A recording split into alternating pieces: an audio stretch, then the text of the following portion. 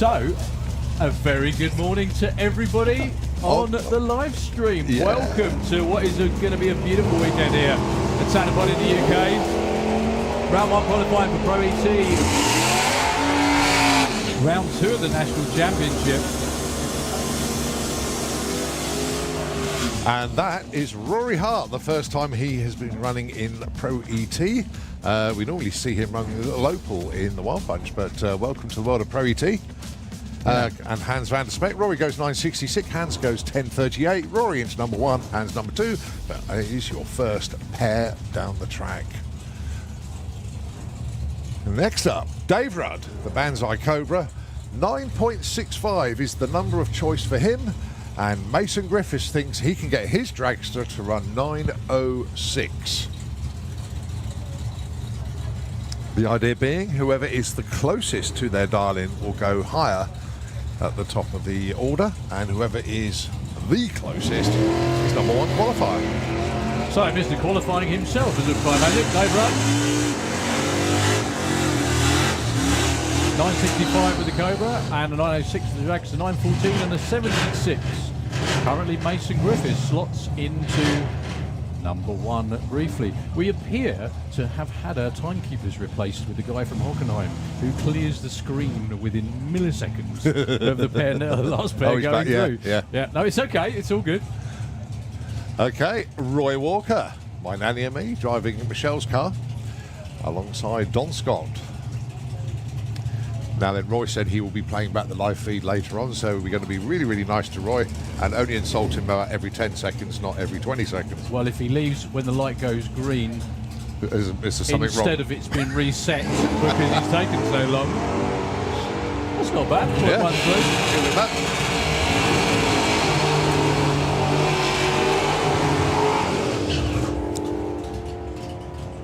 Right, 11.48, 121 for Roy on a 10.70, 10.21 on a 9.72 for Don.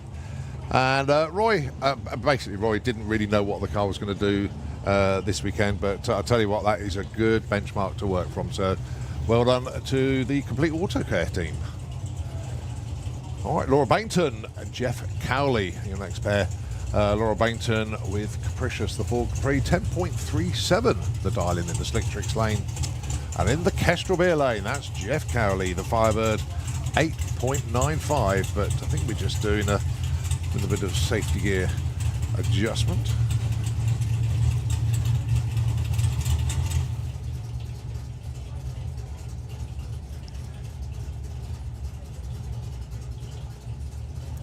So Paul Bainton guides his girl Laura up to the beams. Of course, Paul, a previous champion in Pro ET.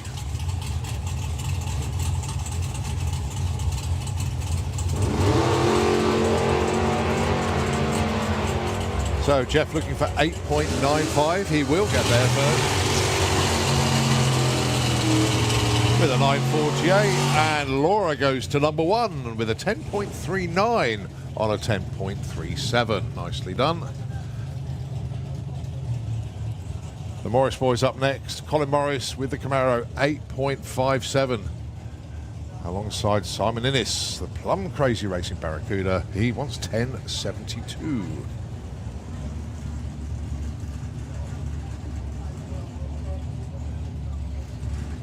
Going to highly experienced racers. But Colin Morris, not so much in the world of Pro ET. We normally see him in Super Gas and Super Comp. Sometimes had a little dabble in Super Pro, but no, first time in Pro ET this season.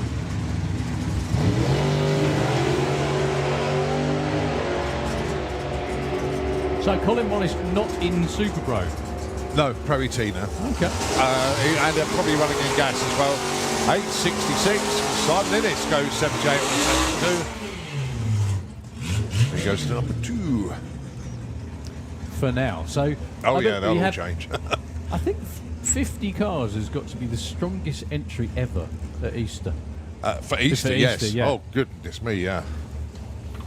Wow, cherry bomb down there of Jason Picket, that immaculately turned out car that was built by the Williams boys during lockdown, I think. That's right, yeah. Is that right? Well, it was mainly Keith, with me pretending to help, but I'm not very good mechanics. You did the filming, Keith and I didn't did a you? lot of good evenings on that car. It was a great build. Taking on Lee Morris. Can we have Super Pro into the lanes, please? Super Pro ET into the pairing lanes, please, for Q1.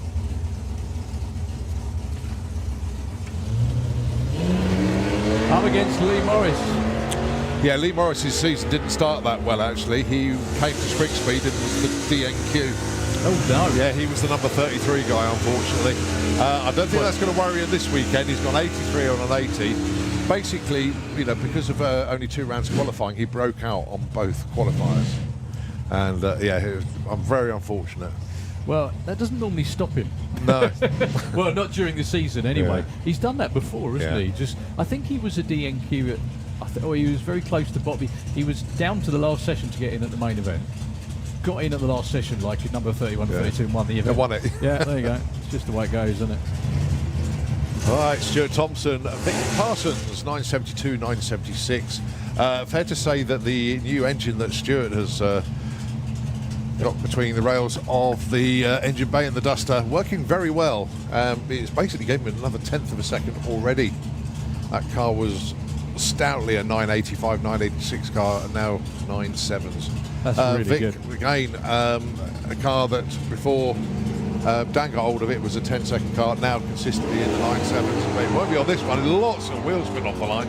Wow, that's very unusual, Yeah. to say the least. Stu Thompson will get a number. Will it be the right size? 982. That'll be okay for now. It might not be by the end of tomorrow. Yeah. Well, at Spring Speed, Vic off the trailer, he was the first car down the track, took number 1 qualifier and never let go of it. That's the way it starts. Where it goes.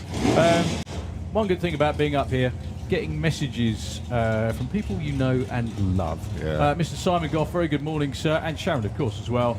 I'm just going to read the first half of that message, which is nice to hear your voice. The rest of it is lots of swear words. Thank you very much indeed, Mr. Goff. Lovely to hear from you too. Look forward to seeing you at the top end at the main event, sir. We've been waiting a long time for that. He had to enter Comp Eliminator so that I could interview him at the top end, apparently. All right, my neighbour in the pits, actually, Charlie Seawwood. 885 dial. 880 Oh, wow. Perfect ET, it's gone. 885 with a 0. At 147 miles an hour to boot as well. Well, that's 50 quid from, in memory of Hayley Hadfield and Eurodragster.com. That has gone straight away in Pro ET to Charlie Seawwood. Well done. We have got to, someone who knows will be able to check how quick we've given out the Perfect ET award before. I reckon that's 8 pairs of the event. Yeah, that's pretty, that's gone quick. 8 pairs of the first class of the first qualifying session.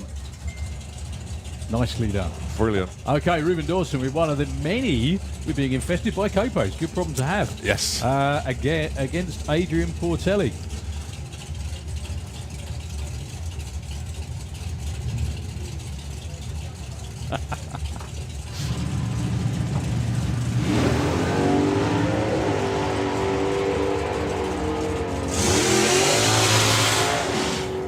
.871 is a big step up in performance as well for Ruben. Yeah. Yeah, they found a 10th already. Unbelievable. Ruben Dawson, though, goes to number 2 with a 10.04 with a Adrian. 9. Adrian, that was. I'm sorry, Adrian, I beg your pardon, sorry. Yeah. 10.04 with a 9 on a 10.04. Sorry, mate. Yeah, no, Reuven, that car was an 8.8 car, but, testing went 8.70, and that run was 8.71. I bet all they did was put it away and then polish it when they got it out at the start of the season, didn't they? Nah. Yeah. That never happens, does it? I'm also getting reminders from Australia now to do things as well. That's nice, isn't it? Susie Mccclure and Ronnie Mercer. Ronnie 1041, Susie 980. Thank you very much indeed, Patrick. Mucking about is what we do. We just get paid for it, and we get to sit here and watch as well. So, Ronnie Mercer with Annie and Susie. Susie was definitely getting to grips with the car on the last event. 987 on an 80, that'll do, number 6. Ronnie's car didn't launch properly, didn't well, 10.99 on a 10.10. That's not what we're used to seeing from Ronnie, but no concern at the moment. He'll have that sussed out. He probably has more runs on that car than the tractor does up here, I think, to be honest with probably. you. It's very... He keeps himself busy, doesn't he, Yeah. this summer? Tom Kay and Jack Mccclure with the Goldilocks. Little 400E in the Slick Tricks lane, 11.50 for him and a 10.10 for Tom Kay. If you just joined us and you're wondering what we're doing, the number on the board you see at the top end of the racetrack is the predicted time. They're trying to run as close to that number as they can without going quicker. Noticed I said quicker, not faster. Yeah.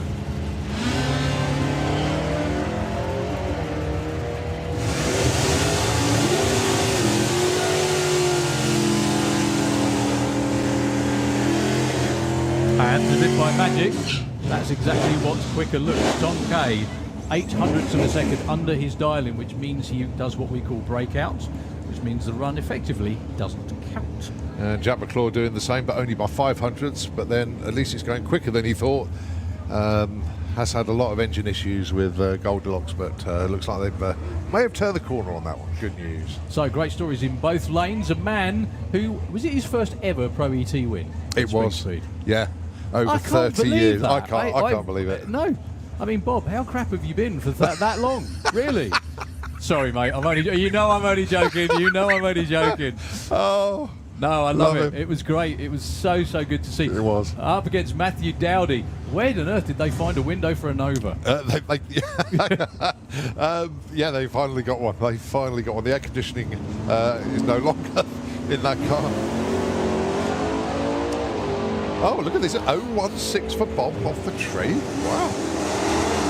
Now then, 918 is the number he wants. 933. Matthew 1118. Bob 12. Matthew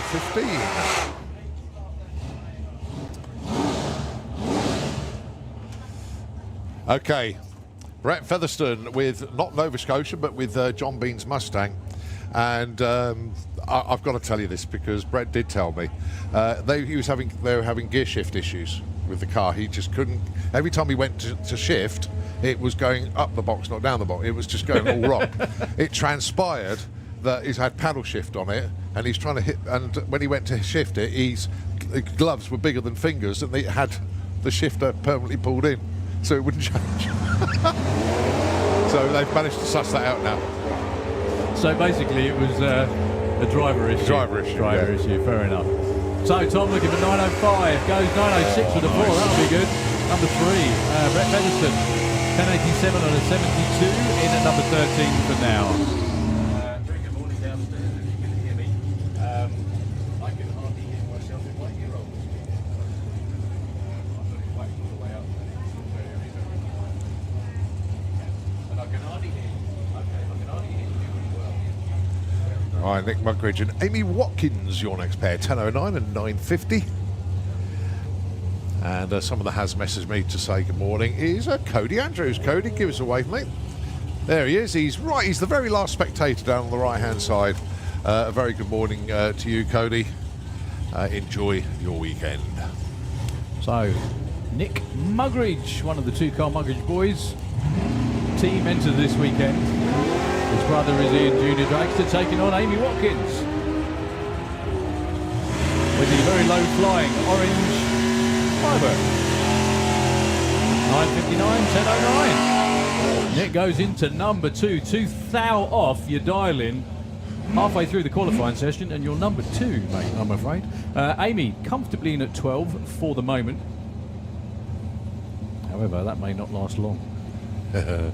Right, John Bean with the shotgun Mustang. He, like many others, were down at Manston in Kent last weekend. John had a very, very good time down there. I've got to say well done to everybody that was involved, that went, that took part, everything. Did yourselves proud down there. He well did done. really well, didn't he? Yeah. We figured this out. I can't remember a time where we had 3 racetracks, drag strips in the UK, running on the same day. Yeah. When was the last time? I reckon possibly the 90s, maybe. And that was if we had Santa Pod, Avon Park, as it was then, and York, maybe. So John looking for 884. And Doug looking for 11.55. 8.84 with a 9. Nicely done, John. And 11.80 for Doug Mccclure. John Bain hits his number, goes number 4. I love how when the driver does well, the car does well, the crew beat each other up. What's going on with that? It's a bit of an unusual thing with drag racing. Okay, Bill Wilson. Bill, I think, was another one that was racing down there at Manston. He made the final of what they call the tailgate class down there. Okay. Went alongside James Grew, with the red mullet. But basically, Bill's got a lot more power than James. But James could just drive, and Bill really has to be on and off the throttle, and James got him. The difference being, folks, is right. This racetrack here at Centrepoint Racetrack is a fully prepared, i.e. glue and rubber and everything else as well, quarter-mile drag strip. Whereas Manston is over the 8th mile, which is half distance, if you will, for this track anyway. But there's no prep with it whatsoever. So basically, it's down to tuning, it's down to driver's right foot, a lot of skill, and a lot of tuning, obviously, that goes on. So the battle of the pickups.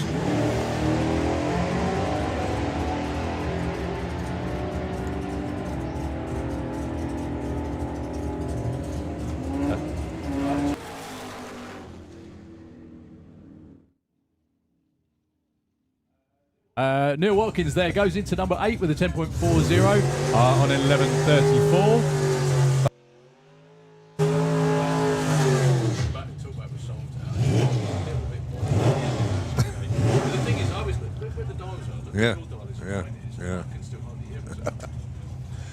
Right, Mark Huxley with a can-do 2 to the Toyota alongside Pete Creswell. Now, the first time we've seen this E36 BMW.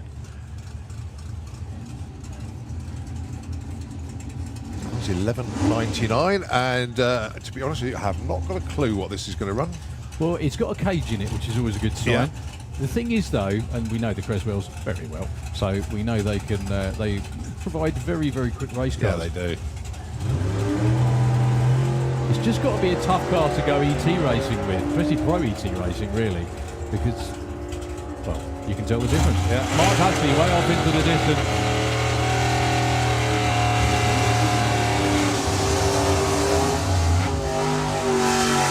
So 9.79 on that 71 for Mark, goes into number 11. And Pete on his first voyage, 14.06 at 99.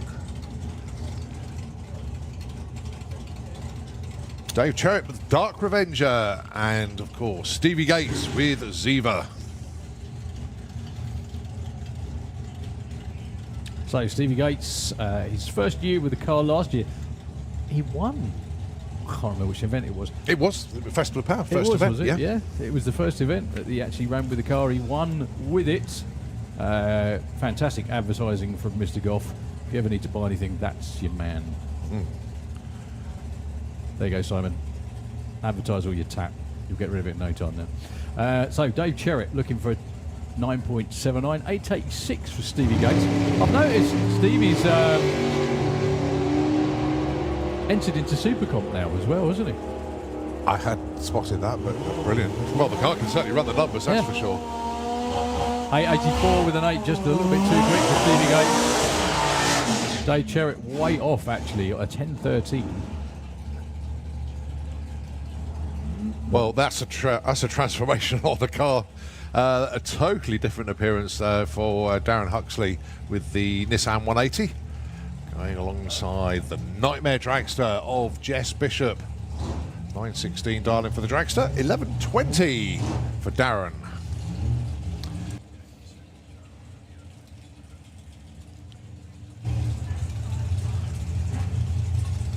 So good to see Jess back out here when she came out with this car a couple of years ago, I think, wasn't it? Absolutely took the class by storm, moving up from junior dragster.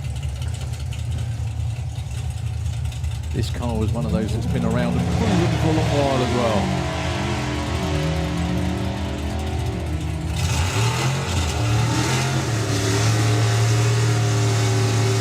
.916 goes 9.15 for the 5. Breaks out by 5 thou. Darren Huxley goes to number 16 with 11.30 on 11.20. Another quick good morning as well to Jenny and Matt watching up there in Yorkshire. Hope you have a wonderful day tuning in.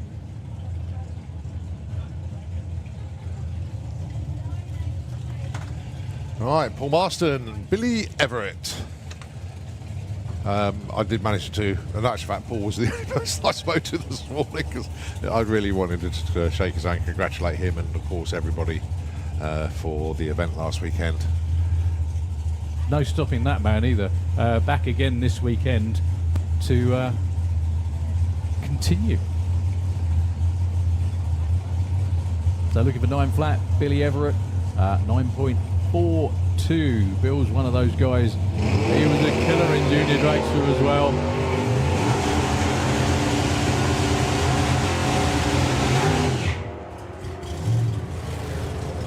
A92, too quick.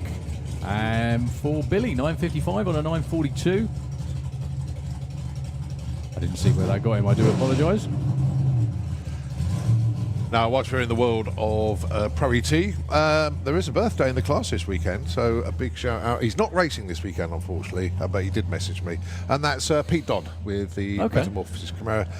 Pete and I have probably messaged at least once or twice a week these days. Many happy returns indeed. Yeah. Oh, wow. Yeah, the new button. Many happy returns, mate, and no doubt we'll catch up. Maybe during the weekend, but if not, certainly early part of next week. So happy birthday, mate, and have a good one. So that was Gavin Jackson running through with 11.46. Actually gets him on the bump for now, believe it or not. So your number 1 qualifier is still very tetchy. Charlie Seawwood with an 8.85.0. I doubt that's going to be beaten. Look, that's a triple zip. Yeah. It is 000. Nick Mugridge in at number 2. Adrian Portelli 3. John Bean 4. And Tom Watkins 5. And we move on to Junior Dragster. That looks like a start line button. Yeah, it's a former start line button. Is it? Is that what it is? Okay, fine.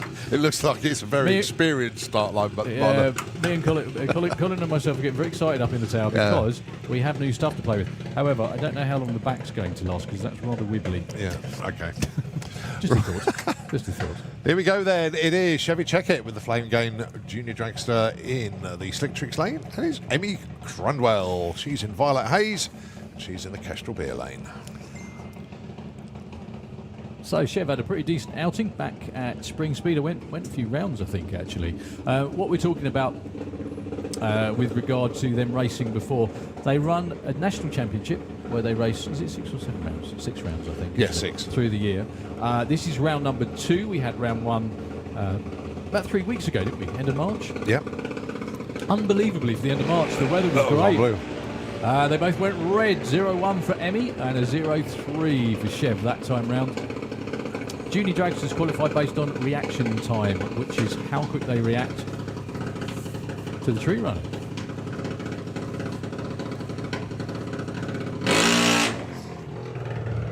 And there's a lot of them. All right, Grace Smith with the Boost Monkey Junior Dragster. Her last season in the class, actually. She will be looking to move on in next season. Going alongside Sam Hitchcock with his Junior Dragster, affectionately known as Bob. Great name for a car. It's like calling dogs things like that, isn't it? Yeah. I got to meet a golden retriever the other day called Gary. It's logical, isn't it, Gary the golden retriever? Yeah, it's great. Well, Ollie, Ollie, that dog was called Derek. 0-1-5 for Grace. That will be your number 1 qualifier for now. 0.12 for Sam. Yeah, the thing is that what always gets me is you have to walk around. Imagine walking around the common of the woods yelling, "Gary, oi, Gary, you little sod, come here!" That sort of thing, you know. Oh dear. Okay, 2 for the price of 1. Here we got both the Cooper cars down there, Jake Cooper and Kai Cooper.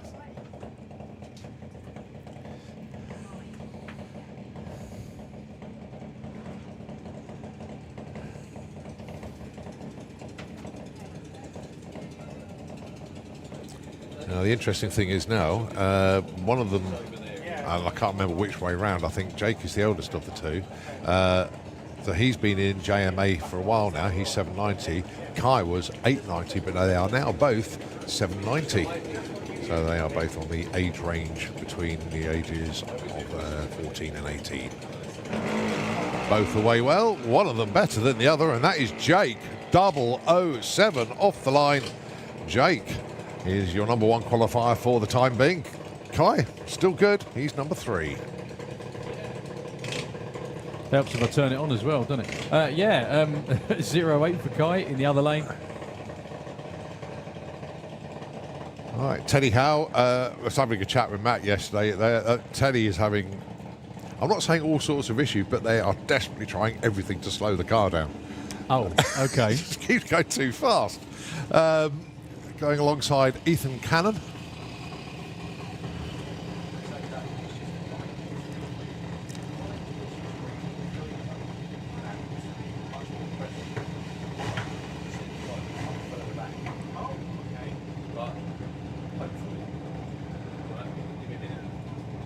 So Ethan with the junior stock car. Not allowed to go quicker than 11.90 for the 8th mile. Teddy not allowed to go quicker than 8.90.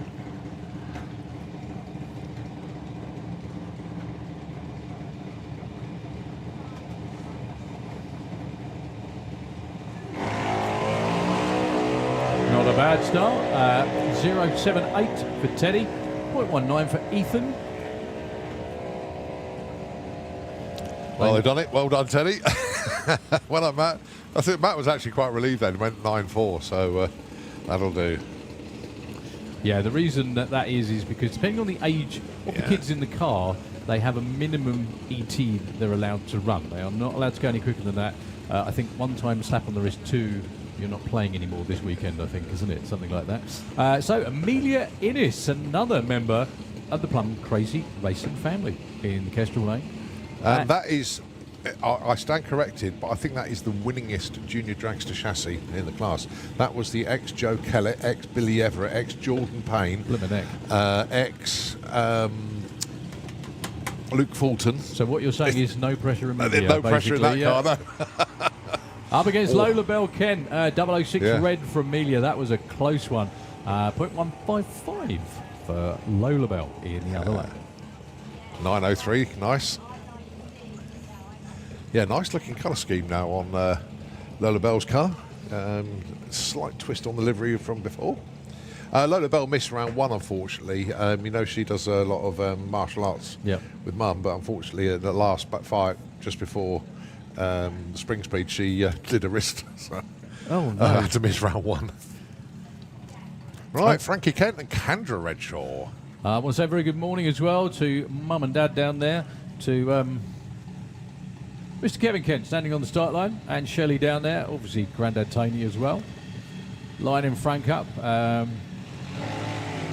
in touch with Kev the other day. He said he's just got to watch the kids race this week. I'll get to that when we get to funny cars, unfortunately. That was a 0.10 red that time for Frankie Kendra with a 0.14 green.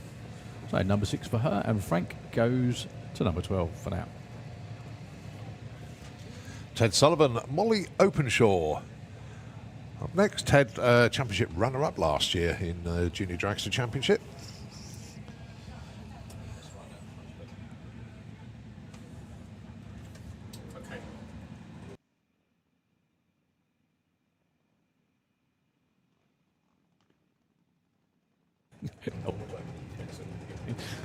Okay, Ted Sullivan, and Molly Openshaw. Can we have super gas into the lanes, please, for queue number 1? Everyone's queue number 1, aren't they? Super gas into the lanes, please, for queue number 1. Thank you very much indeed.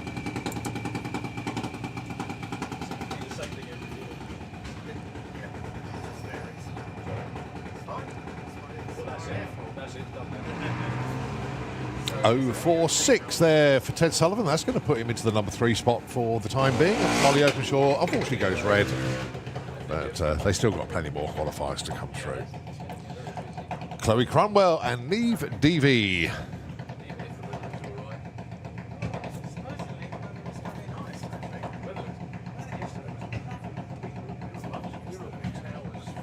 So the Candy Hayes, a junior dragster, approaching the line. You can see that on the live feed.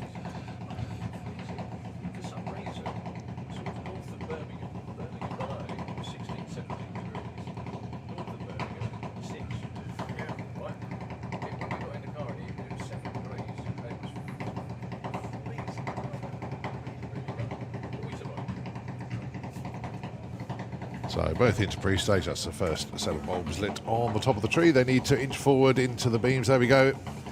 And let's have a look at the lights. Wow. Will that be your new number one qualifier? It is indeed. Chloe Cromwell goes to number 1 with a 001 on the tree. Neve, 0.10.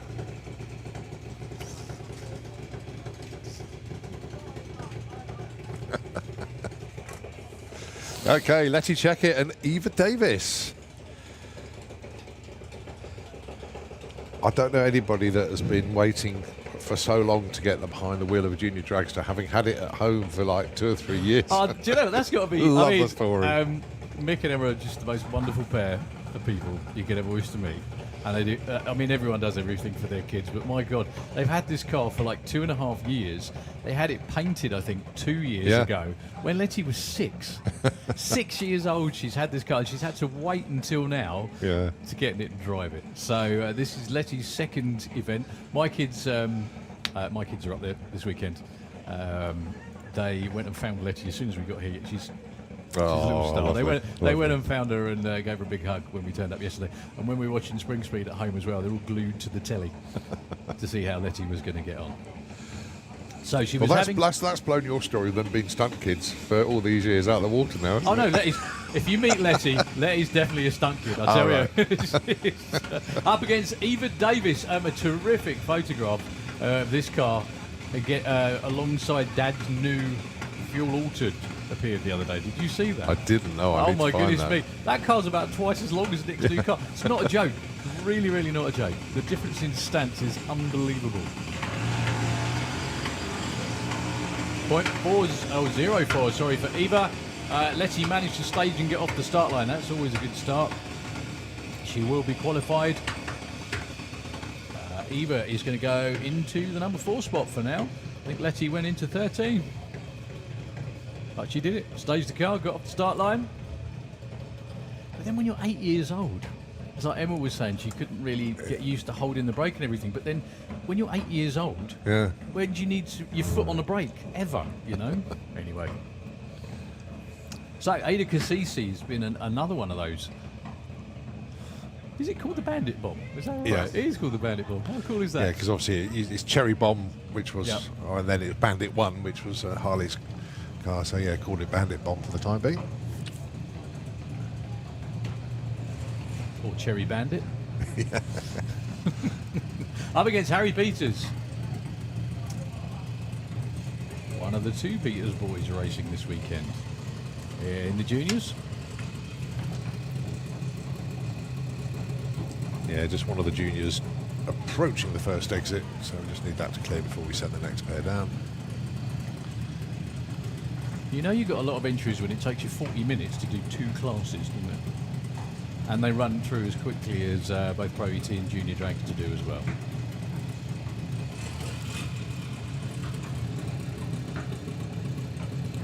So Letty goes through the gate, so next pair coming to the beams.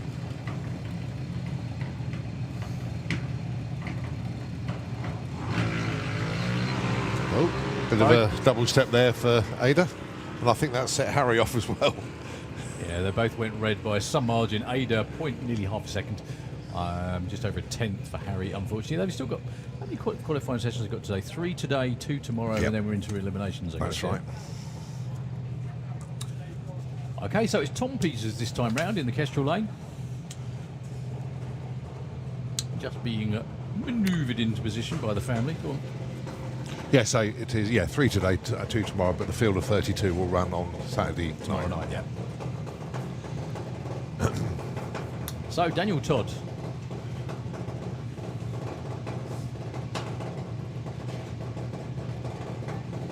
Staging up to run in the Slick Tricks lane. Dad Mark walks away from the start line.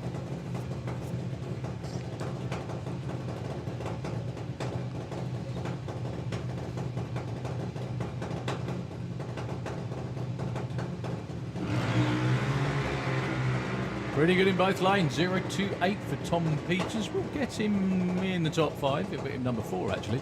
An 044 for Daniel. Gets him number 6.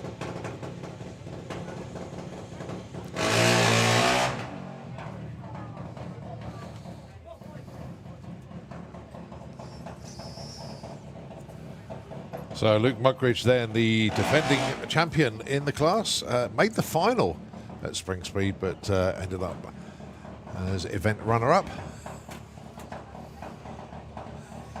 So big brother Nick is number 2, I think, in Pro ET at the moment.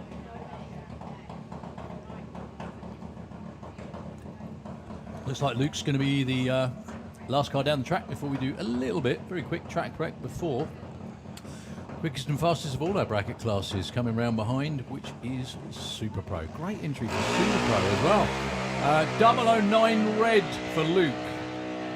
Oh, so close.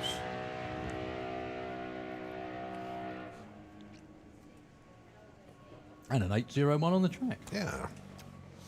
So that's round 1 of qualifying in the bag for Pro ET and Junior Dragster. As I mentioned, they've got 2 more qualifiers today, 2 more tomorrow, but because they are both 32 car ladder fields, they will go into eliminations round 1 late on Saturday. They still get 5 qualifying runs though. Oh, it's still going to be pretty close. The last session, especially for Pro ET tomorrow, is it going to be, if it's 50 cars, is it a 64 car elimination ladder? It depends how many runs. Yes, Yeah. That's So it, yeah. even if 1 or 2 drop out, that makes it 32 qualified, doesn't it? Yeah. But, it's great to see. What's really good is it's really, really great to see bracket racing. Like, I don't want to call it grassroots because every class is the biggest class if you're in that class. But it's good to see it so healthy and doing so well. And obviously, the fact that we booked the weather for everybody this weekend as well certainly helps. Yeah. Unfortunately, the memo didn't seem to get around to everybody at the start of the week, but eventually it did. So. Well, if you watch the forecast, like everyone does anyway, through the week. So what we've got coming up for you today, it's just gone 10 o'clock. Yep, 7 minutes past. We're just about to go into qualifying session number 1 for Super Pro. However, this weekend, like just about all the others really at Santapod, is not just about what's happening on the racetrack. We've got loads of action for you, including coming up at 11 o'clock, Comp Eliminator Pro Modified, Fuel Funny Cars, Top Fuel Bikes, and then we've got the Jets to end off as well with the Oklahoma Willie and Fire Force 3, but also as well behind the main spectator grandstand we have the live action arena shows at 12:30 and 3 o'clock today. Also at 11 o'clock this morning, kids, this is not a joke, and adults this isn't either, the Gruffalo meet and greet. Now you can't take him home, but you can go and give him a cuddle, I'm sure, in the entertainment village. So the Gruffalo meet and greet at 11 o'clock today and 12 o'clock as well. Also, one thing I know my kids have been looking forward to see, the trampoline wall stunt show in the entertainment village. All that starts at 11 o'clock too. Everything is timed so that you can watch the action on the track, then go and watch the live action arena and so on, and keep doing that as many times as you want throughout the weekend if you're here with us, obviously, every single day. But where I'm reading this from too is the Festival of Power programme, which is £5. It's available from all the shops around the site. It's got so much info on what's going on, all the different classes, about all the shows, everything you're going to be seeing here this weekend. We've got the first round of the Nitro Funny Car Cup this weekend with some awesome stuff coming up, is all I can say. Pro Modified as well, Motorsport UK round number 1. We've got the Transformers here as well, the mini monster trucks, the trampolines, all the bouncy stuff over there behind the banking too. So please make the most of every second here of your day and your weekend if you're staying for the weekend. It's good to be back, to say the least, and thank goodness, like Colin said, the weather is playing ball too. So the Bluebird's gone back on station just behind us, and we're ready to go with the first qualifying session for Super Pro ET. These are bracket racing again, or this is bracket racing again, I should say. Once again, if you look towards the scoreboard at the finish line, you'll see their predicted times. However, the cars will be significantly quicker than anything you've seen before. Comp Bike, could we have Comp Bike into the pairing lanes, please? Comp Bike, could we have you into the lanes for Q1, please? And Colin, unless you have anything to add, we'll hand back to Nitro FM just for a couple of moments. And while the tractor does its thing out there, not with Caleb at the wheel, you'll be gutted to know this weekend, but he will be here soon. Yeah, he's here for, he's Jap bringing show, his is he? cars up for Jap Show, yeah. How cool is that? So, yeah, absolutely, yeah, excellent. Yeah, that's obviously it's a long way for Caleb. Those of you that ever watched Passport. Clarksville, That's the he one. didn't travel very far, but no, he's venturing far and wide these days, and he's reached Santapod. So, Caleb, you don't need to go any further, mate. You've reached. You've reached home. That's this it, is yeah. This is all you need to do. Go from Diddley Squat Farm to Santapod and back again. That's it. Right, Nitro Absolutely FM. perfect. Nitro FM. Over to you. Thank you.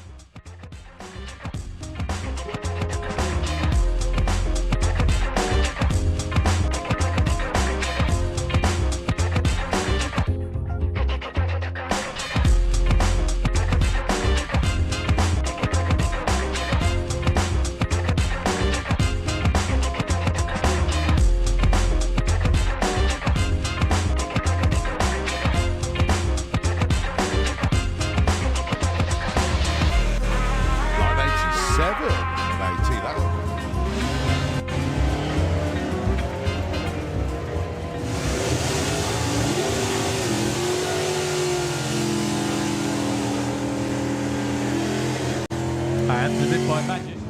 Is no longer in that car. Oh, look at this. 016 for Bob off the tree. Wow. Now then, 918 is the number he wants. 933. So it wouldn't change. So they've managed to suss that out now.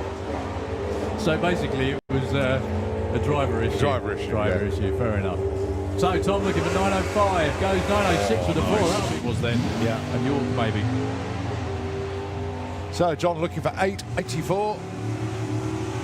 And Doug looking for 1155. 884 with it. Nicely done, John.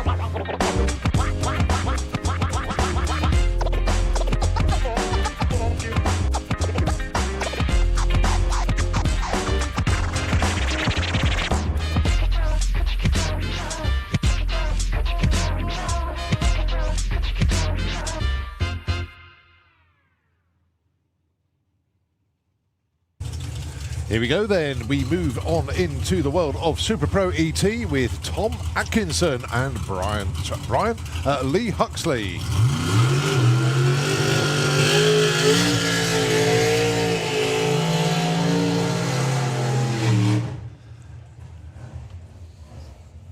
Tom, normally one of the first to appear in Super Pro ET in the lanes. I can only presume Dave Russell's not racing there. I looked at the lanes, I thought, where's Dave? Yeah. All I can see is 3 dragsters down there. So, yeah, maybe Dave's he's certainly here. Another very quick good morning. Adam, thank you very much for the message. Very good morning. Very good morning to little baby Aria. Welcome to the world, and welcome to the world of drag racing as well. Adam just messaged me to say giving Aria a look at where she'll be in 8 years' time. So obviously watching Junior Dragster, getting tips, which is a good way to start life, isn't it? So I hope all of you are doing really well. It's great to hear from you, Adam, mate. Thank you very much. Enjoy the day on the sofa with your little girl. They're the best in the world. So, yeah, Lee Huxley and Tom, 8.60. Actually, these cars aren't that much quicker than what you've seen, but there's plenty up behind us that will be. So, Lee, 860. Have we got championship points? Well, you'll remember who won, won't you, because you were here. Okay, maybe not then. Maybe not at the moment. Oh, goodness me. Lee was number 1 qualifier at Spring Fleet. See, there we go. Remember that. And he's number 1 for the time being, but he's in the first pair of cars down, 864 and 860. Tom goes 848 on that 42. Okay, we have Pete Brown in the Kestrel lane. Very kindly supplied to us by HM Revenue and Customs, allowing all the new fire stuff through. Yeah. Should we give him a thank you for letting you come this weekend? No, I don't think so. That's the Rebel Slingshot over there in the Kestrel lane.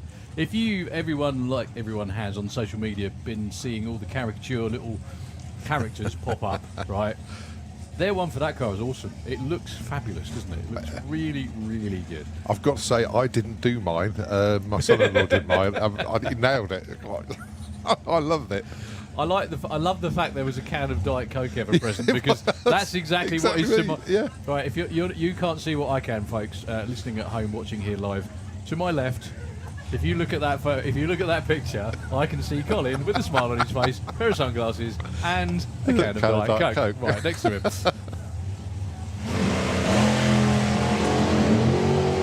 Right, we were talking about Super Pro. Alan Didwell was the winner at Spring Speed. He was the car in the Slick Tricks lane. Oh, nice opener. Yeah. 8:45 at 1:54. Alan. 7.70 and a 61 goes to number 3. Sorry, you were saying. I apologize. Yeah. No, I said I couldn't remember who won it. Then Alan Didwell appears and goes, "Oh yeah, he won it." He won it. There you go. See? Beat Mark Bailey in the final.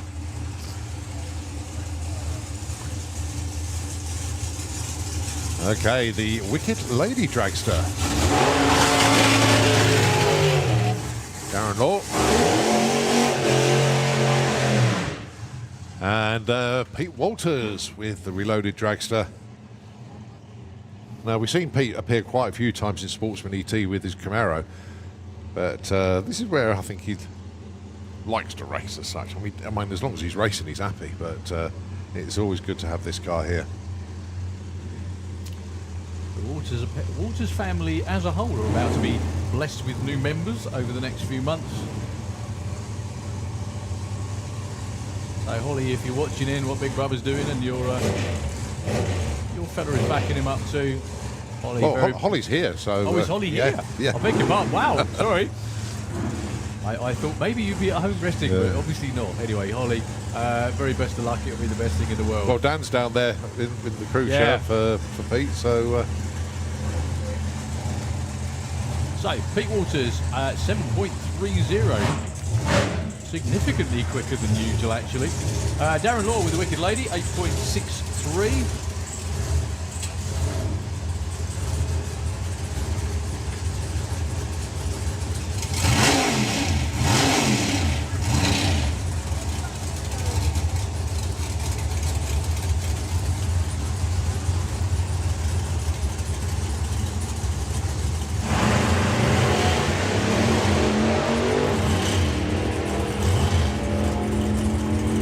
So Pete Walters to the stripe first, looking for 730, gets to 795.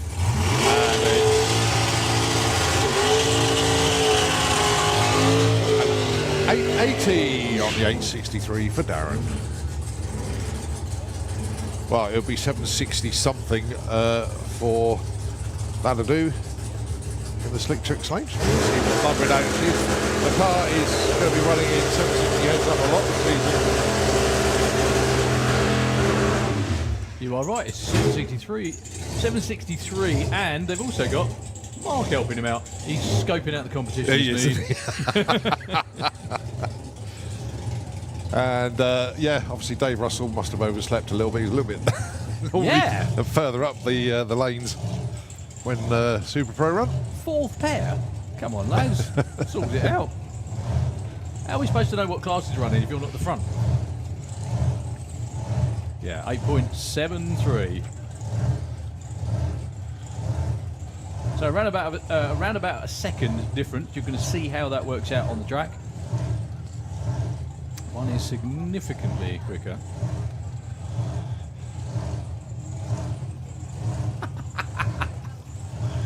Thank you very much indeed, Brett and Charles. Yeah, you're dead right. I might mention that.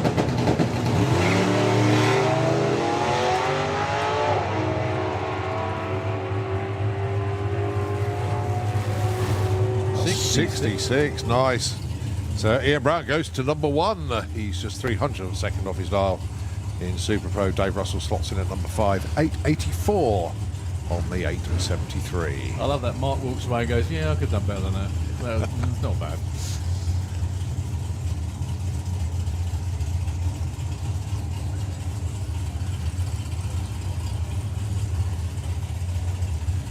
So the King's Topolino on Callum Switcher.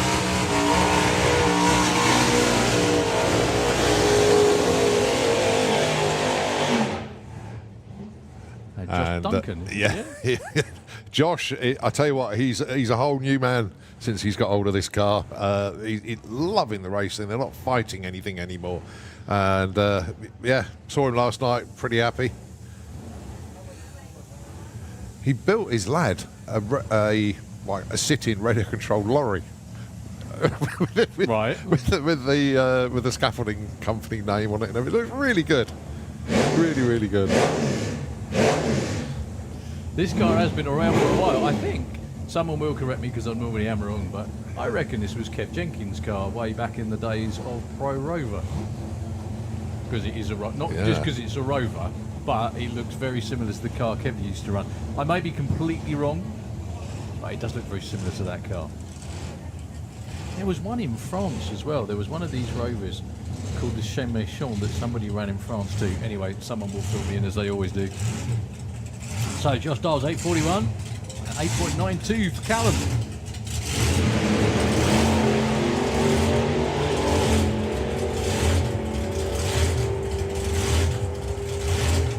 Josh will get there first, but not by much. Well, 8.53 and a 92 with a 5 for Callum goes to number 1 for now. Well done to the Swin Chat family, looking very happy with life.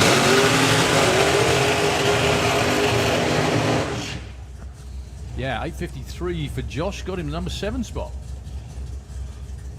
Oh, Georgina up for a morning jog, trying to catch up at the altered. Do what Rob Loring does, just wait at the start line and do the last little bit of directing. Saves you all that exercise stuff. Now, what I always think this is fantastic when this happens, but you see various cars on dynos or engines on dynos.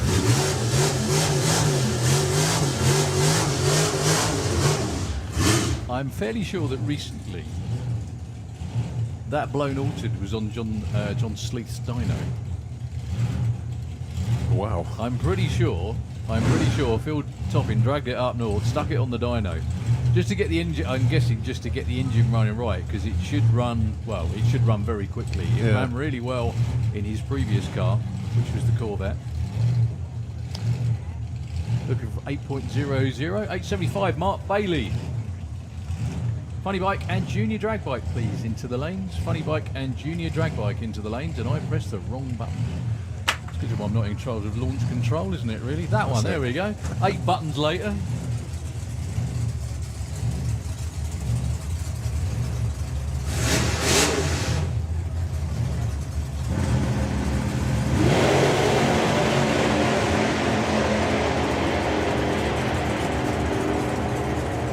Looking a bit stronger for Phil Topping, but not 8 seconds strong. 8.79. On a 75 for Mark Bailey. Good start to the weekend and 9.42 for the altered. So is this Leah in Super Pro? Yeah. So Leah had to go in the car without the throttle stop on, and then mysteriously ends up in the car in Super Pro. Yeah. Basically, Joe has sort of thought, no, I'm going to take a year out this year. He's been nobbled, hasn't he? So she can do this. So Leah's driving the car in both Super Pro and in Super Comp. Okay. Now, the only thing that I don't know is if Leah is definitely the entry in Super Comp. I don't know if it's a team entry in Super Pro or so if it's Joe might be back at some point. That's the only thing I don't really know. Leah's going to get bored in Super Comp now, isn't she? The only reason I say that is because if you look at the board up there, 7.33 is what this car can run. When they run it in Super Comp, it's got a huge throttle stop on it, which means it cuts the throttle for a period of time off the start line and then kicks it in again to run 8.90. It's slowing down a lot. Up against Mark Coulsell. With the ball breaker, little small block dragster in the Kestrel lane. There goes 4.0. Mark goes 8.99. I think that was all in the 60 foot.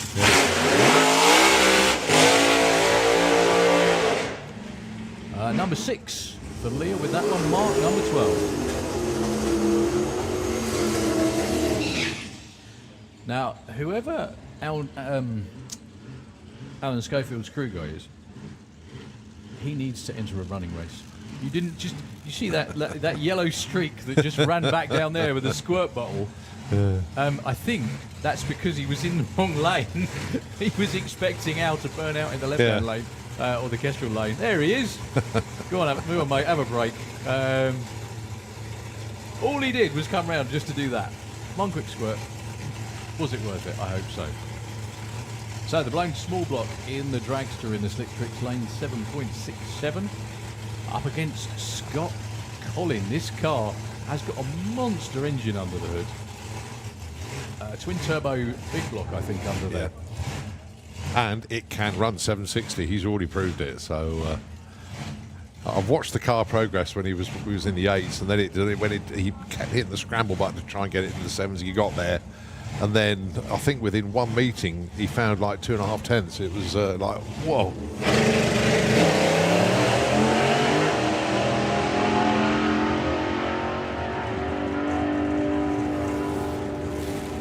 8:02 and 8:14, both of them over 170. What I'm liking about this, if you notice as well, is all the 760 guys are helping each other out. Oh, yeah. Of course, it's got its own championship as well. That's good to see, that is.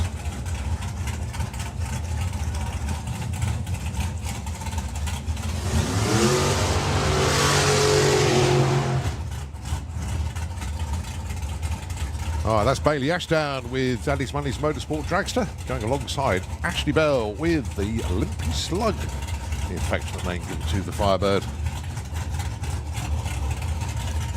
See, I told you someone would be listening the other day.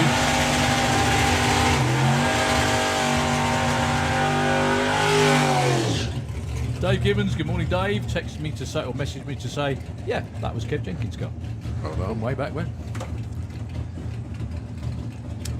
So, Ashley Bell with the Limpy Slug. I would love to know where that team come up with their names for their cars from, because the other one's quite good too, isn't it? Yeah, I haven't sussed that one out yet. I'm going to have to go and catch up with them and say, where do these come from? Well, You'll probably find it's late on a Friday night.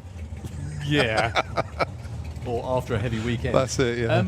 Thing is, Limpy Slug I get, because a slug with a limp has got to be one of the slowest things in the world. Yeah. Or an asthmatic ant with heavy shopping. You know how that works. But pork and beans. Yeah. Where's that one come from? Who knows? Who knows? So, Bailey with the Super Pro Dragster, 805 for the long car in the Kestrel lane. Bailey's been doing this a little while now and getting very good at it too.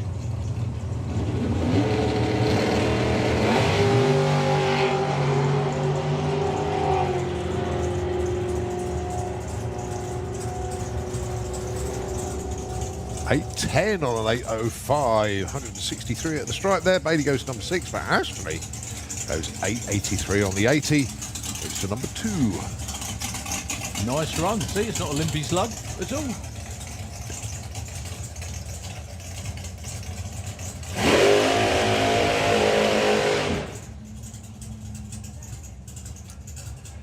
So, which Giles is in the hot seat today? We're going up against Scott Hauser.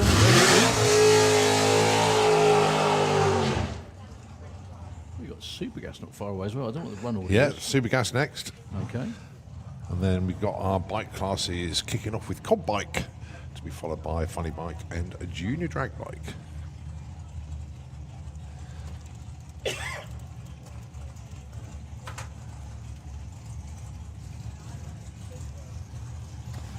So, Scott Hauser, perennial top 5, more often than not top finisher in Super Pro.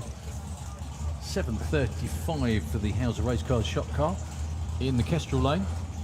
And we are reliably informed it's Daniel in the car this weekend in the Slick Tricks lane.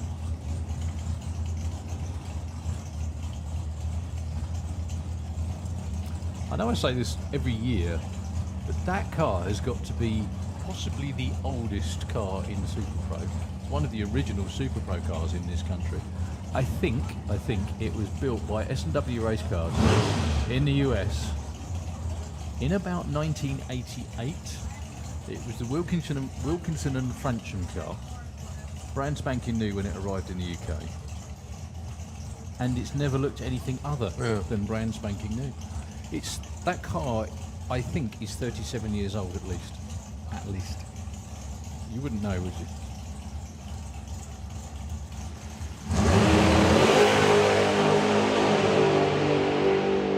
.009 for Scott on the tree. They're both very close at the finish line. 35 with a 1.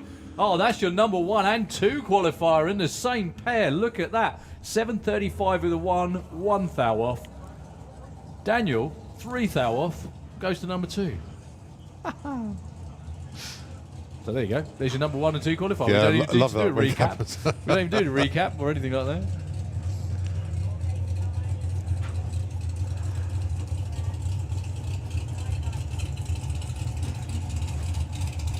Hang on a second. Scott was 009 on the tree and was 1 thou off. That's a bit lethal. Yeah, one of my I got to know Warren Evans very well over at Gainesville, and this is a run that they had yesterday, a Super Street.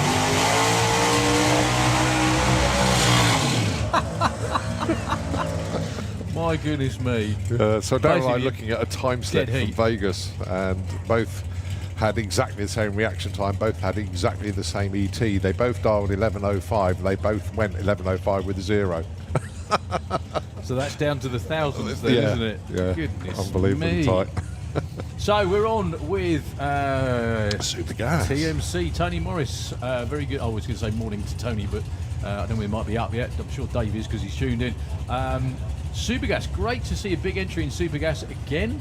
Andy Dibley in the Slick Tricks Lane, past champion. With a car that's been around in the class for a long while. The Magic Rat taking on Sarah Unsworth, who blazes the tyres on the start line with the Mustang.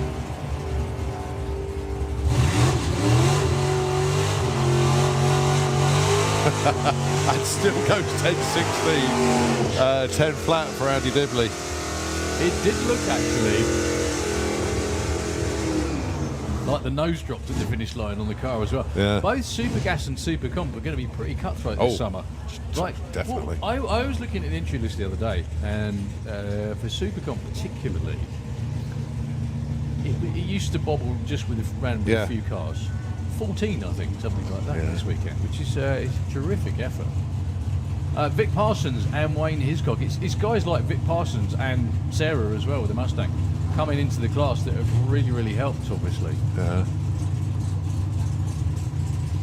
So 9.90 is the number. The tree goes green at the same time. There is no handicap as such. You just can't run quicker than 9.90. Oh, obviously no launch issues for Vic this time round in Pro ET. If you remember, he just spun the tyres off the line. So Wayne will back off at some point.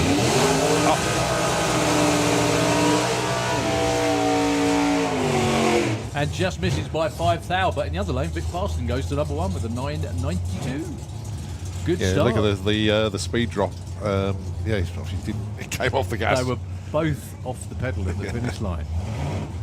So Jasmine Tunstall with the family roadster in the Kestrel Lane. Taking on Mr. Mark White. Ably assisted by Dan Page down on the start line and Rob Stanley as well. Thank you very much, sir. Good to see you again. Oh, that was close chalk, but he's okay.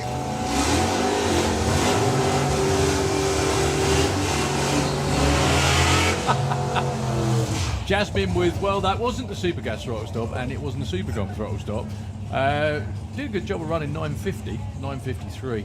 Mark White, though, breaks out by one less than 1 thou. 98992. Ouch. Yeah, that's got to sting. Okay, John Scott, again, another car that wasn't really built for Supergas, but coming on and having a pretty good punt at it, to say the least, against Andy Harrison. There's obviously car sharing going on with the Brute Force Sierra this weekend, with Rory driving it Pro ET. That's so Rory can look like he's half dressed on the start line, which he is actually. Yeah. He is half dressed.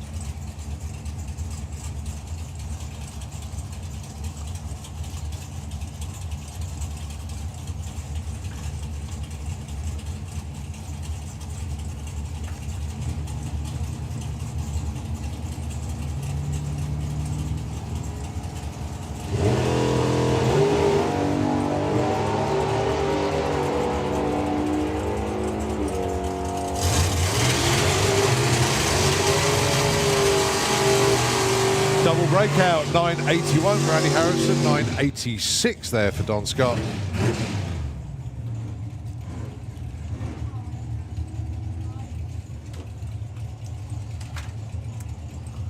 Right, next up then, Stuart Morris with the Morris Boys Camaro. We've seen that car already in a Pro ET. Going alongside Dave Fulton with the 27 Ford Model T Roadster. Dave had a pretty good weekend at the Spring Speed as well. Well, both of them with 03 reaction times, both of them with throttle stops lifting at the same time. Side by side. Now then, can they hit the numbers? Well, Stuart goes 996, Dave goes 1002, Stuart goes 2, Dave goes 4.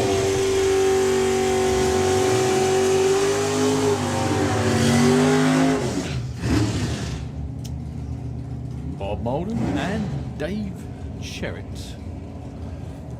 Your last pair for this qualifying session? I think we're missing a couple for this one. Well, from the entry list anyway. John Turner, I think, is one of them.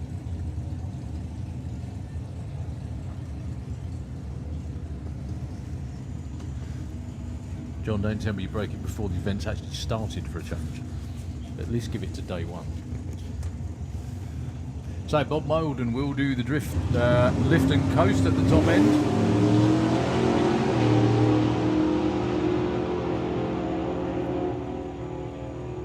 Blimey, that was early.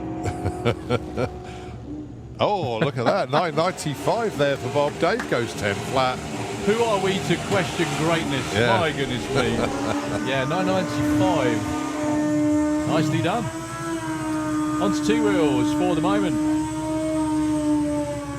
Combike qualifying session number 1. Basically, Combike is anything goes. Yeah, Literally and everybody anything goes. Yeah. It gets very, very busy in comp, it does. Well, it seems for some time it seemed to be sort of, what's the word I'm looking for? I don't want to use the word Super Street Bike Light, but I could. Yeah. Almost. Chris Neary and Pat Rawnsley. But yeah, anyway, there was a lot of cars that were in Super Street Bike that ended up in Comp Bike. Chris Neary does not move. Well, he does actually. Bike length. Good looking run, and it's a 789, 174 for Patrick Rawnsley. So yeah, it's run what you brung, hope you brung enough type of class. Is Comp Bike. It's very, very competitive. It's kind of it's a really great class. You can run.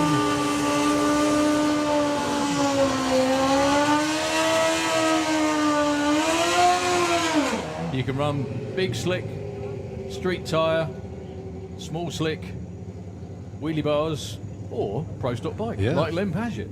Len, like the new leathers, mate. Either that you've had them cleaned, but they do look shiny and new, don't they? So that bike is, for all intents and purposes, a pro stock bike in the slick tricks lane. However, sorry, go on. No, as I say, Len, Spring Speed, don't know if you remember this one, he qualified number 9, didn't make the show.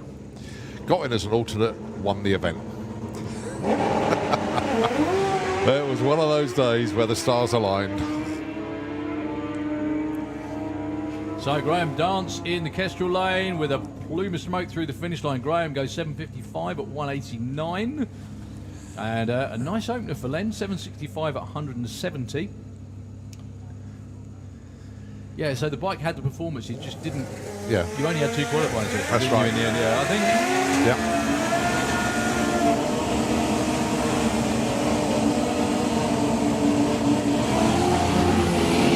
Due to various stuff happening, which it always does, it was cut down to 2. Okay, Keith Wright, Paul Hambridge. Paul, you normally runs... This is a bike that possibly could be a Super Street bike, but it's got a slick on the back of it. You're not allowed slicks in Super Street. The Silent Assassin runs like a bandit. It's seriously quick, this bike.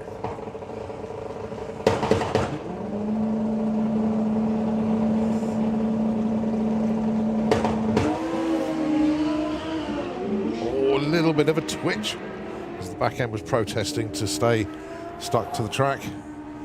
Still goes 797, 166. Keith goes 980 at 149.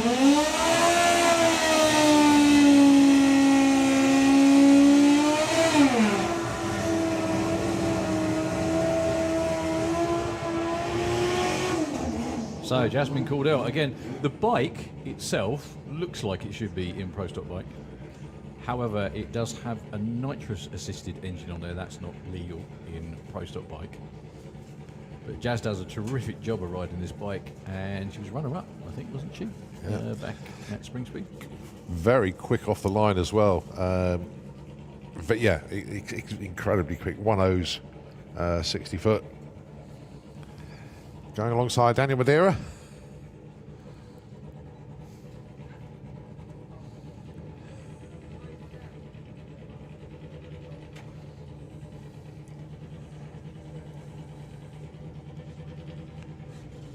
So just got funny bike and junior drag bike to go before we go into.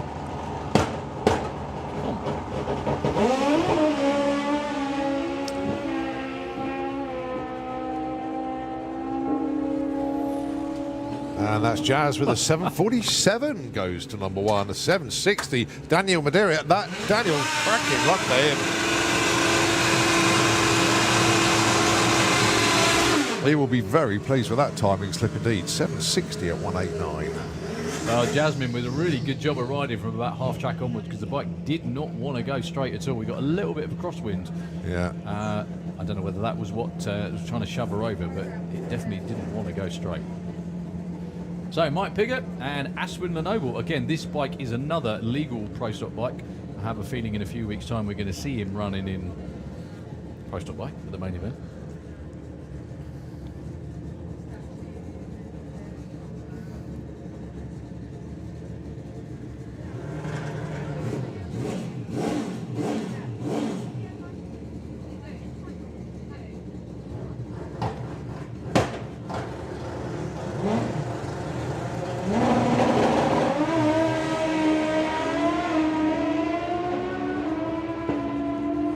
Mike Picket, after having trouble on the start line, is long gone to a 756 at 195 miles an hour. Into number 3, 954 at 141. So the couple bikes left to go. Jasmine is still number 1. Dan Diaz should be against Danny Cockerell. I saw Dan down there, but he's taking his gloves off, so he's not going to make. He's not going to make the run, unfortunately. That's a bit of a shame.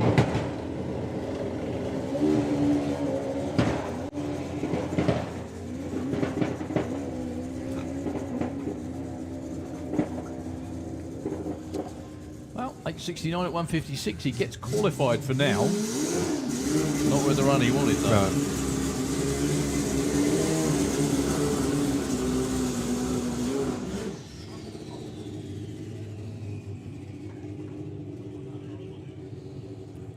So, Pete Slater up next.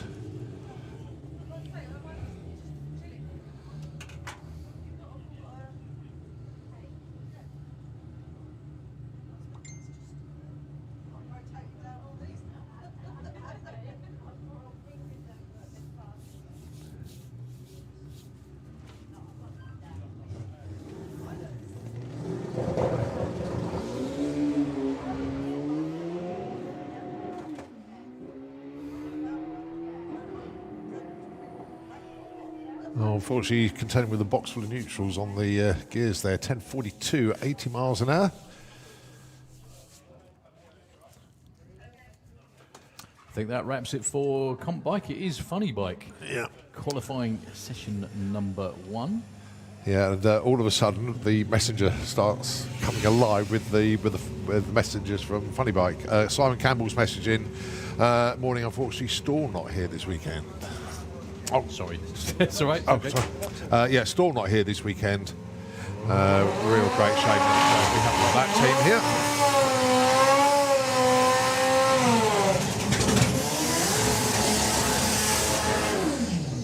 here. And the message disappeared due to a broken cam.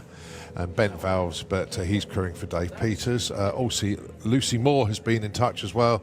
Good morning to us. After watching Spring Speed from home, we've now got the itch. We'll see you at the Sportsman Nationals at the start of June. Okay, but we do have funny bikes here, and they are below us, and it's Martin Zylstra and Sean Branch, the first pair. With this one, we're pretty much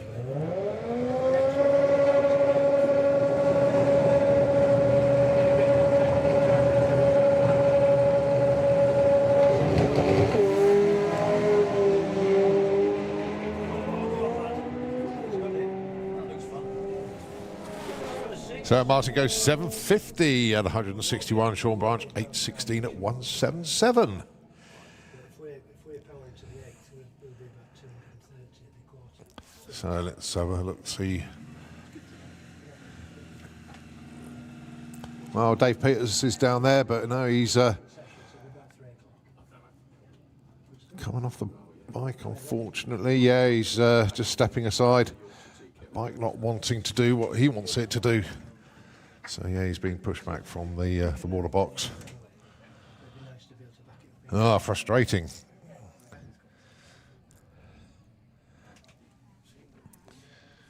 To the point where I think he'll probably take that back to the pits. Don't forget, after this, we've got Junior Drag Bike, and then we get into Comp Eliminator, the Perrin Lanes chock-a block with Comp Eliminator cars. Very, very strong entry from them this weekend. Then, of course, it will be our first qualifier for Pro Modified, Nostalgia Funny Car, Nitro Funny Car, and everything else that will follow that. So make sure you are here for all of that and in a good viewing position.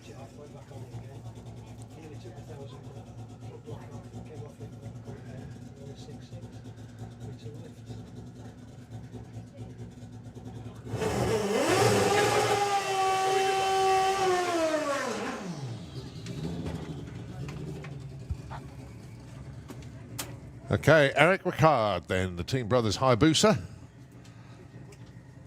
We know this is a quick bike, but it's the first run of the year, I believe, actually. He was testing yesterday. Right, okay. As was Mickey Ollie as well. Mickey went 7 flat yesterday. Ooh. Exactly. Eric was in the high 60s. This bike has been in, I think, in the 6.3s. It is one of the quickest funny bikes on the planet.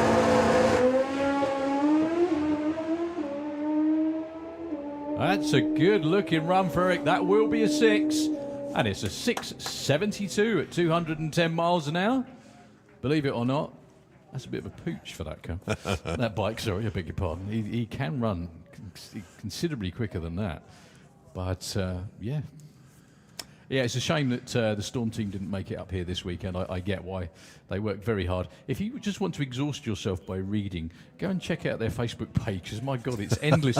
I mean, it's like that with a lot of races, but it's just endless banging head against brick walls sort of stuff. But that's what engineers, that's what, well, I guess people like doing. It's fun.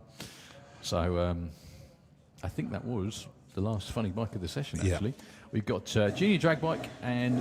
oh, no, beg your pardon, sorry. The Rigabuti Stress. Oh, it has. He has got it up. I thought he's.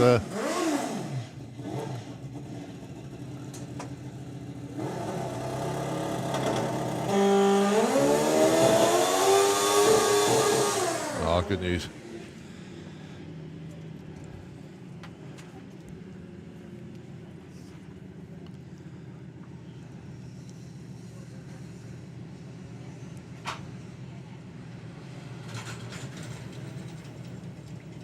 Okay, so Dave Peters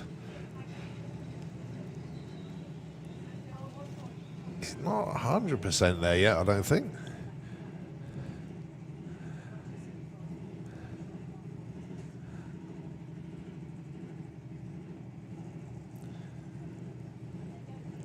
All right, good to come up to the line then.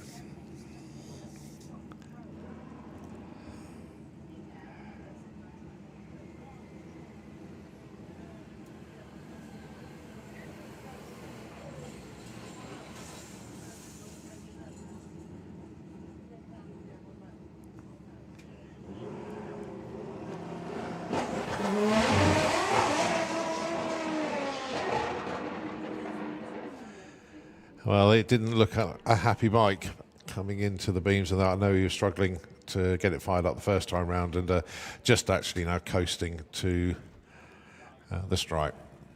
Still gets number on the board, but it's a 1732 at just 40 miles an hour.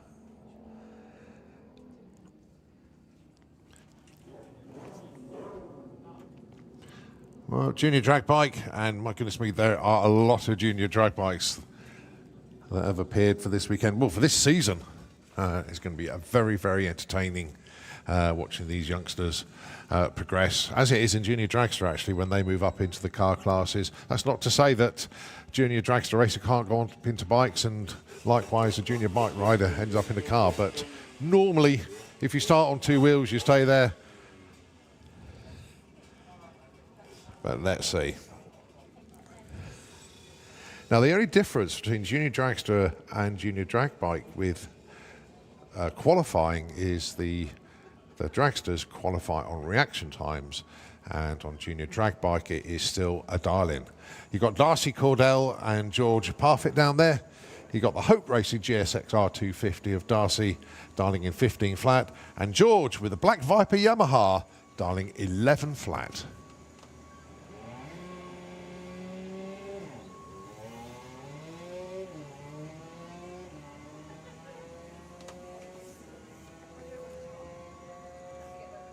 So George getting there first with 11.38 to 57. That'll do nicely. Excellent job, well done.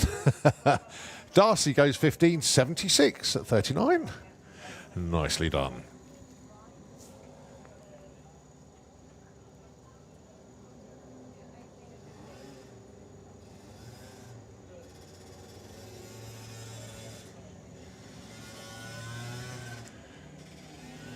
All right, next pair coming through. Sophie Taylor on the Gilera. 13.9 dialing in the Slick Tricks lane. And you got Sophie Pollen. 9.4 on the Pollen Count junior drag bike. This bike is based on a KTM.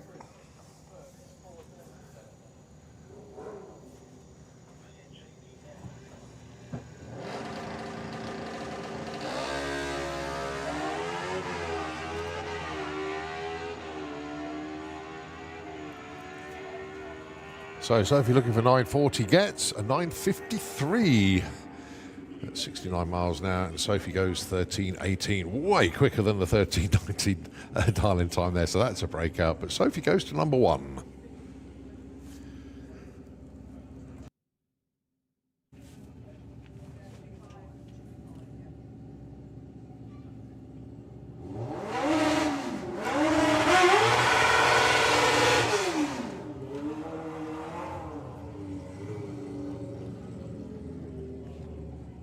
Maggie Smallman and Anouk Bergering. Maggie dialing in 7.90 with the Rugrat Racing Honda in the Slick Tricks lane, and Anouk 11.90 in the Kestrel lane.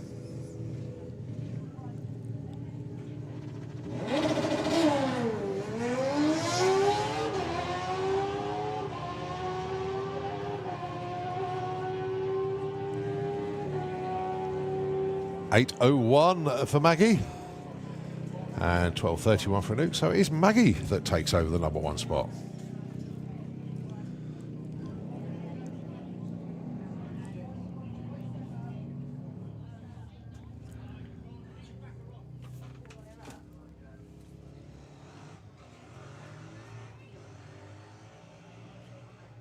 So just a little incident at the top end which they are already dealing with, so we're just going to be on hold just for a moment.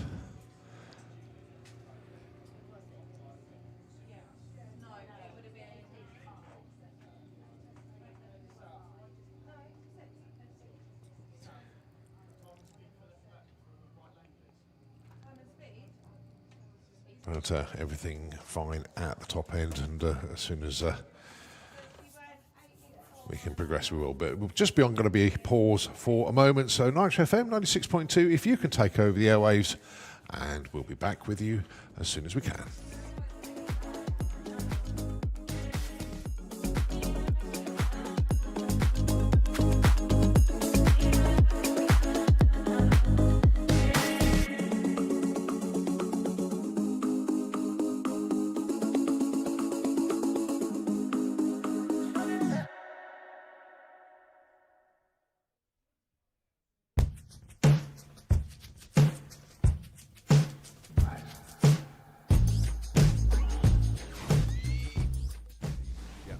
Oh, wow. Yeah, the new button.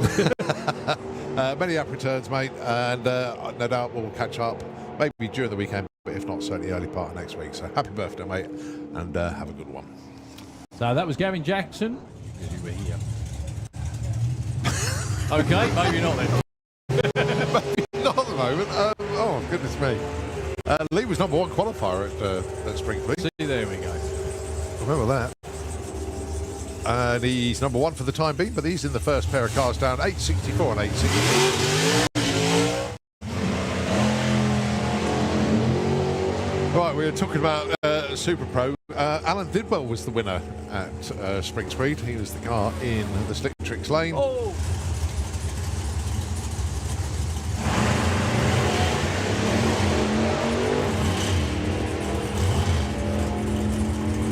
So Pete Walters to the stripe first, looking for 730, gets a 795. I might mention that.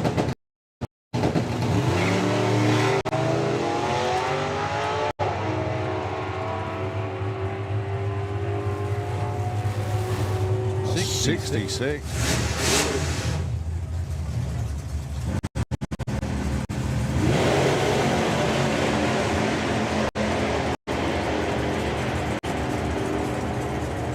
Looking a bit stronger for Phil Topping.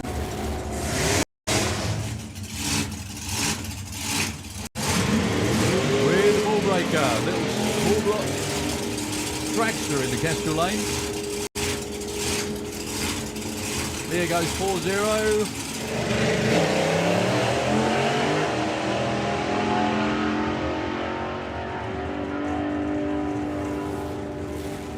$802 and $814.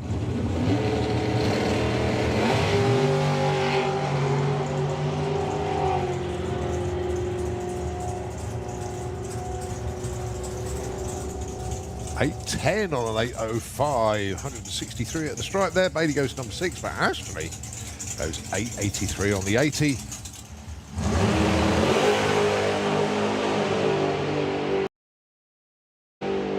$009 for Scott on the tree. They're both very close at the finish line. 35 with a 1. Oh, that's your #1 and 2 qualifier in the same pair. Look at that. Taking on Sarah Unsworth, who blazes the tyres on the start line with the Mustang.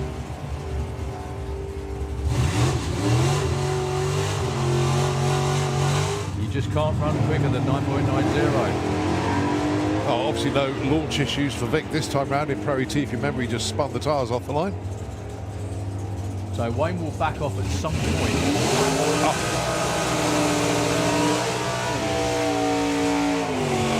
And Justin.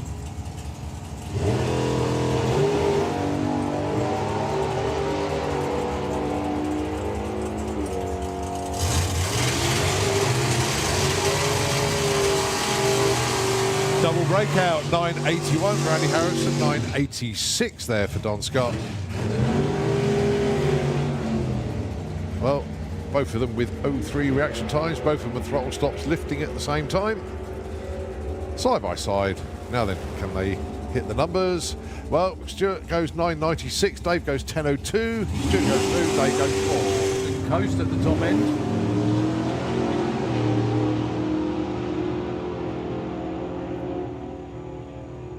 Blimey, that was early.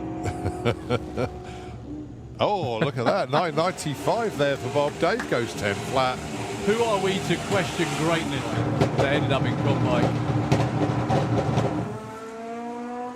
Chris Neary does not move. Well, he does actually. Bike length. Good looking run, and it's a 789 100.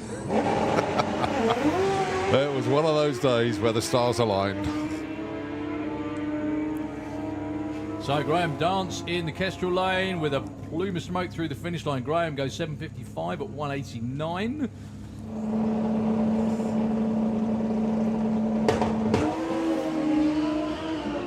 Oh, a little bit of a twitch as the back end was protesting to stay stuck to the track. Still goes 797, 166. Keith.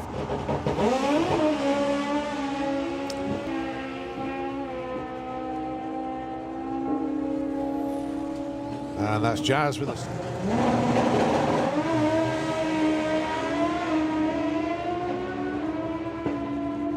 Well, Mike Picket, after having trouble on the start line, is long gone to a 7.56.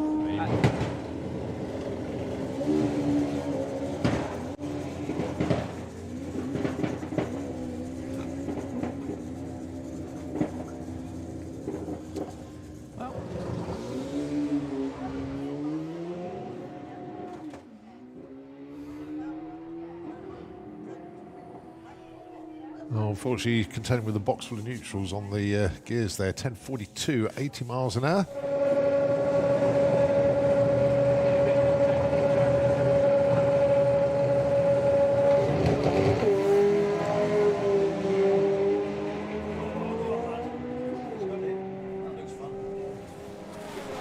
So Martin goes 7.50.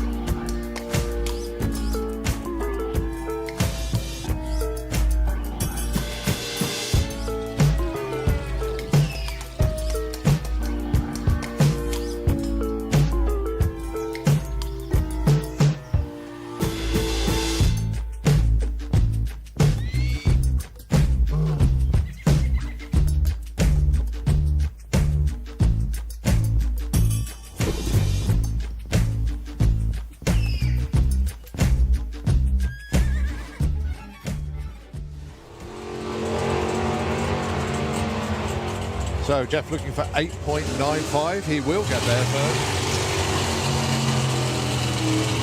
With a 9.48. And Laura goes to number 1 with a 10 point.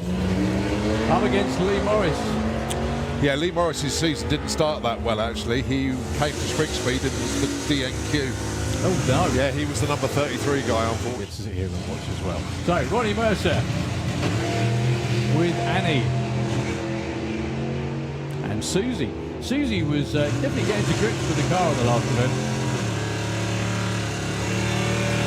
987 on an 80. That'll...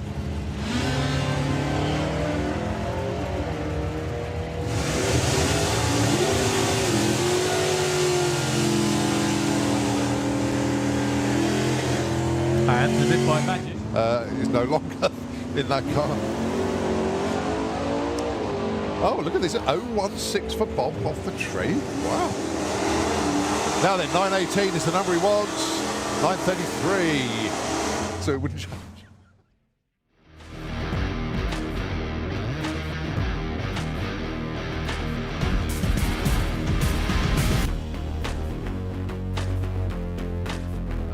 As per due process with all incidents like that, just get taken up to the med centre, just be checked up. But yeah, Maggie, absolutely fine. So as we move on with, I don't think that's right. Holly King And Alia Lester. I don't think that is. I think that's Spud. You think? Yeah, actually, you're right. 8.75 and a 50 for Holly King. And who you think is Spud McLean in the Slick Tricks lane, 13.15. Okay, and to any aspiring kids out there who think motorbikes are fun, especially my kids, these are stunt kids. They are not real kids, they are stunt kids, okay? Yeah, they're not believing. They're not buying that one They're anymore. not anymore. No, never mind. Okay. Harry Isaacs, Jackson King. Jax in the Slick Tricks lane, 13.24.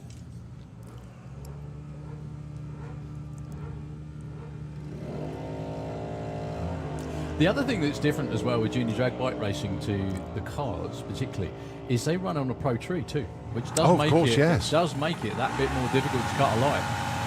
985 for Harry, that's not bad. Jax though goes to number 1 with a 13.35 and a 13.24.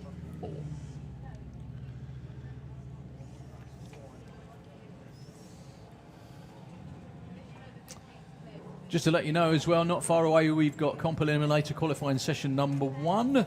along with Pro Modified Top Fuel Bike, Super Street Bike, and the Jets as well. So don't go anywhere. All right, Leah Morrison looking for 8 flat. Sophie Pollen looking for 8.95.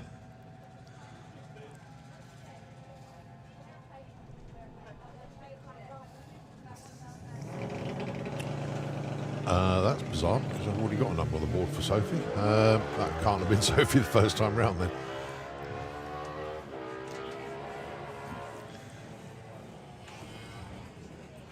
$8.24 and $9.14. I think that's about as quick as you can go on a junior drag bike, isn't it? Especially at 73 miles an hour. This is another class that's grown in numbers significantly in recent years. It has, yeah. Rico Patterson, Kestrel Lane, 13.25, and George McClure.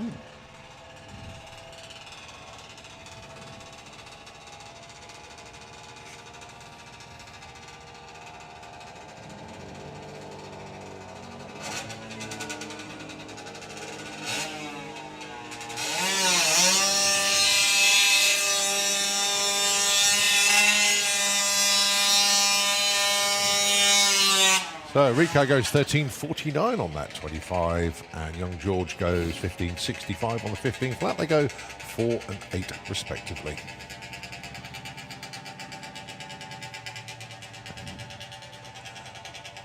Okay, Brad Morrison and Richard Wilcox.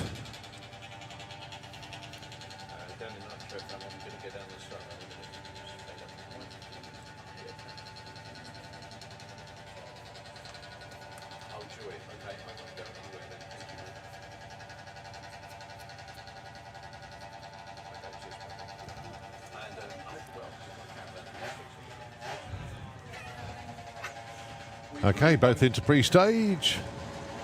Richard Wilcox sets off in the Slick Tricks lane, looking for a 9.45. Brad looking for 9.50.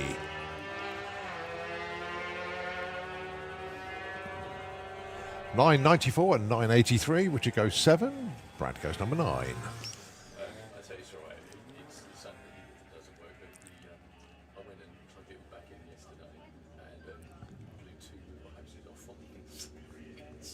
So it was an absolute fountain when I lifted up the seats. Daddy, wake me in.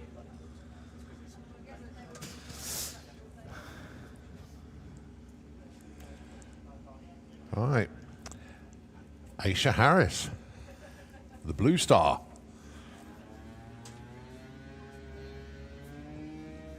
Now, I had a chat with Les yesterday, and Aisha, very, very keen to progress. Now then, wants 15 flat, gets 13.93. Oh dear, yeah, exactly. What was that? Well, the team owner and tuner needs a slap on the wrist from the scrutineers. Okay, I'd like to just mention that right now. We're going that not too quick. Yeah, slap on the wrist from the scrutineers. Love it.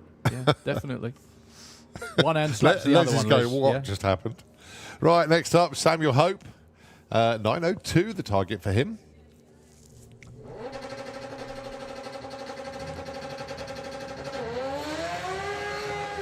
Lots of wheels been off the line. That was very well held, wasn't it? It was actually. Using drift spec. There's 9.85 at 68 miles an hour.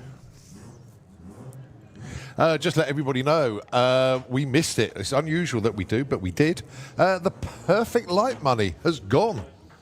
It went in Super Pro, and once again, Lee Huxley is using the tower as a cash point. So £75 has gone.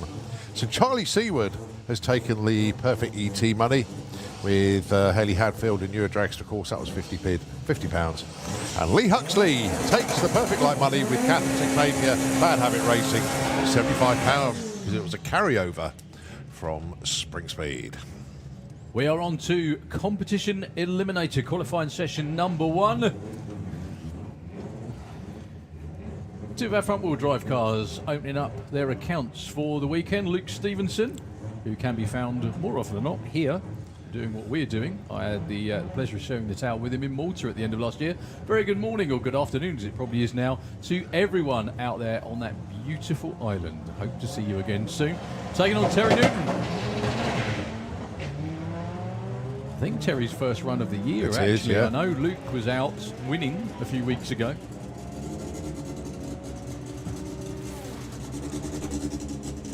Into the 11s for Luke with a 97, 110, and Terry Newton blasts through with a 11.16, 157. Nowhere near what they were looking for, though, I don't think. Still 157 miles an hour. Another one of those classic speed doesn't matter GT numbers.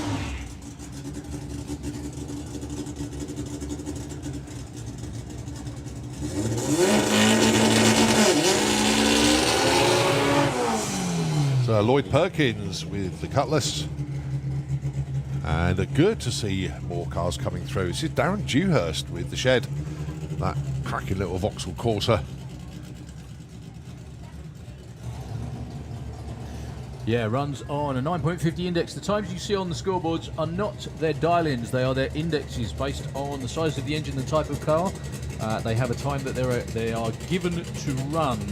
However, the idea is to tune them as quick, or to go as quick and fast as they possibly can with the restrictions that they had. Lloyd Perkins in the Kestrel lane, fresh back from running the Lake Garda Marathon. Wow. Yep. And he did it in under 4 hours, which if anyone knows anything about marathon running, that's not shabby at all. Well, the car didn't really launch off the start line, unfortunately. Not compared to usual anyway. That won't be a 7 anything, I don't think. It's a 10.30, 146. At least it's qualified. Darren Dewhurst is going to trickle through the finish line.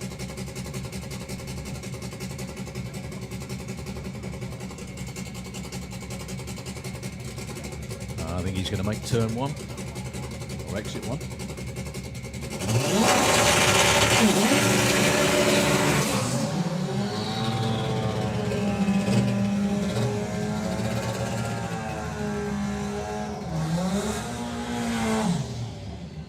All right, Chris Todd with the Fiesta-Roo. I mean, 7:39 index for Chris. I mean, that is just a mountain to climb. But nevertheless, it's an 8-second car.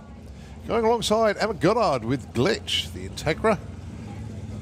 Great to see Emma in the class. Yeah. I think she's in it every round, isn't she? Yeah, this year? yeah. Tuner and, well, pretty much everything these days. Gordon Darby down there. I don't think, I mean, I see a lot of people that look tired at the racetrack, but I don't think anyone seems to look as knackered as Gordon is constantly. Because he does Looks after a lot of cars. Many people's cars, Yeah. doesn't he?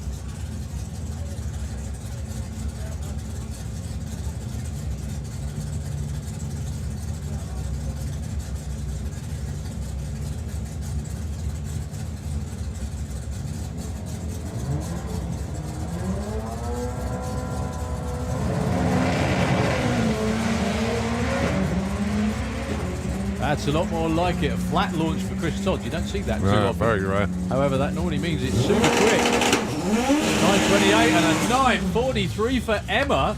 Currently, number 1, believe it or not. 152 miles an hour for the clip. Well done, Emma. Welcome to Comp Eliminator. So, Amir Akram Ashad with the Anomaly. That's what he calls it. That's not what I've just said.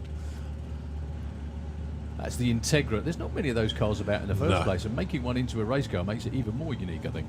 Up against Dave Swift, who made the monstrous journey from the north of England to Malta last year in November, mid-November. He drove all the way there. That's a long trek. It's about a 3-hour. Yeah, problems for Dave, I think.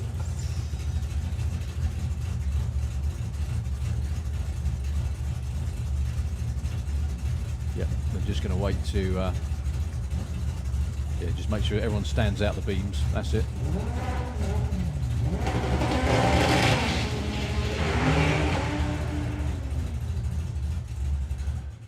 It was going well for Amir until we tried to grab second gear. Dave Swift with problems. I think that's his first run of the season with that car. He got way down into the 7-1s in Malta. Really enjoyed the trip. Well, Amira does get a number on the board, but it's 1969 at just 59 miles an hour, but we'll clear the track, no problem at all. So spin around, have a look in the lanes to see, well, next up here will be Spencer Tram with the Camaro. And underneath us, is that Keith in the Chevelle? It will be, no, that's Dan. Okay. Keith will be in the Nova. See, this is why I've got you, because I can't keep up with a lot of them. So how come Keith ended up driving the last... Was it last event, wasn't it? Yeah. I thought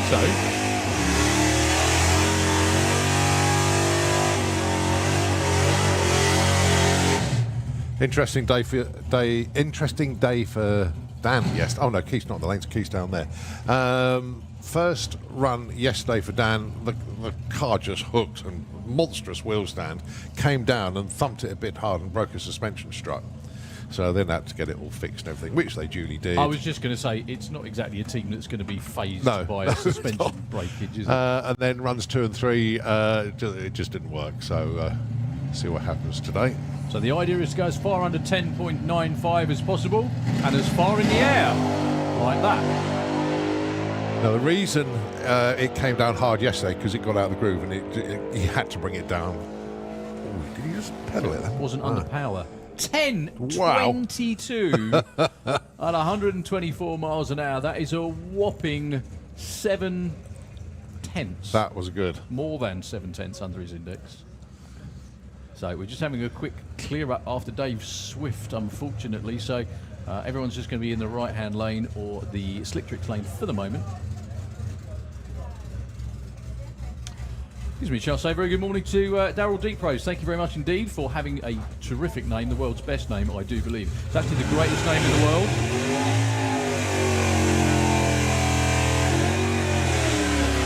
Yeah, it's the greatest name in the world, and the world needs more Daryls, basically. So, Daryl, very good morning, mate. Hope you're doing well. I don't know whether you're watching in or sitting on the bank. One of the two. Bank? Really? Even though everyone's waving like mad. Anyway, morning. So, Spence, on a bye run.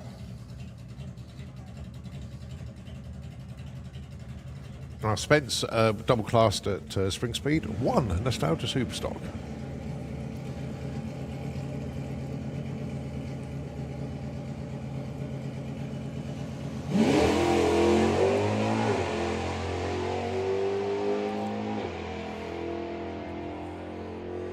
Yeah, have a quick 11-1? 11-3. Okay, 114. Just a little bit off where that car normally is. It's normally low 11-2s. Yeah, the cars like that are very weather dependent, aren't they? I.e., whatever the air density, altitude is, everything else as well. So, quick sweep with the tractor. So we've got more to come. Ahmed Jamshed with the Silver Surfer. Rob Smallworth with the Dirty Dog 55. I can also see Reuven Dawson over there, and a car I've been really looking forward to seeing. This is a car that's purpose-built for Comp Eliminator if I've ever seen one. It's Ben Macy's Altered. Oh, it's a phenomenal car. It really is. It's wow. That's what Comp in the States is like. It's basically, it's not small block, but you know what I mean. Kind of small block altereds, that kind of thing, that are very, very competitive indeed. And he's got a really good chance of running very well indeed and being very competitive. One of the reasons, I messaged Simon Goff the other day and said to him, so you're entered. He's got VW, obviously. You've entered into Comp at the main event. I said, why have you done that? He goes, well, to annoy you at the top end. I said, okay, fine, that's fair enough. You can annoy me anyway. You don't have to do that. And he goes, but he also reckons that the car can run nearly a second under the index. Really? Wow. Well, we see it remains to be seen. We'll see how it works out. But that's the plan. Yeah. So it's not about having the fastest, as we know, it's not about having the fastest car, the quickest car. It's all about having the car that you can tune to go as quick as you can based on what you have. Okay, I'm not sure Dave Swift's getting another stab at it or he's driving back to the pits, actually. Yeah, the crew are double checking underneath to make sure there's no leaks. That car of Reuven Dawson's, I presume, that's a new one. The yellow one, yeah, that's the what's called the Honey Wasp. How? All right, well, he when hasn't told me. He hasn't told me the reason for the name yet. Keep forgetting to have that conversation. But no, basically, it's a supercharged version as per Nick's. It's a 350 with a supercharged instead of a naturally aspirated 427. But it's an older car. Yeah, so different. Nick's is a 2000 and. One of the last ones, isn't it? One of the last ones. Yeah, Reuben's is an older car. Okay. If you see the shape difference when they come round. And then he's got the third one, which now resides in America, and he'll drive that car in America. Oh, obviously. Yeah. Sorry, I don't know why would anyone think any different. So he's obviously enjoying racing. Yeah, fantastic. But obviously because of the hookup with David Barton. Yeah. David Barton will be running the grey Copo at the main event.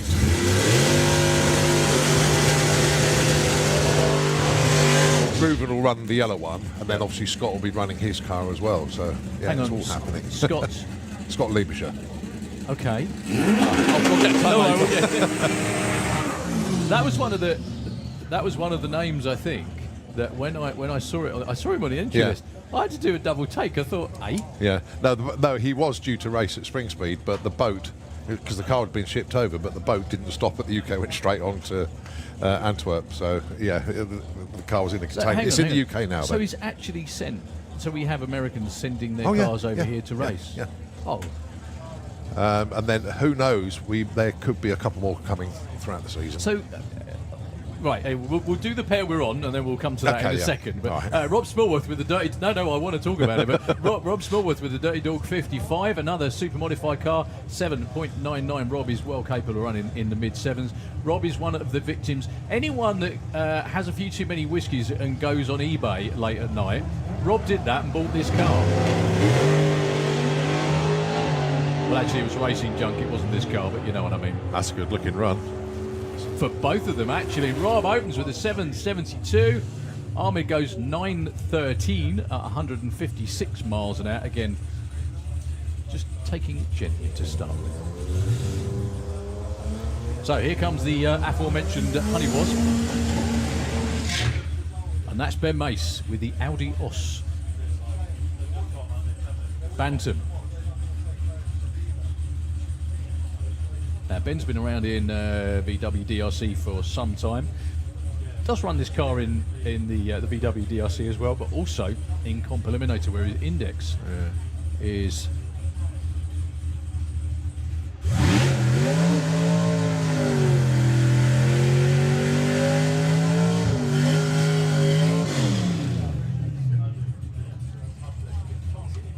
Yeah. Wow, with a lot of potential in there. And Reuben Dawson, 9.20. Well, yeah, let's say Reuben's going to pulverise that in theory, because the car at Spring Speed did go into the sevens. Talk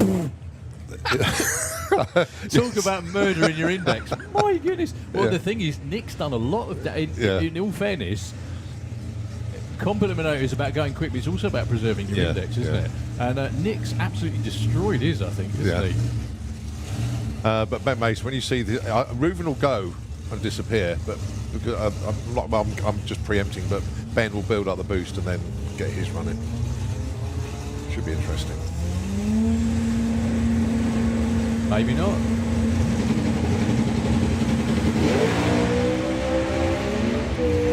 Turns out it could be quite a good race. Look at that little all to go.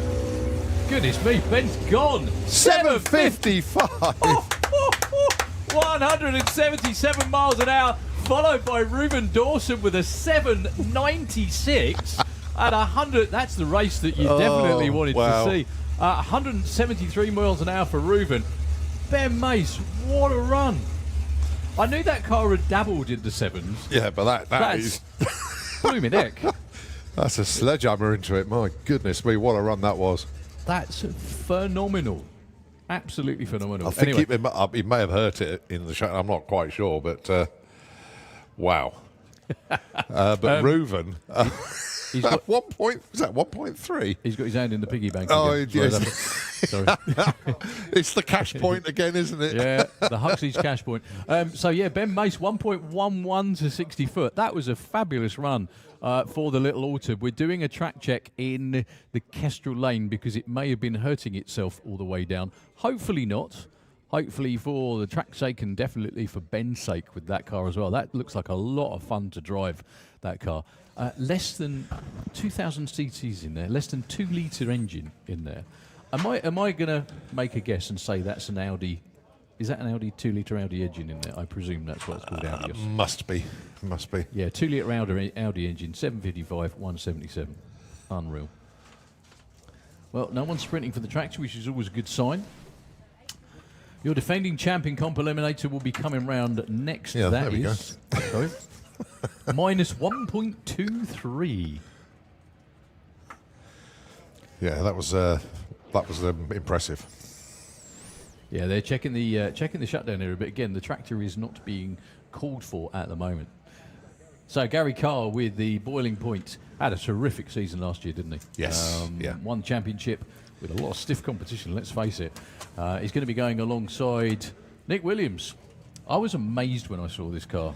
I got a good look round it at the top end. You've done it now, haven't you? You've been up the top end. It's really cool, isn't it, to watch everyone come round the corner and see everybody's faces when they look so happy. But Nick's car, because it's supercharged, it's got the intercooler.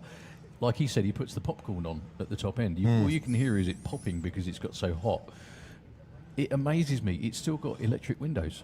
It's still got everything in it. It's still it's still kind of a factory car with a cage. So Reuven's index is 9.20. What's Nick's? 850 something. Nick's index not that long ago was 9.2 or thereabouts, wasn't it? Yeah. There's also weight breaks, weight as well to consider. But yeah, Nick's is a personal index, but I know they have been, the Copos have been hit a little bit.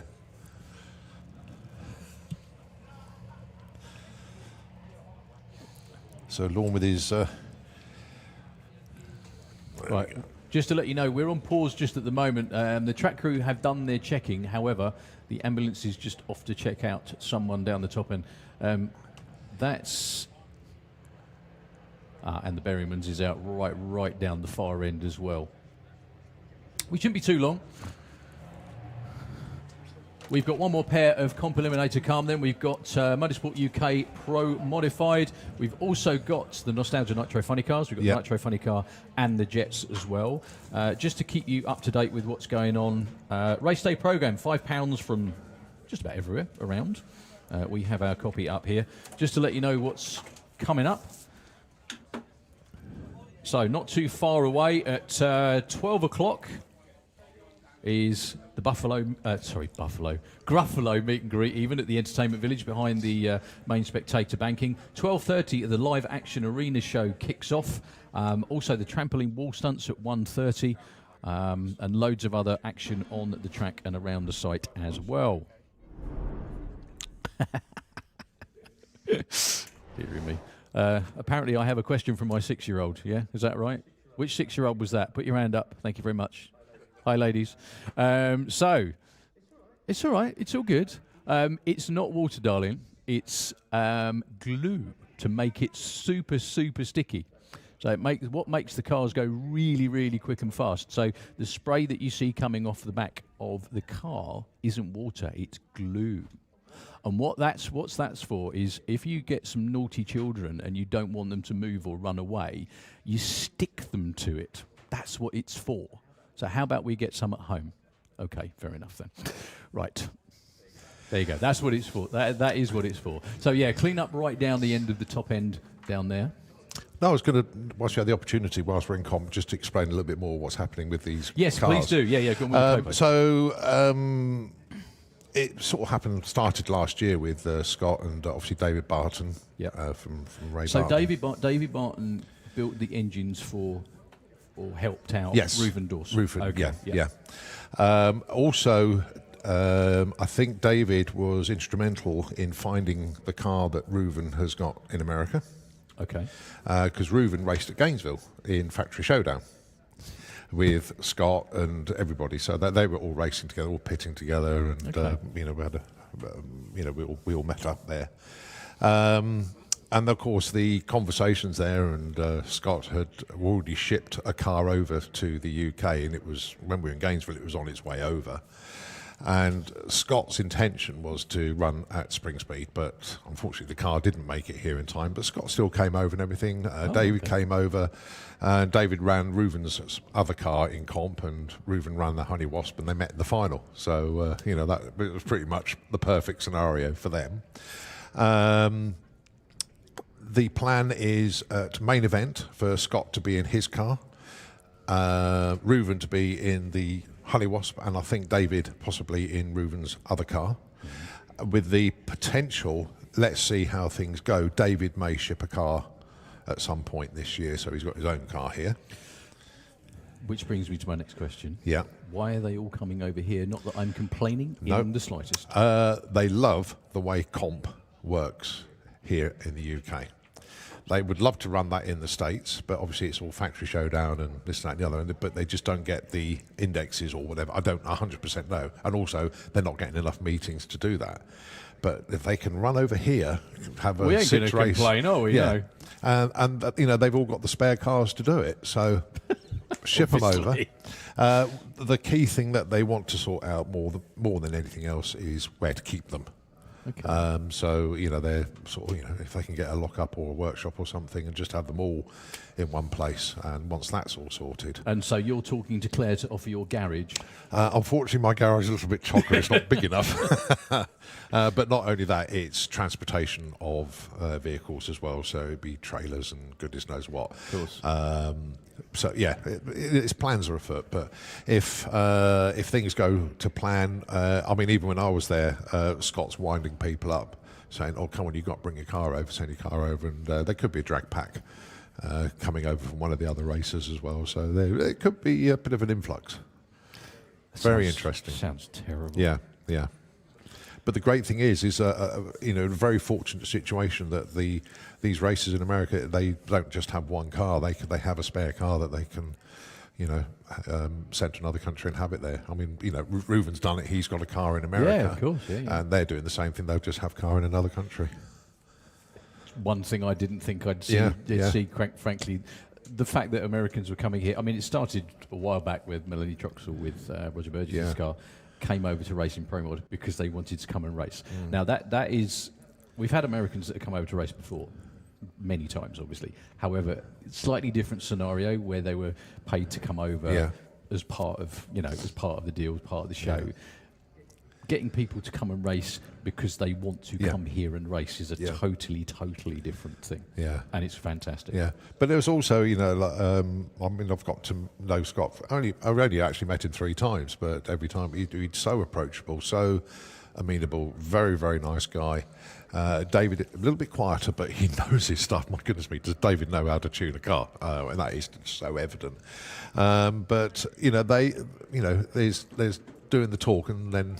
You've got to prove it, and they've done it. They're backing up their word. They're doing exactly what they're saying they're going to do, and it's just fantastic to see. To come and race somewhere different. I mean, a lot of people do. I mean, Christ, we had 2 Aussies here last year because they wanted to come over and race. I mean, that's about as hardcore as you get, isn't it? Really, that's a long way to send. So the story is, although it's been building for a little while, we're only now just opening the book and starting to read it.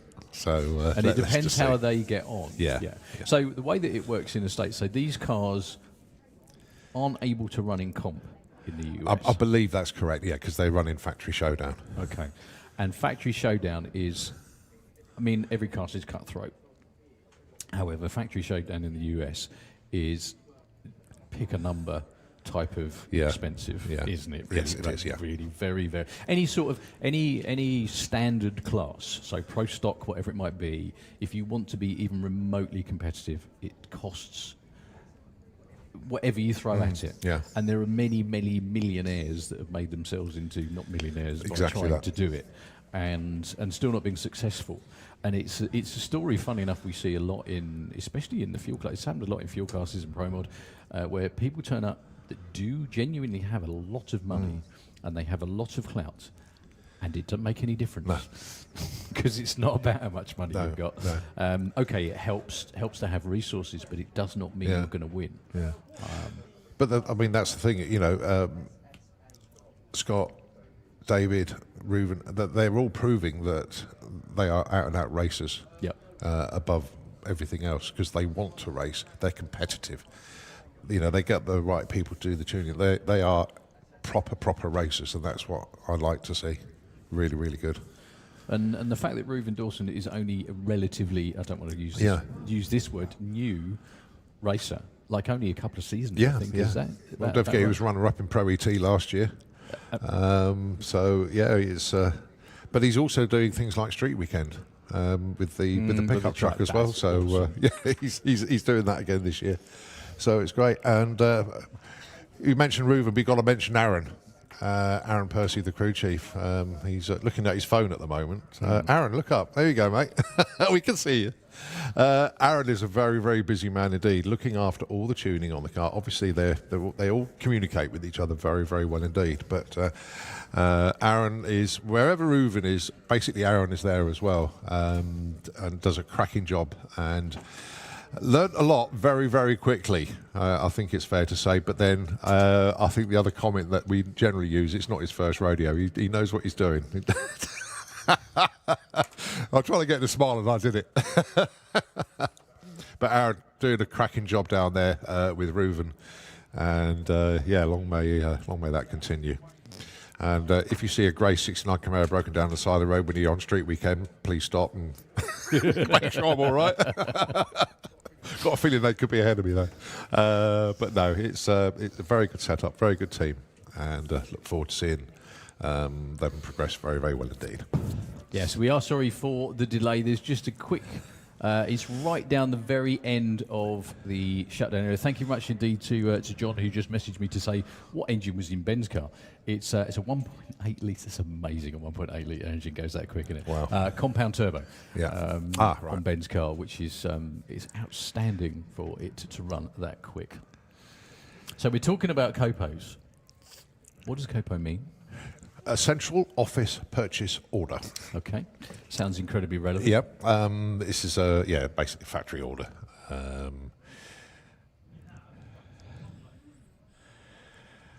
I remember when I had the conversation with Nick, and it was a throwaway comment.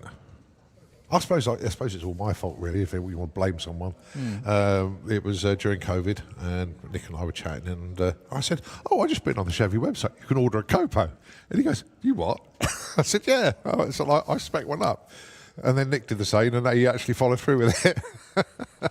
Maybe you should make suggestions more often, mate. Yeah. So anyway, it does look like we're going to be a few minutes, folks. We do apologise for the delay.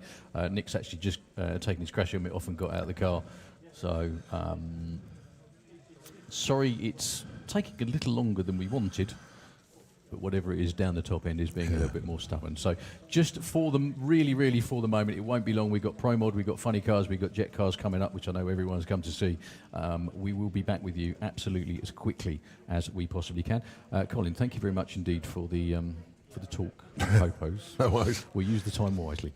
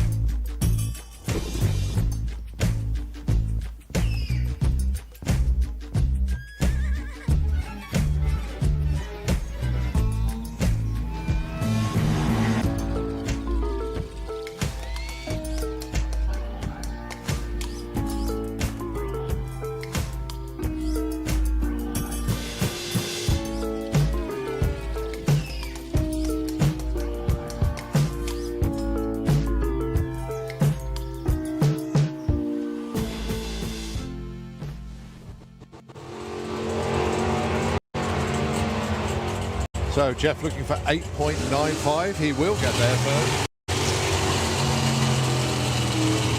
With a 9.48. And Laura goes to number 1 with a 10 point. Up against Lee Morris. Yeah, Lee Morris's season didn't start that well, actually. He came to Spring Speed and was the DNQ. Oh, no. Yeah, he was the number 33 guy, unfortunately. Get to sit here and watch as well. So, Ronnie Mercer with Annie. And Susie. Susie was definitely getting to grips with the car at the last event. 987 on an 80. That'll...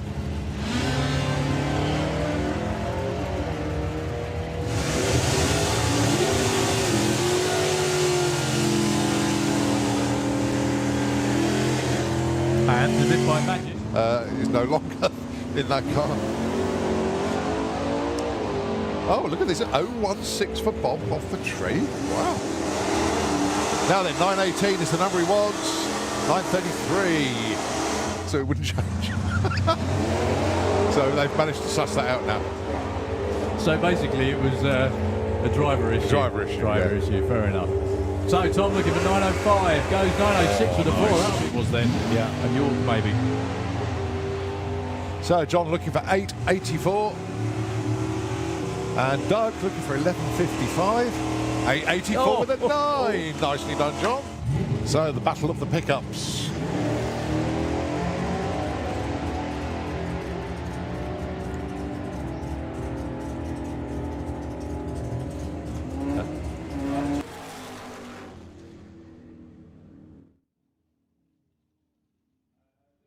Neil Watkins there goes into number 8 with a 10.4.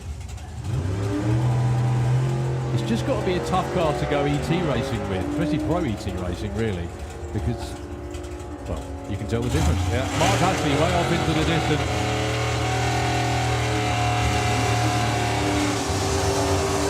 Stevie Gates. I've noticed Stevie's entered into Supercomp now as well, hasn't he? I had spotted that, but brilliant. Well, the car can certainly run the numbers, that's for sure. 884 with an 8, just a little bit too quick for Stevie Gates. Dave Cherret, this car was one of those that's been around and proven for a long while as well.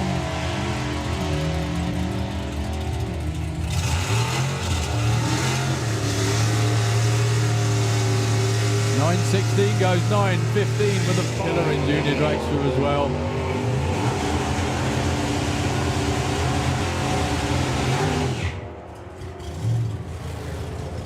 A92. Indeed, yeah.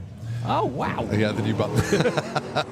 Many happy returns, mate, and no doubt we'll catch up maybe during the weekend, but if not, certainly early part of next week. So happy birthday, mate, and have a good one. So that was Gavin Jackson. Because you were here. Okay, maybe not then. Maybe not at the moment. Oh, goodness me.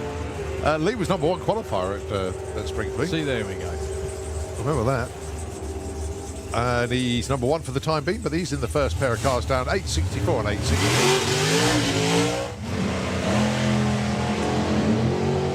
Right, we were talking about Super Pro. Alan Didwell was the winner at Spring Speed. He was the car in the Slick Tricks lane. Oh!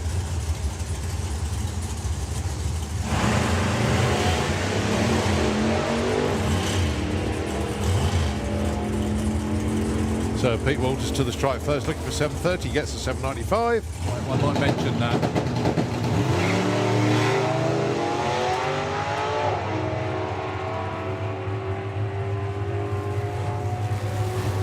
$66.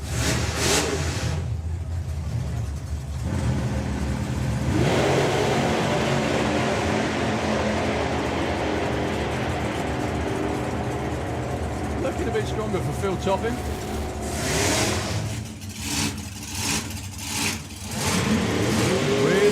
Little small block Dragster in the Kestrel lane.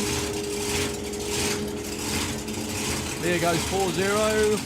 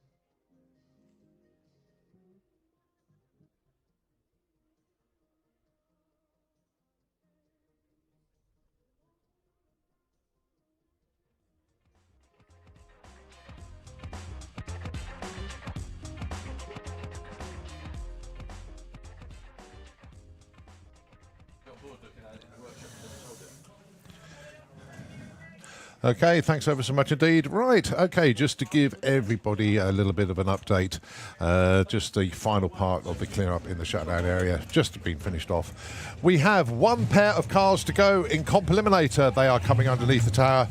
Straight after this, we will be going down onto the start line and remembering one of our heroes, if you like, one of the most charismatic showmen we've ever had here in Santa Pod. Our tribute to Richie.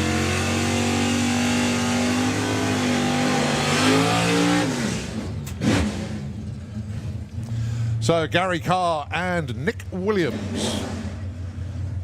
Gary Carr, of course, with the Boiling Point Nova. Nick with the Copo. So, can Nick run a 6? He might have to if he wants the number 1. I'm only joking, of course. If he wants to run the number 1 spot. However, if he does run a 6, there'll be a lot of Americans on the phone going, "Well, how did you do that?" The other thing as well with US races coming over here is they get a lot worse weather conditions. I know, yes, we get rain, we get stuff like that, but it's so much cooler over here. The air is so much better for running these cars quickly.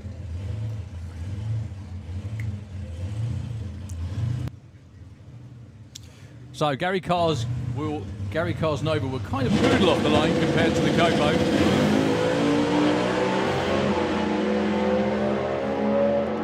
Will that be a 7 for Nick? I think it will definitely. And it's a 787 at 172 miles an hour. He will be your number 3 qualifier with that number. 11.16 at 116 for Gary Carr.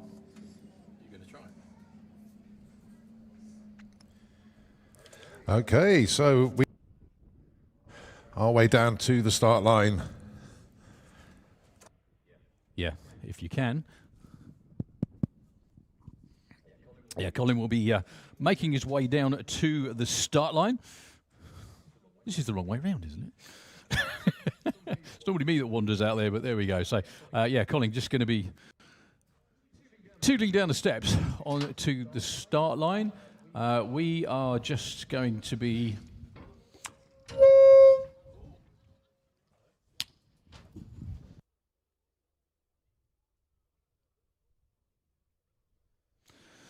So Colin will be down there, walking past various speakers and squeaking, I'm sure, on the way. But yeah, we're just going to pause racing for a couple of moments as we have a moment, unfortunately, that tends to be all too frequent the older you get. However, it never lessens the impact as time goes on. We are just going to be bringing round from the back of the tower the whole of the Fire Force team. The Santa Pod Raceway Jet Funny Car, which has been running for many, many years, is going to be pushed under the tower. And Colin, if you'd just like to introduce the car as it rolls around underneath us. Okay, so this is one of these moments that we don't like to do, but with someone that was a showman as much as Richie was, it's only fitting that we give him a fantastic Santa Pod celebration of what he did for us, what he did for the sport. And a lot of Richie's friends and close family's daughter up there on the balcony up there. Our hearts and our thoughts are with you this weekend. As I say, a very, very emotional period for us all here. Richie was family. He's close family here to everybody in the sport. And I think you'll see that by the sheer volume of people coming round to remember Richie. We mourn his loss, but we also celebrate his life as well. Richie, every single time that Martin ran, Richie was there conducting the fire show. And his salute to the crowd and getting everybody to wave will always be part of folklore that the Fire Force team did. I know this has been incredibly hard for Martin and for Donna, and obviously for the whole family that are here this weekend. Richie was one of us. Every time in the car ran, he would salute not just the crowd, he would give us a cheeky grin and wave to us in the tower as if to say, yeah, we're here, we're going to put on a show for you. But it is now time to honour one of our own. He was just Richie, but he was so much more. Ladies and gentlemen, if you could please stand and join us for a minute's silence as we remember just Richie.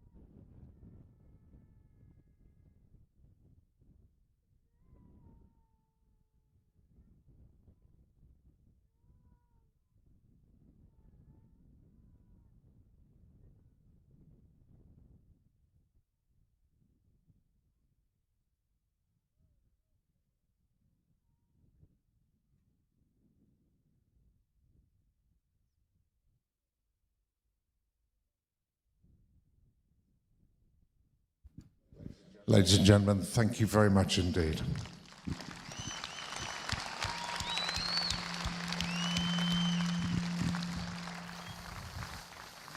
And just to add from my perspective as well, the amount of times I've stood here and looked down and seen nothing but that massive grin looking at me as if to say, yeah, you're going to cop it, and you know what's coming as well. What I'd like you all to do for all of us as well, and for all of Richie's family up there on the balcony, I want you to give them the biggest Santa Pod cheer like you used to give Richie and you used to give Martin when they ran and he was on. Just imagine Richie hanging out of that transit van, going up to get Martin. How loudly did you cheer when he did that? How much did we all love that? It was just part of every single weekend we spent here. So, ladies and gentlemen, raise the roof, please. Show him the love. Show him what we mean.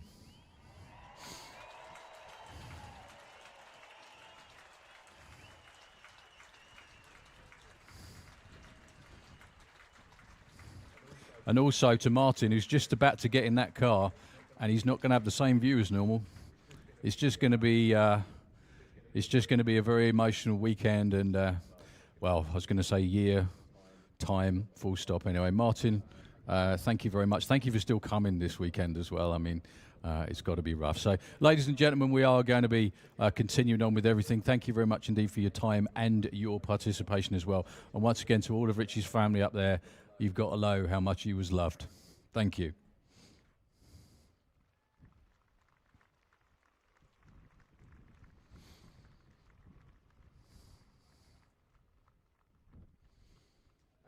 And all of the racers as well, everybody else who came down. Colin, thank you very much indeed.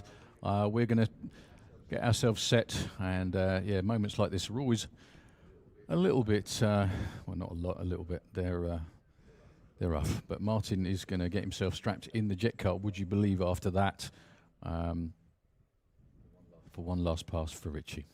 So we're obviously going to continue with the racing The show will go on. We still have Nitro Funny Car around the back of the tower as well. We still got the Pro Modifieds. We still got more jets. We've got Martin, who's going to get himself ready. He's going to put his crash helmet on and all of his gear on.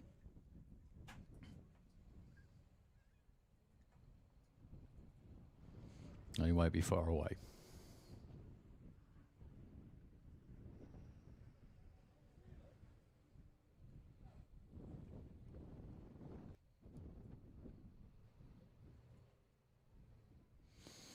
So we do actually have a number of other Martin. We do have a few other jet cars here as well. We've got the Spider-Man team of Mr. Julian Webb. We've got Oklahoma Willie, which I know is just round the back of the tower too. We've also got the Steam Rocket Bike as well of Graham Sykes, who ran his quickest to reset the track record up at Melbourne Raceway up near York just a week or two ago, with a tremendous, tremendous run to half track. Well, sorry, half track. Full track there, half track here, my bad. Over the 8th mile, down in the low 3-second zone. Graham's already been up to see us. We'll obviously give you the lowdown on that bike when he comes round to run as well. So Martin's getting strapped in. It's good to see the Webb family helping out. They all help each other. Martin pretty much built most of their car as well. The Jet family all do help each other out as much as possible. This car itself has travelled the world, been as far as places like Iceland. He even ran, believe it or not, at a circuit track in Norway, I think. Up near Trondheim, there's a place, believe it or not, called Hell. That's what it's called. We should know. We've been there. That's not a joke. Yeah, Hell in Norway. They've got a circuit track there and a rallycross track there. And Martin actually ran the car as an exhibition there. He's been out and run in Saudi Arabia, absolutely all over the place. Needless to say, Richie was a big part of all of those trips. When he went to Iceland as well, he set a new track record up there because the air was so cold, and it was just great for running jets.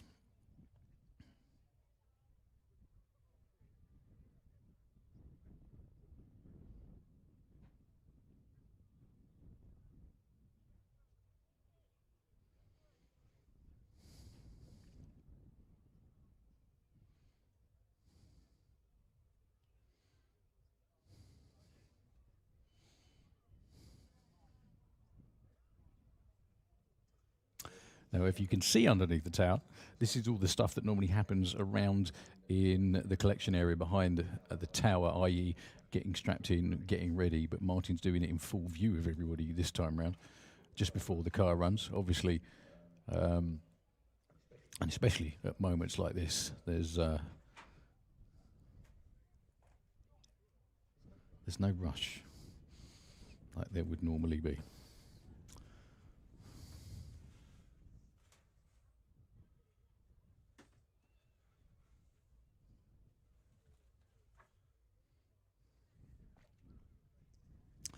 So Colin back in position to my left. You okay? Yeah, good.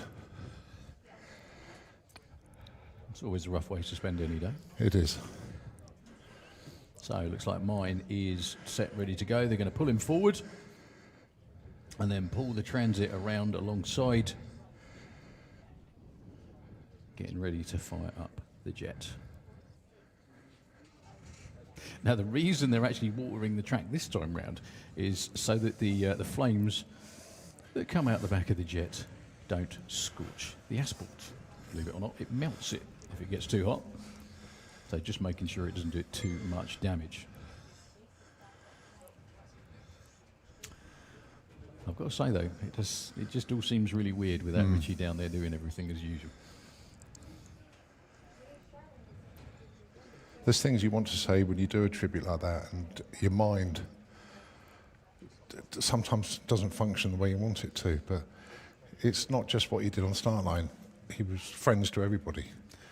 You know, to visit Fueler's Bar, Richie was always there, and he was meeting the fans and happy to pose for autographs, photographs and sign autographs and stuff like that. I think it's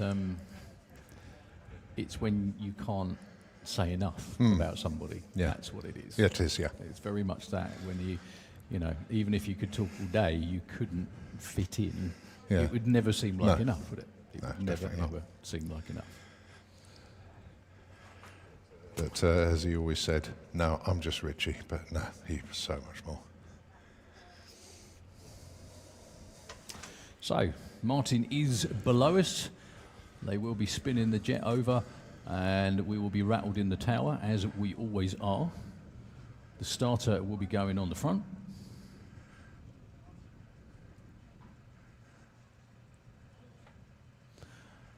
Anyone up there in VIP not seen a jet car before? Oh, you're going to like this. You are going to like this.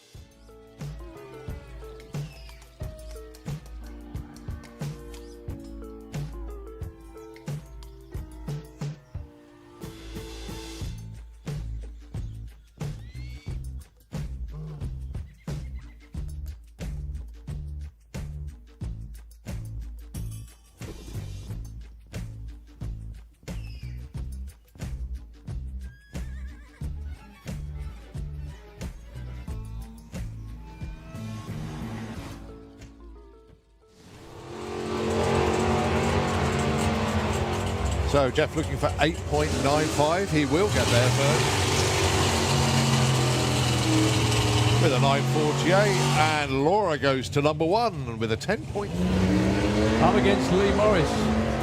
Yeah, Lee Morris's season didn't start that well, actually. He came to Spring Speed and was the DNQ.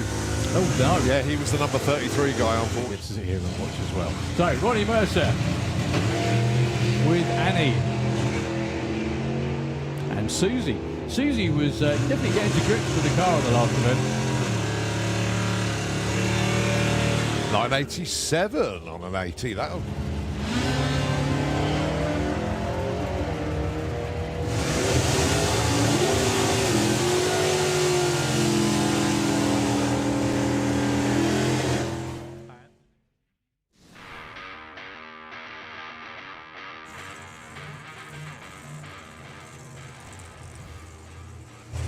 Here we go then, it's Motorsports UK Mo Prodified, what's that? I've never heard of Mo Prodified before. Pro Modified. And it is so good to have Kev Slyfield back racing. Took a sabbatical year last year, but he's back. It was supposed to be retirement, He was not supposed a to be, sabbatical. well, yeah. Well, it turned into a sabbatical, didn't it?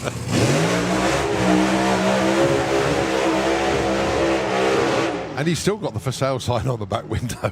Well, I think the car's still for sale. I think it was a case of, well, it hasn't sold, so what am I going to do? Yeah. How does that work? The rolling advert. Something like that. So Kev Slyfield with the Blown Bird then. A former national champion, of course. Been doing this a long, long time. Started off in the streetcar classes many, many years ago. And then his first foray into Pro Modified was with the Willis, if you remember that. and then obviously now with the Blackbird.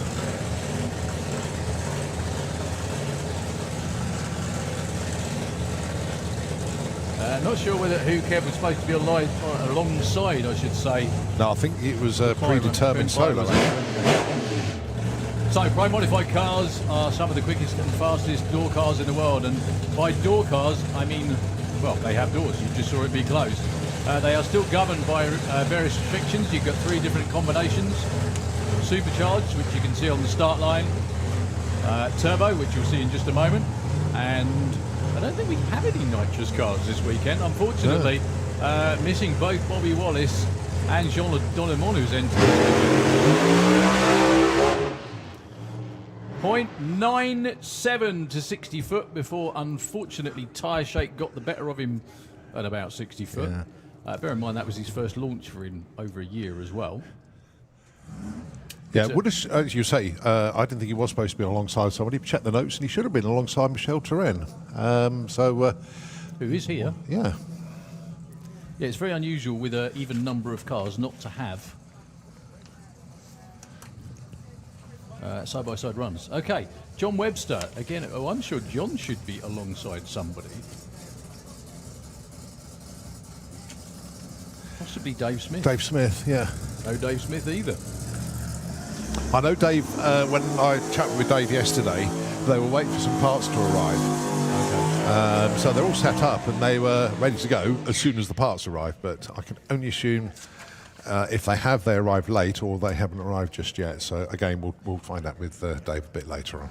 Okay, well, it's going to be a hell of a last pair because it's Andy Robinson and Andre on over, isn't it? Yeah. Yeah. The only thing is, I don't see any Robinson race cars stuff, people hanging around. I know they're here, obviously.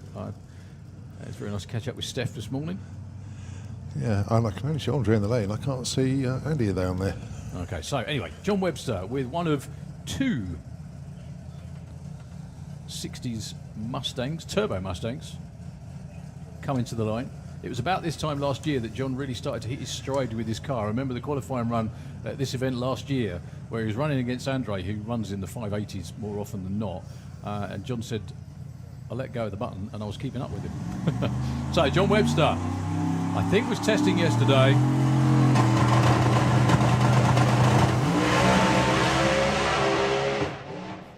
Awful lot of wheel spin that sounded like. 0.99 to 60 foot, it still hooked and went. 0.9 anything for a turbo car is pretty good. Cruises through with an 861, 104 miles an hour. Still a good start. I think that could be John's first ever trip under 1 second to 60 foot. Ever.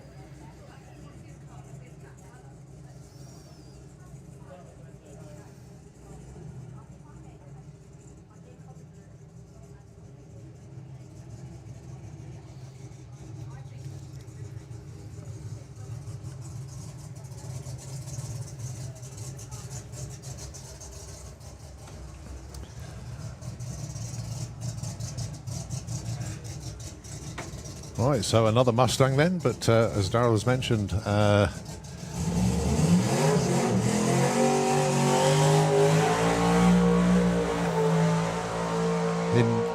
get finished sentence now. In numerous previous commentaries on this car, this guy will generally, if there is a track available to him, he'll be there, he'll be running, and just loves to run this car. Well, we thought he was in the hunt for the European Championship in Pro Modified until the last day. Unfortunately, a leak in the transmission put paid to that, got shut off on the start line during eliminations on the Sunday of the European finals last year in September. And everyone thought, well, that'll be it.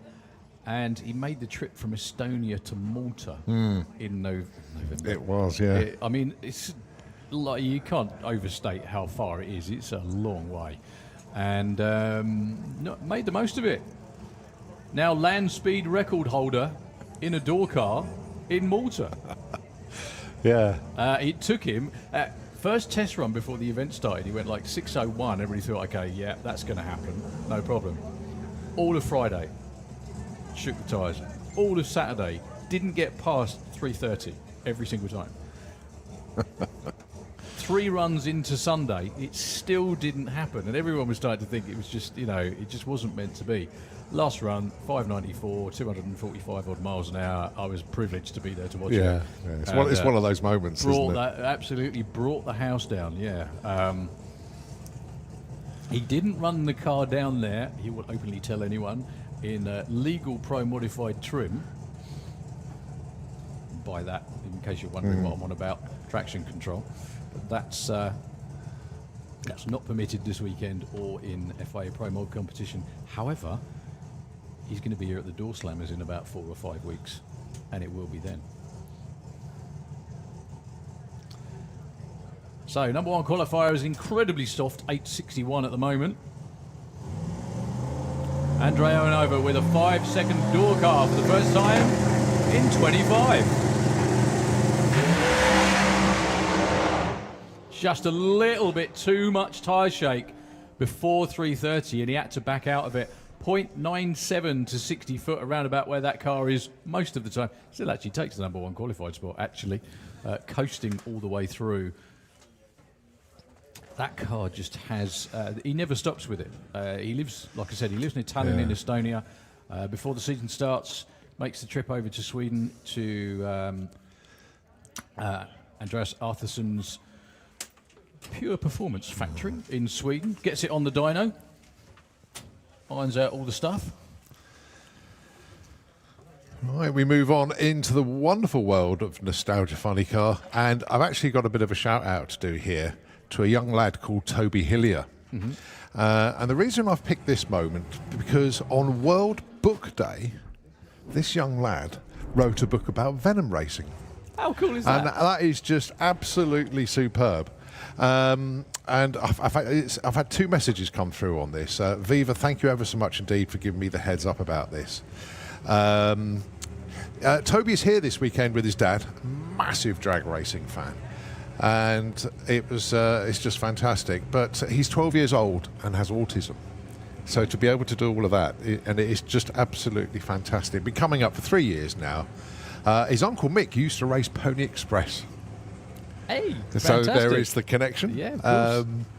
So loves Venom and the funny car as well. I picked the Venom moment to do this shout out today. Which is coming right now. Yeah, there he comes. So Kerry Hillier, who's messaging as well. So thank you ever so much indeed. And the special mention then for Toby Hillier. And he's going to be coming around alongside Tim Garlick with Apache. These two are going to be duking out again all summer. The record swapped a couple of times last year. It did. Tim already had it, then Tim lowered it, then Tony went, nope. I'll have that, thank you. So the body on Venom, resplendent in a new wrap and paintwork.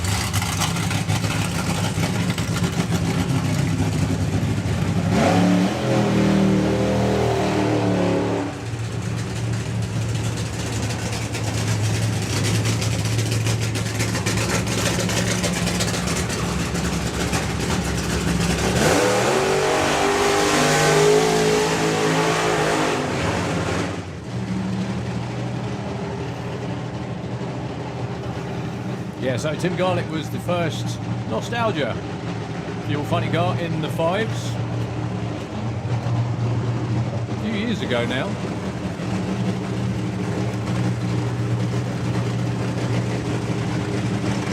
Now these are their first passes of the season, so, well, who knows what they're going to do. I said that last year, didn't I? Yeah. When Tony went into the 580s at over 250 miles an hour and ended up in the field.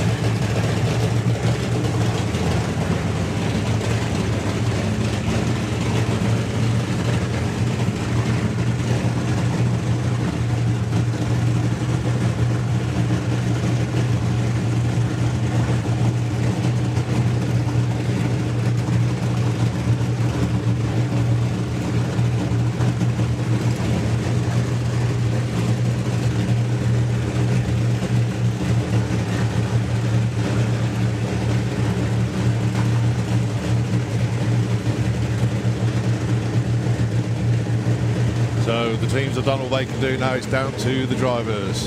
Tim Garlick with Apache in the Kestrel B lane, and of course Tony Betts with Venom in the Slick Tricks lane. Your first pair of 2025 Nostalgia Funny Cars coming your way.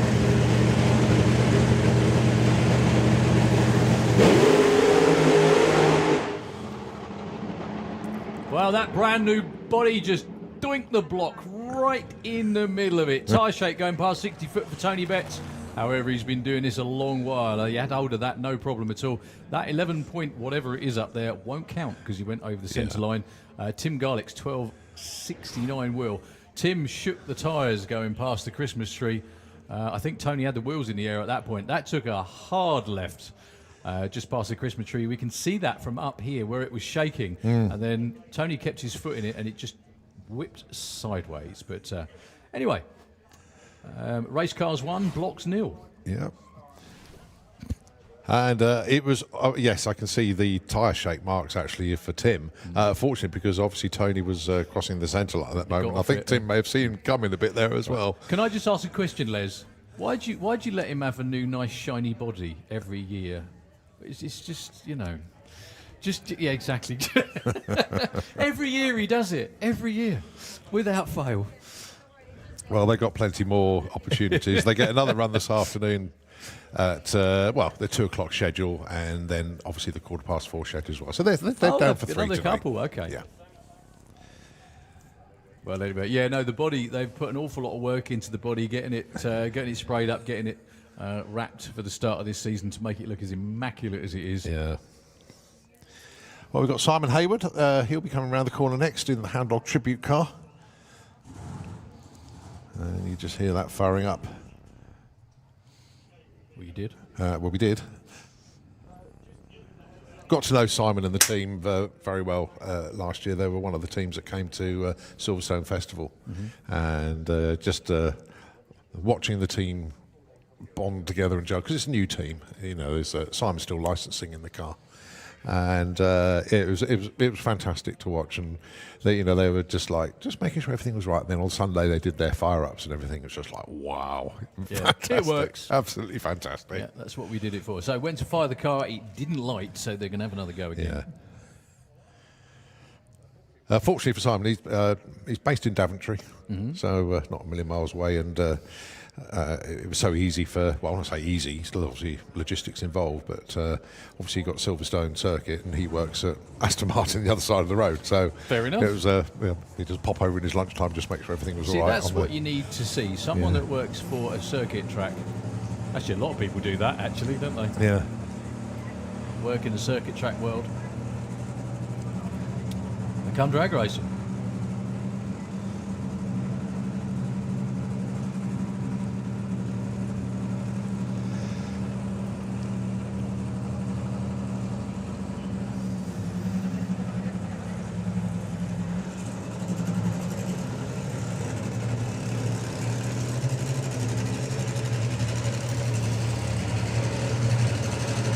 Fabulous looking car.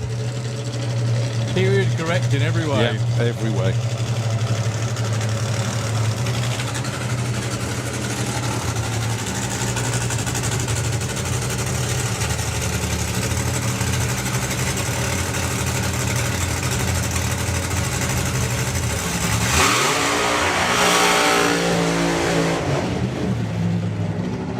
Good to see Tim Garlick's lent him his throttle stop as well for the burnout. Well done. Now, idling a little bit too high after the burnout. I think that's why he clicked it off anyway. But Simon is still licensing. It's way, way, way better with these cars to be safe than it is to have a pile of broken bits that you've got to put back together or spend a load of money on, especially after you spent years putting it together. This car has been a number of years in the making. I remember seeing it on display at Dragster, I think. Oh, exactly. Yeah. 2019, maybe. Even that long ago, I think. But the car's got everything in it and with it to run with everyone else, definitely. We're still missing a couple of cars early in the season for Nostalgia Funny Car. The UK really is the hub, if you will, for Nostalgia Funny Car racing in Europe.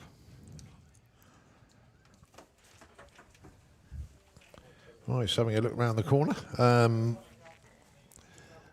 quite sure who's going to appear next, actually. We'll wait to see. I think it's the big show fuel funny cars are actually due Yeah. after the... See tow cars moving, Nostalgias. actually, yeah. They are there. Yeah, just catching up on a few messages that are coming through to us, and sentiments as well, actually. Colin Miller, very good afternoon to you, Colin, watching Festival of Power from his office desk. Big shout out to everyone racing this weekend, wishing everybody a fast and safe time. An emotional day for sure, and we'll see you at every event in May. Did you say that was Colin Miller? Yeah. Did you say office? Yeah. Eh? Yeah, but it Does he work? must be a made-up phrase. It's got to be, yeah. Office must be code for pub, Yeah, that's it. mustn't it? Yeah. Andy Bond has tuned in. Andy, a very good afternoon to you. Hoping everybody is well with us and the Santa Pod team. Ugly Sister will have a late start to the season this year. Basically, a house move and an Australian trip. So wishing everybody a good and safe meeting. And they'll be back mid-season, uglier than ever.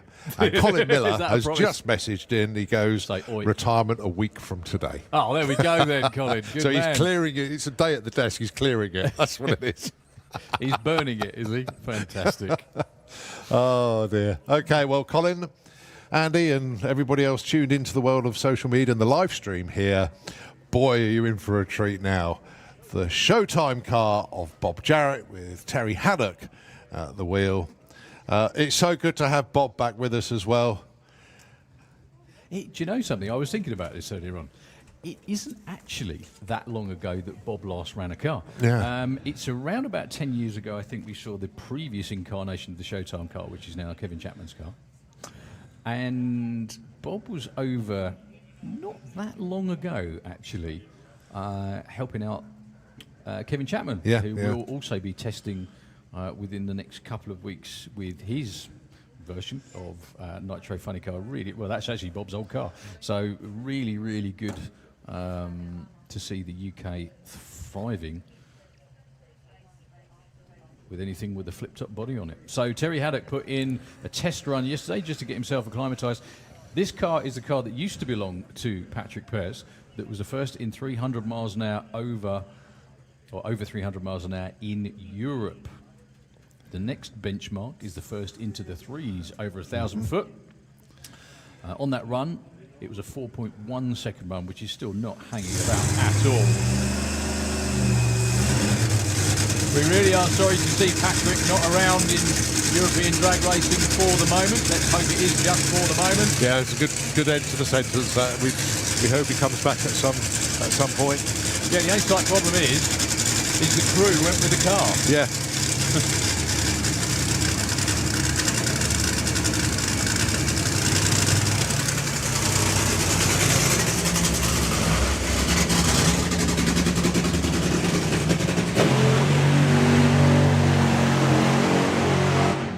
So Terry Haddock all the way from Texas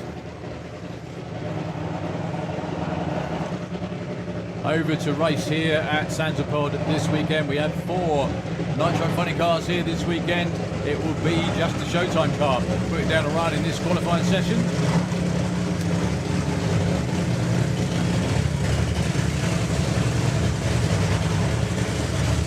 The paint job recreated by Mr. Pete Walters. Stunning. It's actually the design, or very similar to, the design that was on one of Tom Hoover's very early Showtime Vegas. I think it was a Vega. No, it wasn't a Vega, it was a Monza in the US.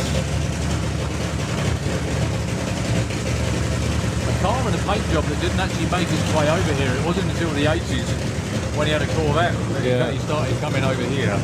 And it was Bob Jarrett that eventually, and Spuff obviously, that ran the Showtime car over here for a number of years. And this is the latest reincarnation. So in testing yesterday, he was in the low 4s, clicking it off well before the finish line. Terry Haddock from the US in the Showtime car.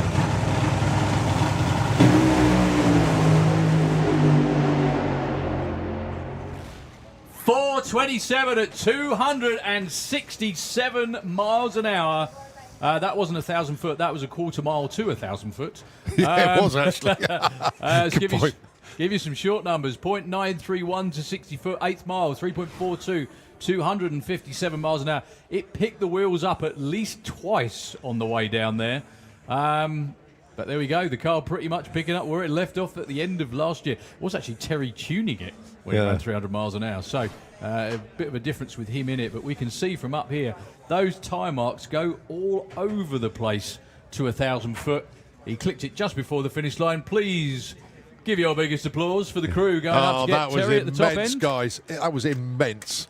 Terry drove the wheels off that thing. That was just, poetry in motion, if you like. I can't think of the right words on that, but just phenomenal. Absolutely phenomenal. There are the right words for that, but we can't say them. No, we can't they're swear actually. words. They'd all be swear. We'll just have to stick to jolly good. Well done, man from Texas. The only thing is, though, we've got to, because that was a 427, what's that with a 25% tariff added to it?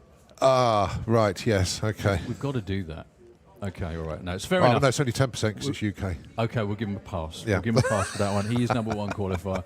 But anyway, we're about to go onto two wheels and Nitro, joined in the tower by the one and only Mr. Ian King. Very good afternoon, sir. Good afternoon. Nice to see you back up here. Is it moments like this where you miss riding, or do you just don't miss the grief? Which one is it? No, I miss riding. You know. You do, yeah? Yeah, of course. I'd much rather be riding than driving, but Okay. driving's a good excuse to be here. That's a good point, because obviously you're running in Nostalgia Superstock this weekend? No, Pro ET Pro this ET, I beg your weekend, pardon, sorry. but normally Nostalgia Superstock. Yeah. Of course. So you have ridden. So you've got historic bikes now as well. Is that Yes. right? Yeah. Okay. Yes. How did you end up doing that instead of doing this? I've always been into motorcycles, so naturally, sort of mixing in motorcycle circles, building bikes, getting involved in hopping up bikes, naturally led into race bikes, and so it's been a bike thing all the time, really. Okay. It's So- just really. So from all the bikes that you've ridden, have Yeah. you got a favourite?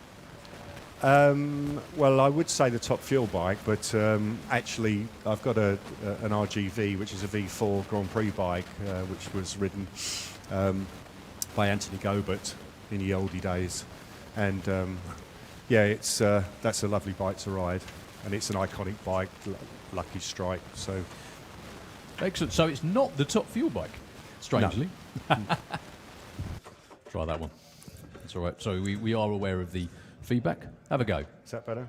Yeah, we can Cool. hear you without the Perfect. without the whistle. Obviously, a very different experience though, taking turns as opposed to going Yes. fast that way. Yeah. Yes.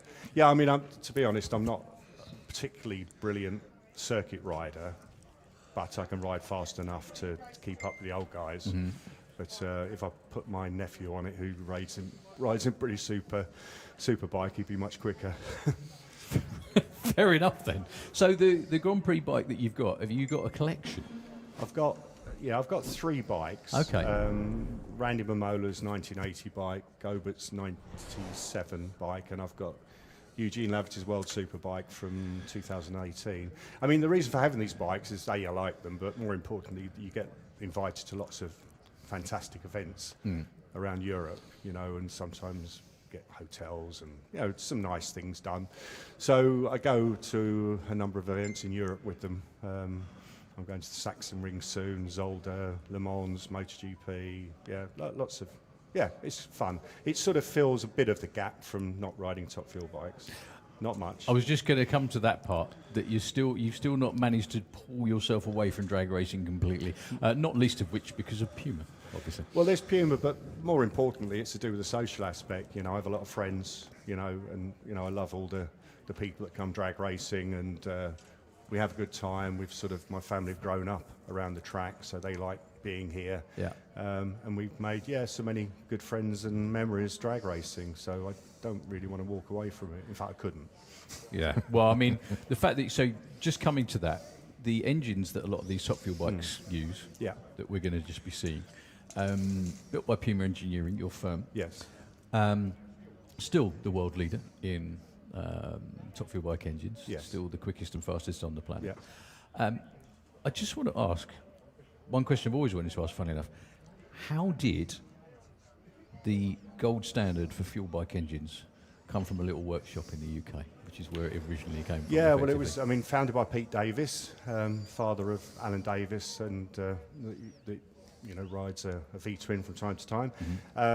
He's an amazing engineer. Started off as a jig borer, was into grass track racing, Triumphs, and had lots of engine problems. Built his own bottom end for them, much stronger than everyone else's. And I think someone like John Clift or someone came along one day and said, "Could you build a four-cylinder?" Have a go at this, yeah. And that was it. So, And that was that. yeah, and that was the start. And just very quickly, before we get to Rene, who's got a Puma engine in there, I've completely forgot what I was going to say now because I was so hooked up with so because all the Americans, well, everyone really, we keep saying all the Americans. However, what I was just saying about gold standard of fuel bike engine is manufactured on this side of the world. Yes. And we do actually have more active top fuel bikes, four-cylinder top fuel bikes as well, over here than they do in the States. We do, yeah. Man, it's great because we're lucky to have so many bikes here. And although the current quickest and fastest is Larry McBride, he's using our stuff. And fundamentally, there's not a lot of difference between all the machines. It's just experience of his team has allowed him to, get to that point. He's been doing it a long time, him and his crew. Yeah, and having the budget and number of engines as well. So it does take a lot of talent and a lot of guts to ride one of these things, as you well know. Rene van der Berg from the Netherlands. This is another bike actually built. I think this bike was built alongside yours, was it? Or very similar time, I think. This bike of Rene still hasn't made it into the fives yet. Emphasis on yet, because I don't think he's going to be giving up anytime soon. Run as quick as a 6.1. He's also had some very hairy moments, Rene, over the years. Yeah. And hot ones too.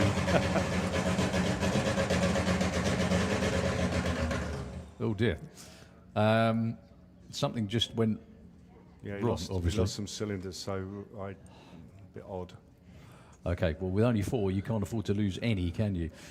No. So, for anyone that's not done it, i.e. most mortals, sitting astride the engine with the spark plugs and the wires pointing at you. Yeah. Yeah?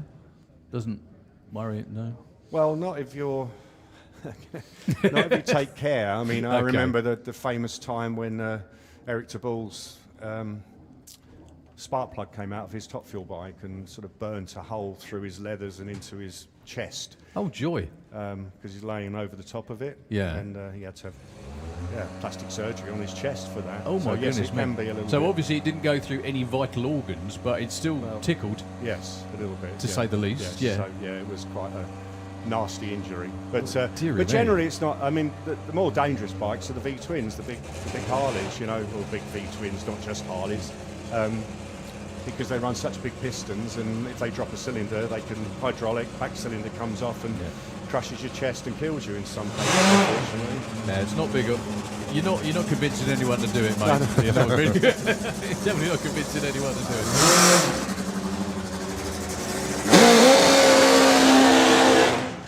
So, your former machine with Neil Midgley on board in the Kestrel Lane.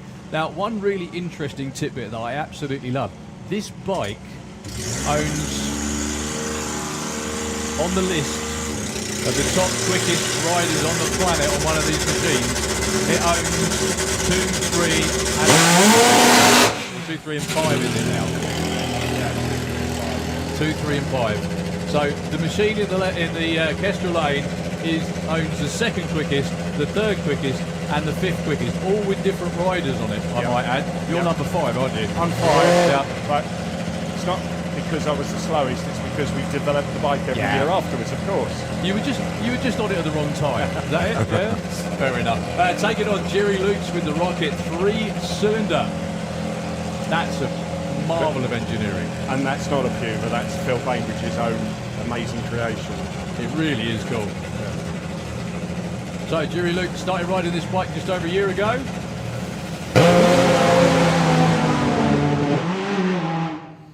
Well, they both got off it roughly at about 3:30. .977 to 60 foot, which for a top fuel bike is quite sporty. Yeah, my old bike has the quickest 60 foots in the world, quicker than Larry or everyone. It's amazing launch bike. How do you hang on? Well, to be honest, it's not so difficult because you've got a seat that you sort of sit into, so you can't go backwards. Problem is, if you happen to sit up too high, or you unfortunately take your hand off the bars for any reason, you'll just get peeled off by the breeze. Wind. Yeah, and it's that's the biggest problem of all. But yeah, you just have to hold on tight, of course. And lean downwards. Yes. The bike holds Head you down. in the right position as long as you stay in the position. Yeah. So another bike you've ridden, No. the Imperial Witness. Oh yes, sorry, I didn't see that. Right, Yes, yeah. I have. Yeah, we, Cherret and I, Willem, who was in Hume at the time with me, we rebuilt that after Jim.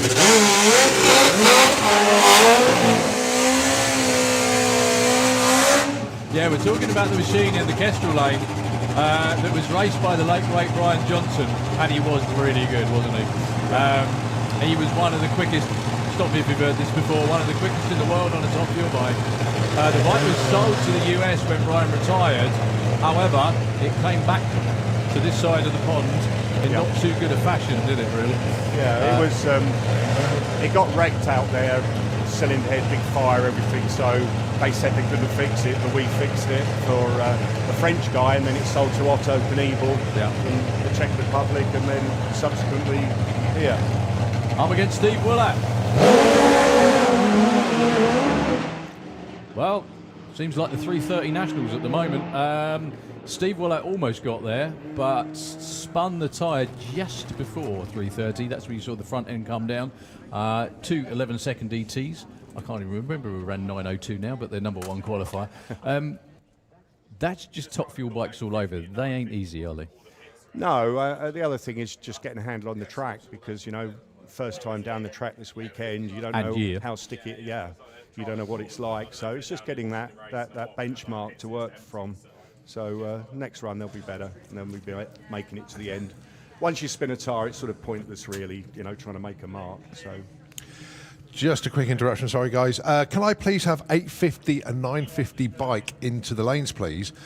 We think that all of the racers, all those riders could be just watching Top Fuel Bike, but guys, can you go back to the pits? Because the pit runners are out there trying to find them, they can't. So 850 and 950 bike, can you please come into the lanes, please? Another question I remember. Yep. Really quickly. Yes. We're about to go into Super Street. Yep. Very, very quickly. Riding the bike, riding styles. Yes. You hardly ever moved on the bike. Yeah. Yet the bike always went straight. Yes. Well, it appeared that you hardly Yeah. moved.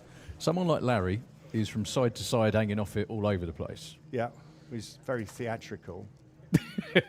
But it obviously doesn't need to be, was what I was Well, it's just, saying. as you said, it's styles. I mean, I prefer just pushing on the pegs with my feet. So you actually shove on the pegs to go left or right. Correct, if yeah. you will. So basically, it's like the world's fastest hoverboard. Like you steer Pretty much hoverboards so, with that yeah. sort of thing. Yeah. Yeah, well, it's a bit, and then you if you really do need to make a big move, you either have to yank the bars very hard, or you have to sort of stick your body in the wind. But as you know, I'm not that tall, so I don't have the sort of long, broad body like McBride has, so his effect of leaning to one side is a little bit greater than mine. So that's it, from your experience, and you've won European Championships over 10 times. Yeah.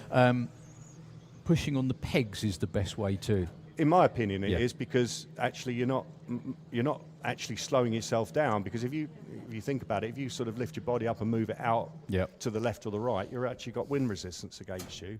Whereas if you keep planted with your hands on the bars and push on the pegs, you're not moving. So you're not creating that resistance. That's very much of the school of thought that it's always the undramatic runs that are the quick best. ones. Yeah, well, that are the quick ones, aren't absolutely. they?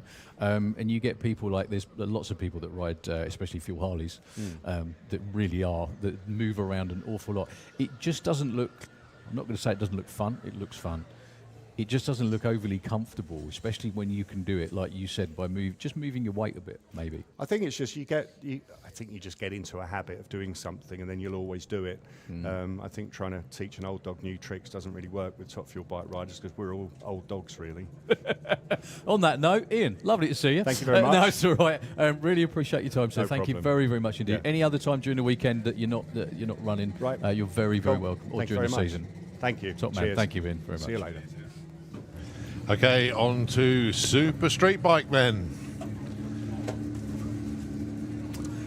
Class second event for them of the year. The first time we saw them was at Spring Speed, and it was people swapping bikes. It was quite bizarre. We got Alan Morrison, senior, on Junior's bike, so that was quite entertaining. It's just all a bit of a switch around. Our first Yesterday. pair is Daniel and Martin. Yesterday in testing. Did you see what Daniel No, Lentz? didn't. No, I didn't I'll see tell you- anything on track. I'll tell you. It's only because they posted it on their Facebook page. I'll tell you when he's run. Okay. Because if he runs anything close to what he did yesterday, it's going to be very hard to beat. Let's put it that way. Okay. It was quicker than the European Super Street Bike record. Wow. The FIM record, anyway. FIM, right. Okay. Yeah. Martin Hallett, anyway, Slick Tricks Lane, got to the final, didn't he? Yeah. Back at... He did.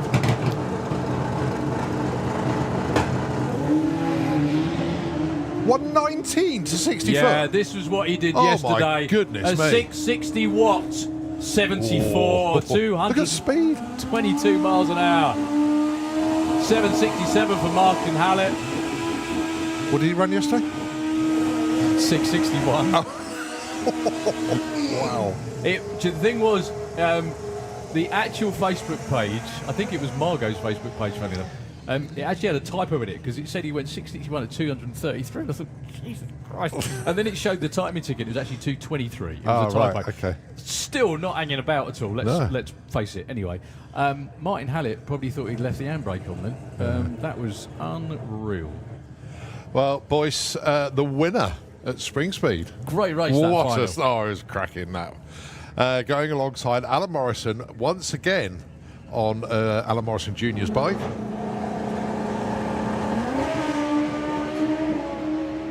Well, Boyce not going up or anywhere but straight.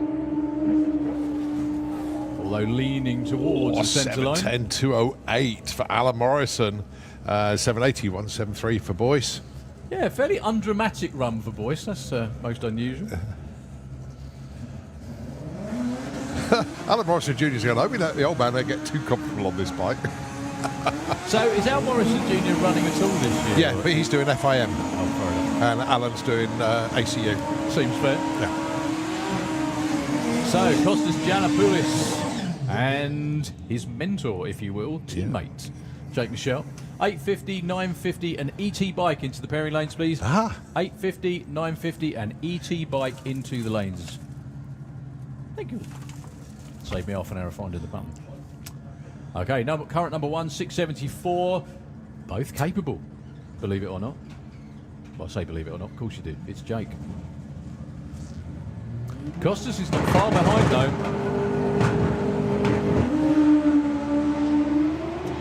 118 to 60 foot for Kostas. The bike's got a real wiggle on.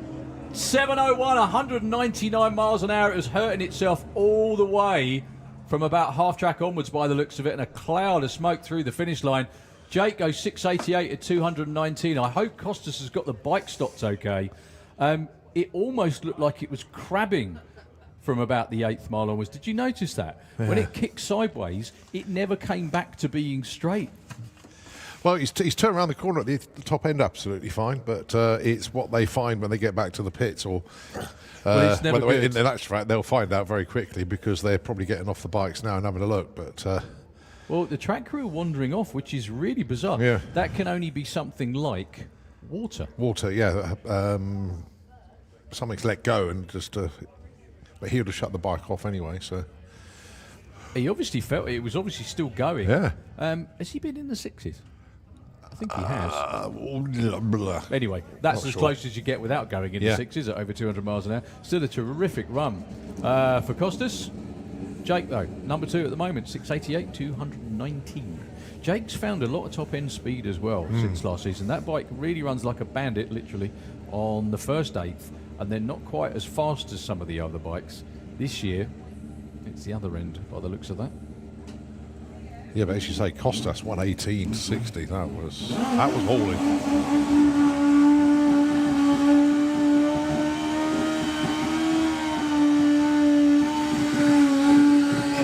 I'm old enough to remember when we didn't have 7-second Super Street bikes. Actually, 8-second Super Street bikes. So this is Ross Morrison on another one of the family hire boosters. Well, I'm pleased Johnny Hines is down on the start line. I wish he still had the bike and was running, but obviously an integral part of the Morrison team this year.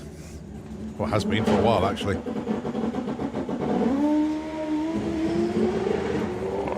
The rear tyre was fishtailing and just not giving him the traction he wanted, and it was still 120 to 60, but it wasn't a happy bike.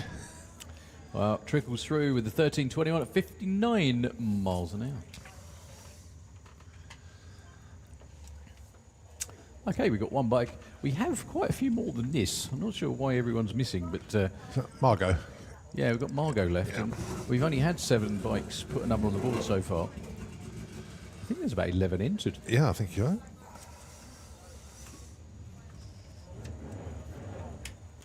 There's a bit of a Maltese invasion coming up for the main event as well.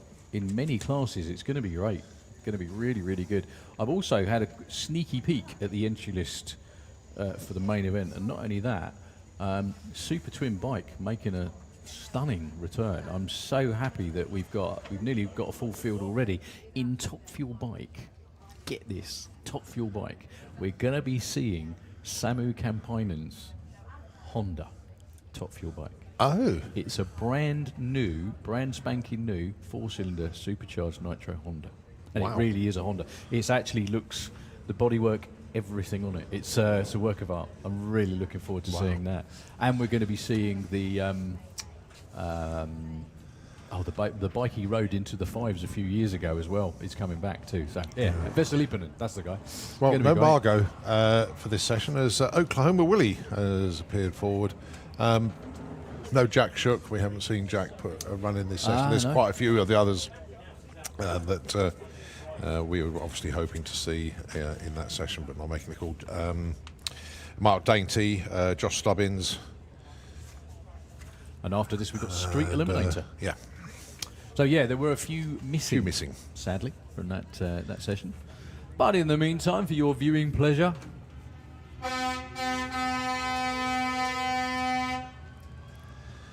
saying hello in the traditional way. Perry Watkins then with Oklahoma Willie. Even without the jet engine on the back, this car, this truck, this pickup, whatever you want to call it, is pure show quality all the way through. It's 1958 VW pickup. We all know the story, but for those of you who are new to it, it was found on a farm in Oklahoma, and the guy who owned the farm was Willie, hence the name. Rolls-Royce Viper 535 jet engine on the back. This vehicle regularly runs 150 miles an hour, around about 10.5 seconds. And then once he's done his run, he'll shut it off, coast around the corner at the top end, re-engage the drive shaft, if you like, and start the engine in the back and drive it back to the pits. That is so cool.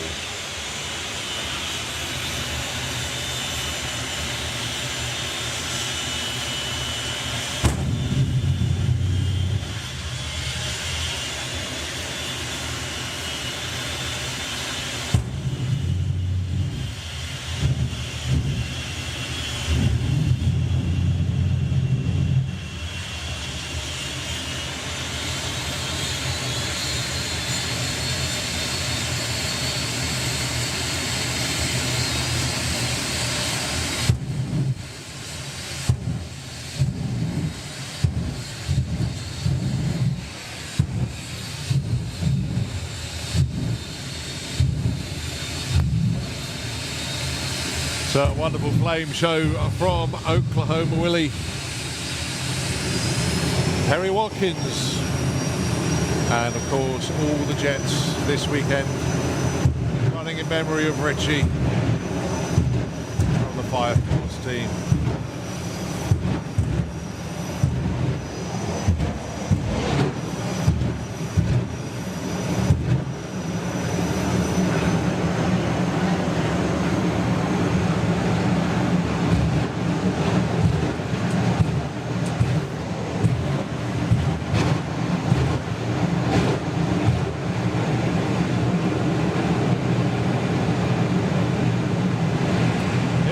Oklahoma Willie, and it's Perry.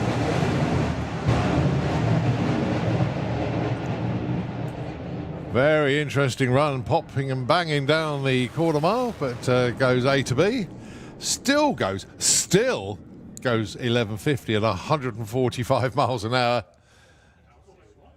That was certainly different from Perry and Oklahoma Willie. So we turn our attention to the pairing lanes to see Street Eliminator lining up there, be the next class to come round the corner. And yeah, it's their first run of the year actually. Just a couple of messages to, just one message to read out in this session actually. Rachel Smith got in touch from the Bad Apple team. That, of course, is Graham Smith with the 57 Chevy. Myself and the children are in the cage watching Uncle Graham and Uncle Rob go Street Eliminator. There you go. I don't know what the cage is, but Rachel and there, I can see you now. There they are. Those of you on the live stream, that's Rachel waving, and there's the kids down there as well in the cage. Now I know where the cage is. But that's the best. And actually, in fact, Rach, I don't know if you're going to be leaving the kids in there all day long, but at least you'll know where they are and they can't cause any trouble down there. But no, Rach, thank you ever so much indeed. And thank you, Daryl and myself, want to say thank you for the nice T-shirts that we've got. And I'll tell you what, Rach, in honour of that, I am going to be wearing mine on Street Weekend. There we go. Support one of the other races that we're taking part. So, but thank you ever so much indeed. We really do appreciate that. Talking of T-shirts, our traders are here. Got plenty of merchandise available. Please pop round and see all of our traders here. Obviously, the Santa Pod shop. We got the latest Slick Trick merchandise, and also your first opportunity of the year to check out the 2025 merchandise. We haven't got the complete range yet, but you've certainly got sort of a, I think the polo shirts, the hoodies and sweatshirts are in. I know they're waiting for the jackets to come through, but check out the 2025 merchandise. The FIA Championship merchandise are in the pod shops this weekend. Check it out. And of course, the teams. As you walk around the pit, some of the teams have their own T-shirts. They don't really make much money on it. It's not about that. It's getting people to show support, but also, if they do make any profit, you know it goes into running the car or the bike.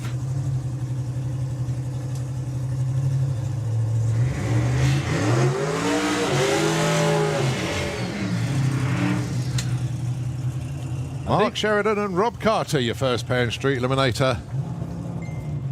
Both twin-turbo cars, twin-turbo Hemi Cuda. I mean, any muscle car fan would go moist, apart from the turbo thing, possibly.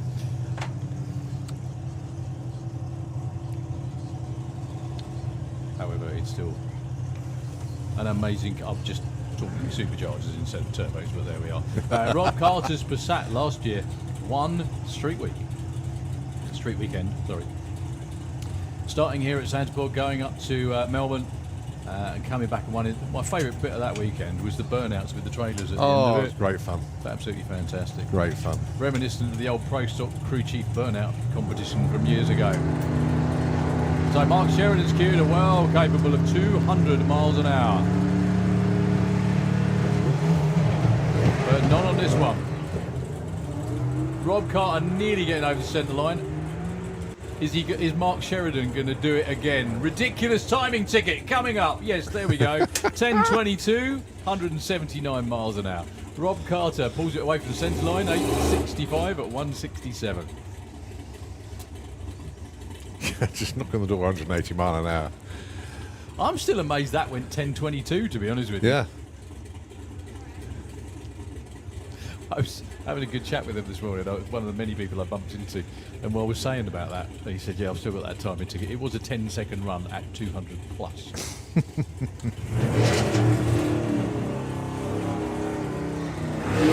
But if you didn't know, folks, these are fully taxed, insured, and MOT'd street cars. Yes, you heard that right, street cars.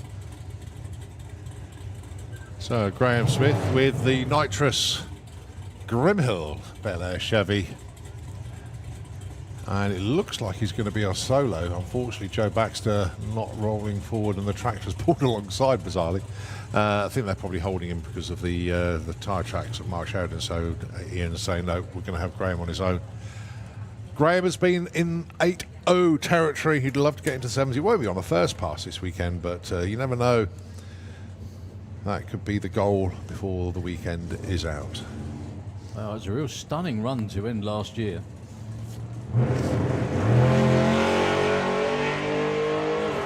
Nice 126 to 60 foot for Graham, but backs out of it. He backs out. Track. Still goes 969 at only 96 miles an hour. Yeah. Well, that was looking good.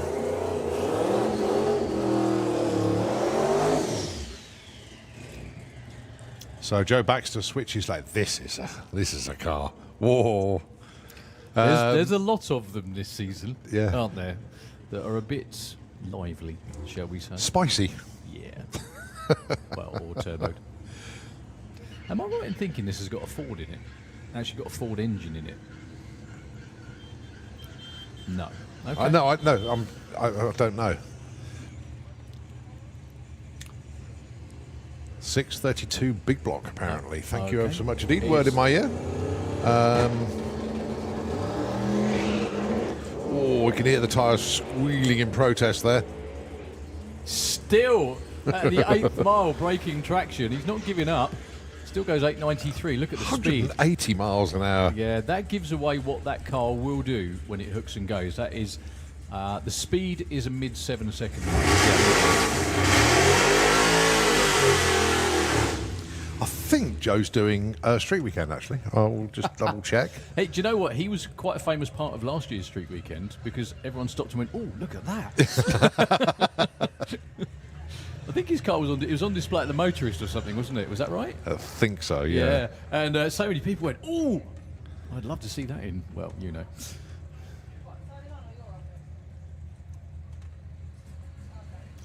Okay, Nigel Hale with tyre shake off the start line in a truck.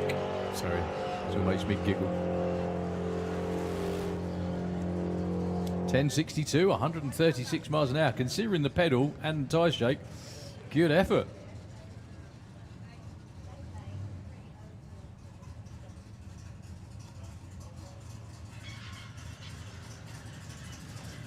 Okay, Victoria Smith, the next to roll round underneath the tower. No, it's Rob Slater, not in the 57 this weekend. Yeah,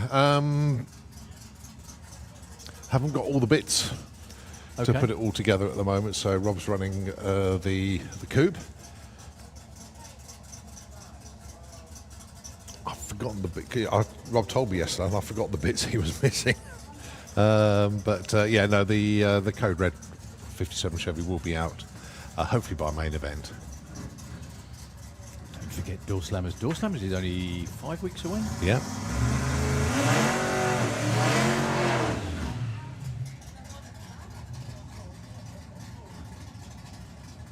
Okay, so Victoria Smith.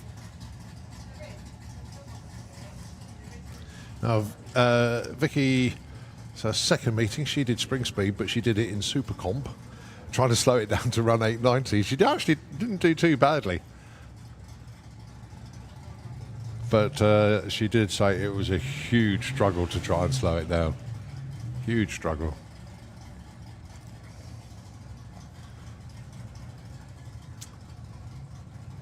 And look at Kai McSweeney with the OG Monte Carlo. Love it. Does OG stand for it was originally green? Or something like that?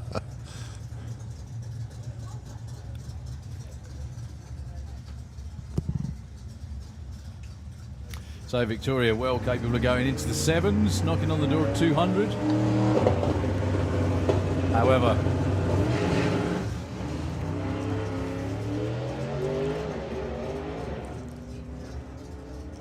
everybody seems to be slipping and sliding a little more than usual.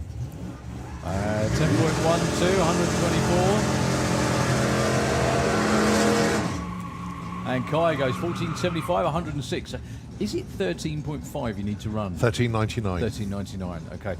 To actually qualify. Yeah. Be legal.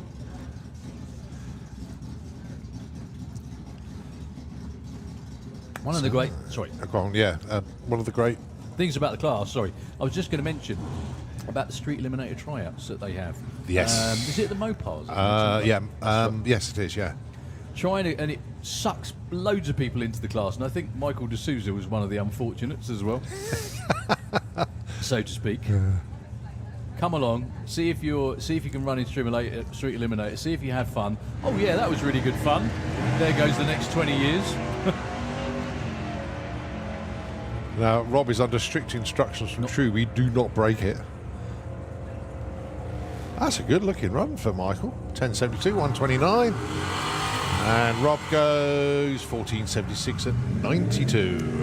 Yeah, but you might not break it, but you've got to qualify. Rob. Yeah, you've got to go a little bit quicker. I still can't believe I'm going to say this. Street Eliminator champion. The man himself, Tony Higgs. Look at that as well. Had a lot of work done. Yeah, there's more carbon fibre on there now. Nice new graphics as well. He's left the certifiable nutter that was actually stealthily applied by someone. A neighbour. And yeah, he's left it on there. Going alongside James Murray. And that is a mid 9-second car now. Again, lots of tyres not getting adhesion. Well, James Murray's going to take the stripe. He is. 9.72, 142. Tony, another one of those not quite insane timing slips, but it's a 10.9, 150.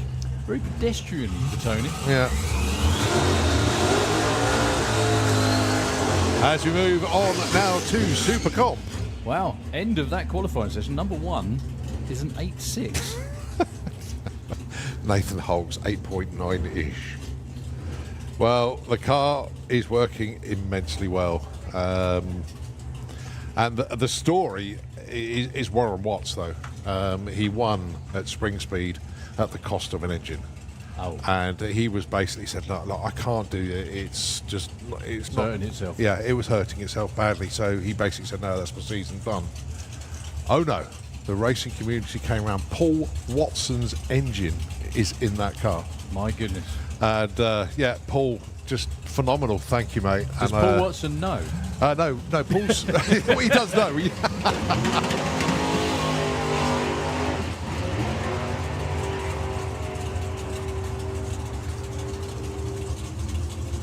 Well, Nathan looks like he's backed out of it around about half track, as has Warren as well.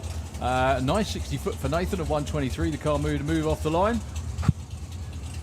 But everyone seems to be getting a bit loose. Yeah. Around about half track. Sorry, you were saying anyway. So Paul Watson's engine. Yeah, it was the. I don't know if it's race engine or spare engine, but Paul Watson taking some time out this season because he's crowing with Steve Hudson, I think. Right. We'll soon find out. I'm just trying to get the chess pieces all in the right place on the board, and I can't at the moment. But it'll all come clear. But no, it's Paul Watson's engine that is in Warren Watson's car to keep him running. Goodness me. Amazing. That's beyond kind, though. Isn't it? Yeah, I might get a message now, be corrected. Let's have a look, see.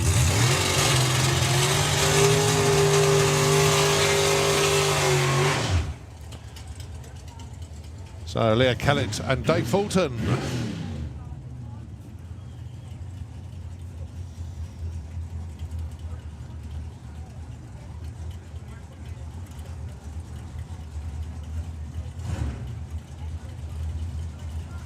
They were so good out in Bradenton, actually, with Dave and Vicky, because we're all on the same flight as well. Going out there, very entertaining, and yeah, it's good spending time with out there.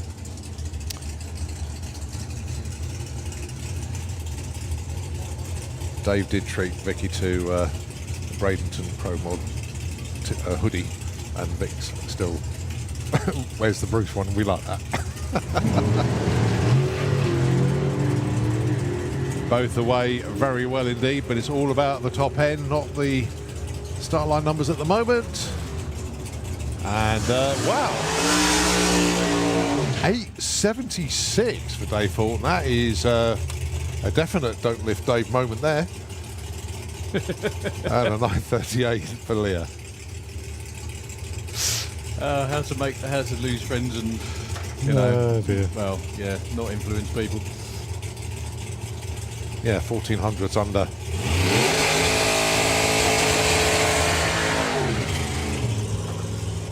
It's funny that, isn't it? Like, some names stick, and sadly, sorry Dave, that one has. Yeah, but he rolls with it as well, so... Okay, Richard Tunstall this time behind the wheel of the Jamie Dodger. And Ellie Mae Brown with a Mystig.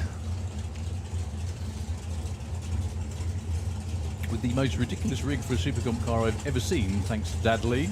However, it's not as posh as you think. It's amazing. It's an old circuit racing trailer. Looks fantastic. Hi Tracy, if you're tuned in, I'm sure you are. I hope you are very, very well.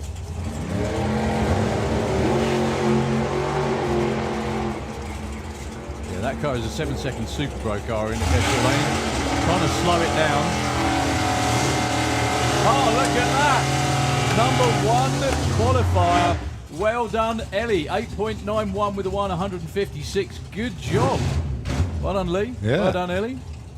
Other side of the racetrack breakout was an 8.83. Right, Brian Pateman and Stevie Gates. Now, we normally see Brian in Super Pro. He wasn't in Super Pro one. I'd need to double check. But he's certainly here in Super Comp.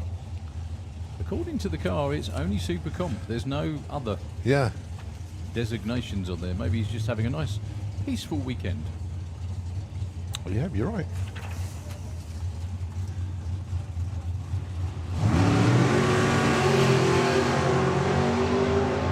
Yeah, so this is what I was talking about. Just a couple of cars that you wouldn't normally expect to see in Supercomp. Brian does it sometimes.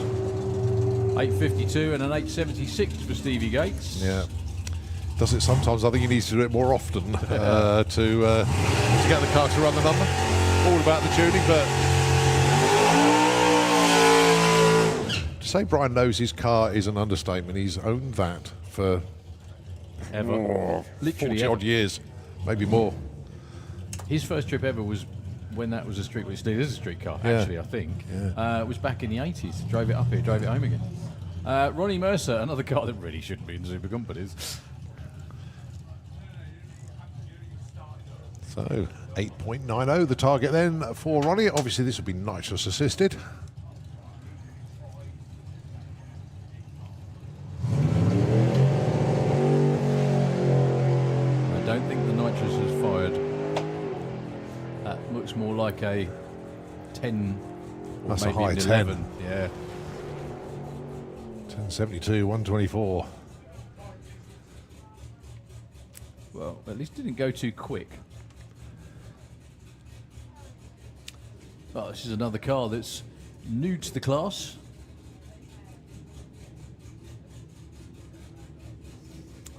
Not new to drag racing.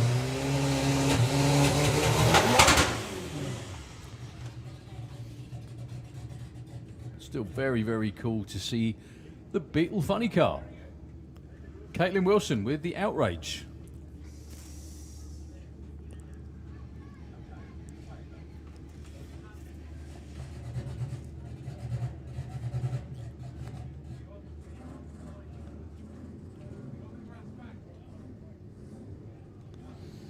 Looking like she's unfortunately having trouble keeping the engine running. Now there aren't many Beetle funny cars on the planet. No. Especially not with VW engines in. This is one of them.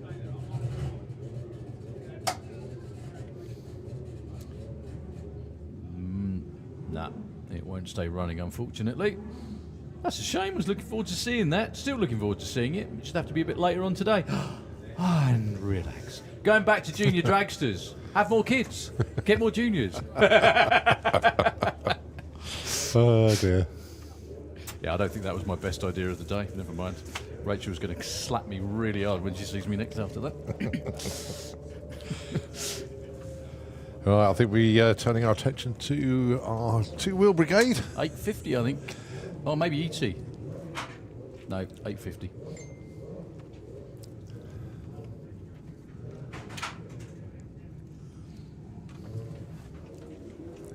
Oh, Tony Morris has woken up and he's messaging. So, very good afternoon from Santa Pod.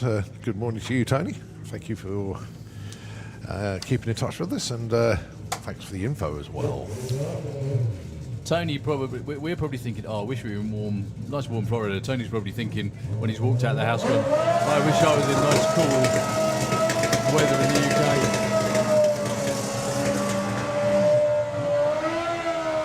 Can we have Pro ET into the pairing lanes, please? Pro ET. That's Pro ET. Let's have you into the lanes, please. Wow, we haven't done one qualifying session, have we? Yeah. Kevin Wright, J Rowe. This is 8.850 bike. The number on the board at the finish line is what they are trying to run. No quicker than. They all run to the same number.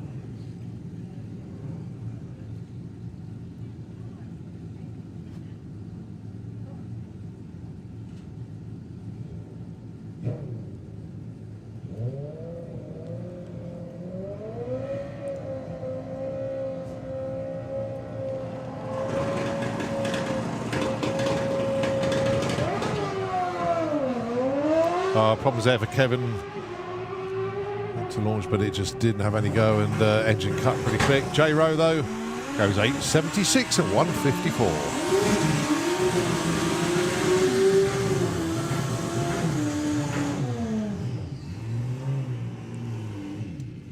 All right, Pete Wise and Anna Sasiak. Pete Wise on the Inferno machine coming into the Kestrel Beer lane, and of course Anna on the Rensko Racing Booser in the Slick Tricks lane.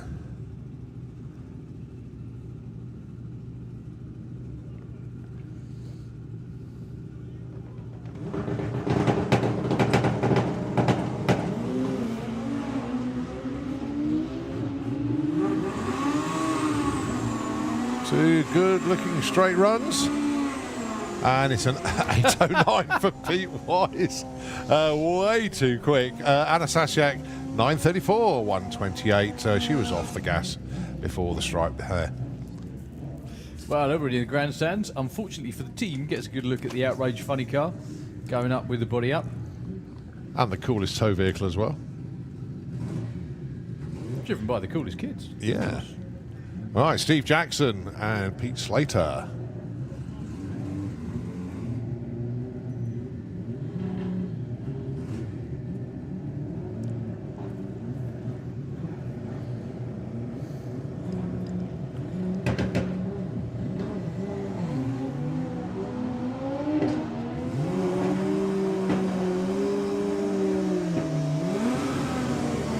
So Pete getting there first with 924, 976 for Steve.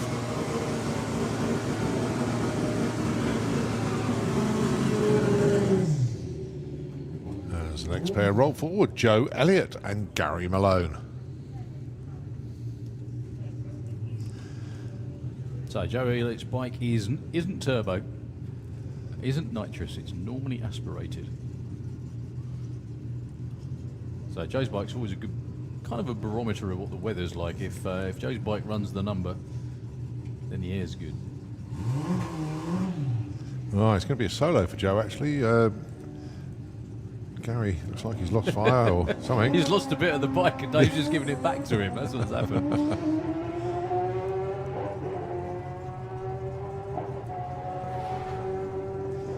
908-149.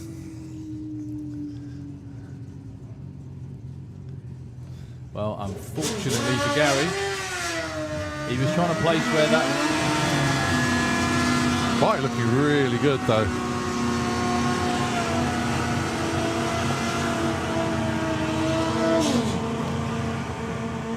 And I must add, proudly wearing the British Drag Racing Hall of Fame Benevolent Fund stickers on the machine. Thanks, Gary.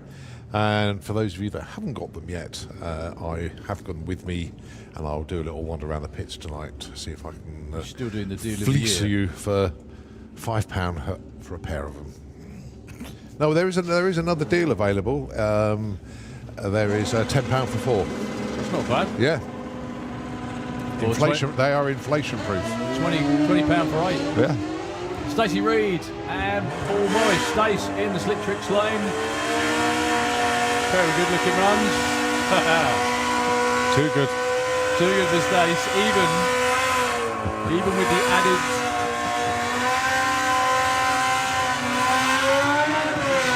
Even with the added slalom off the start line, still goes 8:31, 164 miles an hour. Way too quick. Right, two of our Dutch racers then, Ralph and Petronelia and Patrick Marit. You said that quickly. That was good. Oh no, I'm getting used to saying them now, that's why. Good.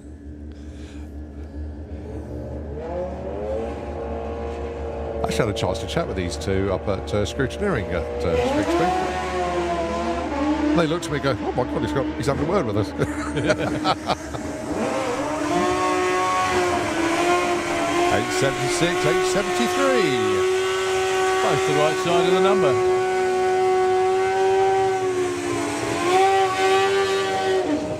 Yeah, it must be... I mean, the Netherlands has got some amazing cars and bikes, but they don't have any racetracks. They're well into drag racing, but they don't have any racetracks. Carl Thomas, J. Rowe. Two very experienced riders, two championship winners. J. Rowe has won 850 bike numerous times. Carl Thomas has won championship in 950.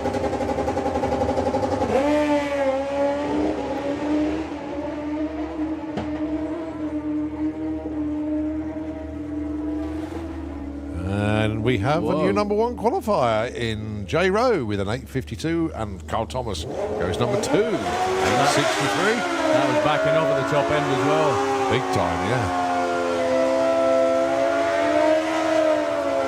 Right, 950 bike. Thomas Cook Abbott and Hayden Michelle.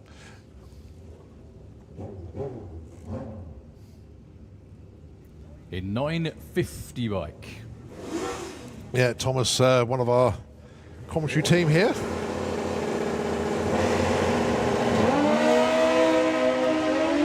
Thomas has so far run 960. He hasn't run a 950 yet on this machine. Hayden, well, off the trailer 950 wouldn't surprise me at all. 964, 985 for Thomas.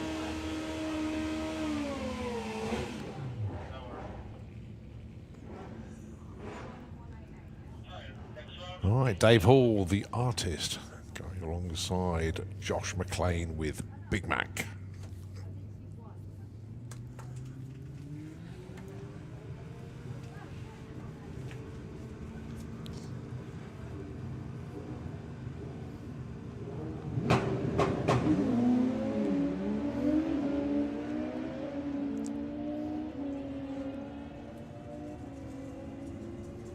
Pretty normal looking run for those two. 954 for Josh McLean. Takes number 1.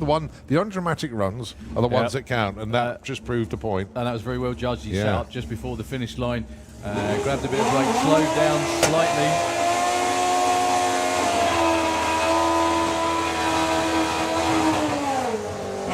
Right, ET bike.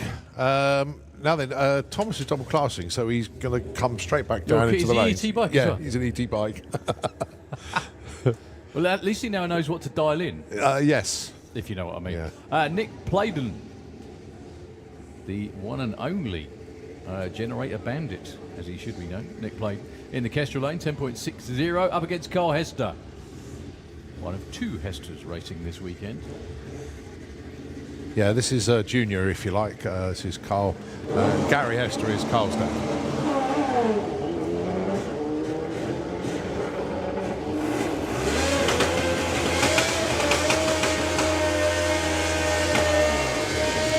Well, Nick there first with 11.10 on a 1060 dial. Carl goes, well, he hasn't got there yet.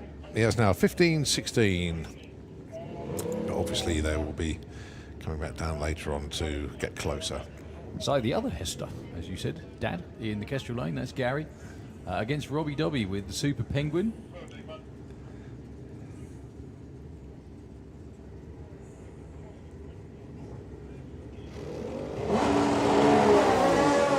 Takes Robbie a while to get his feet on the pegs. Now he does. Gary looking for the 875, gets an 880. Nicely done. And Robbie 10.01. Okay, your winner from Spring Speed a few weeks ago. Captain Frank sporking some bunny ears for the weekend because obviously it's Easter. That's Phil Pratt in the Kestrel Lane, 9.02, 11.76 for Alan Davis, who we mentioned earlier, who is the son of the founder of Humour Engineering.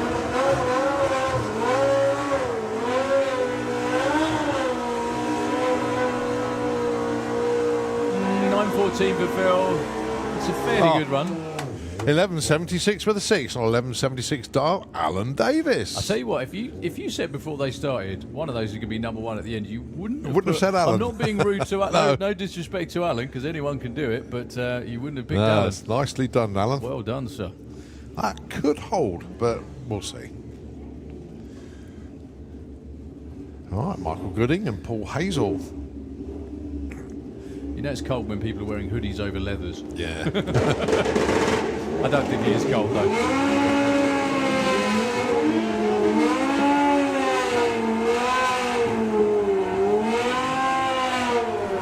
.926 and 10.02. So Michael goes 5.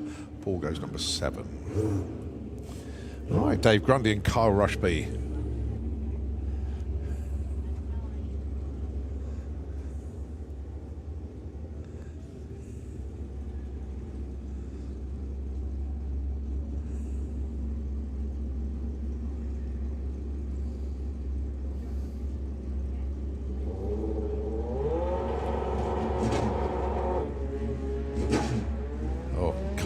File there, so manages to get it going again. In the meantime, Dave looking for that 10.50 as he approaches the strike. Gets a 10.88. And Carl goes 15.63. Okay, your next pair. Moving forward is Patrick de Reek from the Netherlands, 8.70. I think 870 is the quickest you can dial in ET Bike. Up against Justin Morton.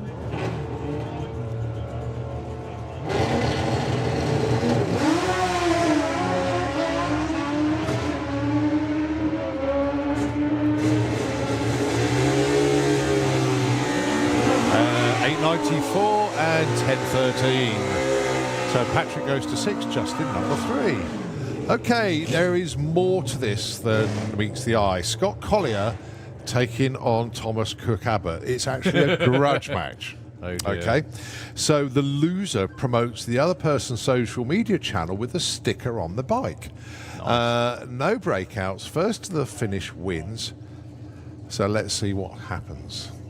Well, it's a 9.55 for Thomas Cook Abbott. If he gets there, yeah. Well, we'll see. Scott Collier's no slouch, though. Defending ET Bike champion, dials 9.50. Got to the final a few weeks ago, but the bike suddenly ran well in the final. It broke out by miles. Most unlike them. Scott goes red by 0.3. Thomas with a good 0.4 light. It's about the number at the moment. 9.57 and 9.99. Scott goes to number 3. Thomas Cook Abbott goes to number 10. And folks, if you know what the Gruffalo looks like when he grows up, it's just down there. Look. Oh no, he doesn't look like that anymore. He's had a shave. Oh dear, I love that. Go Jerry, go Jerry. Yeah. Oh, mate, I had when we went to Malta, right? Jerry and the family were there as well. Sky and Scott were there, and I just got a barrage of pictures of high chairs everywhere I went, which was lovely. It's very, very cute and cuddly. It's very nice. Oh dear, Sportsman ET is Ricky Hale and Clive Dandridge. This is the last class to put their Q1 runs in, and then it'll be back into the world of Pro ET.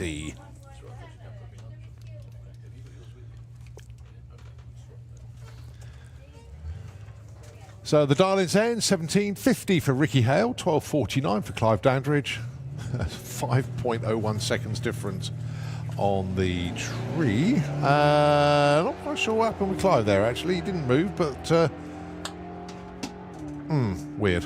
Okay.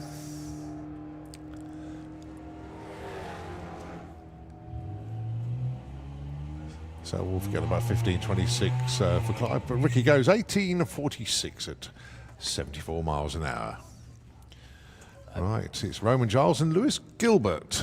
Sorry, mate. Very, very quickly, a couple of messages. I'm very sorry, Jerry. I only just saw that message to say Mum and Brian are watching him when Scott runs. I'm sorry I missed that. I do apologise. I only just picked up my phone. Also, Jacob Eames, really important shout out for him. If anyone, by some miracle chance, anyone hands in a GoPro into the tower or to anybody, please could they do so. He said his little brother has lost it and he's devastated. So he thinks he last had it on top of the bank. So if anyone finds a GoPro hanging around, please could you give it in to either security or someone in the tower, and we'll take care of it for you. Thank you very much indeed. Sorry, Connor. Carry on. Roman Giles goes 17.68 on the 48 to take the number one spot there, and Lewis goes through with the 16.13. Right, Jordan Griffin. I haven't got a name for the other car, so I will endeavour to find that out for you.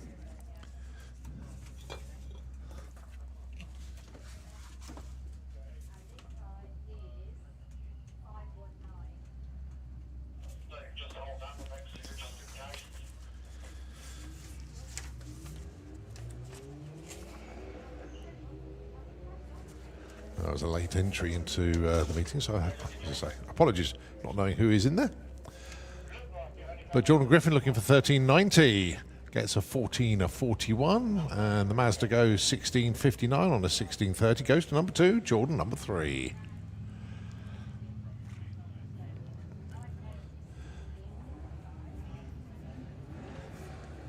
All right, Alex Pryor with Tony the Nugget, the little rover. Actually, Alex messaged me to say that the rev counter died on the way to the pairing load, so he's driving it by ear. So in other words, he likes to shift at the same RPM each time, gives him consistency in the car. But without the rev counter working, he's going to have to do it by ear instead. Going alongside Craig Flinders with Benny B, the big Ford Ranger.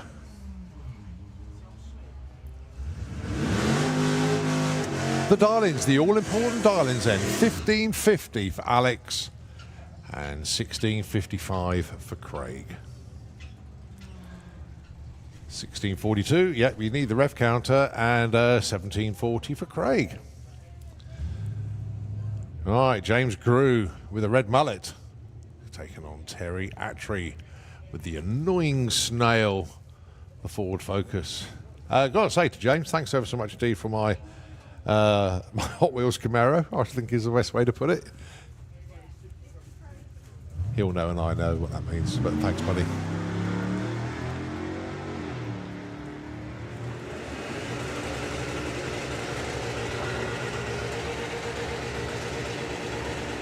So 12.60 the target, 12.68 is the number. Nicely done, James. And Terry looking for 18.85 and gets an 18.99. They go 1 and 2. Nicely done. Aaron Kent with the DDT Racing BMW E36 Touring. And Debbie Taylor. Nice to have Debbie Taylor back with us. Good to see you. Missing for a little bit, but back. That's what we like. 13.31, the dial-in for Debbie. Not only missing, but found some performers from somewhere as well. Looking forward to seeing if Debbie can get into the low 13s.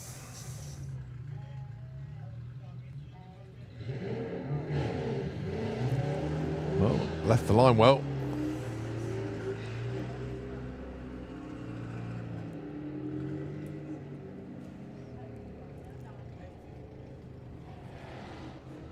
$13.69 and a $15.84. Debbie goes number 6 and good number 3. All right, Adam Wakefield. Not with the Monster Maverick, but kind of disguised it as a VW Golf. And Kaz Wardhouse with the Menopause Audi TT. 14 flat dial in for Kaz. 15.16 for Adam.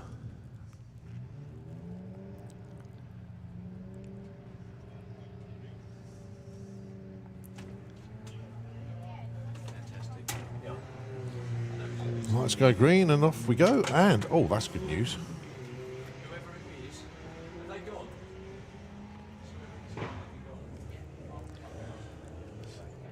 So it's going to be Adam there first. Yeah, the quicker dial-in was Kaz. So Adam goes 15.45 on the 16. Problems there for Kaz. 16.35 on that 14 flat. So Matt Halshaw with the Moonshine Escort, and Stephen Giles with Sid, the Subaru Forester. He's pretty much on the cusp of how quick he can go in the class now. 12.10 with the Forester. And that's not hanging about.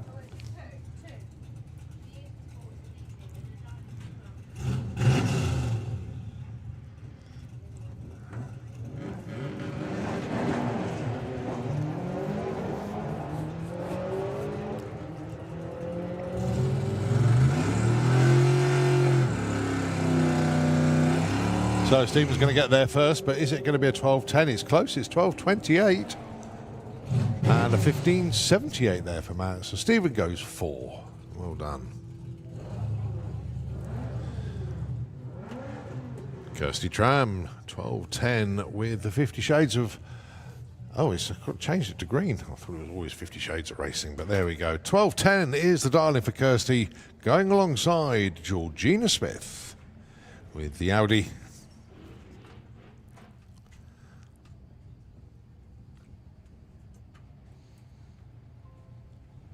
Georgina trying to set the record for the amount of cars she can drive in a season again, yeah. maybe. Kirsty with a 0.11 reaction time. I did read that right, didn't I? Did. Yeah. Well done, Kirst. Can you keep it the right side of the number? Nope. 12.06, 130. Well, reaction time is really good. 90.12 for Georgina in at number 8. Jacob, you just sent me a message regarding a GoPro. If you haven't checked your phone, please do so. I have something that you may want. As we say, that's a good news. Well, assuming it's the right one, put it that way. Exactly that. Gary Lake and Steph Pateman. Gary Lake, the perennial championship winner. If not, he's always up the top. Going alongside Steph Pateman with the family BMW.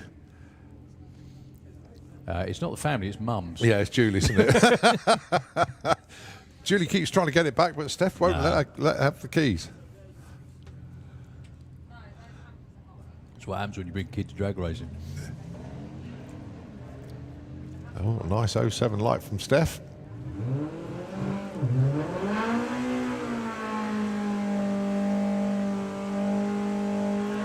At the stripe, it is a 13.91 for Steph. Goes to number 2 because number 1 is Gary Lake. 13.98 on that 13.94.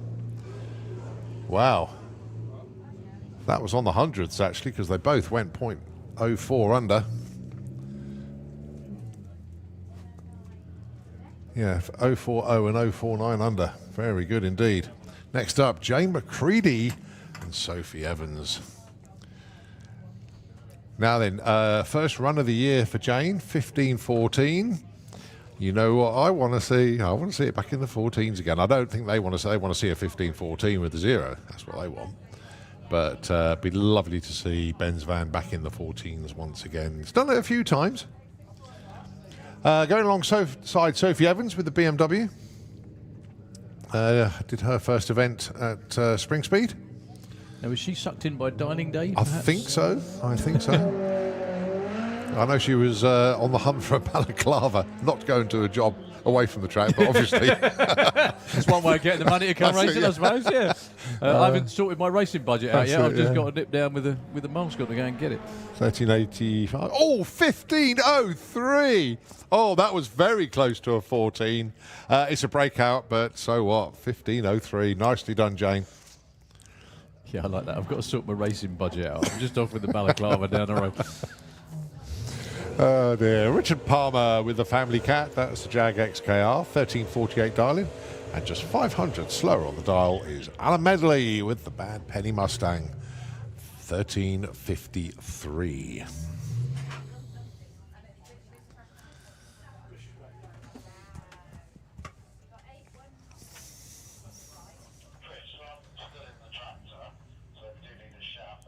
So Alan's straight into stage. So Richard Hill just come up to the line. Off they go.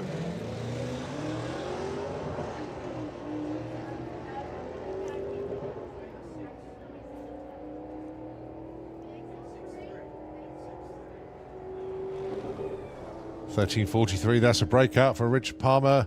14.09, just a little bit off where Alan wanted to be, but it didn't get off the line as quick as I thought it would. But nevertheless, they've got something to work with. Okay, well, we've seen Alan Medley. Now it's Jill Medley. She's in the Cherokee. 12.27 on the dial-in. And Felicity Gibbs, 17.20 with the Mustang. I love the fact that Felicity will just come on year after year after year, keep racing, enjoys it. Family come down with her as well. And yeah, it's a good way to go racing. Now on a day, Felicity can pretty much beat anybody. Jill's going to get there first, 12.27. Goes 12.56. Now then, Flick looking for a 17.20. 17.51. So Jill goes number 9, and Felicity goes number 11.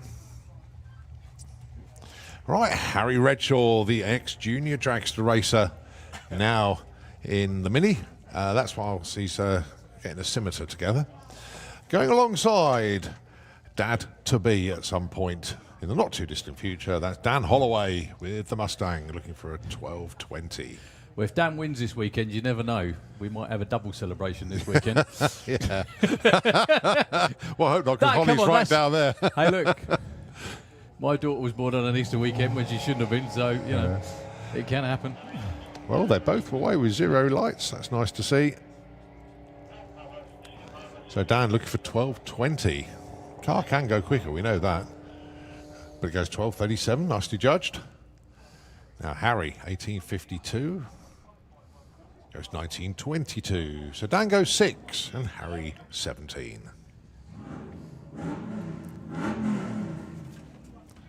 Sylvia Purcell and Chris Creswell. Sylvia in the Mustang and Chris in the Fiesta.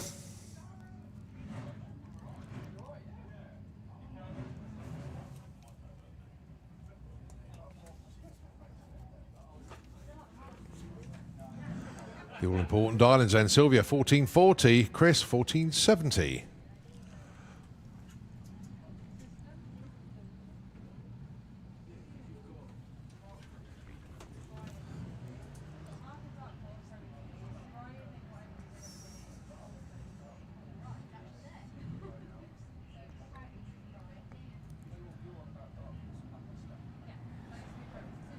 And they cross the... Oh, 14.41 on a 40. Sylvia Purcell with a Mustang takes the number 1 spot. Chris goes to number 5 with that 14.79 on that 14.70 dial-in. But Sylvia Purcell is your number 1 qualifier at the moment. Okay, the winner of the dial-in day, Eva Huxley, with the autofocus, like that. Dialing of 1913. Brian Huxley with the bad news Comet. Unfortunately, it is bad news for the Comet. It's still in the pits. So they've somehow backstealed and borrowed a Volvo. But it's normally not a problem for Brian because he can get anything to run.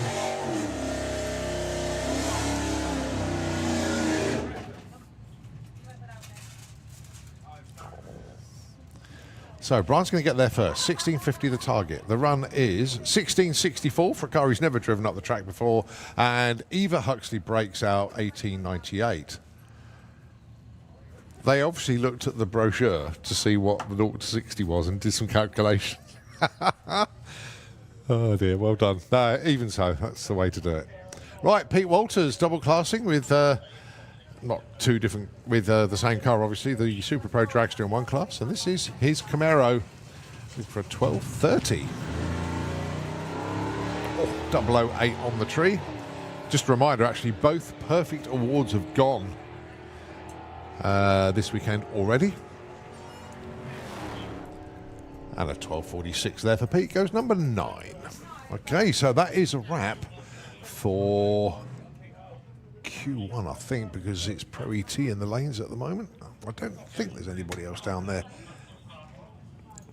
As it is, yeah, it's all Pro ET down there at the moment. So just a little bit of a sweep up out there, a little bit of gluey stuff going down. So we'll take a breather from commentary just for a moment. Nitro FM on the 96.2, if you can take it over, and we will be back with more qualifying here at the Festival of Power.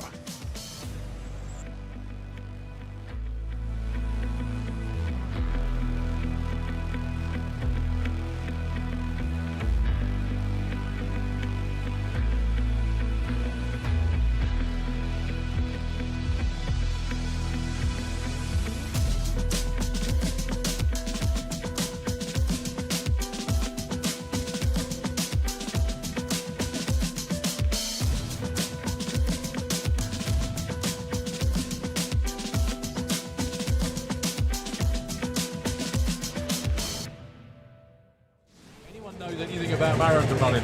That's not shabby at all.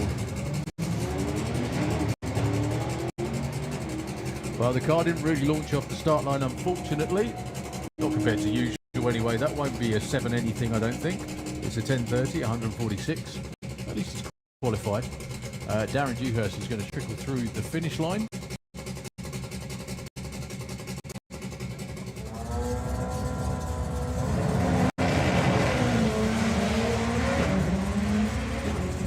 That's a lot more like it. A flat launch for Chris Todd. You don't see that too often. Very rare. However, that normally means it's super quick. Just today. So the idea is to go as far under 10.95 as possible and as far in the air like that. Now, the reason it came down hard yesterday because it got out of the groove and he had to bring it down. Ooh, did he just pedal it then? Wasn't under power.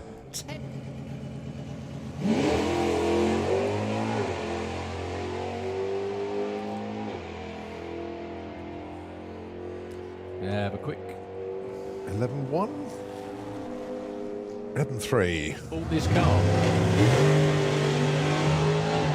Well, actually, it was Racing Junk. It wasn't this car, but you know what I mean. That's a good looking run. For both of them, actually. Rob opens with a 7.72. Maybe not.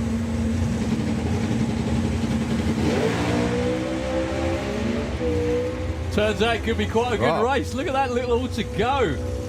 Goodness me, Ben's gone. Donovan who's entered. 0.97 to 60 foot before, unfortunately, tyre shake got the better of him at about 60 foot. Yeah. Bear in mind that was his first launch for in over a year as well. I think was testing yesterday.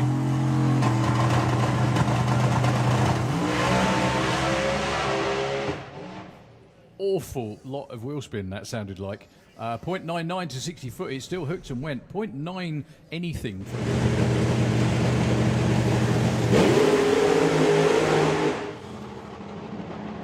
Well, that brand new body just doinked the block right in the middle of it. Tyre shake going past 60 foot for Tony Betts.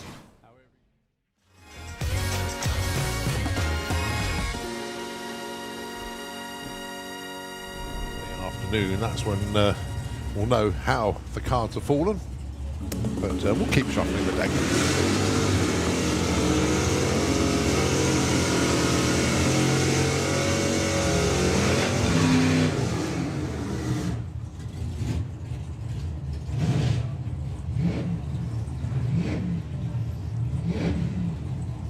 So it's Vic Parsons and Bill. Unbelievably, these two are not qualified at the moment.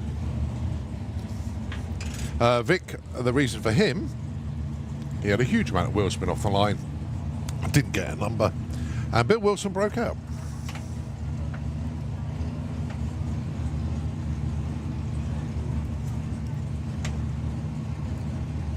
These two capable of comfortably qualifying, let's put it that way. But capable of doing it is lovely. No issues whatsoever off the line there for Vic, but Bill Wilson pulling over to the right-hand side. I think he's lost drive. 977 on a 76. Vic is going to move right up to the sharp end, I think into number 5. But what's happened to Bill? Is it my imagination, or is the truck leaning over to one side a bit? There's no fluid.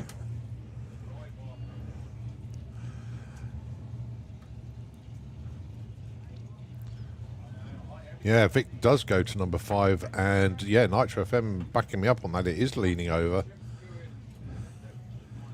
but they're pushing it back.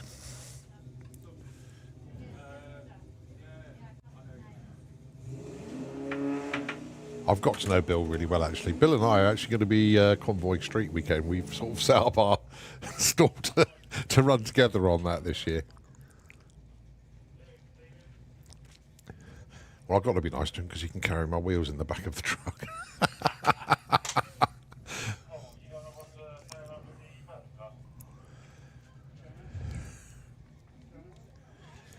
Having said that, it's unusual for Bill to actually have a problem with that. He was down at Manston last weekend, had a great time down there. Okay, so let's have a look at Pete Creswell with the BMW. New project for the Creswell family.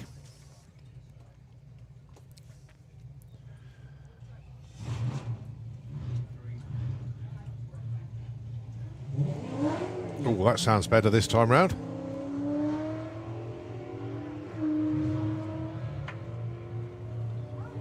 That's moving nicely. That could go quicker than 11.99. Oh, 12.82, 122. The speed is certainly there to go quicker than 11.99. The 60 foot of 2.4 tells the story. The wheel spin off the line, but at least the car is now starting to make some moves. We like that. All right, Roy Walker with My Nanny and Me. Of course, this is Michelle's car. My daughter went to her school prom in that car. That was, what, 17 years ago? That was over at, where was it? I forgot where it was now. Whittlebury Hall, that's right, and Roy did a burnout in the driveway, and that was quite entertaining. But here we go.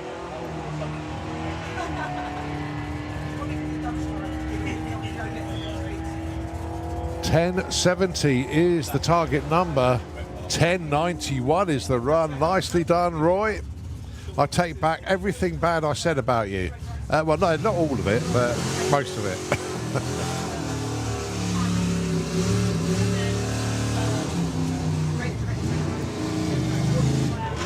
All right, next up then, the colour commentator for Top Fuel Bike. Now in his car, that is Ian King. And he's going alongside Tom Kay with the Black Belt Racing's junior comp dragster, if you like. It's the way we like to describe it. These pesky little dragsters, they have a habit of sneaking up on you because they are very difficult to see when you're in a door car. So, very smart move by some of these junior comp dragster racers. They can sneak up on you, bite your ankles. And Tom Kay, again, the former junior dragster racer, does a very good job of it.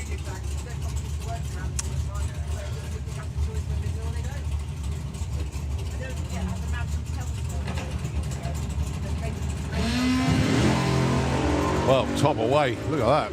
0-1 light. Oh, he's taking a little bit of a scenic route. I think Ian King's got him covered here, actually. Nicely done, Ian. 10.66, 126. Goes in at number 23. Tom moves up to 36 from 41, but 11.21 is not where that car should be. It should be in the low 10s. Colin Morris, Dave Cherret. Dave currently number 30. He wants 9.89, which only 100 off what he'd run in super gas. 8.61 the dial in for Colin.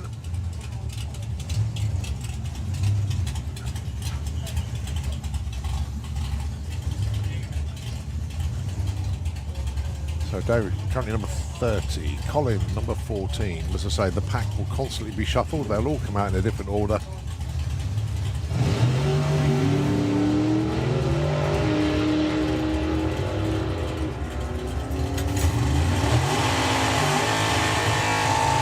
$8.62 for Colin, up to number 7. 10.46 for Dave. Just thinking earlier on, we were talking about door slammers.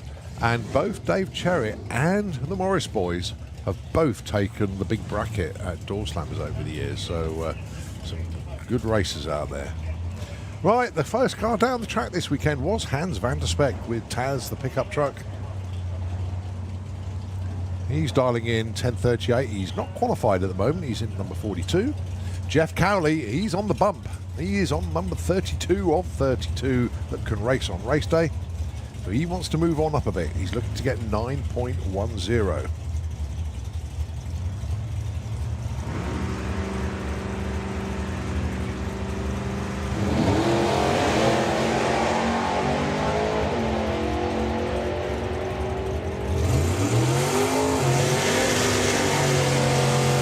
.909 with a 2. Ouch. Oh, that was close. Yeah, Hans moves up to number...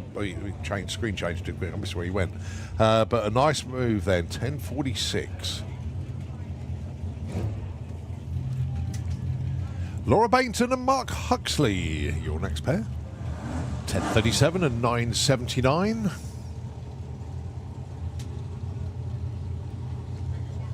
So Laura currently number 8 and a great first qualifier.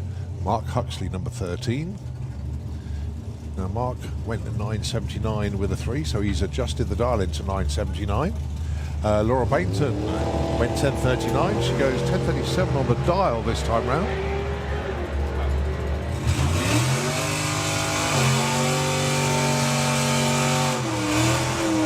$80 on a 79 up from 13 to 5. Laura drops a spot. She's only 400ths off. But that was a good run indeed. But Mark Huxley up to number 13. Sorry, from 13 to number 5. Brett Featherston, Simon Innes. Brett with the Mustang. Until his Nova is fixed. Apparently the parts are in now. So hopefully next week they'll get that back together, which means that for Door Slam as a main event, Brett should be behind the wheel of his 67 Nova. And Simon Innes with the Plum Crazy Racing Barracuda. Dialing in 10.72. He's currently number 12. He ran 10.78 earlier on.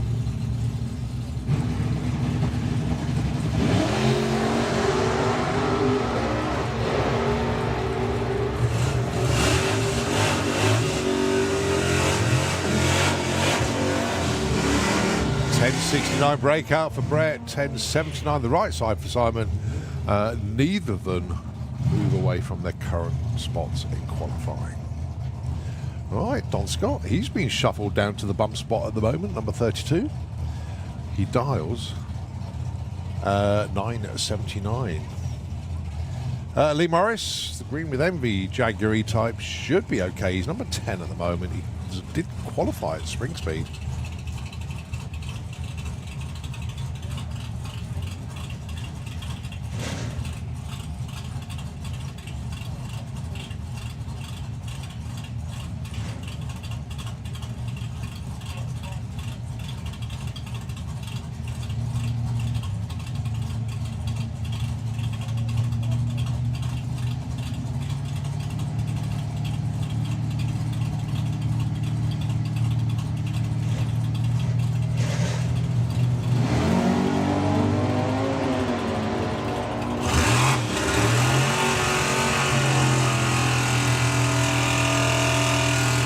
pretty much side by side. Don Scott breaks out, 77 on that 79. And Lee Morris goes 92 on the 83. They stay put. Lee at 10, Don at 32. Jack Mccclure with Goldilocks. The Ford 100, 11.45 the dial-in for him. And how about Charlie Seawwood, the bracketeer Camaro? I was talking to the team first thing this morning and they didn't know about bracket racing. Then he goes and pulls a perfect ET out of the bag in Q1. He is your number one qualifier.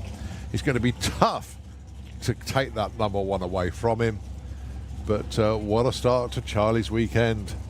50 quid better off by taking the perfect ET money. And of course, he's got that number one qualifying spot at the moment. But going to be tough to take it away. Lovely wheels up launch. Only an 01 red. It's all about the ET at the other end. Let's see, 887. Oh, 889. He's got a purpose this weekend, as Charlie. He's going to be one to watch. Jack goes 11.44. Nicely done indeed there for Jack.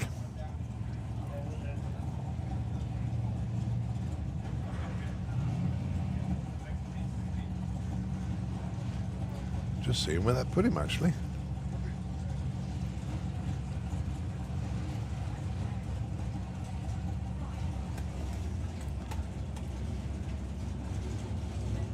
Yeah, number 38.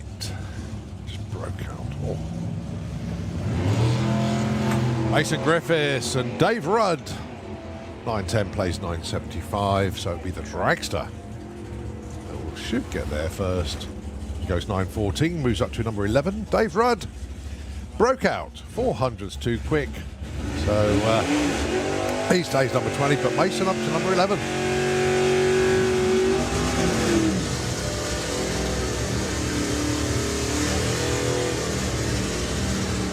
Reuben Dawson with the Copo, 875 dial in for him, and Adrian Portelli, 10.04 with the Dodge. That is a lovely looking car. Adrian, fortunate to have two cars. This is what car he runs in, like national championship, if you like. He's still got the Charger, but he appeared last year in this car, and I think he took his first event win, actually. I think it was Green Light.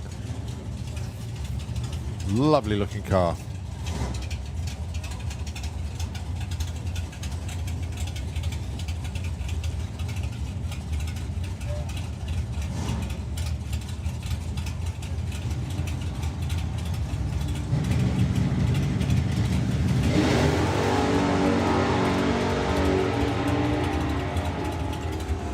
So going to be Reuben first, looking for that 875. Gets an 880. And moves up from 16 to 12. Adrian goes 11.74. Backed out the run very early indeed. So he stays number 3 from his round 1 qualifying time. John Bean with the Shotgun Mustang. Hit his number in Q1. Going alongside Rory Hart. Gets a dial in of 9.55. John Bean dialing in 8.83.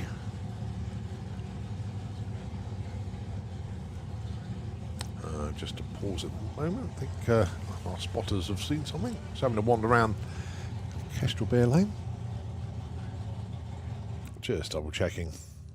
Normally we have a top end crew, and if anything untoward or any sort of like bits missing off cars or any fluid that's dropping from the cars in the turn off area, they'll radio back to start and saying, "Oh, just check the track, or just do this," just to make sure. So that's basically what's happened at the moment.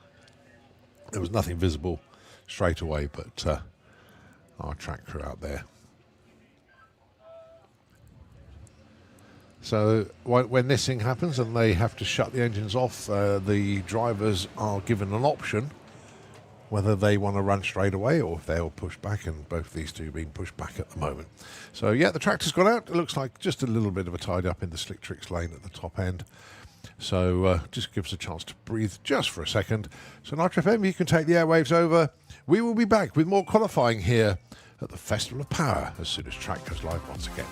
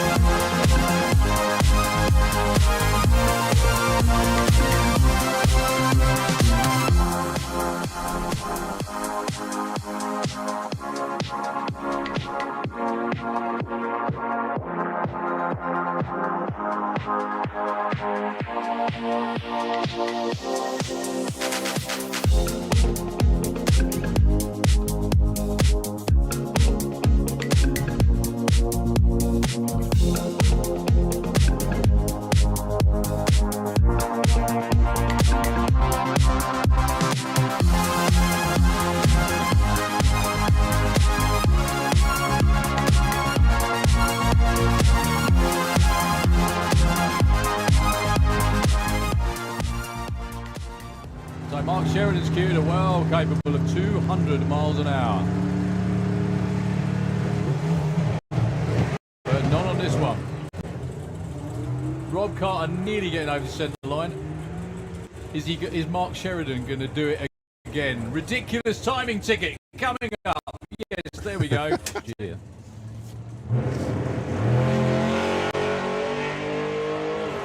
Nice 126 to 60 foot for Graham. But backs out of it. He backs out. Track. Still goes 969 at only not capable of going into the sevens, knocking on the door at 200. However,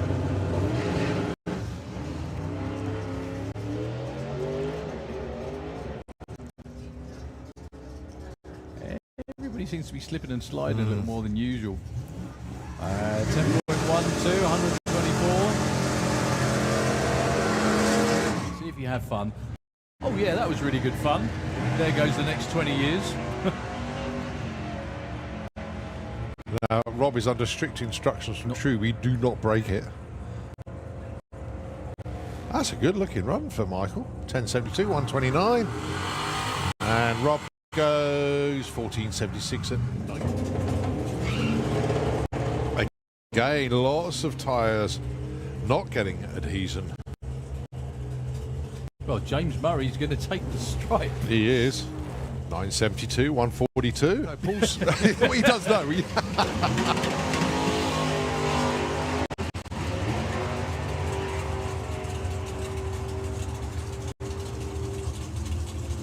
Well, Nathan looks like he's backed out of it around about half track. Both away very well indeed, but it's all about the top end, not the start line numbers at the moment. And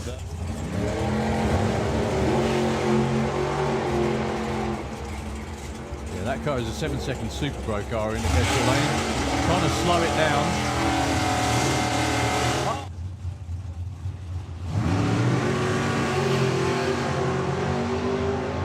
Yeah, so this is what I was talking about. Just a couple of cars that you wouldn't normally expect to see in Supercom. Brian does it sometimes. 850. I don't think the nitrous has fired. That looks more like a 10 or that's maybe a high an 10. 11. Yeah. 10.72, 124. Let's go green and off we go. And, oh, that's good news.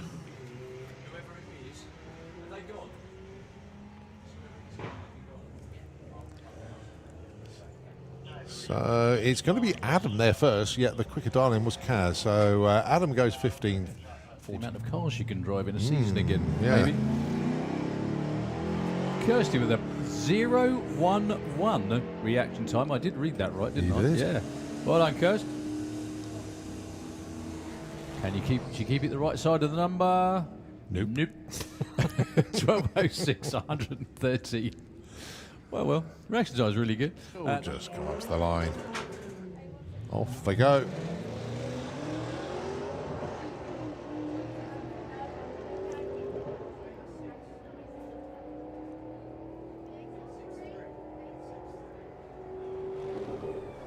13:43. That's a breakout for Richard Palmer with her as well.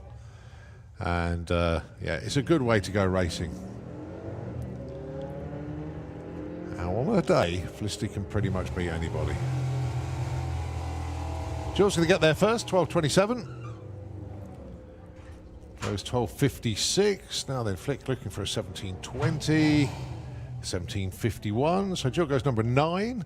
My daughter was born on an Easter weekend when she shouldn't have been, so, you know, it can happen. Well, they're both away with 0 lights. That's nice to see. So Dan looking for 12:20. Car can go quicker, we know that. But it goes 12:37, nicely judged. Now Harry, 18:52. But capable of doing it is another thing. No issues whatsoever off the line there for Vic, but Bill Wilson pulling over to the right-hand side. I think he's lost drive. 9:77 on a 76. Vic. Oh, that sounds better this time round.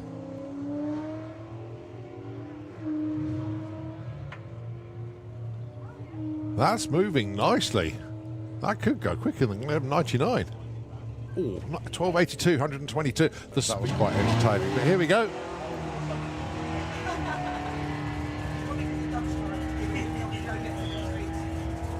$10.70 is the target number. 10.91 is the run. Nicely done, Roy.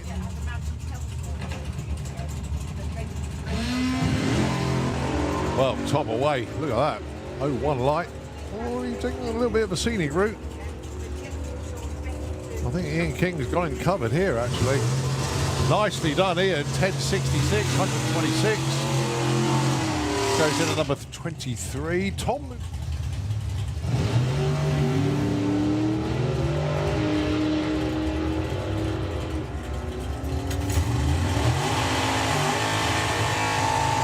$8.62 for Colin, up to number 3.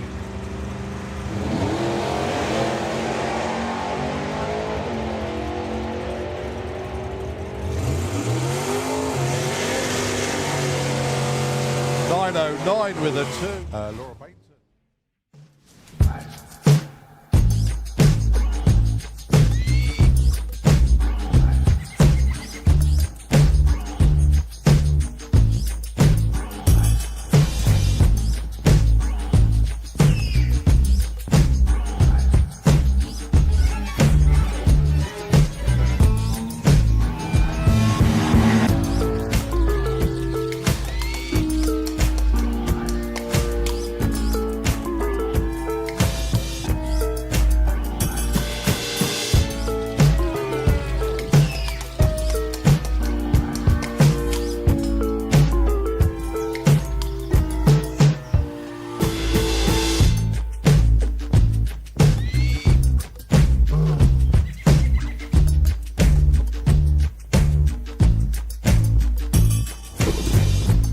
Thank you very, very much indeed as we get ready to go racing once again. And of course it is the continuation of Pro ET. Rory Hart and John B. Well, that's the name I've still got, and I think it's going to be those two that will be rolling forward. Indeed it is.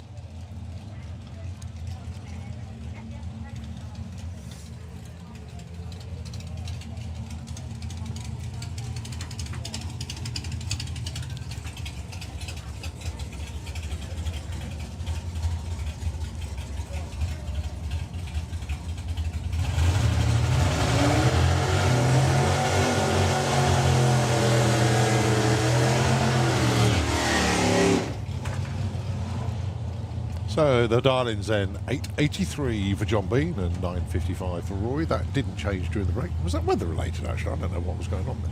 I wasn't sure either. I thought, okay, you're eating lunch and it's gone quiet. That's all I noticed, really, to be honest with you. Just having a quick meeting and on with the show, so to speak. Just very, very quickly, I should have said it while it was quiet, but Jacob wanted to say thank you very much indeed to the kind soul who handed in the GoPro. Thank you so very, very, very much. Whoever it might have been that handed it in, thank you. That made his little brother's weekend, definitely. Glad so, that was good ending. And handed back. Yeah, very, very good ending. Thank you very much indeed. So, John Bean and Rory Hart in Andy Harrison's car.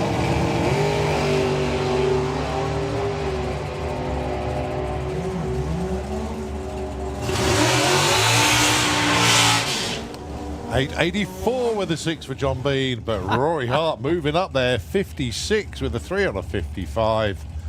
Nicely done. Rory moves up to number 7. So your next pair, Darren Huxley in the Kestrel Lane, 11.30 against Jess Bishop, who just broke out by a few thou.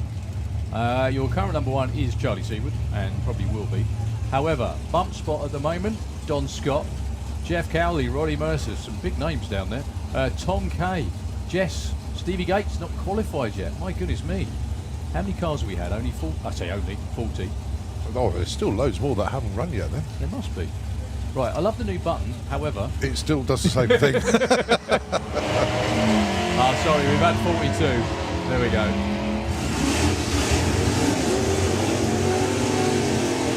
Jess looking for 9.20. 9.17 with an 8. It's another breakout. 11.24 for Darren.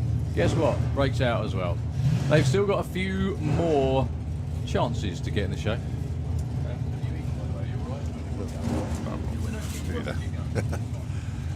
I'm just looking at who hasn't run yet, actually. Frankie Taylor's on the entry list. We know she's not running. Okay. I haven't seen Alfie run with Majuli. I'm not sure. Paul Marston, but he's over there. Oh, Jake Fronder with Nino. We haven't seen Ian Dance with the Hoonie Bug. Right, Bob Holden. And Stu Thompson. 9.36, 9.75. Stu Thompson. Up to number 10 with that one. Good number. See where the bump is hovering at the moment, shall we? So the bump at the moment is still a very, or comparatively soft, half a second off. Yeah. However, we're only halfway through session 2. Getting the top 20, 0.1 or better. That's right, I think I found most of them just on the first scan through, actually. Philippa Turton with the Dragster. I've seen it in the pits. I haven't seen it run yet. Warren, obviously he's running in Super Comp. I think he's just going to run in one class. Oh, is he? Okay. Yeah. Say John Turner with Briefish Barracuda, Ian Dance with the Hoonie Bug, Jake Fronder, Alfie Rapp, Frankie Taylor. Right, both these two safely in.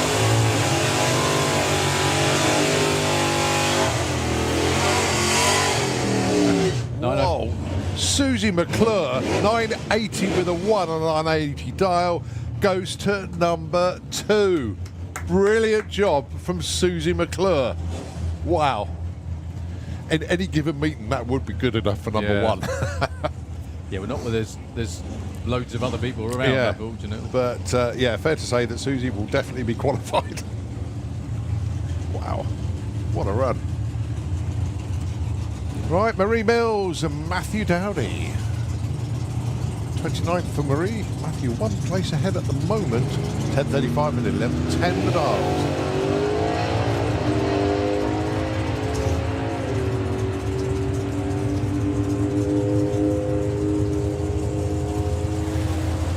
.53, 11.18.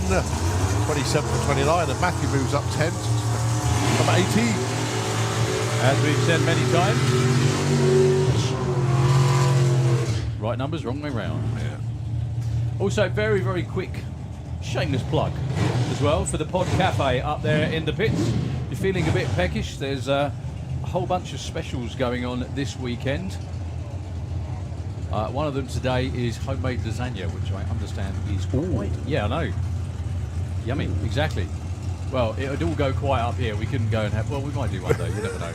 Go and have lunch anyway. But please have a wander around. Check out all the traders. But definitely PodCap is worth considering for lunch and dinner. And breakfast as well, I guess. So, Billy Everett down there.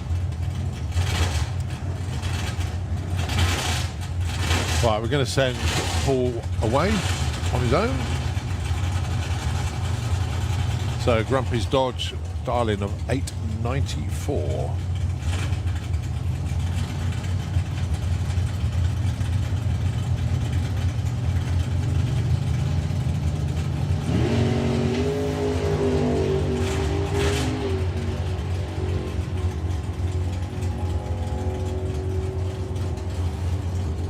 894 with a 9 from 42 to number 6. Very nicely done indeed, Paul. So that'll be him safely qualified. Well, that solved that. Yeah. Yeah. Right, so Billy Everett then, 948. Let's have a look to see who's been bumped out now. So Don Scott's been bumped out, Jeff Cowie, Rory Mercer, etc.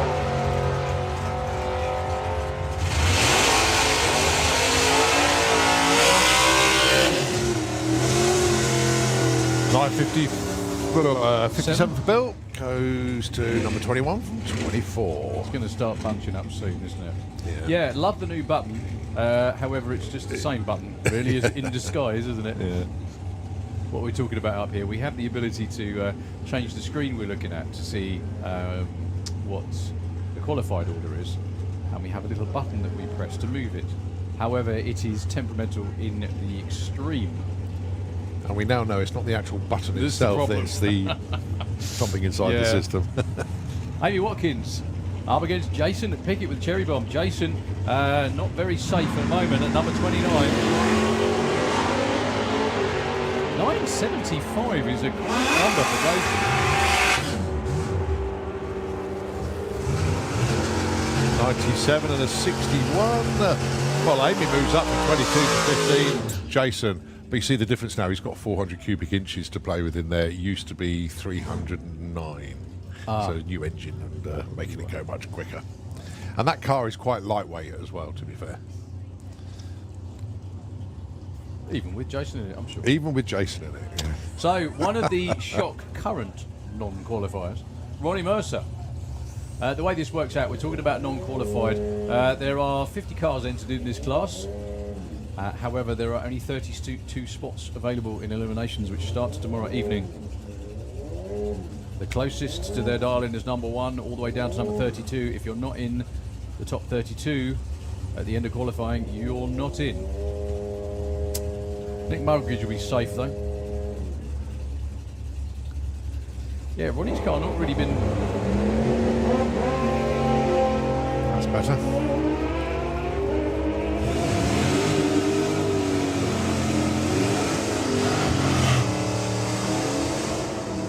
Oh, 1070 with a 5 on a 71. It's a breakout. Oh, by less than a hundredth. 1063, not quite what the Mugridge family are after there with the Dragster. All right, Neil Watkins, Doug Mccclure.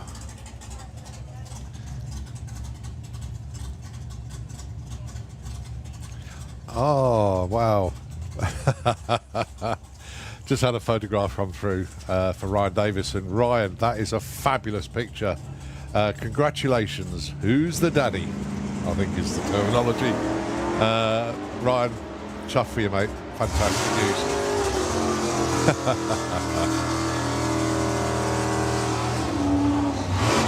So welcome to the world, Felicity Davidson. As Neil Watkins goes from 18 to 14 on that 11:43 run there, 11:60 on the other side.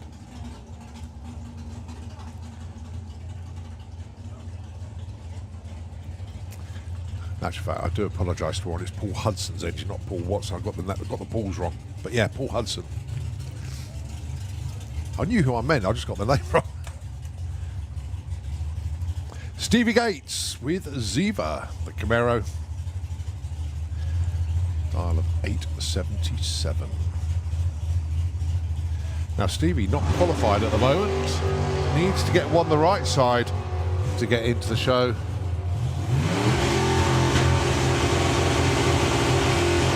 And proceeds to break out again. 875 with an 8 on 870. So close, but it's just dipping under.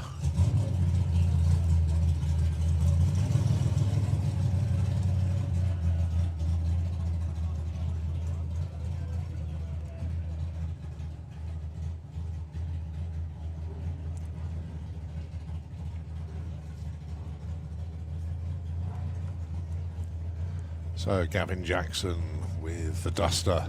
The dial-in is 10.60.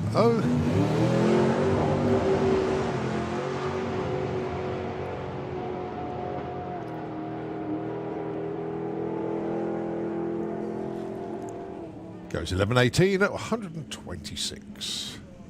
Unfortunately for Gavin, though, stays number 36. As we move on to Junior Dragster. Yeah, so just to go through that one then, Ryan Davidson obviously watching from home this weekend. We normally see him in Top Fuel Bike. Congratulations to the Davidson family for the introduction into the world of their new young Felicity. So well done.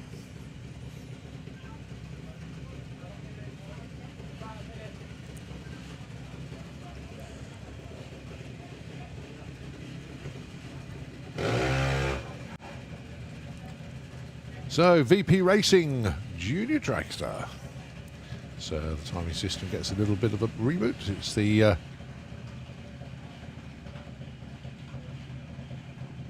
second round of qualifying for all of our classes now. We've got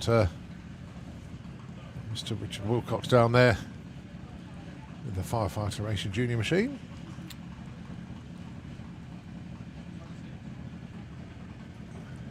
And of course it's Candy Hayes, the number 1 qualified junior dragster of Chloe Cromwell.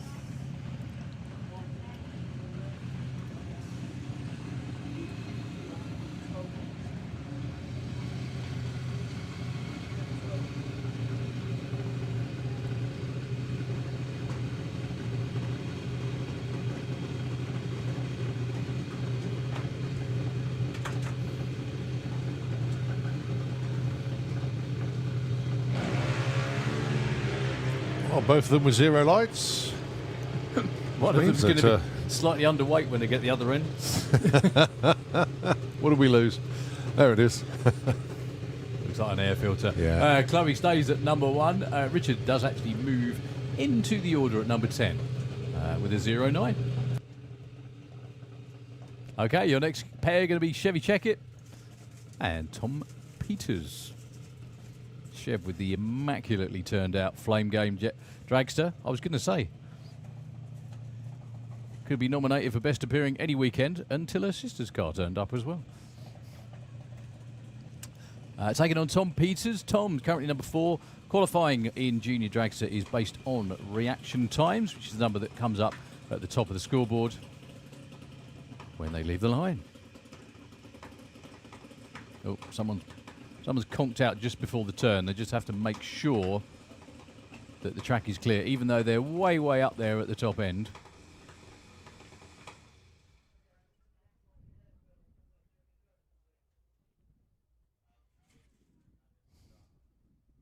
I think that's Richard's car, just either may have locked up or just run out of gas just past the finish line.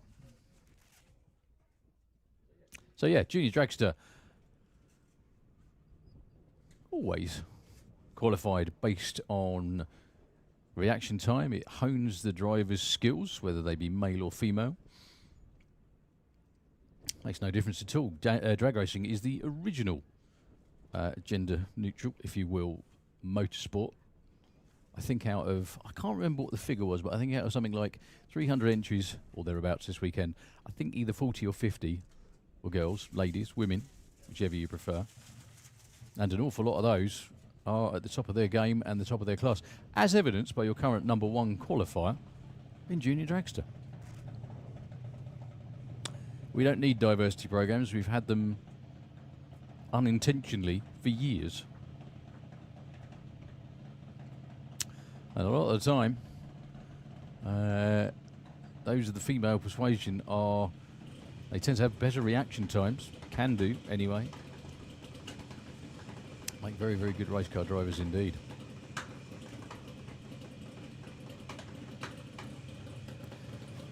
So, Chev Checkit, 7.90 and 8.90 for Tom. That's not what matters right now, or they're going to try and run that number if they can.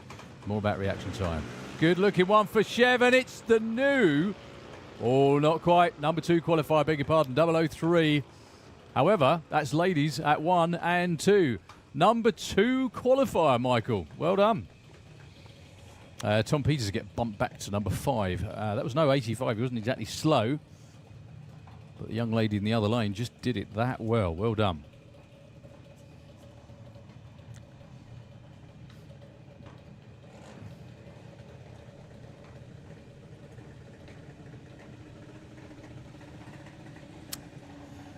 So, Harry Peters in the Kestrel Lane and Ada Cassisi with the Bandit Bomb. As Dad Steves brings her into stage.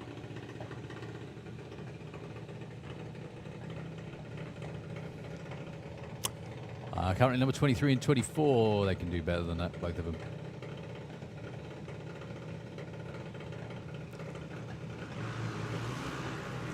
.076 and .096. That might help Ada a little bit, actually.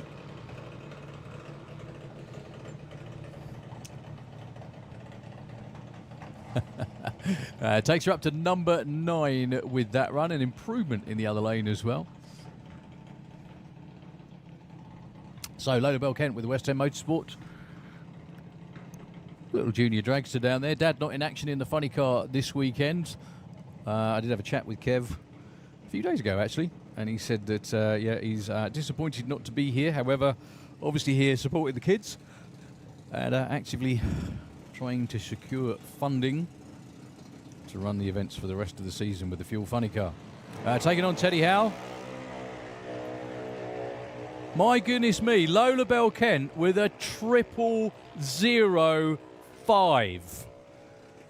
The reason that hasn't... Tony, she's number 1. That was 0005. There we go. Teddy gets bumped back 1 spot, but Lola Bell, 0005. Unfortunately, you want to go and see that meme Mr. Huxley if you want your money back, because he's already taken the perfect light money. But yeah, Lola Bell with number 1 qualifying spot for now. That's very unlikely that's going to be moved. Very unlikely. Okay, Candor Redshaw. You know it's a really good light when the scoreboard doesn't show the reaction time and the tree is still green. So Frankie Kent's just seen his big sister go to number 1. Yeah, he moved a bit too soon there. 07 red. Candra with a 06.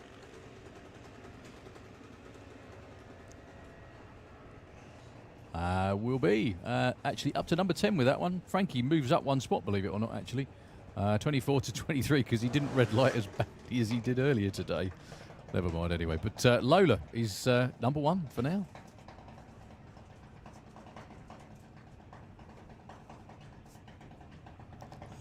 So, Neve Devey, Kestrel Lane. I can't believe Neve is now in a 7.9 in a junior modified. Really? Where did that go? Taking on Sam Hiscock. These two, number 16 and 17 at the moment.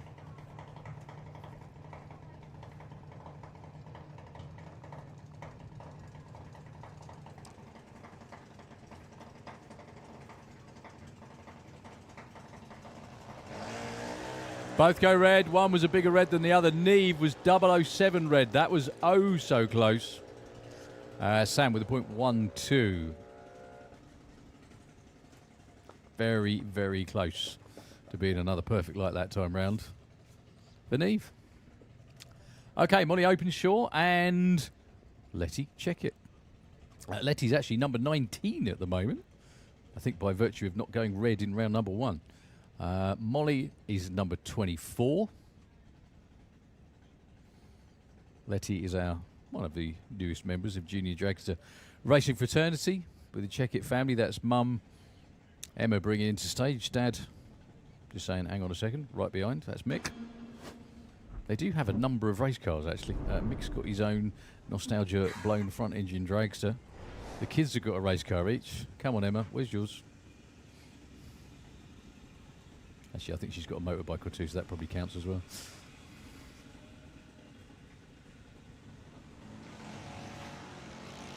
Well, it's another green light for Letty. She did actually wait for the tree to run. A red light for Molly, unfortunately, 005. That was very, very close for Molly Openshaw. But close doesn't cut it. You've got to go green. 2 green lights in a row. 2. Daniel Todd and Ted Sullivan. Daniel, Kestrel Lane.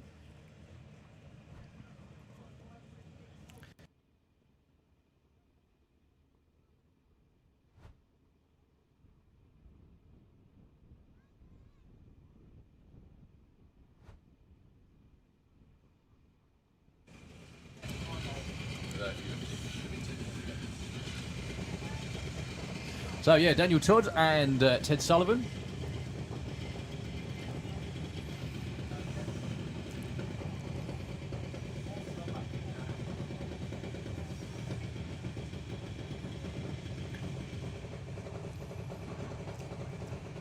Well, I think Ted's car's died on the start line.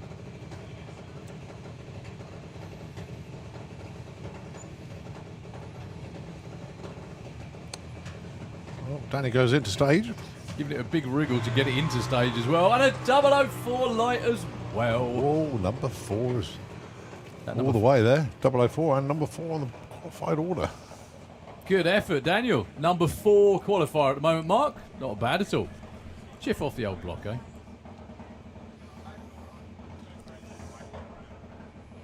That made Dad smile. Actually, I'm not sure that's a smile or a grimace, one of the two. Another chip off the old block, so to speak. Eva Davis with Mayhem. You've got to check, if you can, quickly, check out either Ice Automotive or Nick's Facebook page. There's a picture of the new chassis for the fuel altered next to Eva's car. And it's ridiculous. The altered, I mean. 805 and a red light by 0.10. Got to be shown up somewhere. It's only recent, mate. Only the last couple of days.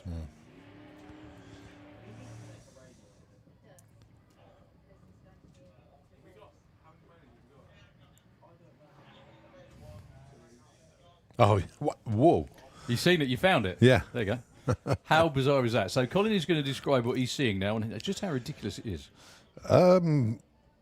The front wheels, bearing in mind that the rear wheels are lined up together on the... right, you've got to imagine this, the Junior Dragster. The front wheels of Nick's car are... well, a postcode behind the front wheels It's of almost the Junior. I mean, Yeah. juniors aren't exactly known for being massive, are they, frankly? No. However. God, that's crazy. Dad's new fuel altered. Like the old one was bad. It wasn't good enough. Yeah. Anyway, you got it. It is quite striking, isn't it?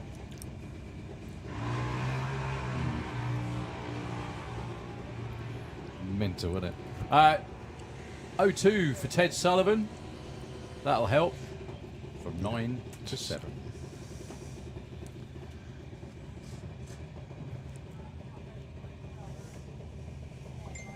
Anyway, who needs wheelbase? Just need horsepower.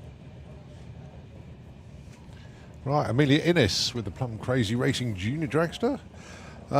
Ended up 21st at the moment because basically went red.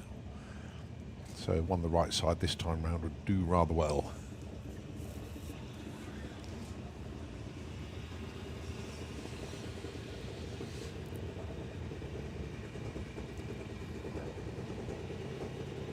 Deep stage though.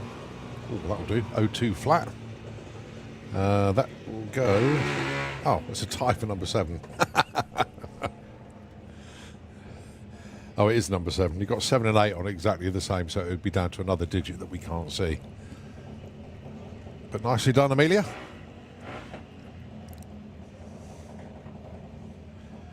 Kai Cooper, currently number 14.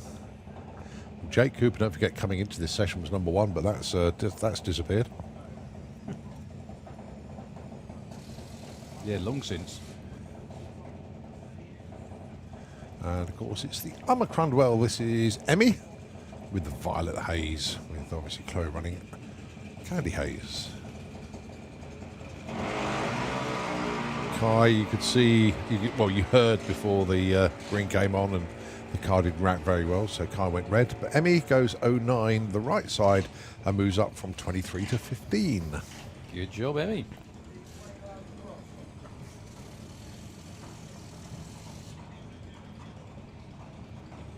So Jake Cooper appears in the Slick Tricks lane.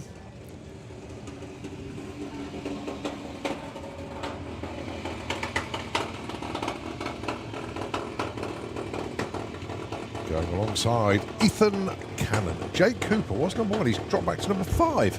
Wow. He had a 007 light in Q1.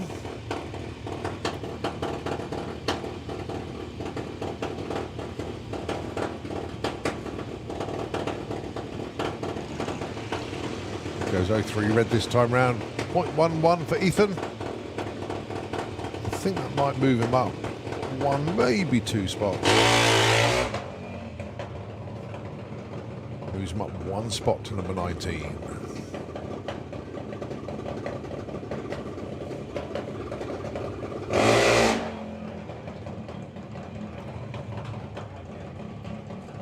All right, Luke Mugridge and the Boost Monkey Junior Dragster of Grace Smith.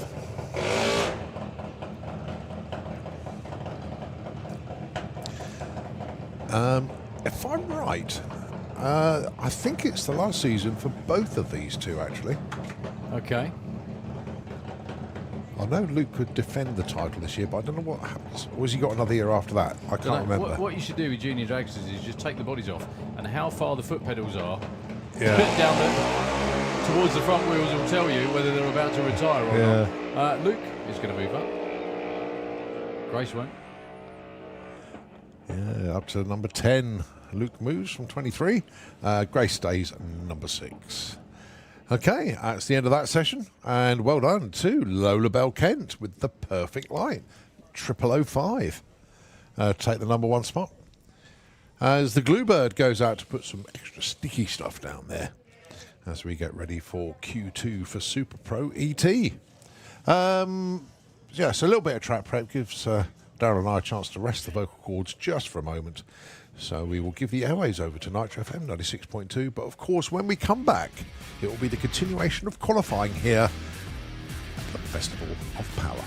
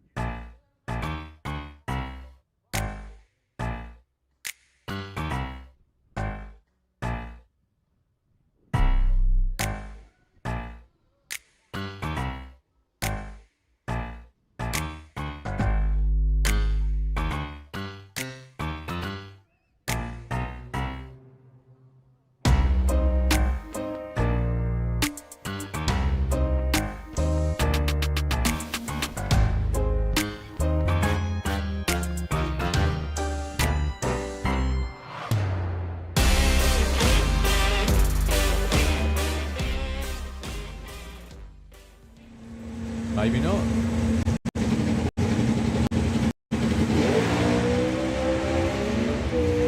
Turns out it could be quite a good race. Look at that little all to go. Goodness me, Ben's gone. Donimon's entered. 0.97 to 60 foot before, unfortunately, Tyre Shake got the better of him at about 60 foot. Yeah. Bear in mind that was his first launch for in over a year as well. I think was testing yesterday.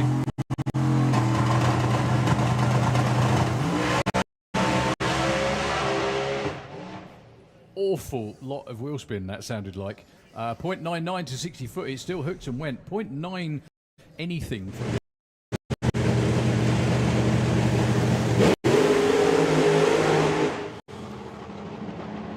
Well, that brand new body just doink the block right in the middle of it. Tyre Shake going past 60 foot for Tony Betts. However, he's been doing this a long while. He had hold of that, no problem at all. I've got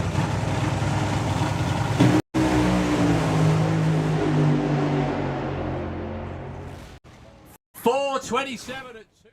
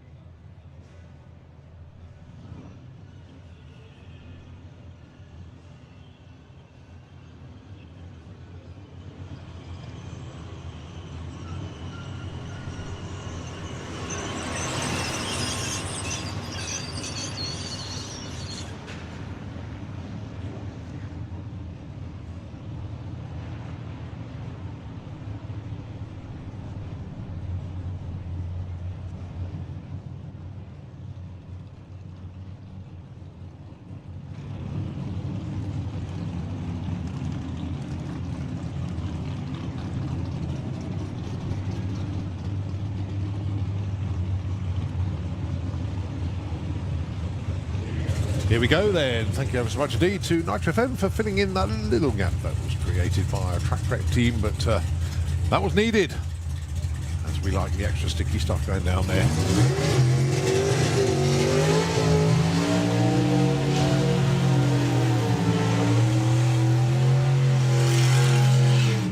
So Tom Atkinson alongside Lee Huxley. Now then, we missed this. It's very rare that both Darryl and I miss something like this, but we did have the perfect light go in round 1 of Super Pro, and it was taken by Lee Huxley.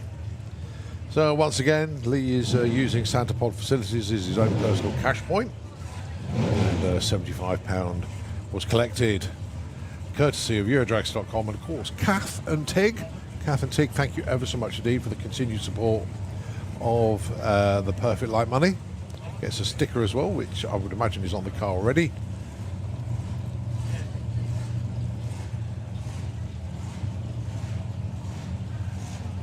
It's all about the dial-ins now. 846 dial-in for Tom, 864 for Lee. Tom is currently number 9, Lee is number 7.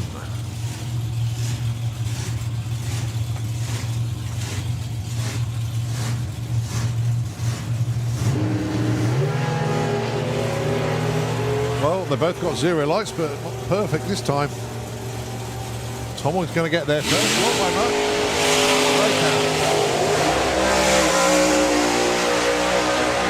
But Lee Huxley, 864 with a 9, moves up to number 4 and takes the spot previously held by Tom Atkinson. That's because Tom, right numbers, wrong way round. Yeah. Stop me if you've heard that before.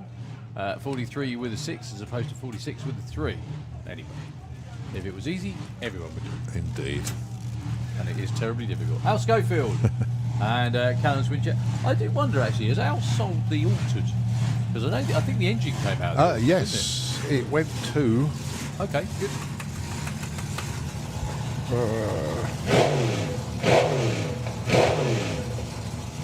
That escapes me. It's gone to someone I'm else. sure he sold it. Okay. Dave's tuned in, he'll probably tell me, you know. Yeah, well, Al Schofield bought Lee Gallivor's Red Mist altered with a blown small block that you're looking at in the car, and an altered. Transplanted the engine into this car, and then sold the altered chassis. So Callum Swincher, another previous, although many years ago now, junior drag racer.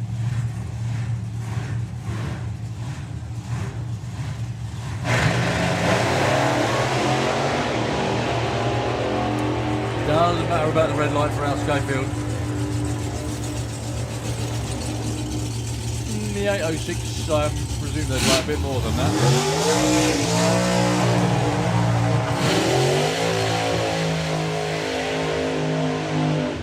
Callum breaks out by less than 0.02 of a second.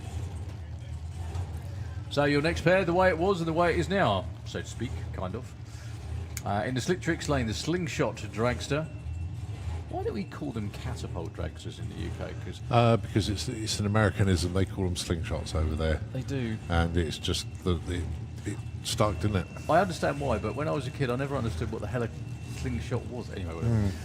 But you get why they're called that, because the driver sits at the back in the middle and gets, basically catapulted down the racetrack. Taking on Alan Dibwell with the more modern rear-engine car.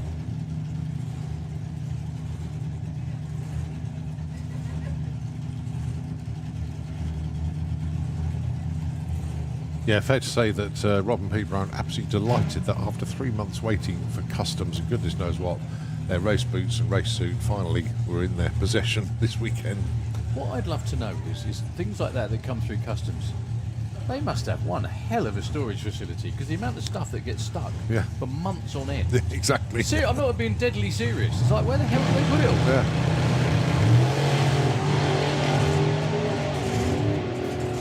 Well, a quicker dial in that time round for Pete. That's nicely done for Alan. Up from 11 to 5. Also Pete, 20 to 14. It's 8.53 on the 8.40, but it's a 7.70 on a 69 there for Alan.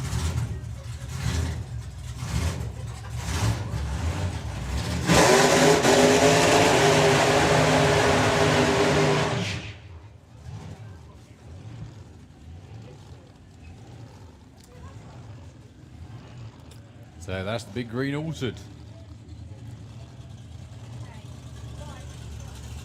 A field topping.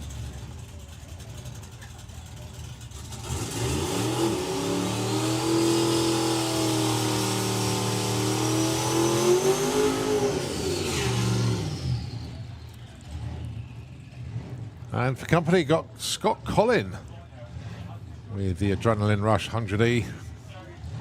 What I love about Super Boat, it's such a great mash of everything, really, isn't it? You've got a twin turbo 100E. Sorry, I shouldn't have laughed when I said that, but yeah. A twin turbo big block 100. You heard that right.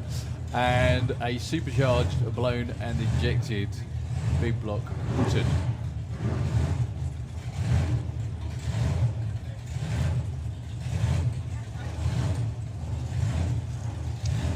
So 7.60 is the number in the Slick Tricks lane.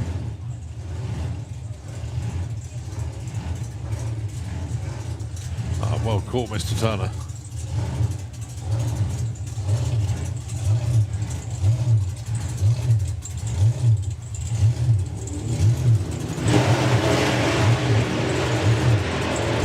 Well, Scott Collin keeps his boot in it, even though he had major tyre shake off the start line. Goes 777 and 176, even with all that shaking going on. Yeah.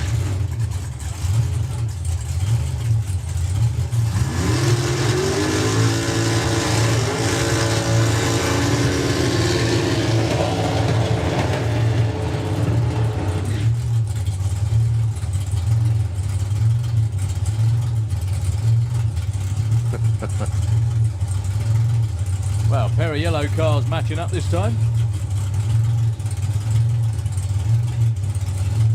I think Joe would. I think Joe Stevens just likes to see what everyone else is doing.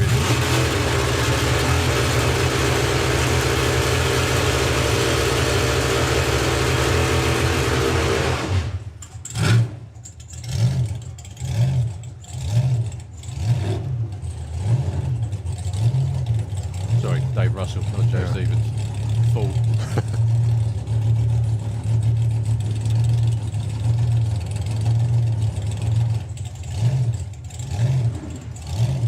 So 766 on the other side of the track for Ian Brown. Now, if you've got a quick door car, you're thinking of trying to run it heads up, 7.60 class is really going to be the one for you. The good thing about it is it's kind of encapsulates a lot of the old cars that are limited to 750 for chassis tags.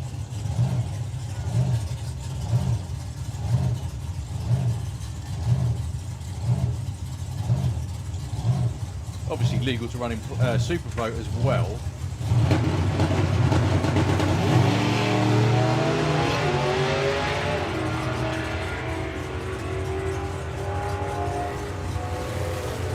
Wow, 766 with a 4 for Ian Brown.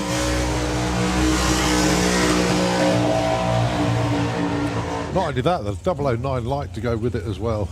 Up to number 3, Dave Russell did actually improve on that one. Up to number 10 with an 81 or 75.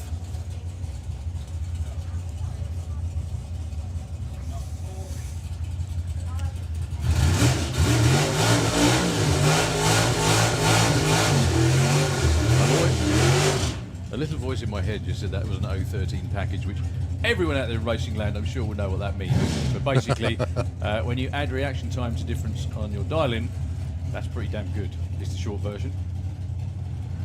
Okay, Josh Duncan with a car that could be the name of every car in this place. Financial mistake number 2.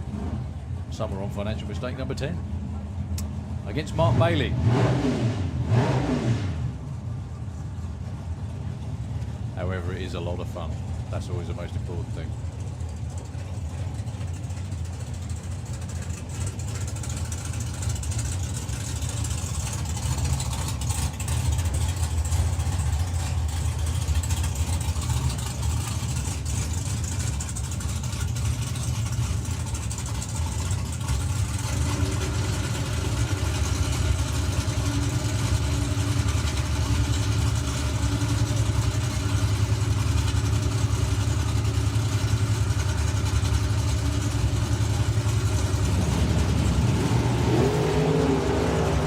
away there for Mark Bailey. An 0.40 light, but it's all about the ETs. I think Josh might just get there first. 8.45. Oh, it was a breakout, a little bit too quick. And Mark Bailey goes up to number 6. 8.79 with a 6 on that 78. But 400's too quick for Josh. By the looks of it, I don't think they care about No, that, really. not Dialings can all be adjusted. Personal best is Scott. The thing is that they've got a car that is working. It's a race car that they can now actually race, not fight, if you like. So, good news.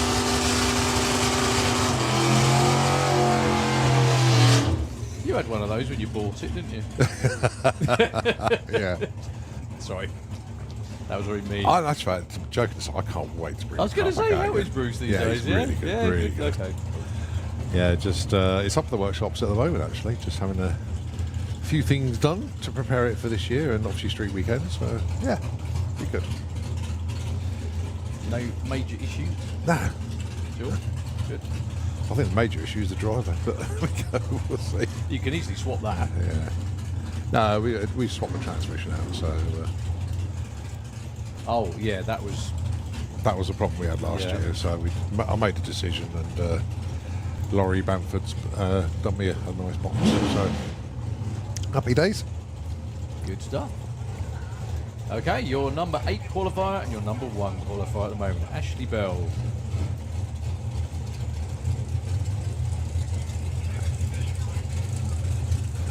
Get the thumbs up from Chris down there on the start line.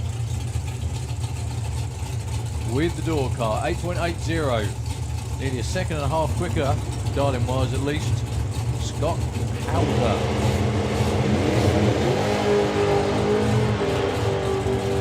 Well, both wide awake off the line. It's Scott to the top end first with a 37. He's already number 1 though.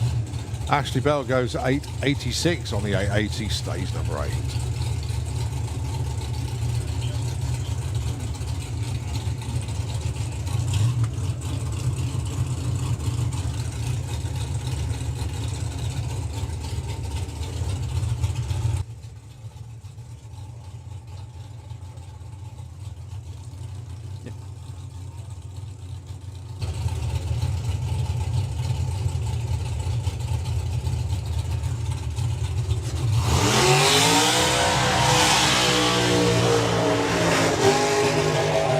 So Darren Law and Bailey Ashdown, the next pair, 8.75 and 8.05.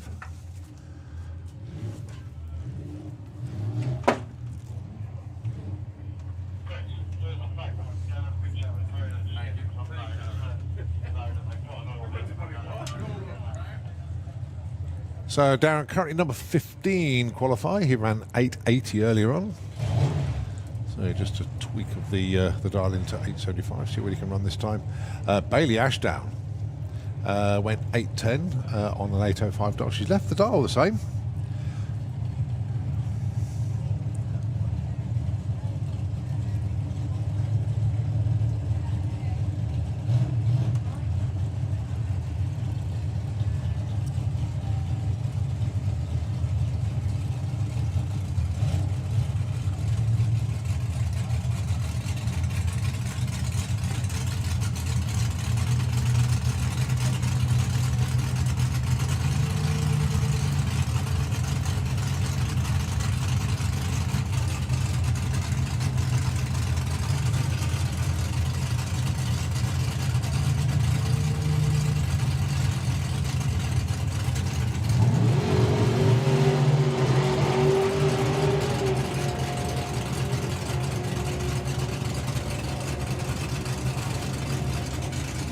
.14 for Bailey that time round, stays on the line. Darren moves up, well, 2 spots actually, 15 to 13, goes at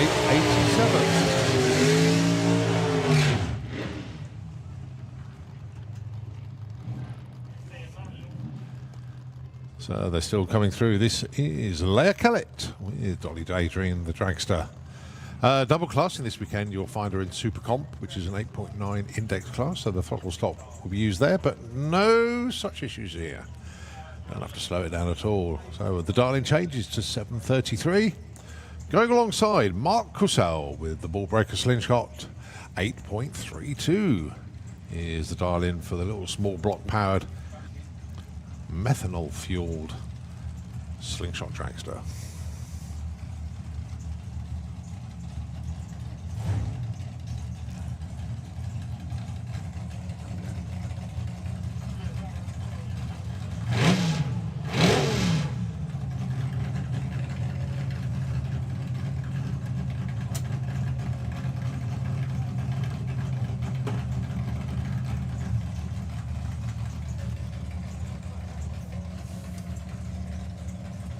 All of that.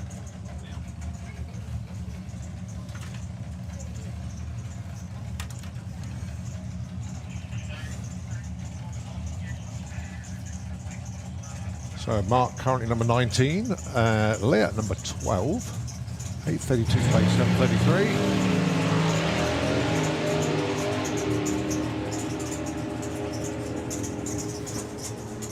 732 with a 6 breakout for Leah, and 988 well off the throttle before the stripe for Marcus.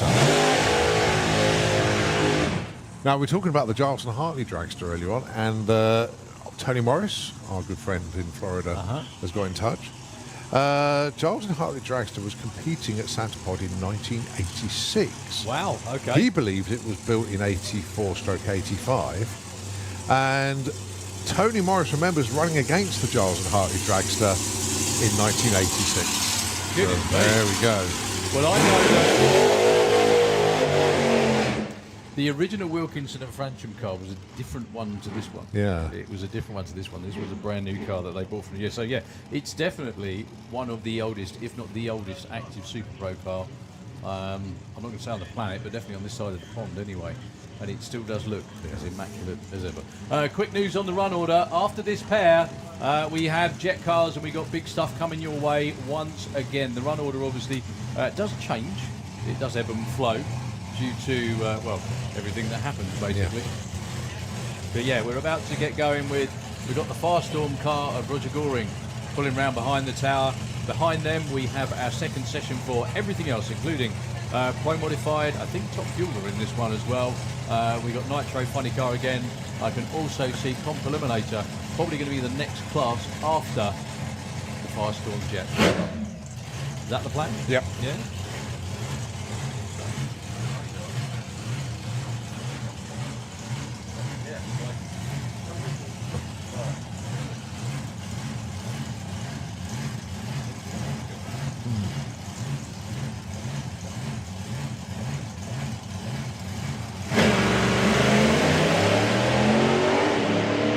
0-1-1 on the tree for Daniel, and he's going to get there first with a 740 with an 8. That's wow, fantastic. Pete goes 783 on the 50, but goodness me, Daniel Giles 740 with an 8. He went 740 with a 3 earlier. Talk about consistent. Yeah, unbelievably consistent. Yeah, very, very good indeed. Well, we hope you've enjoyed your day so far here at the Festival of Power. You've been checking out all the other stuff to do other than the racetrack, obviously, which this event is all about. However, for the moment, our focus switches back to the racetrack with Firestorm, one of the world's only centre steer jet funny cars, meaning basically it's a really short jet dragster with a body on it. That's a bit unfair. It's still a funny car, but you know what I mean. If I remember right, I think Roger said before these were built, this is the only one outside of America. I think there's only 3 left. I don't know what. Could be. I'm not 100% certain. It's Al Hanna and his whole team, and Hanna Motorsport are bannered on his car as well on the east coast of the US, who run those cars over there. And yeah. Roger's had a couple of these actually, isn't he? He has had a couple of incarnations of Firestorm anyway. Yeah.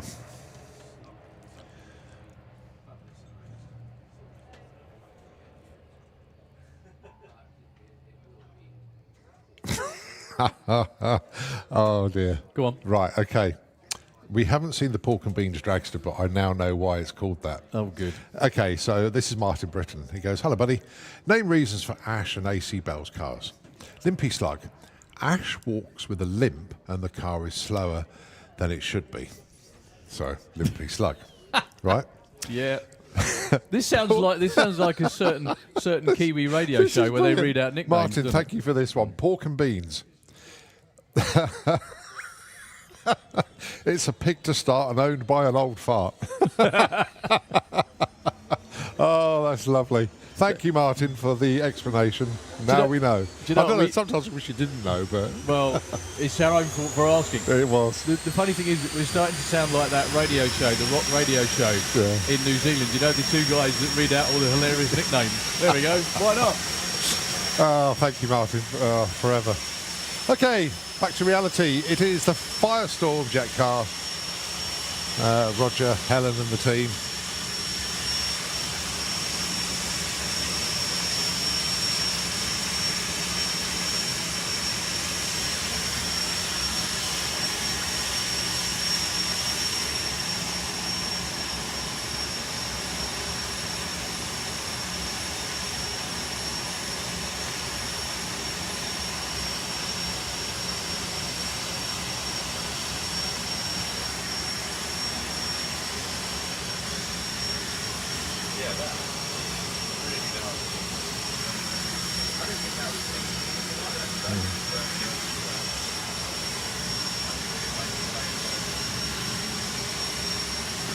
So as Helen walks forward now, as they get ready to do our flame show. That was a big burst of flame.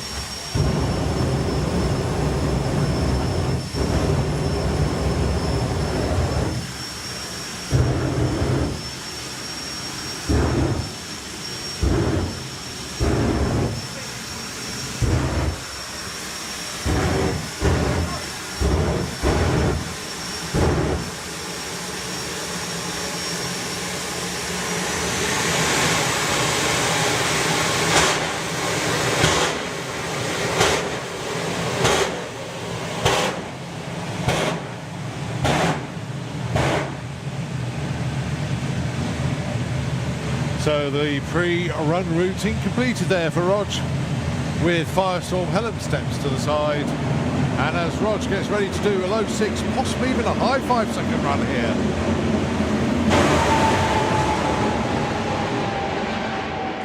Good looking run. Just clicks before the finish line. 597 at 239 miles an hour. Can we match race those with Pro Mods? Are we allowed to? Well, we're never really allowed to, but we could do it. Oh, just thinking out loud, you know. I know I've mentioned it a number of times, but it's a terrific event in the US. Well, there's lots of them around the world, but give Helen and the whole team a big round of applause, team. Fantastic run for Roger, back in the 5s once again. Yeah, Union Grove in Wisconsin. Guy called, his name is Broadway Bob Mercer. Now, this is going to tell you all you need to know about how the event goes.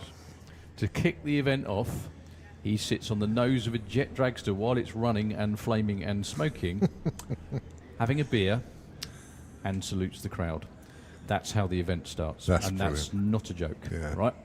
And it then goes on from there to, they have like booked in wheel standers, pro mods, or jets, all sorts of things like that. But what they do is they ask the crowd what they want to see, and you end up getting a pro mod against a jet. Yeah. You end up getting one of the best combinations ever, one of my famous ones anyway, was a front engine top fuel dragster against a jet, right? And I've told this story before. But Yes, I remember, yeah. It's but I'm going to do it again. It's fantastic. So the jet ran, the dragster ran. The dragster was all over the place at the finish line, and the crew got to him and said, "Are you okay?" And he goes, "No," because the jet car melted his goggles, so he couldn't see where the hell he was going. He still kept his foot in it though. You know, that's what we do anyway. But yeah, I'd love to do that one, just once. Just line up, say fuel altereds, pro mods, whatever, and jet cars over there, and just say, right, what do you want to see? Race what? Well, it's like when we had Freddie Fagerstrom and Nick Davis. That's the side stuff of like thing. that. Yeah, You know. you got it.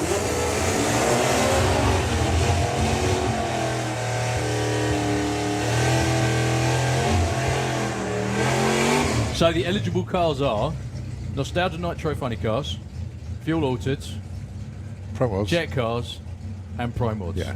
Right?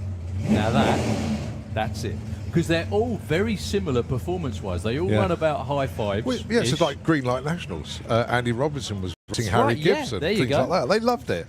Absolutely loved it. That kind of thing, yeah. There we go. So, Comp Eliminator Q2 coming your way. Darren Dewhurst with the very, very, very modified shed.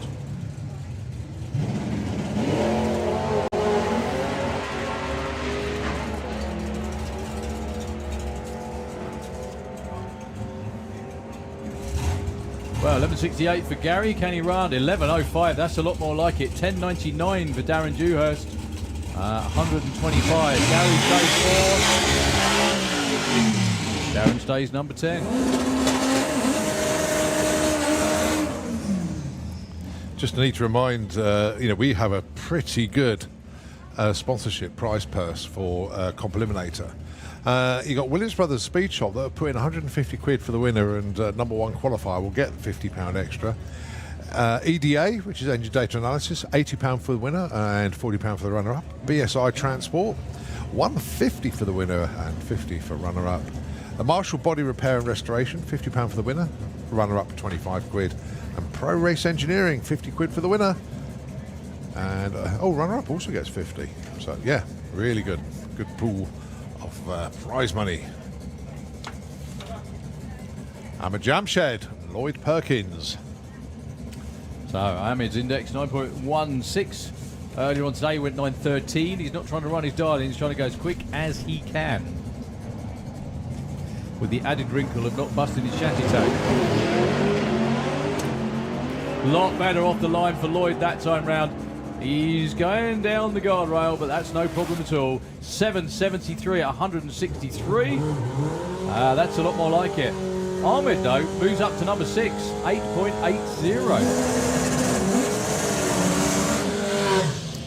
Look at the speed again for the front-wheel drive car, 168 miles an hour. Really good pair of side-by-side runs that time. So, Emma Goddard with the glitch, the Honda Integra. In the Kestrel lane, 9.50, her index. And Chris Todd, I nearly said Todd, with the Fiesta-Roo. And it's called a Fiesta-Roo, Colin, because It's the Ford Fiesta with the Super Impreza engine in the back. Yeah, in the back, not the front. obviously. And a turbo. Forgot about the turbo bit.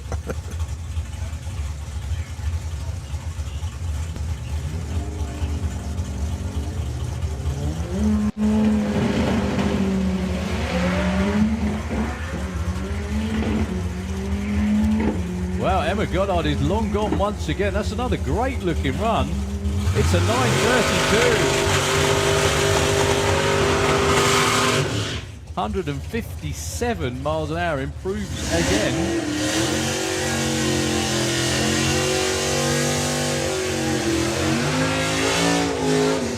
And a 9:58 in the other lane. Okay, Rob Spilworth. Another one of the super modified cars. Super modified used to be its own class, however, after a number of years sort of bobbling along with 3 or 4 cars in the class, that's the one good thing, fortunately for everybody, about Comp Eliminator, is depending on what the car is and everything else as well, you can run with them, and it makes for a bigger field. It works really well. Nick Williams, currently number 3. Nick went 7.87.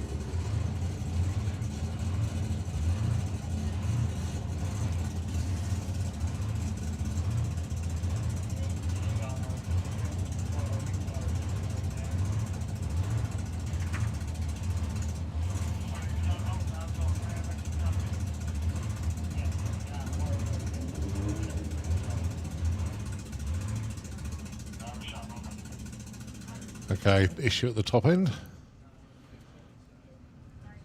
It's because that man has to do a really perfect moonwalk. The fact he has to do it in front of everyone as well, I think, is exceptional. Not sure what we're checking for. Whilst they're doing that, Herb Andrews has been in touch. Herb, a very good afternoon to you, mate. I hope you're keeping well and recovering, I should say, from a little tumble he took at Spring Speed. But 1 year at the California Hot Rod Reunion, Mike Boyd in the wing was up against a jet dragster at night. Say that again. Right, Mike Boyd running the wing Of course. was against a jet dragster at night. There you go. Exactly that kind of thing. Oh, dear. Who was that from? Sorry, I missed that. But Herb Andrews. thank you very much, Herb. Hope you feel Cheers, better, Herb. mate. Yeah. But yeah, it's those kind of wild, wacky, and just generally, frankly, dangerous sort of like races that you wouldn't normally see. It's pitting cars from and bikes as well. Actually, can we throw Top Fuel bikes in there because they run high fives too? So yeah, Top Fuel bike, Pro Mods. I'm just doing a whole. I think we've got a couple of spots in the air, actually. I think that's why we're on a minuscule pause at the moment.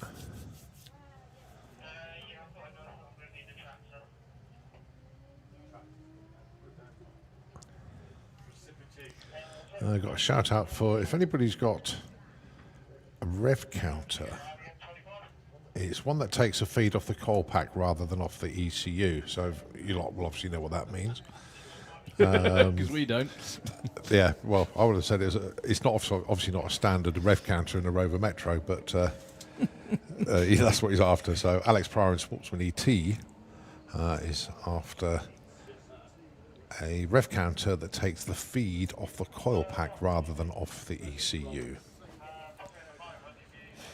Yeah, just I think that is potentially spits and spots related, but no one's scampering, no one's scarpering completely. There is some rather nasty weather to the west of us, but it's quite a long way to the west of us. So we're talking about sort of like Birmingham, Gloucester, that sort of way. Yeah. So just looking at the radar at the moment, it looks pretty clear below us, which is where it's coming from. Well, just give you an idea what's lined up. Obviously, we've got Comp Eliminator at the moment going into Motorsports Pro Modified. The first appearance of Top Fuel Dragster this season with Liam Jones putting in a solo run because he's got to reacclimatise himself because it's 7 years since he's driven. And then obviously Suzanne as well. Then you've got Nitro Funny Car, Top Fuel Bike, Super Street Bike, Oklahoma Willie, Fire Force 5 against Spider-Man, and then, of course, Graham Sykes with the Force of Nature steam bike. And why not? Very much looking forward to seeing Graham. He gave us a lovely fact sheet a little bit earlier on today. Yeah. Which, trust me, we will reference because some of it is just mind-boggling. No, naturally, not some of it, all of it. Absolutely brilliant. I love that machine. Okay, don't forget, folks, if you haven't already got hold of it, the race weekend program is available from the pod shop on site, or the pod shops on site, I should say, especially going into the weekend. It's £5, and it tells you everything you need to know about this weekend's event and other information as well, including the launch of the new Santa Pod FIA 2025 Championship merchandise. Loads of other new goodies being added to the merchandise ranges. Go and check them out in the pod shop. You can get your program up there as well, and also the Slick Tricks racing merchandise as well. So you've got all of that stuff that you can get hold of here this weekend. The race weekend program, £5, as I say, tells you everything that's going on site and a lot of information about various car classes, bike classes, everything you need to know about that. The time, 22 minutes past 3. Actually, it's the second show of the Live Action Arena currently running at the moment. Didn't even get a chance to mention them this morning. But yeah, Live Action Arena. Got their second show on at the moment. Please do not forget to visit our traders. We've got plenty of them here this weekend. They've come here to sell their wares and support Santa Pod Raceway. Please support them by paying them a visit. And they would certainly appreciate it. You doing so. Whilst we're on this hold, which has just finished, I won't read anything else out. I was going to say a few more things, but I'm going to hold fire. I'm going to save it for later on because we're going racing once again, and it's a continuation of qualifying in Comp Eliminator.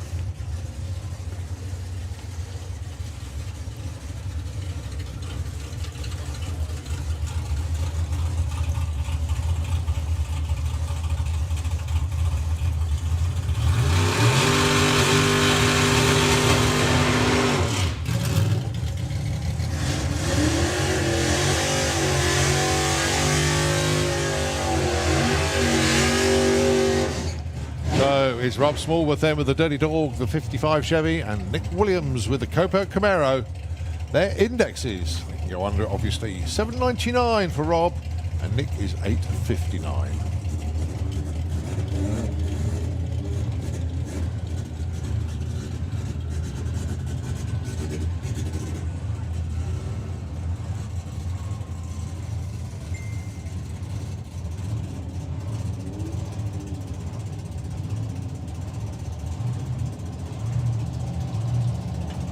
So Rob earlier on went 7.72.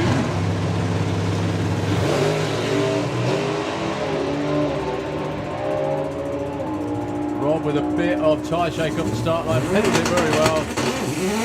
7.83 for Nick. That does improve a little bit from where he was. First time today we have seen the fraudster. I think that's the fastest Nick's ever been, 174.30. I think he's been 781, but I think That's his speed. fastest, yeah. Well done, Nick. So what tuners have Kev and the team put in the car this weekend? It can go down into the 7.2s, which is a very healthy 0.6 under the index. However, they run in the 760 class as well. So we shall see. Up against Terry Newton with the... I mean, it's called the Fat Pig. I'm allowed to say it out loud because the name's on the car. So I don't want to be rude, but that's the name of it. Can't say fairer than that. So Terry looking to go into the 8s this year, which would be very, very healthy considering his index is 9.50. Well, Terry would love to get in the 8.7s. He's been there before, but he's on a mission.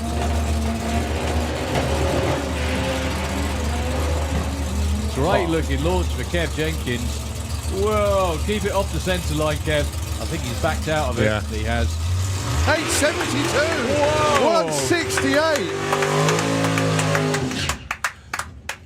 Oh, that is phenomenal run. Terry- Absolutely phenomenal. Terry Newton for the front wheel drive, boys, has gone to the number 2 qualifying spot with that one as well. And that is Europe's quickest Ford front-wheel drive. Fantastic. Also, check out that speed. 168 miles an hour. Well, I tell you what, Luke Stevenson in the other lane sitting there watching was probably clapping in the car watching Terry do that. Yeah. Outstanding.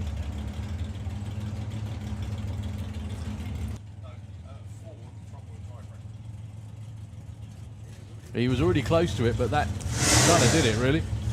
Well done, Terry Newton. I don't know whether that's with the new billet engine in there. It may well be. No, it's It's still not? No.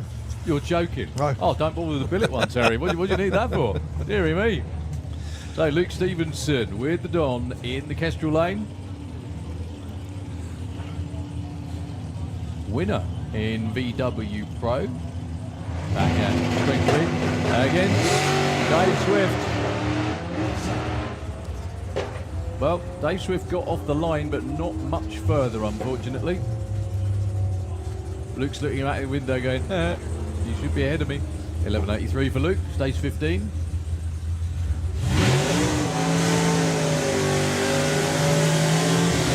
At least Dave Swift gets a number on the board. Yeah. Right, Reuben Dawson, your number 1 qualifier with the Honey Wasp in the Slick Tricks lane. I think it's going to take an awful lot to beat that. And I'm not overstating the case, am I? No. No. Going alongside Dan Williams.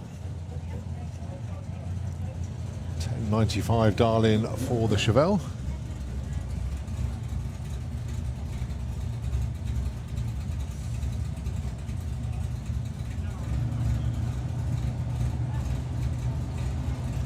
Oh, Dan will probably go skywards here.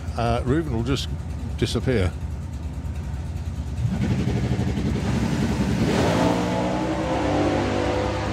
Like that. Yep. 790. 1018 for Dan. Dan goes back to number 3. Cracking run. Actually gets back in front of Nick with that one.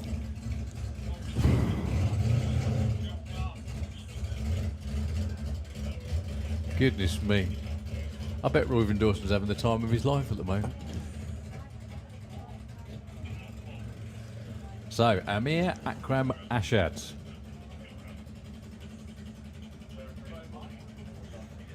Up against Spence.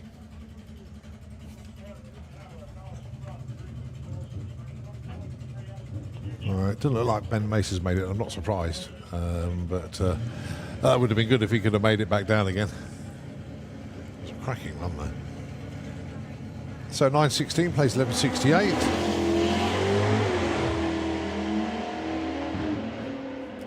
Well, the little front wheel drive's gone flying past the Camaro, not just because he missed the gears by the sound of it. 916 at 161. I think that could well be his quickest run ever. Well done to Amir Akram Ashad. Good man. Yeah, Spence with gear selection issues, a couple of 100 foot out. He will stay put. So, comp eliminator is number 1 qualifier, Reuven Dawson. Number 2, Terry Newton. Oh, awesome. Unreal. Absolutely awesome run that. Dan Williams at 3. Nick at number 4. Nick, I think, hang on, let's have a look.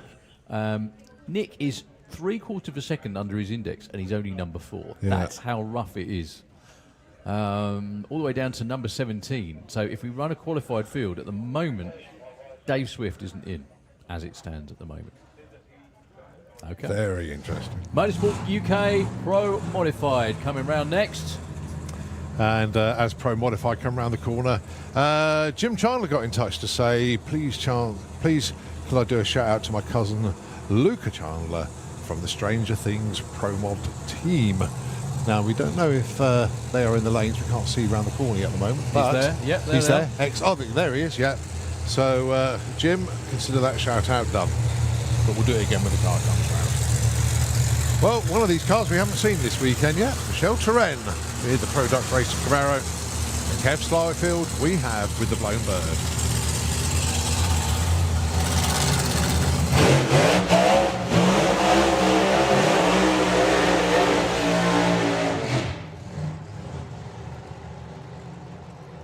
So Kev came in and put a test launch in earlier today, and it was a good one. Just unfortunately shook the tyres around about 60 foot. Now these cars have endless, well, they are restricted, but there's lots of things that you can do with gear ratios and clutch settings and everything else as well. That's if you don't run a converter. Don't ask me about that. But anyway, very good afternoon to Dick Costa, because you can come and explain all this for me in about a month's time, mate. But anyway, yeah, clutch settings depending on the type of car. I think Kev's is still a clutch car, but I'm not sure. It is, thank you. And I love I've got a conscience these days. You know that? Got a little conscience in the back of my head. Yeah, Kev's is a clutch car, so it's how you adjust the clutch, what you give it off the start line or not, as the case may be. Sorry, it isn't. Right, I'm not listening to the voice in my head ever again. Thank you very much. Anyway, 2 blown cars from the Netherlands. The RBC Racing Pro Dutch Camaro of Michelle Terren. And Kev Slyfield with the Blown Bird. 2 5-second race cars coming your way. Will there be 5 seconds on this run?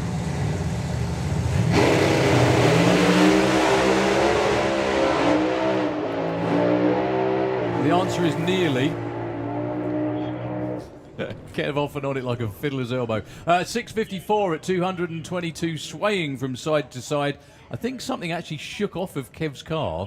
Around about 100 foot out, you can see where Chris is now, where the tyre shake is, but he pedalled it and got back on it. They both had terrifically good 60 foots, 0.98 in both lanes, but they both had tyre shake way before that. Michelle Terren backed out of it and let it go. Kev thought, yes, no, oh, stuff it, yes, and took it all the way through the finish line. Yeah, he had some momentum. That's the best description ever. Yeah, yes, I'll sod it, yeah. Yeah, yes, no, I'll stuff it, yes, whatever. I love it. Oh yeah, there is a saying for that. It's like winter is long, summer is short. Stand on it every second you get the chance. So Kev's number is 0.98 to 60 foot. 8th mile in 4:26 at 1:63. Nothing to really write home about, but we do have our first 6-second 200 mile an hour plus pro mod run in that session. The crew checking the track out. When Kev's car shook, it's not unusual as well, because when the cars do the burnouts, you wonder where all the rubber and everything goes. A lot of it gets stuck underneath the body in places like that. And when you get a really bad tyre shake, it all shakes out everywhere. Give that team a cheer, please. That will be Michelle Turen's Pro Dutch team. Trying to see how many people you can fit on a golf cart, really. It's much better use for a golf cart. We'll call them drag racing carts from now on. Golf carts is way too boring. And Kev Slifield's team as well, up to get Kev. We got John Webster taking on Dave Smith, your buddy Dave. So tell me, Dave Smith, a guy that seems to love drag racing, yeah? Yes. Well, loves cars. Okay. He's got quite a collection, actually. I didn't realise how many cars he had. Okay. Beautiful 69 mint Charger. He did put it up for sale. I don't know if he sold it, but it is just jaw-droppingly gorgeous. It's not the one he used to run in. Is he run Street Eliminator? He had one in Street Eliminator. Yeah, no. It's a totally black different. one, totally different car. Yeah, absolutely gorgeous bit of kit. And others. He's got a 57 Chevy, I think, as well. Okay. So yeah, he's a bit of a car guy. To say the least. Although, yeah. So one fact based around that staggers me. He'd never been racing in America, was that right? No, he had never been to America. Oh, that too, then? Yeah, that was his first trip. But so he loves American cars, but he's never been to America? Yeah, okay. Is he 10? No, but honestly, it was 5 totally different people all come together for the one cause, and we had a fantastic time out there. Dave, and because obviously I knew Dave, but I didn't know him that well. But John, I didn't know at all. Okay. And his son Liam, and John was just so much fun to be around. It's just great. But it was thanks to John that we went to Kennedy Space Centre, because that was on his list of places to go. Okay. It was thanks to Dave that we went shooting. It was thanks to Dave we went to Daytona Bike Week. We crammed so much into that trip, and obviously got to know them very well indeed. And yeah, good times, great memories. So if you went with racers, how many parts came home in suitcases? Any? Dave had to buy a case when he was out there. They bought a cranking bar. Right. But it was a carbon one or something. It's something they wanted, so you can walk that. They bought home. I'm trying to remember something. I think they're gaskets. The funniest thing that they bought home, if you look on the top of Dave's car, you see some graphics. Yep. They were printed in America, and they came in a 2 metre long tube. He had to bring it back in the hold, and the tube was in a box. Right.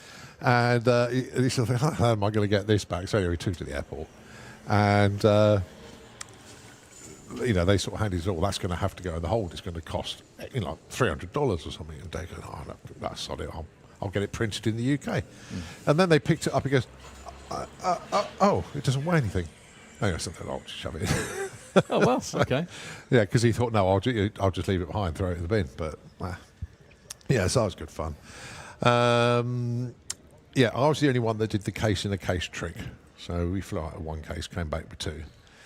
And I was 18.6 kilos heavier on luggage coming back as I was going out. That's impressive, man. But yeah, there was die casts, T-shirts, sweatshirts, you name it, everything was in there. we went to New Zealand and Australia as a family, and we did the same thing, because I knew there was no way we were going to go there and they weren't going to go shopping and buy loads of stuff.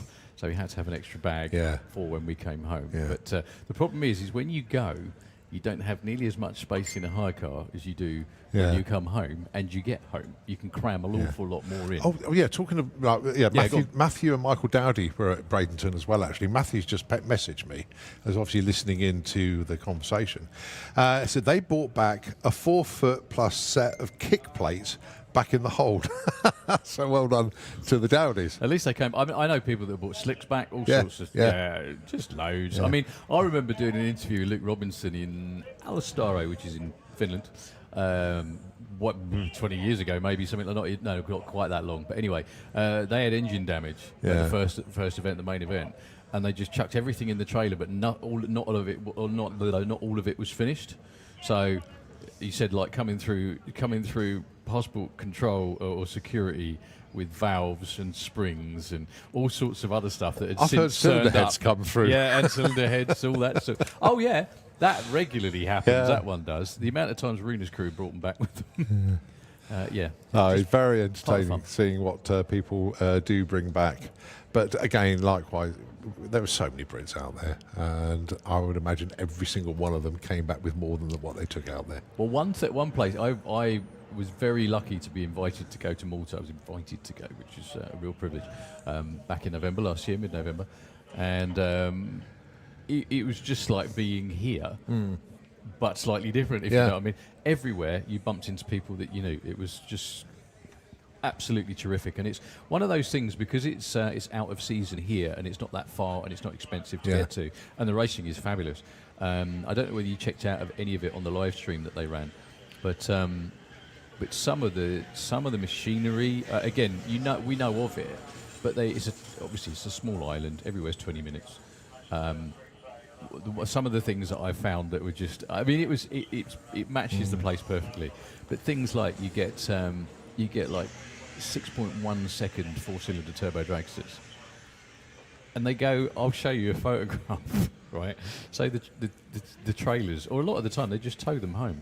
They just tow them out the front door, if you know what I mean, and because it's not far. Nowhere is very far, and yeah, it was very unique. It was really, really good. It was a lot of fun. It was a lot of fun to see somewhere again completely different, and a lot of faces that we know here were there as well. Everywhere I went, I bumped into people. Thank you, Kevin, Liz, for the lift back to the hotel. Things like that. Got a bit of an update for you with regards to Terry Newton's run. We all knew that it was Bloody just quick. phenomenal. I can now clarify what he's actually done, and thank you to Alan Kenyon for this one. Terry Newton is now the fastest Z-Tech engine in the world Wow. by 0.03. Who cares? So He's the we know fastest. that the record was 8:75 with a something, and obviously Terry has just gone 8:72. So that's what it was all about. Yeah, but what I love about it, he's done it in a van. Yeah. It's not just the fact he's the quickest and Thank you, fastest. Alan. Thanks ever so much the info on that. And when I saw Terry last night, there was all this. He's done 8:75 with a what? Nobody could find the numbers, the last. the 8:75.0 whatever it was. They just could never trace the last digit. But now it's irrelevant because Terry's gone 8:72. So Fantastic. Yeah, brilliant. Well done, Well, yeah, Terry. no argument anymore. No. What about the speed? How was the speed for? That I don't know. I don't know. Alan, get back to work. Sorry. Speed. Yeah, ET, we know Yeah, that's brilliant. the speed. I just think the tractor's just cleaning. I don't know whether it is spitting or not. It is spitting. Okay, sorry. I've got my nodding accomplice over there who's helping me out because I can't see. Thank you very much, sir. Much appreciated. You didn't know this was going to be your job today, did you, when you got up? No. You did? Okay, good. Fair enough. Oh, hang on. What's the message? Oh, no, it's something else. Yeah, so if you haven't been before, just to let you know why, if there's any sort of moisture on the racetrack, in the air, wherever it may be, doesn't matter what the moisture is. It can be fluid from a car, bike, it can be fluid from anything at all, including, sadly, the sky. So if it does rain at all, or it does spit with rain at all, then we can't run, unfortunately. So the tractor just making laps, keeping all of the wet stuff, which hopefully there isn't hardly any. Yeah, there is hardly anything. There is hardly any at all. Is it raining? No? Much? Well, should we tell them to get on with it then? Yeah, okay, fair enough. Thank you very much. The boss has spoken. It's all I was going to say. It's always good to have little helpers over there, isn't it? So, yeah, no one's going anywhere. Everyone's still strapped in race cars. John Webster with the Turbo Mustang is next round. I should think, I'll wait for John's post-race report, but I should think that he would be pretty damn happy with that sub 1 second 60 foot that he ran earlier in the day today. And just got to keep it going down the rest of the racetrack, and there's every chance it would be a 5 second run. Yeah, so we've got the Pro Mods in the lane. We should have Top Fuel behind them. I can see the Top Fuel bikes are in the lanes as well. So we got all the machinery there. It's just we're just waiting for the right conditions to send them on their way. Right, just for some updates for you. In actual fact, thinking about this, there will be a few first-time visitors here this weekend. Now, if you're on the banking and you're thinking, well, how do you get round to the other side? I haven't been around there yet. You are free to go round the back of the tower. You can go past round the back of Nitro FM and go into the pits, explore the venue, go and have a look in the pits, go and have a look at our traders that are around the corner there as well, and it'd be really, really good experience just to visit the pits as well, see all the teams in action working on the cars and the bikes. Also, don't forget to what we call have a mini holiday experience in your motorhome, caravan or tent. We also do electric cook-up as well. So if you're here as a day visitor and you think, oh, I want to make a weekend of it, we have on-site camping and everything. So please feel free to do that at your future events. Now then, other things going on site. We mentioned Live Action Arena, but obviously their show's come to an end. It's still running, but we're not far off the end of that.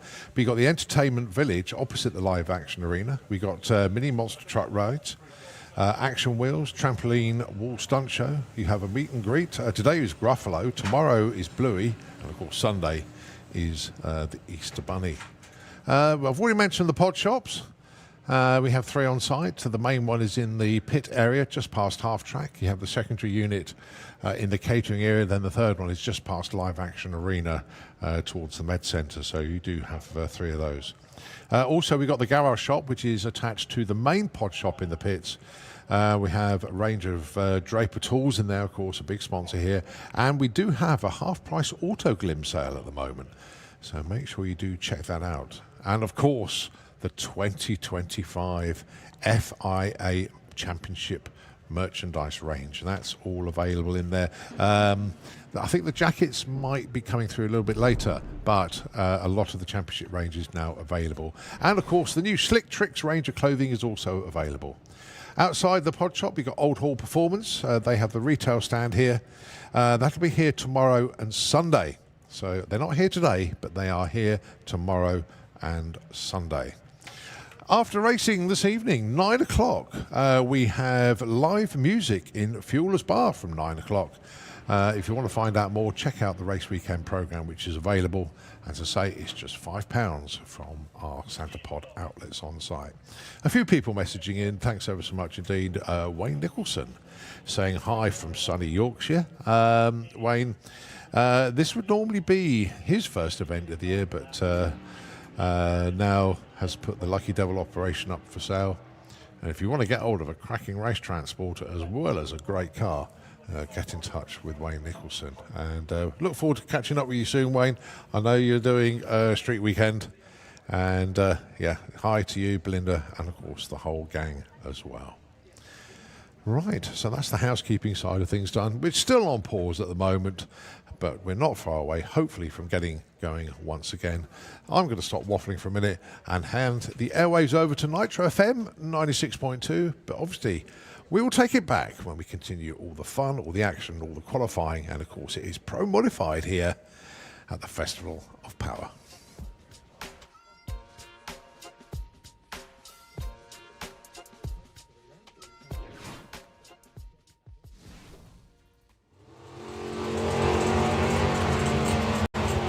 So Jeff looking for 8.95. He will get there first. With a 9.48. And Laura goes to number 1 with a 10 point. Up against Lee Morris. Yeah, Lee Morris' season didn't start that well, actually. He came to sprint speed and was the DNQ. Yeah, he was the number 33 guy, unfortunately. Get to sit here and watch as well. So, Ronnie Mercer with Annie. And Susie. Susie was definitely getting to grips with the car at the last event. 987 on an 80. That'll...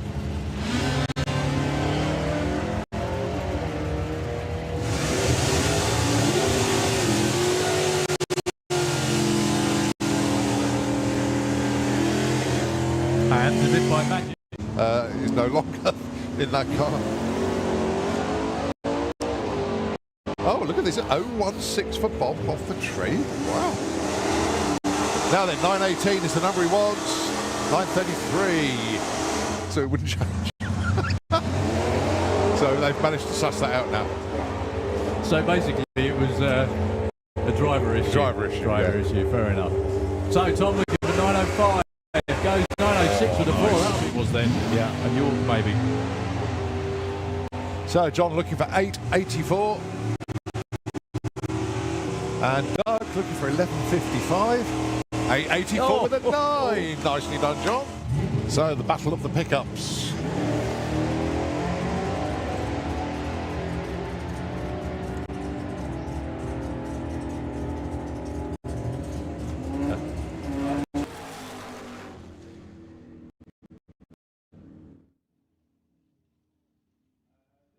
Neil Watkins there goes into number 8 with a 10.4.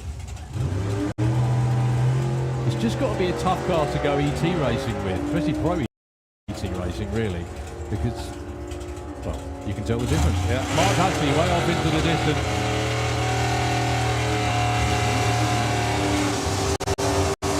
Stevie Gates. I've noticed Stevie's entered into Supercomp now as well, hasn't he? I had spotted that, but brilliant. Well, the car can certainly run the numbers, that's for sure. 884 with an 8, just a little bit too quick. Stevie Gates. Dave Cherret, this car was one of those that's been around for a long while as well.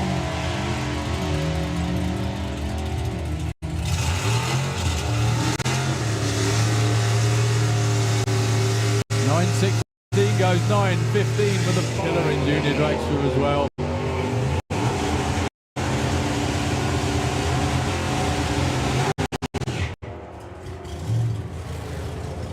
A92. Indeed, yeah. Oh, wow. Yeah, the new button. Many happy returns, mate, and no doubt we'll catch up maybe during the weekend, but if not, certainly early part of next week. So happy birthday, mate, and have a good one. So that was Gavin Jackson. Because you were here. Okay, maybe not then. Maybe not at the moment. Oh, goodness me. Lee was number 1 qualifier at Spring Fleet. See, there we go. Remember that. And he's number 1 for the time being, but he's in the first pair of cars down, 864 and 860. Right, we were talking about Super Pro. Alan Didwell was the winner at Spring Speed. He was the car in the Slick Tricks lane. Oh!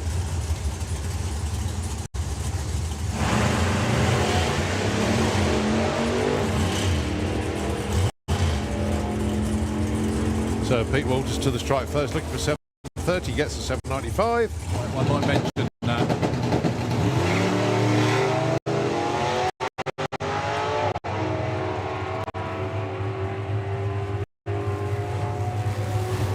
$66.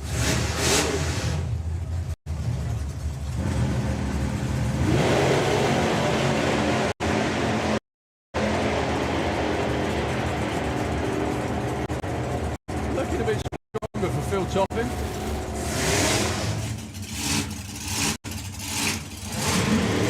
With the ball breaker, little small block Dragster in the Kestrel lane. There goes 4-0.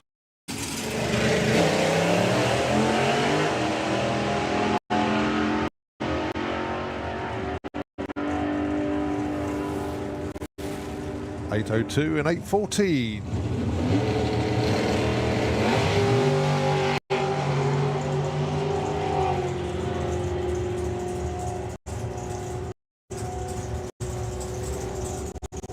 $810 on an 805, 163 at the stripe there. Bailey goes number 6 for Ashley. Goes 883 on the 80.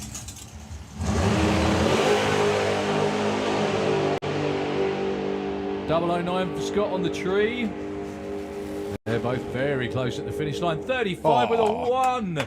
Oh, that's your number 1 and 2 qualifier in the same pair. Look at that. Taking on Sarah Unsworth, who blazes the tyres on the start line with the Mustang.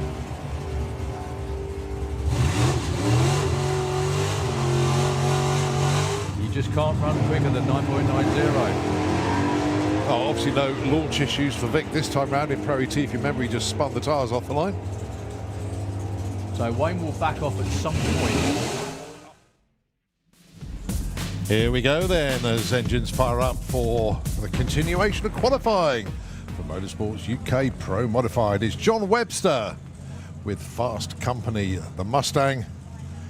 And for company, he is going to have Dave Smith with the Stranger Thing, that beautiful 1950s Chevy.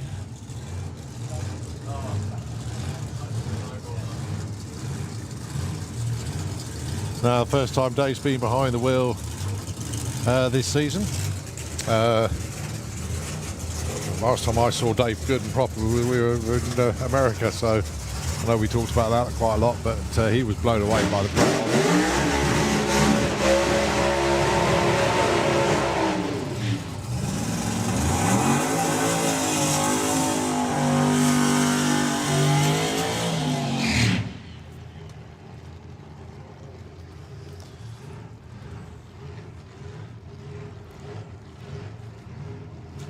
So run number 2 of the day for John Webster, run number 1 for Dave Smith. So obviously all the parts have arrived. That has allowed Dave to get onto track for this session.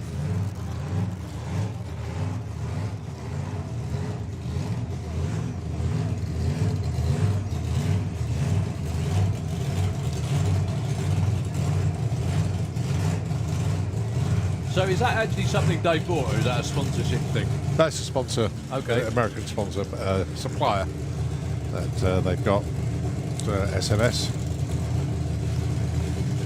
That only we can see, but it's very kind of him. To go to all that effort for it.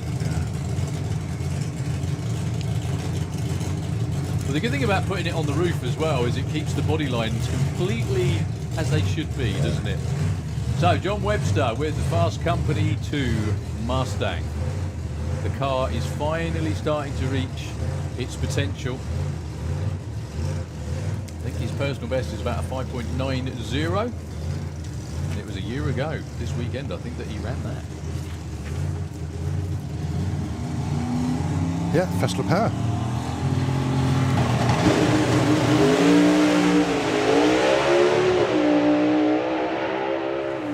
Nice looking run for Dave.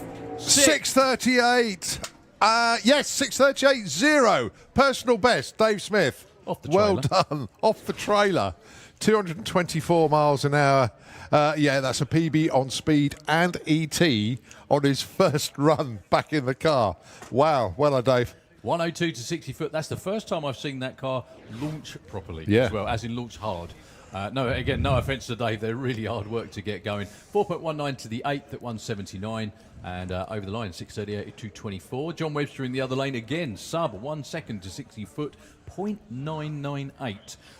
He was quicker to 3:30, but was off the throttle by then. Now, the thing is, you've got to hand it as well to the track crew that waiting and waiting on the weather, everything that's going on, and then Dave goes out and nails his personal best, the first run of the year at 224 miles an hour. That's how it's done. Ladies and gentlemen, give them a big hand, please. That is Dave Smith's team down there on the golf cart. They're trying to stay inconspicuous. It's not working. We know who you are. Well done, guys. Brilliant. New PB on speed and ET. ET just by thousandths, but it doesn't matter. It's a PB, and they've added 2 mile an hour to their speed record. And number 1 qualifier.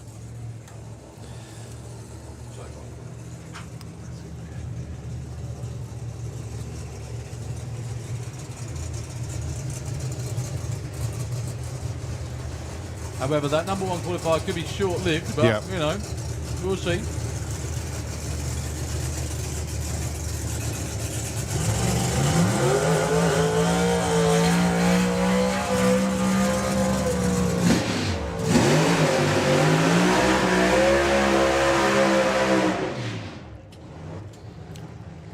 So, defending UK Pro Mod champ, Andy Robinson. How good does that sound once again? Oh, it sounds good. Multi-time UK Pro Mod champ. We are missing a few this weekend, really sadly. Bobby Wallace, who was the champion 23, not here this weekend. There's still the number of other UK Pro Mod cars missing. but I'm sure they will appear throughout the season. And as I've always said, it's concentrate on who is here and who's, you know, just made a monumental effort to get here as always. So Andy has been in the 5/8s numerous times with this car. Got to the final at the European finals last year until I think high gear disappeared on him while he was leading. Still very happy with the runner-up though. Taking on Andre Arnover with that absolutely killer red Mustang. That's what it needs to be called, the killer red Mustang, because we got a gold one. The killer red Mustang from Estonia in a Slick Tricks lane. It really is as well. It's a tremendous car. Also, it's only a month till he takes the boost control off for door slammers as well and tries to run 260 miles an hour. Right behind these two, we got top fuel car of Liam Jones coming round as well. Good luck to both these drivers.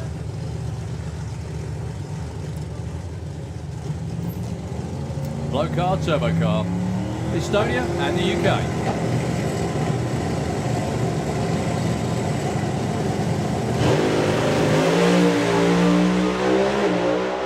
Look at Andre's car go, and he's not far behind. Oh my word! Ladies and gentlemen, the first ever 5.6 second run in Europe in a Pro Modified. 5.69 at 254 miles an hour. That is an absolute... Yeah, that's that a basically... barnstormer. That was unreal. Ladies and gentlemen, raise the roof, please, for Andre Arnover's team from Estonia. That is the quickest Pro Mod run ever in Europe. And it's April in England. That was immense. I'll give you the numbers. My goodness me. 60 foot, 0.945, 330, 2.52. He was to the 8th mile in 3.75 at 202 miles an hour, which for a turbo car is massive. Quarter mile, 569 at 254 miles an hour. Andy Robinson was 103 to 60 foot. Give him a massive cheer, folks. That is immense. All the way from Estonia for that. And I think it was worth it, wasn't it, folks? But there we go. I'm glad Ian King joined us in the tower because I've just been debating Pro Mods versus top. I'm not sure that squirt bottle's going to want to stay on the top of the cage for too long.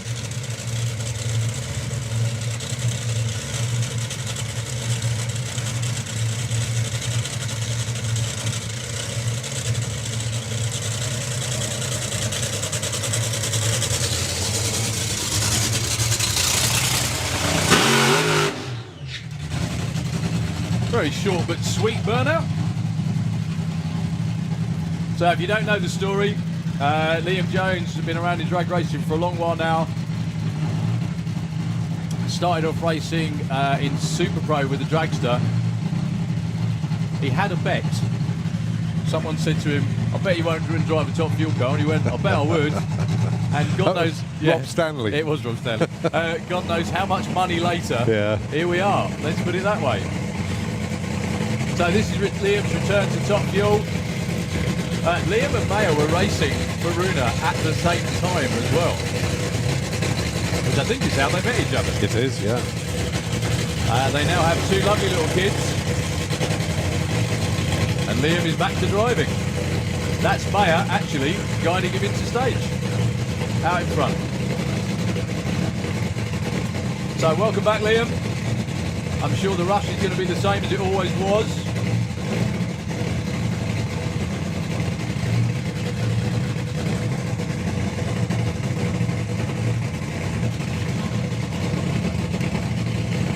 So if it doesn't shake, he'll keep his boot in it to around about, I reckon, about the 330 foot block, maybe to half track, like you said, just to get reacclimatised. Yeah. So good luck, Liam, the whole Rojo Coffee team, for the first time in 25.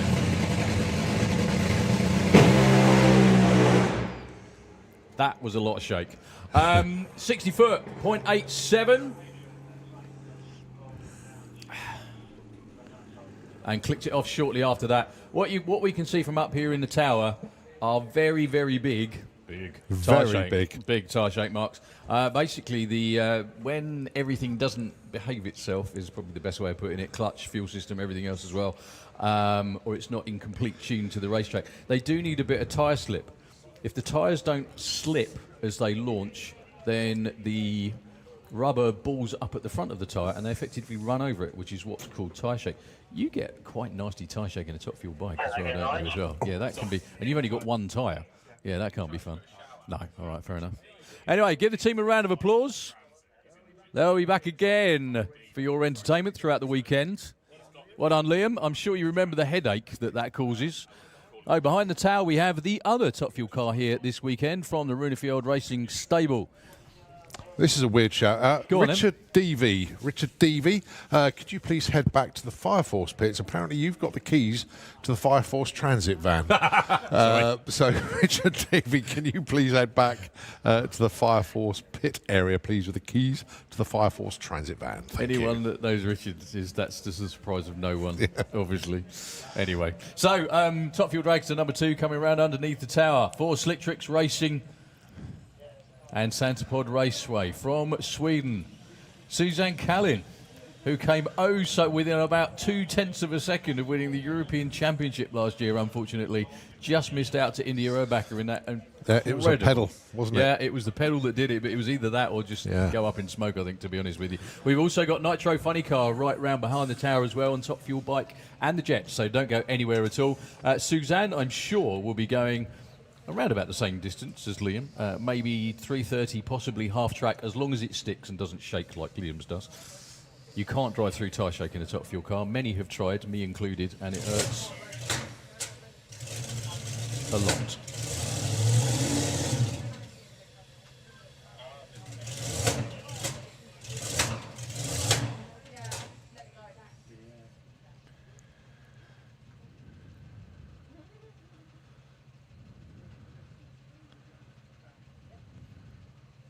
Right, trying again with the start. It's almost a carbon copy of Liam's, actually, with the way it worked, or didn't work, as I should say. Runer's actually on the squirt bottle.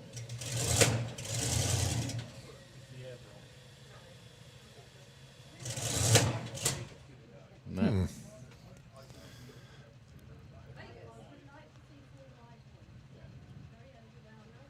So the way that they fire these cars up is they have a starter that attaches to the front of it. They used to use helicopter starters of all things.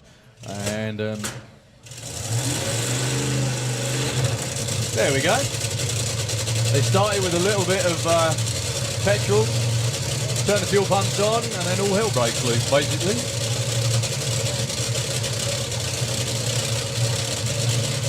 The car looks absolutely resplendent in that's a nice new paint job, isn't it? It is, actually, yeah. I think that's paint as well. I don't think that's a wrap.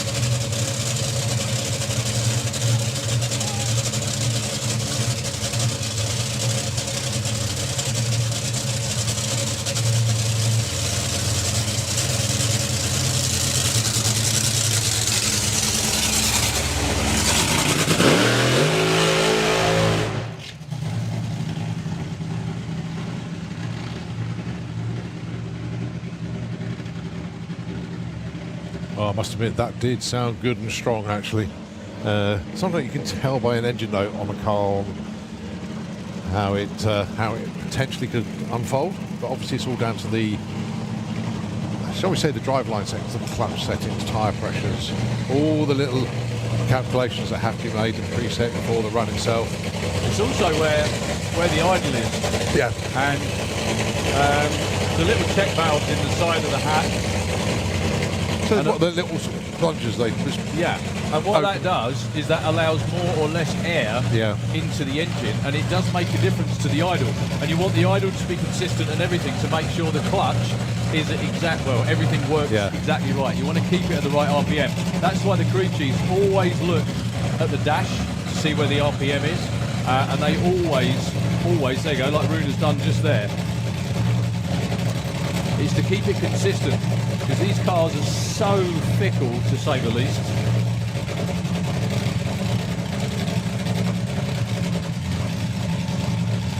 So Suzanne gets the go-ahead.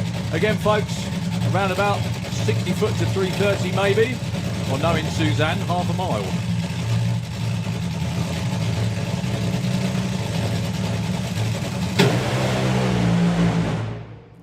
That was Well, you pretty saw strong. the colour change then as she got past about 100 foot. Those flames went from like orange to almost green. It always amazes me that they're on the throttle for a second. They run an 8-second run. Crazy. Well, they are the quickest and fastest accelerating wheel-driven vehicles on the planet for good reason. Thank you very much indeed for the entertainment to both Suzanne, everyone at Runefield Racing, and to Liam as well. Welcome back, sir. We move on to Top Fuel Bike qualifying session number 2. And is everybody all right up there on the? They okay? No? Bit smelly. All right, fair enough. Done. Anyway, so welcome back, Mr. Ian King. So how was the... so you've been out running in, just again, very quickly, Yes. two wheels, 4 wheels. You've now got Yes. Nostalgia Superstock Pro ET car. Yes. How did that happen from a man that spends his life on 2 wheels? To be honest, I actually wanted another road car Right. because I quite like old cars. And the chance to have one that was road legal and I could, race at, i.e. give me an excuse to be at the track, was, ideal. So, Okay. yeah, that was it really. It was sort of So just is that car actually streetable as well? Yeah, yeah. Oh, it's wow. I mean, Okay. the exhausts are off it at the moment, of course, but no, it's, fully road legal. Terrific car. Doesn't It's a need an street MOT car. anymore, which is great. Yeah, neither do we, thank God, at our age as well. It's actually, no, we probably do more than they do.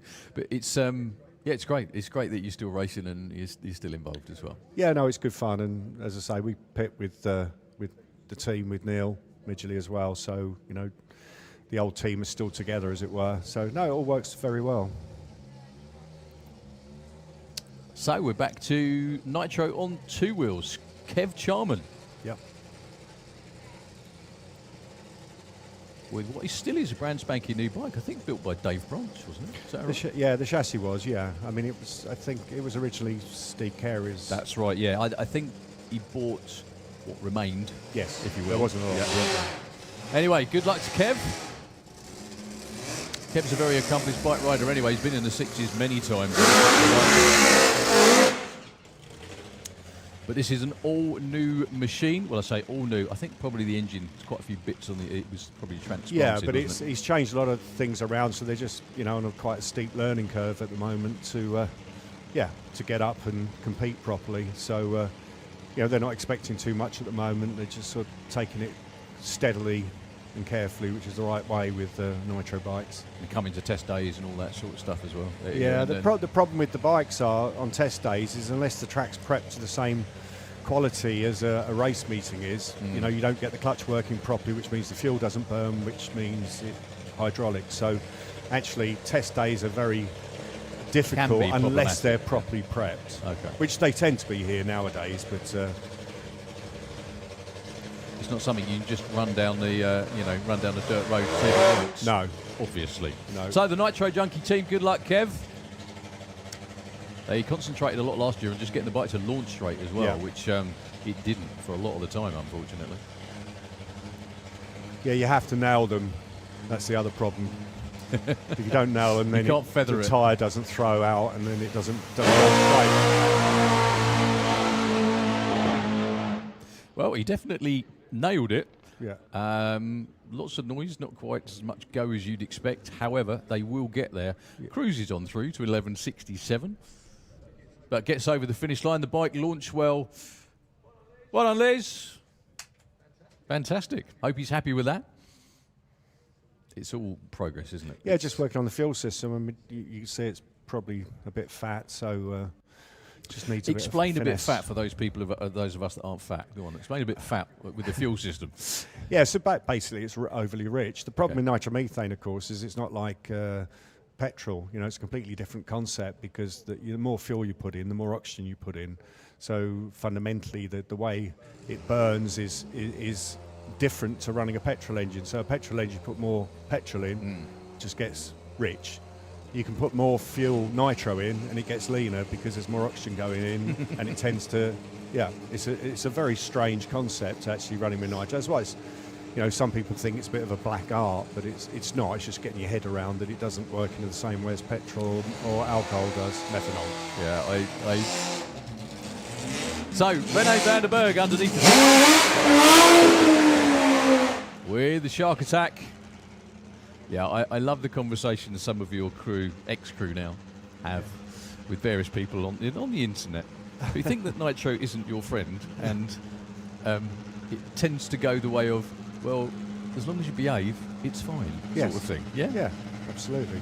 Yeah, I mean it's not that difficult to tune with Nitro. You just have to realise it's not petrol and accordingly change things that, you need clutch, you need lots of clutch. If the clutch isn't working properly in consort with the fuel system, It doesn't load work. it.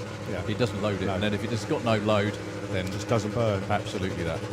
It's the same with fuel cars as well, is that they just drop cylinders Yeah. down track when they start to spin the tyre, and you have Yes. the same problem. Yeah. What does that feel like on the bike? Does it just get really light? It just feels a bit lumpy, and it loses its go, its zip, if you like. It shoots. Oh no. Yeah, the chutes come out, unfortunately, on the back of Rene's bike. I don't think he's going to be able to make the run. No.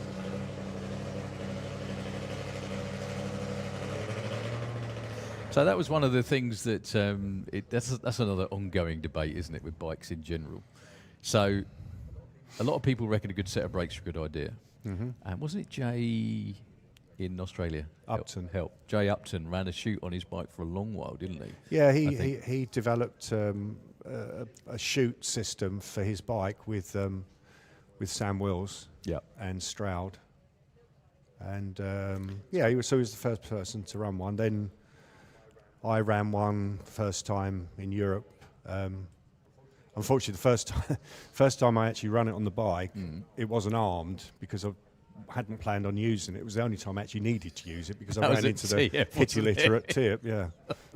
Sorry, that Unbelievable. fantastic Yeah. photograph of you standing there looking like a mud monster afterwards, going in the that can't have been comfortable. No. That's not a nice feeling either, is it? I'm No. sure barreling towards a catch net and Yeah. everything, Yeah, no, it and was, you know you're not going to make it. no, No. I kept trying to brake and it kept locking the wheel up.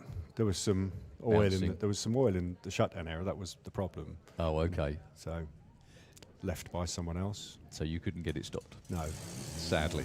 However, it wasn't the end of the bike or you, obviously. no, I carried on that way. I you- mean, the guys worked it's a lot of really hard to cleaning. get all this stuff out of it. So, It just takes a lot of cleaning and a lot of Absolutely. everything. You have to go through everything just in case it gets in anywhere it shouldn't. yep.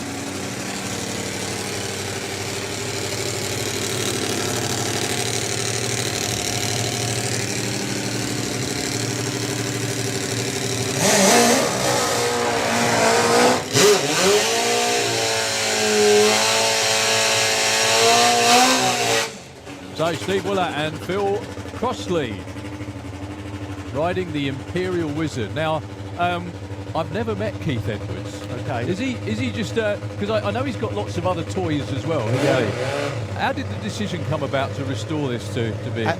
Actually, I don't know right, no. why, but yes, he's big into Audi Quattros, racing Audi Quattros. I think he's done Pikes Peak and Okay. all that sort of thing. So yeah, he's a well-known person in that field, just not in top fuel bikes yet. Yes. He thought it'd be fun to do this. Yeah. So Phil Crossley, Steve Willett in the other. Well, both of them had a wiggle at around about the same time. Phil's bike, look at actually it stopped and went again, Yeah. which looks a little odd. A 1078 and a 981 might improve a little bit, but not too much. 110 to 60 foot for Steve and a 107 for Phil that time round. Also, while we're here with Steve Willett, sorry, not Steve Willett, Phil Crossley, beg your pardon. Yes. I saw he's got his other bike here as Yes. well, which is. Now, I want to just work this out, because I know that you guys had a concept of a similar sort of thing many years ago. Yep. Is this totally different to that, or is it? No, I mean, very- it's just an engine configuration. I mean, it's a V4, which is very unusual in top Okay. fuel bikes, but and supercharged as well. and supercharged, yeah. Okay. Unusual for top fuel bikes because most of them are inline fours. Yeah. There's been a 6-cylinder one, and there's obviously now we have the triple with Phil and his team. But yeah, V4 is quite a neat concept, and he's actually built one, and he's still trying to get it ready to run, as it were. I mean, it runs, but fuel system. It's quite sophisticated in its fuel injection system and its ignition system. So. Well, also, there's so much of this stuff that's effectively pioneering that no one's done before. Yes. And the distraction. And of course, the distraction is that he was offered a ride on the Imperial Wizard. So. Yeah. Well, that's a very unique problem we have in the UK. There's more bikes than riders available. Yeah, absolutely. Which is a bit of a weird one. Yeah. So Jerry Lukes with the triple. I love the concept of that thing as well. Yes. Obviously, that's something that Phil Brainbridge, again an engineer, has had in his head for a long time, wanting to build it. Yeah, I mean, he's like I am. He's a fan of triples, whether they be road bikes. Like I am, we've got Triumphs, triples, Laverdas, and that's Phil's thing anyway. So sort of natural that you would want to build something like that. So but is the idea so the cylinders are more spaced out so it doesn't heat up as much? Is that kind of so you can put more in it, or? Well, there's that, but there's also you get different torque with a triple. It punches out the hole a bit different as well. Sounds different. Yeah. So I mean there are some advantages. Good looking run for Neil Midgley, just past half track. That was on 6:56 at only 148 miles an hour. Check out the 60 foot for Neil Midgley. Can you see that? Is that going to be a world's best 60 foot for a top fuel bike? 0.952. Yeah, I think so. We had it before anyway. I say we. The bike team. had it before, the bike. That's your old bike. Yeah, that's very anyone quick. doesn't know. Yeah, 0.952 to 60 foot is not hanging about at all. 2:57 at 3:30. 8th mile, 3.85 at 185 miles an hour. And he rolled off the throttle just after that, I should think, or maybe even about then, to a 6:56 at 148. That was beautiful. I mean, when you consider Larry is the quickest and the fastest in the world, he struggles to, he runs 1:01 normally, 60 foot, so... Is it because the bike's geared differently or anything like that? Just I the would way like they to do say it? we've got a handle on the clutch that he hasn't, but just imagine if he did that as well, Yeah. You can't say that because he's a customer of your No, engine. he's a great guy as well. I'm just saying sometimes you just hit on a good combination, So Rene's running without the parachute by the looks of that. That was a really strong run, and the great thing about that as well for Neil was it was nice and strong and straight. And after what happened, we don't need to go through what happened, but after what happened to him, unfortunately, in the same place you were talking about, it's great to see him back and riding the bike because it must take. After you have a bit of an off, fair enough. But when you have an accident like that, it's got to take a lot of something. I'm not sure what it is. Well, to do it again. yeah. I mean, the bike was, as you probably know, was torn in half. I mean, it was pretty much total. So the team did a great job getting it back together. Neil did a lot of work on it himself, Marius and the other guys, so very, very good job. It's great that your team, as it was, is still intact as well, isn't it? Yes, really, really absolutely. No, we enjoy doing it, so. So, for the second time of asking, Rene van der Berg without the parachute, let's hope he remembers, without the parachute on the back of the bike this time.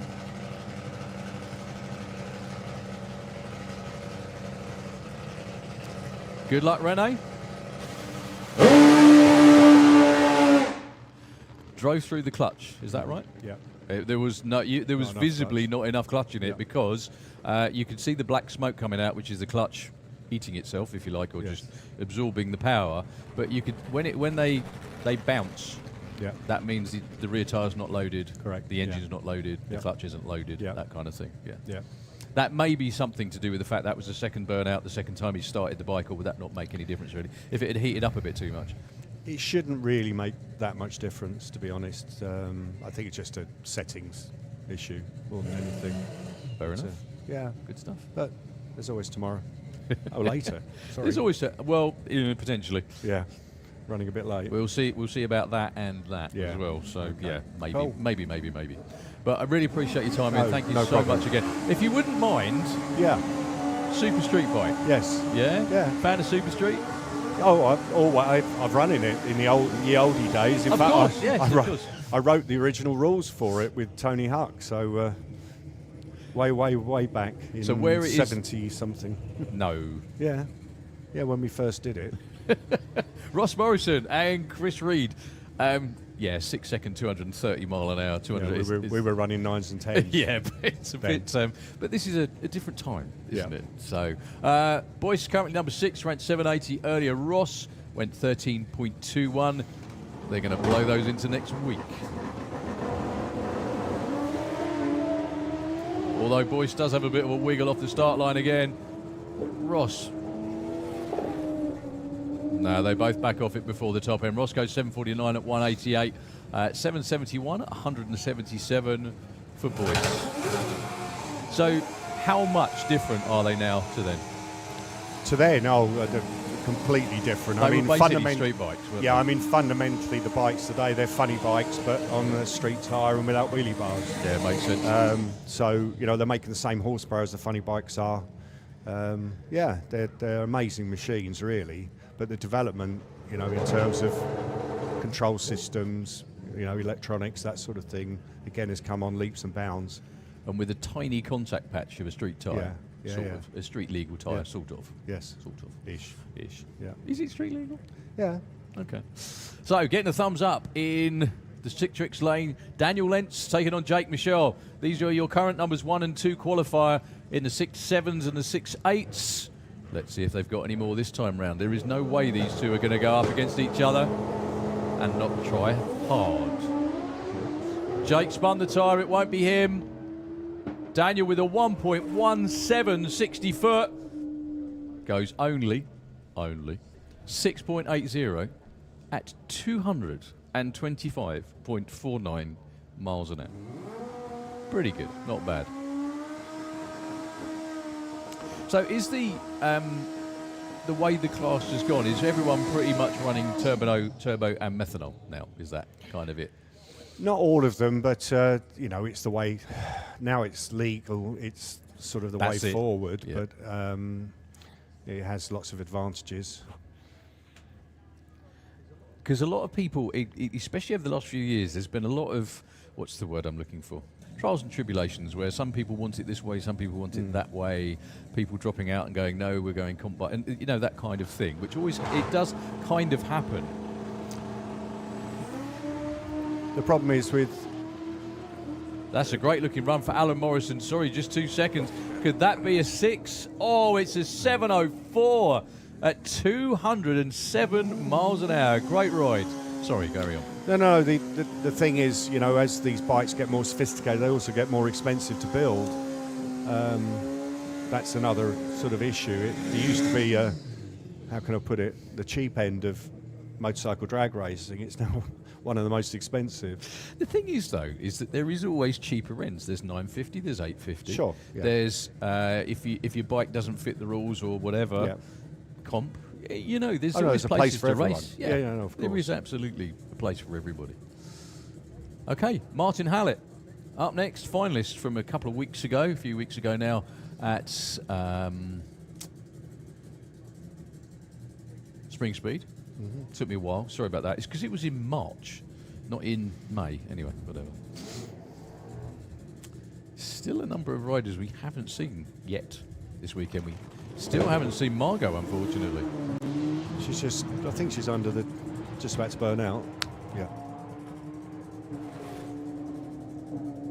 7.40. Good speed, though, for Martin Hallett, going in the right direction. We haven't seen Jack Shook either. 197.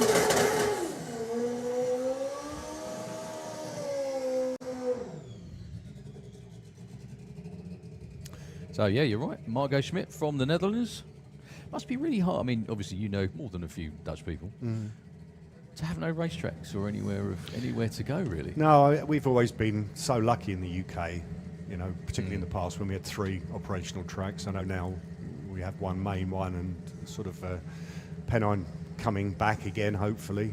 But we're lucky with that. These guys have to travel generally whenever they want to go drag racing. There have been some races, as you know, but not permanent strips. And nothing currently, I don't think, either. No, I don't think so. Nothing on the horizon either.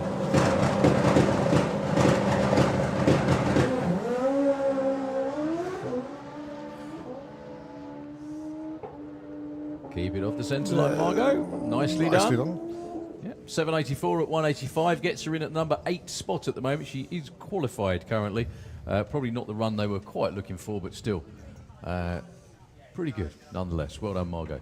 So, Ian, thank you very much, sir. No, thank you. No, seriously, I know I do apologise because when I asked you, I completely forgot that you were racing this weekend as well. So That's it's very right. kind of you to come and join us. I can run back to my Can car. you? Really? Yeah. Okay. Yeah, that's cool.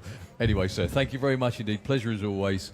And yeah, any time. If at the main event again we can do this, that'd be cool. I don't know whether you'll be hanging out with Neil and so on, or Yeah, I should be here.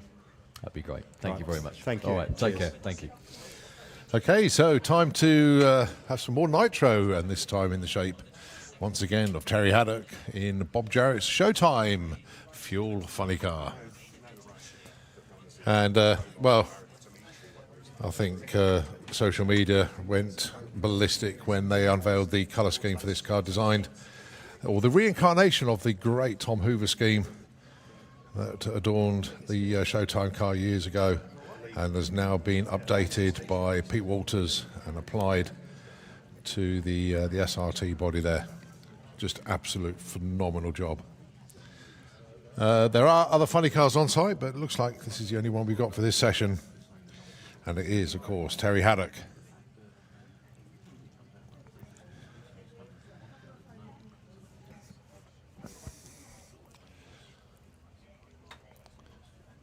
I think they're all pretty much ready. So the starter is attached, the fuel bottle is there. We just can't actually see what they're doing at the moment because the body is propped up and everybody's underneath it. And we are looking right down on to the car. Here it goes, engine's fired.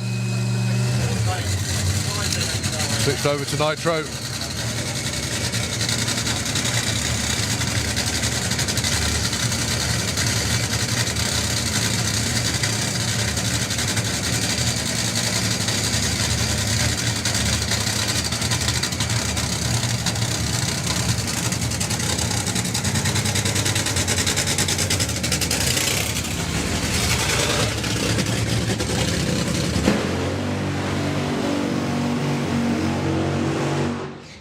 Terry's not shy of doing a burnout, is he? Let's take it just that little bit further. Well, it's not his car, so really much. Sorry, I shouldn't have said that, but you know what I mean. Yeah, I do. Although I'm sure he does it with his own stuff as well.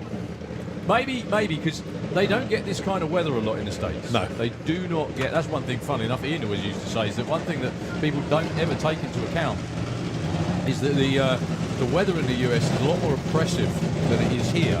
These are Candyland conditions if you're in America. Really good racetrack, lots of teeth in it. So Terry with his first run on the weekend earlier on went 4:27 and clipped it off early. Car was dancing around the lane.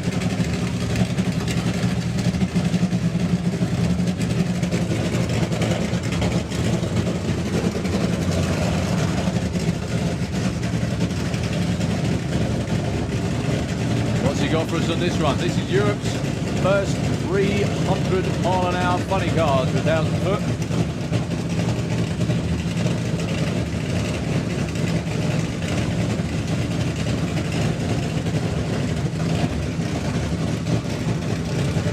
Great to see Terry back in the UK and Bob Jarrett out front as well.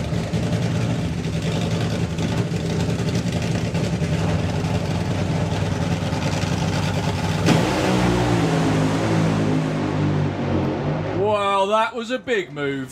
458, 195 miles an hour, and get that man a straitjacket. But don't give it to him just yet. We want this entertainment. That was shaking and moving all over the place. It was shaking when he went past 60 foot. It was still, in fact, from up our vantage point up here, where it went sideways at 330, it was still shaking. He still had his foot in it. It wasn't until it went completely sideways and nearly took out the half-track blocks that he managed to get off it. So, Mr. Haddock, thank you very much indeed. That was a bit... Yeah, I know. Everyone's shaking their heads, mate. It's not just you. We can see the tyre marks from up here. That was mental. Ladies and gentlemen, give the team a massive round of applause as they go up to collect Terry. That was outstanding. That was pretty good. I don't know why he lifted though. That's the only thing.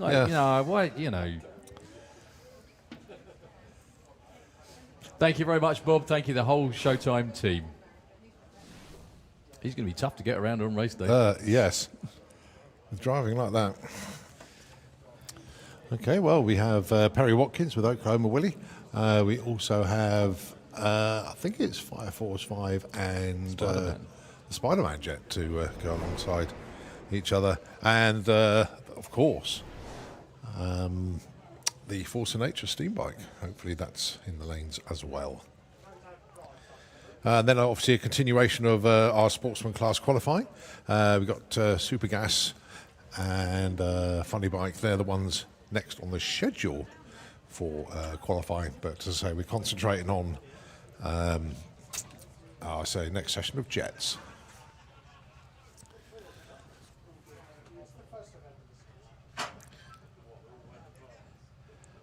Well, the Showtime car is actually still on track in the shutdown areas. Obviously, that needs to disappear around the corner before we can get anything else ready to go down the track.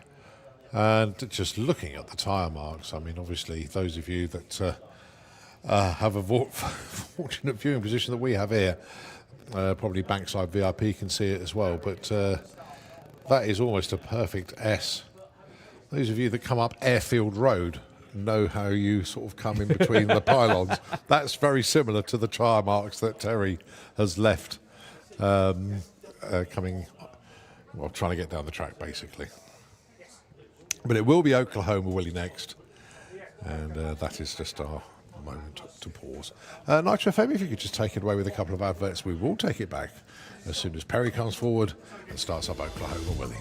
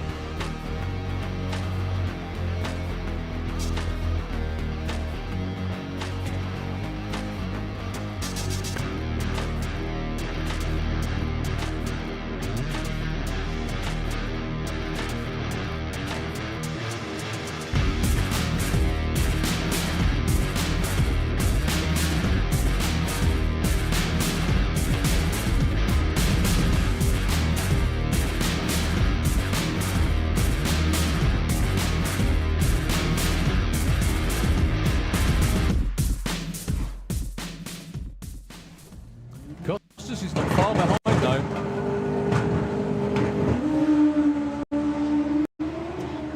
118 to 60 foot for Costas. The bike's got a real wiggle on.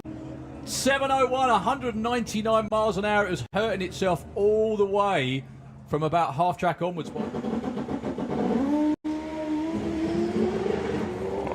The rear tyre was fishtailing and just not giving him the traction he wanted, and it was still a 120 to 60, but it wasn't a happy bike.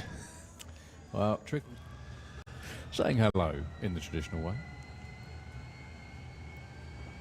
Perry Watkins then with Oklahoma Willie. Even without the jet engine on the back, this car, this truck, this pickup, whatever you want to call it, is pure show quality all the way through. It's 1958 VW pickup. We all know the story, but for those of you who are new to it, it was found on a farm in Oklahoma, and the guy who owned the farm was Willie, hence the name.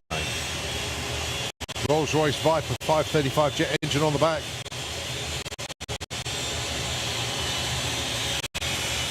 This vehicle regularly runs 150 miles an hour, around about 10.5 seconds, and then once he's done his run, he'll shut it off, coast around the corner at the top end, re-engage the drive shaft, if you like, and start the engine in the back and drive it back to the pits. That is so cool.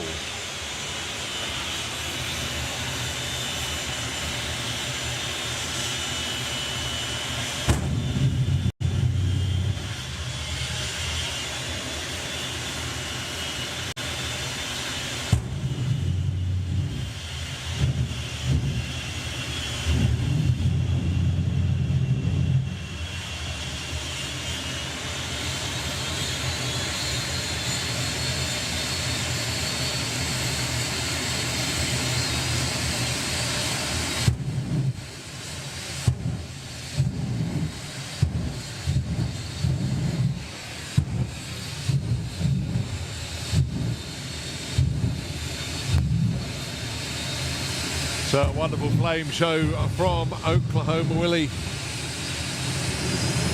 Perry Watkins. And of course all the jets this weekend running in memory of Richie from the Fire Force team.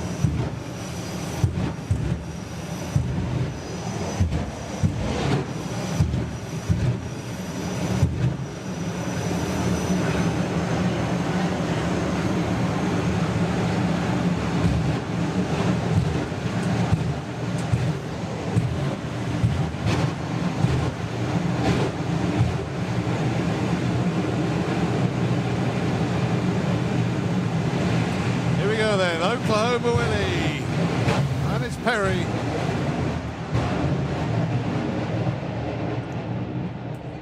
Very interesting run, popping and banging down the quarter mile, but goes A to B.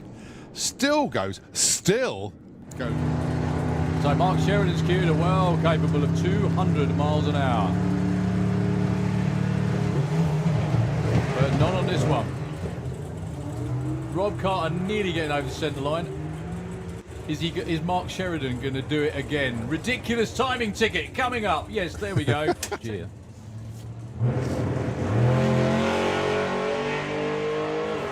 Nice 126 to 60 foot for Graham, but backs out of it. He backs out. Track. Still goes 969 at only not capable of going into the sevens, knocking on the door at 200. However,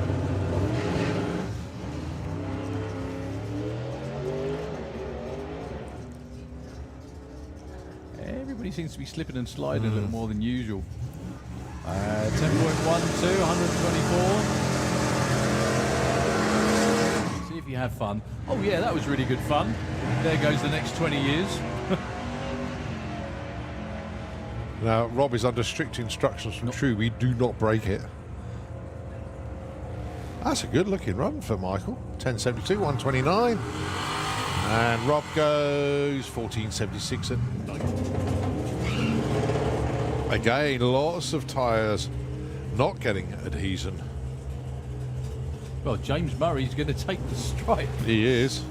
9.72, 142. No, Paul's, what he does know.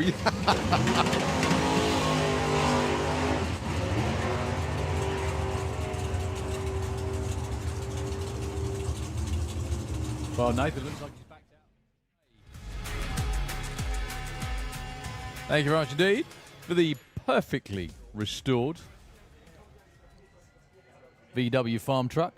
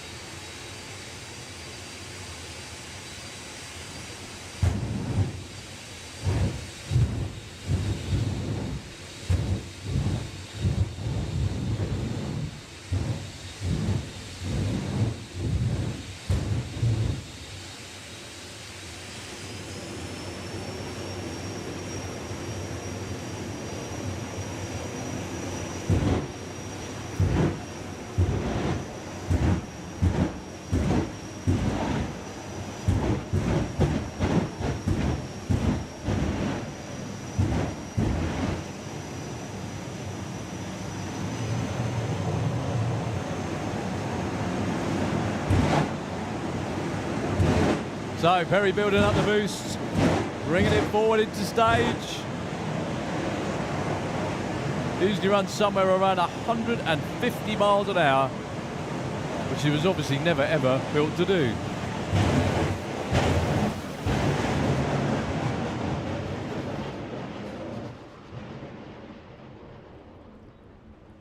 The Jet deciding to have an on and off day at the same time. 11.75 at 141 miles an hour. A great show nonetheless. Thank you very much indeed, sir. We have more Jets for your viewing pleasure coming round behind the tower. We have side-by-side Jet Dragsters this time. The Spider-Man of Julian Webb.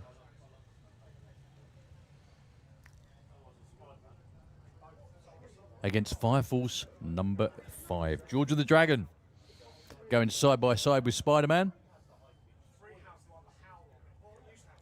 We still got loads more qualifying action to come for the rest of the day, so if you don't have to be anywhere else, spend the rest of the day with us, please.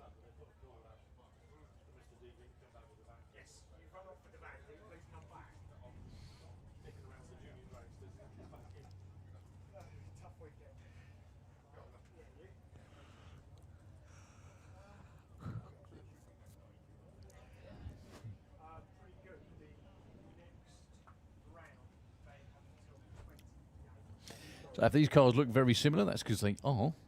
An awful lot of Martin's work went into, well, especially Fire Force number 5 and Julian Webb's car as well. Both looking absolutely immaculate. They are going to be running side by side to 1,000 foot. You can see the big orange blocks going out there towards the finish line.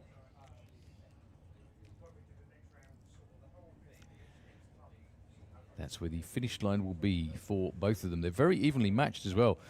Julian Webb's car is much quicker. I think what set the hook for Julian was he had, or he has got, I think still, another Jet Dragster at home. And a few years ago at this event, Martin couldn't run around and drive all the jet cars he has, so he asked Julian to help out and drive the Fire Force number 5 Jet Dragster. And Julian thought, this is fun. I need one of these. And there we go. A number of years later, here we are. Also, folks, once again, don't go anywhere at all. We had the Force of Nature steam rocket bike coming round behind the tower as well. So, obviously, it goes without saying, if you're not in a viewing area now, make yourself or get yourself either into the grandstands or on to the banking, please, to come and check out Graham Sykes and the Force of Nature, and also side-by-side jet cars. That should be more than enough, frankly.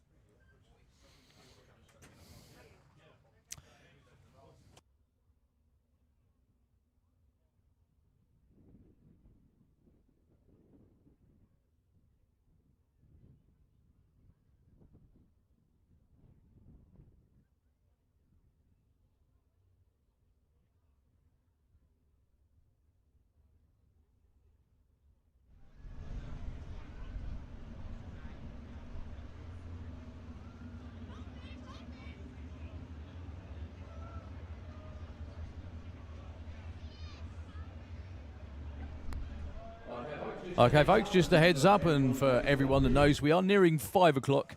We still have our second qualifying session to finish. Word from the race director is there will be no qualifying session number 3 today because we have absolutely no way possible of getting it finished by curfew this evening. We've still got at least an hour's racing to go, or qualifying to go, I should say, and that would just take us to the end of Q2, let alone Q3.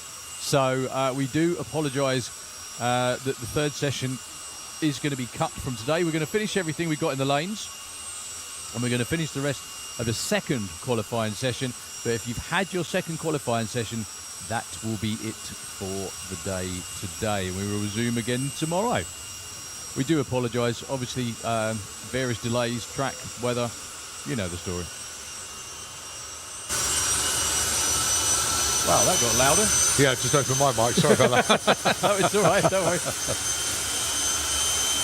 Yeah, you've gone from mono to stereo. I didn't realise mine was that quiet until then.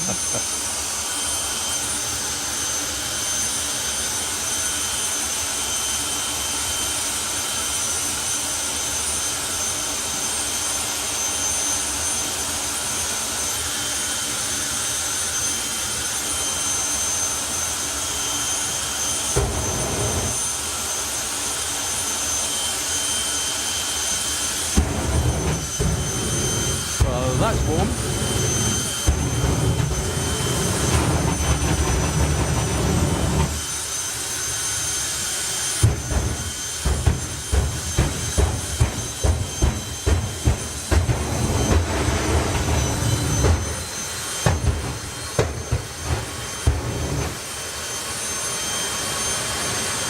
So, Julian Webb with Spider-Man in the Kestrel lane. Martin Hill with Fire Force number 5.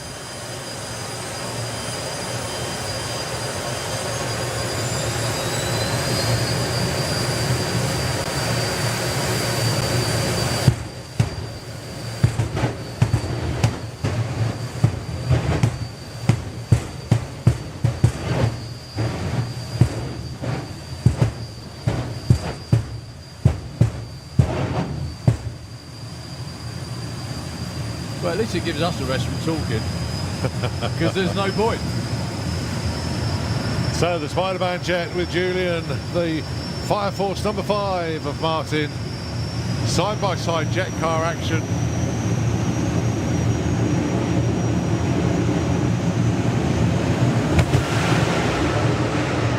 Look at that reaction time for Martin, 008. Wow. 360 at 225 at the 8th for Martin, 390, 202 for the Spider-Man jet. Wow. Thoroughly enjoyed that. Well, Martin was, 008 on the tree. Goodness me, has he been? He's been playing too much. And it's very rare that you see Martin smoke the track before he actually launches. So, yeah, full respect for that one. Yeah, sorry the numbers didn't come up on the boards. They were the numbers to the 8th mile. My guessing is the clocks were set for the 8th mile, not the quarter. Yeah. But there we go. So 3.90 at 2:02 for Julian to the 8th. 3:60 at 2:25 for Martin. Give him a cheer, folks. That's what we want to see. We do. We also have, don't go anywhere at all, we have Graham Sykes with the rocket bike coming next. The steam rocket bike, one of the only one, I think, in the world. It's going to be running over the quarter mile here to see if he can set a new steam-powered world record to a quarter mile. Yes, you lovely folks deciding whether to go or not, don't. Give it another 2 minutes, seriously. Trust me, it'll be worth it. I know you might have needed the loo, but, you know, it's all good. What an entrance Graham makes with this machine as well. Brings it on what they call the mothership. And just bringing the bike forward. Although it is absolutely nothing left of it is original whatsoever. Oh, you've got one, sorry. Yeah, no, I've got it. Nothing original whatsoever, but the idea started from a hospital bed for the mothership. There's nothing left of the original, though. Okay, I fair don't enough. think, anyway. I find that quite hilarious. I did say to him when he popped up here earlier, I said, I'm really going to start. I'm going to have to knock it off with the boiling the kettle Yorkshire tea type, stuff. And he said, no, it's all fine. It's all good. But yeah, this bike is a true work of art. And his only real limitation is the size of the vessel, the size of the tank, the hot water tank, to keep water and steam inside. So go on, Colin. You have the full facts. Yes, I do. Of what you're about to see. Basically, what Graham set out to do back in 2012, the aim of the project was to try and achieve a top speed of over 200 miles an hour using steam as the only form of propulsion to generate the thrust. As Graham says in their own words, the team's own words, the concept is simple. Heat water in a specially designed and certified pressure vessel to set a temperature of 250 degrees or 482 degrees Fahrenheit and pressure of 40 bar or 580 psi. Then release it through a pair of Delaval rocket nozzles to generate the thrust. The water exits out the nozzles at 1.1 Mach, and you may hear a bang. This is the air going through faster than the speed of sound as the water pushes the air out of the way. The bike pushes against the saturated steam through the run, which is 60 times denser than air. The water expands, get this, at 1,600 to 1 and pushes the nozzle away, propelling the bike forward. Paradoxically, the more water heavy the bike is on the line, the faster it will accelerate, as the G-force acts as a mass on the water.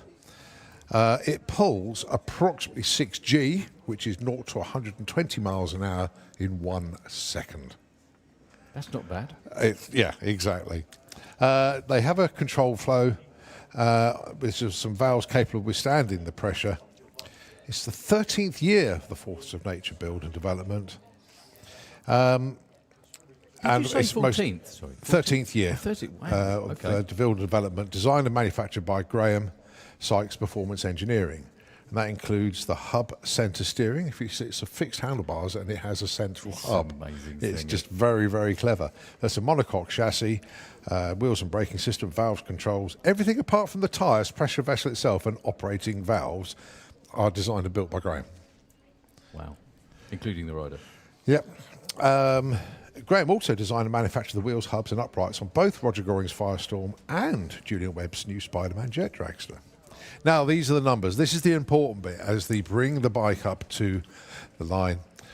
The fastest recorded times to date, the 60-foot time, is 0.723 of a second. Sorry, I don't mean to laugh. I don't think it'd accelerate that quick if you dropped it out of a plane, No. to be honest with you. That's ridiculous. It's the fastest accelerating thing Full stop. anywhere. There's nothing quicker. 330 feet in 1.968. His 8th mile is 3.294. But he's out of steam by the 8th, so he's coasting. And the quarter mile is 6.16. Now, Graham is pretty much ready there. And when we get the signal, it'll be the countdown from 5 to 1, and then Graham will go. So please join us when we get ready for the countdown. And we're just waiting for Graham to give us the thumbs up, and then you what to do. You shout as loud as you can, 5, 4, 3, 2, 1, and then it'll be ready to go. So Graham just getting himself into position. You look at the tree, we'll get the pre-stage light and the stage light that shows he's in position, and he will let us know. And literally just hold on tight, watch this bike steam off into the distance. Pre-stage light is on.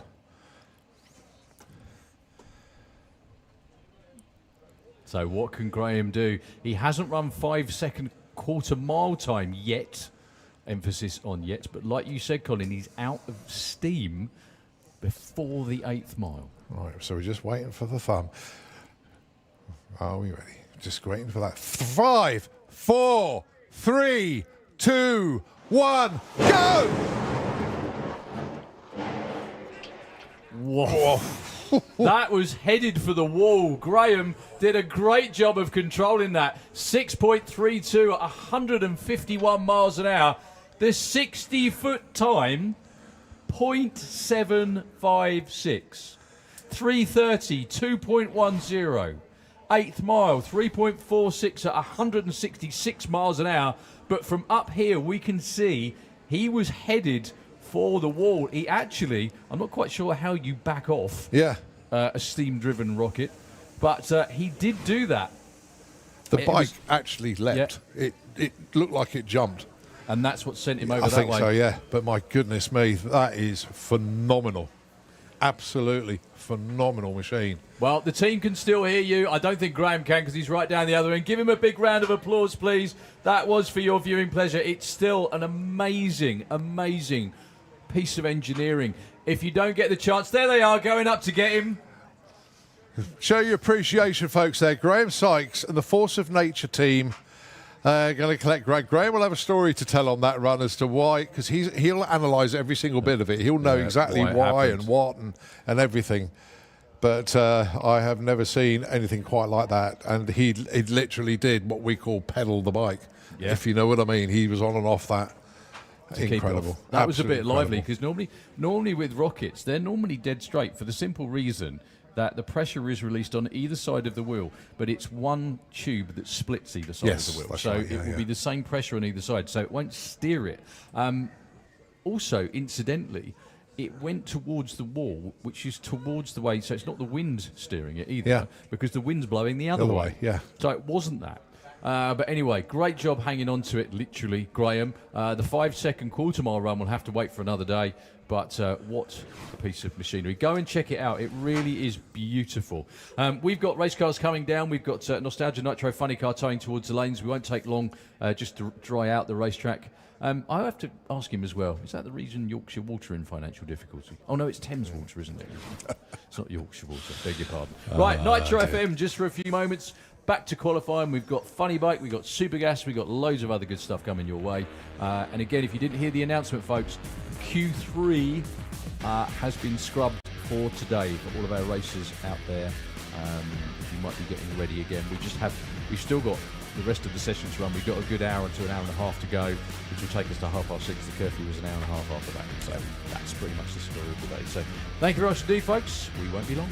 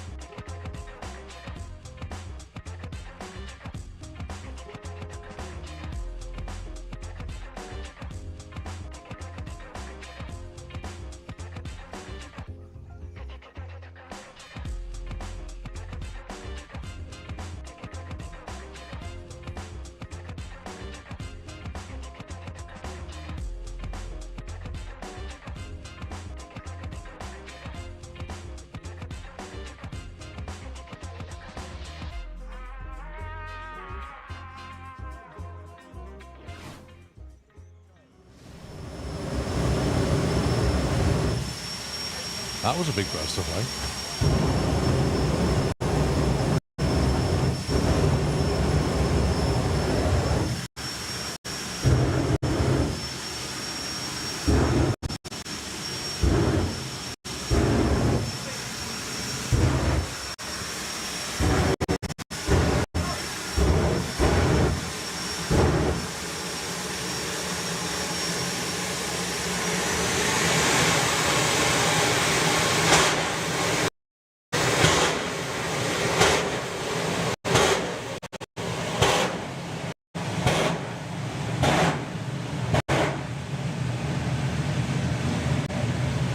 So the pre-run routing completed there for Rog, with Firestorm Helen steps to the side.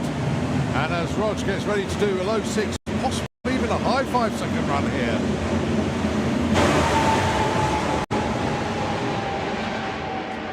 Good looking run. Just clicks before the finish line.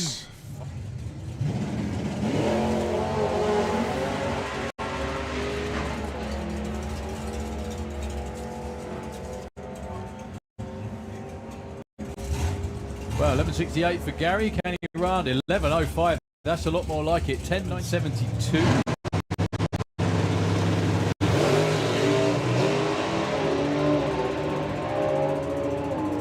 Rob with a bit of tyre shake off the start line. Pedalled it very well.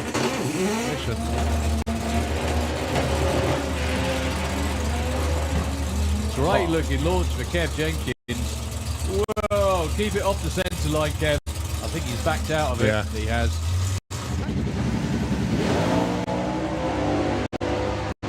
Like that. Yeah. 790. 916 plays 1168.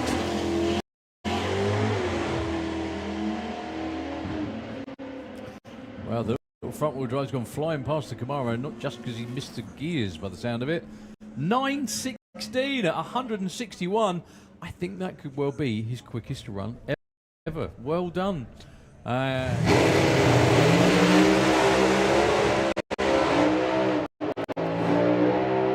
answer is nearly. Kind of off and on it like a fiddler's elbow.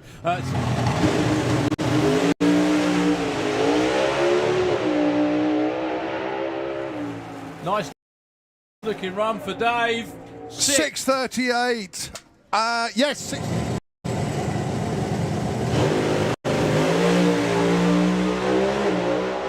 Look at Andre's car go, and he's not far behind. Oh my word!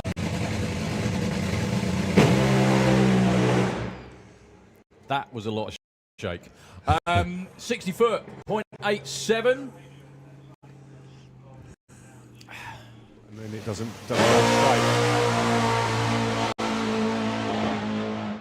Well, he definitely nailed it. Yeah. Lots of noise, not quite as much go as you'd expect. However, they will get there. Yeah. Steve Woolap in the other. Well, both of them had a wiggle at around about the same time. Phil's bike, look at actually it stopped and went again. Yeah. Which looks a little odd. Good looking run for Neil Midgley, just past half track. That was on one. 6.56 at only 148 miles an hour. Good luck, Rene.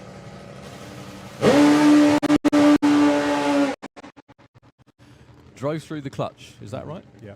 There was visibly not enough clutch in it because you could see the black smoke coming out, which is the clutch eating itself, if you like, or just absorbing the power.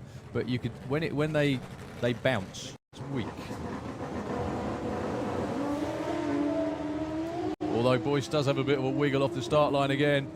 Ross. No, they both back off it before the top and not try hard. Jake spun the tyre, it won't be him. Daniel with a 1.17 60 foot. Goes only 6.80. The problem is with... That's a great looking run for Alan Morrison. Sorry, just 2 seconds. Could that be a 6? Oh, it's a 7.04. I haven't seen Margot, unfortunately.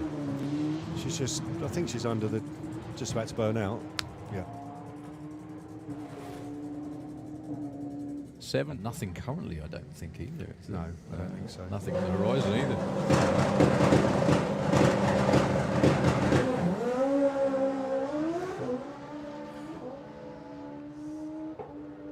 Keep it off the centre line, Margot. Nicely done.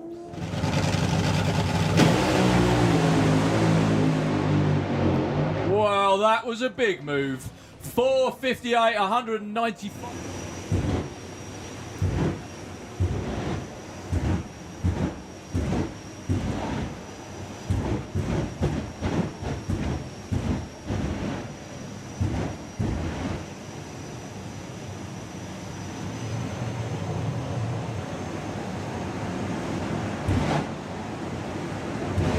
So Perry building up the boost, bringing it forward into stage. Usually runs somewhere around 150 miles an hour, which he was obviously never ever built to do.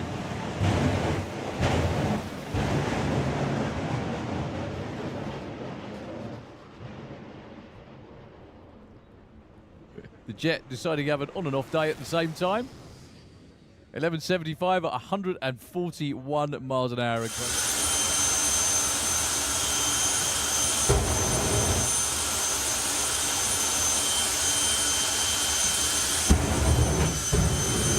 Well, that's warm.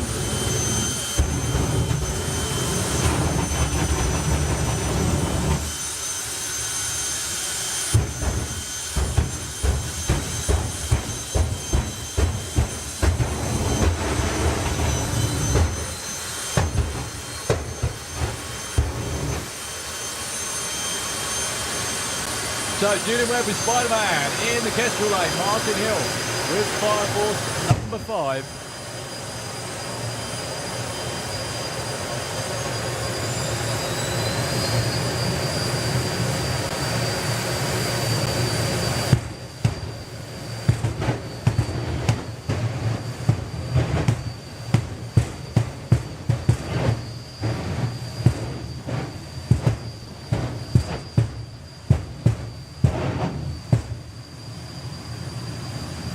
Well, at least it gives us a rest from talking, because there's no point. So the Spider-Man Jet with Julian, the Fire Force number 5 of Martin. Side-by-side jet car action.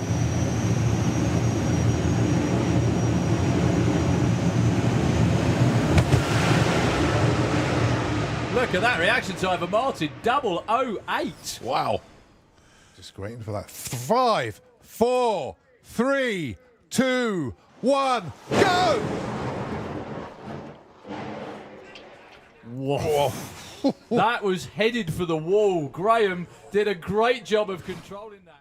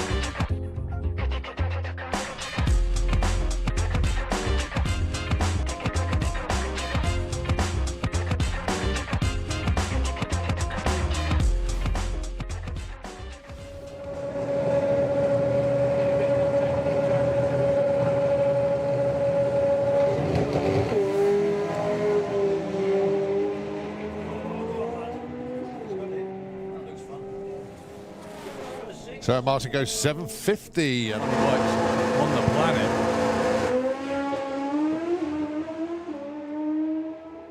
That's a good looking run for Eric. That will be a 6.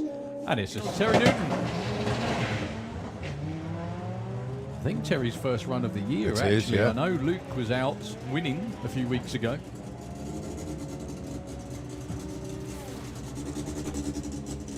Into the 11 hours, which if anyone knows anything about marathon running, that's not shabby at all.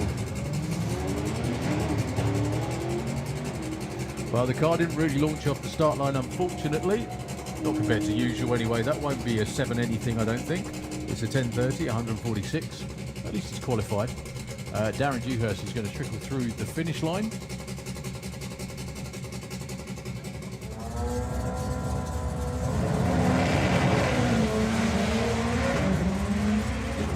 That's a lot more like it. A flat launch for Chris Todd. You don't see that too often. Very rare. However, that normally means it's super quick.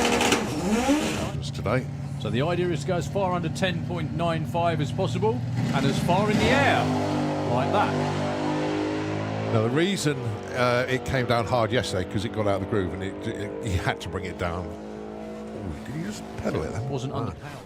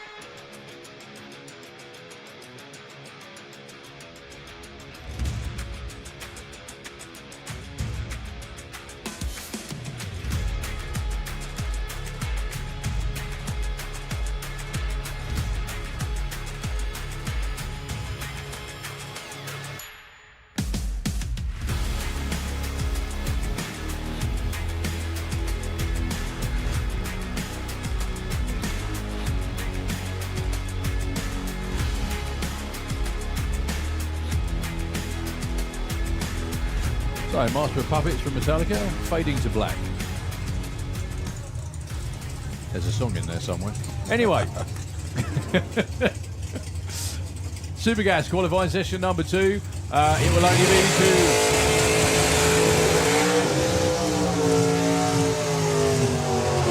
2. It will only be 2 Q sessions for everyone today.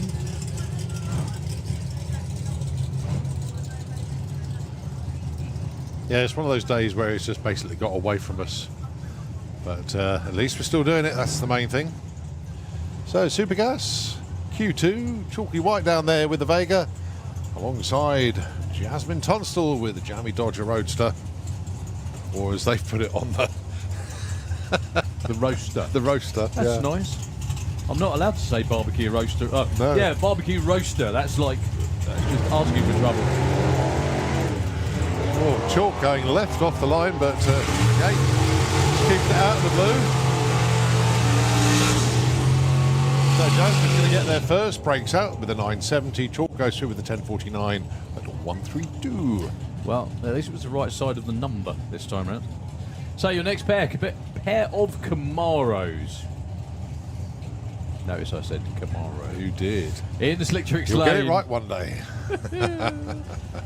I haven't got it wrong yet. Stuart Morris in the Slick Tricks lane. And Andy Digby with the Magic Rat. That car, I reckon that's one of the longest serving, if not the longest serving Superbass car in the UK. Probably, actually. Yeah, thinking about it. The car has been in Supergas probably longer than Andy has been alive.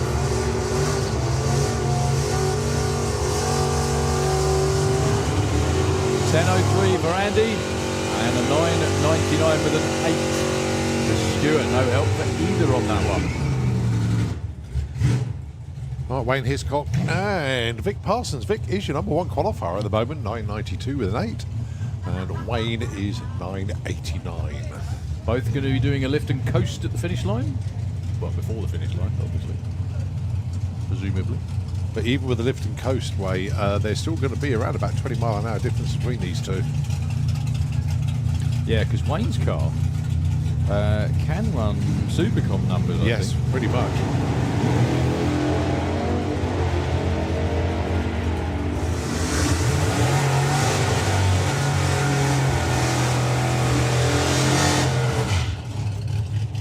No. 998, 992. Vic, tell you what, he's getting this done well. And it was Wayne with the faster MPH. I thought the other way round, but no. Don Scott and Andy Harrison. Battle of the Breakout boys here.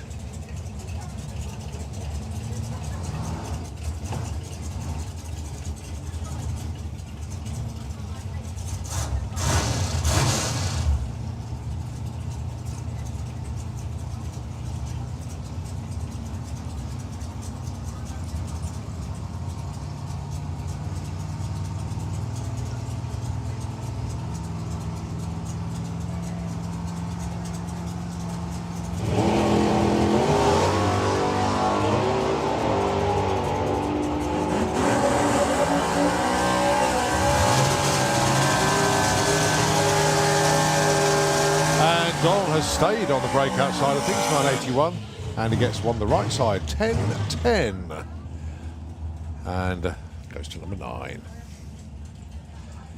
Right, just to let everybody know, Blackett Photography Studios are open for the rest of the time that we are running on track. So if you want to pop down to Blackett Studios, Paula is down there. Ian is still out there taking all the pictures. There he is. He is trackside in the Kestrel lane. But there's loads of images already gone round to the studio. Paula is in the studio now, so if you want to pop down there, please do. Various packages are available, of course, for all your photos, be it digital or printed media. 10.05 and 9.99, Sarah Unsworth. Nicely done, Sarah. Up to number 5 as well.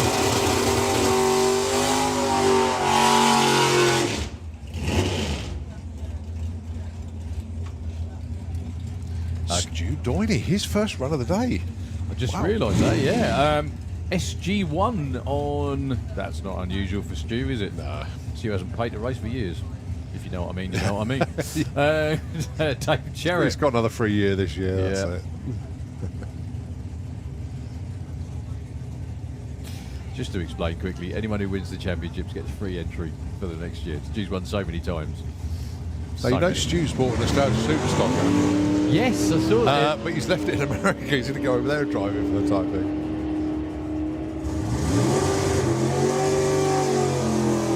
So it is a 10.06 for Stu. Goes into number 9. Dave Cherret stays number 7. Goes 10.34 on that run. So the Yorkshire Terrier himself, Bob Malden. He went 9.95 in Q1. Needs to find 300ths to take the number 1 spot away from Vic Parsons.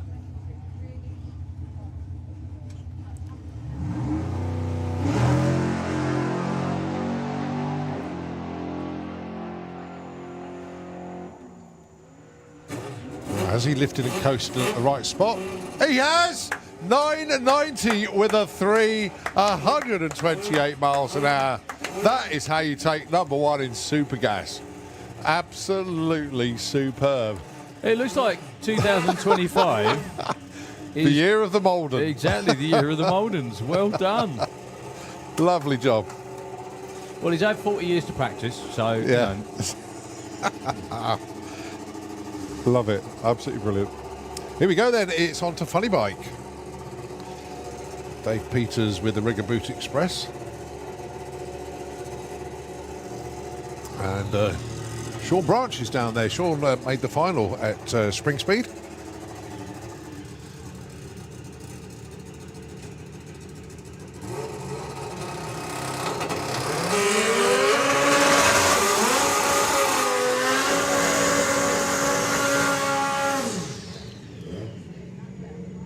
It's unusual seeing a white body on the bike for Dave Peters. Well, we remember the sort of like the sort of metallic candy red colour.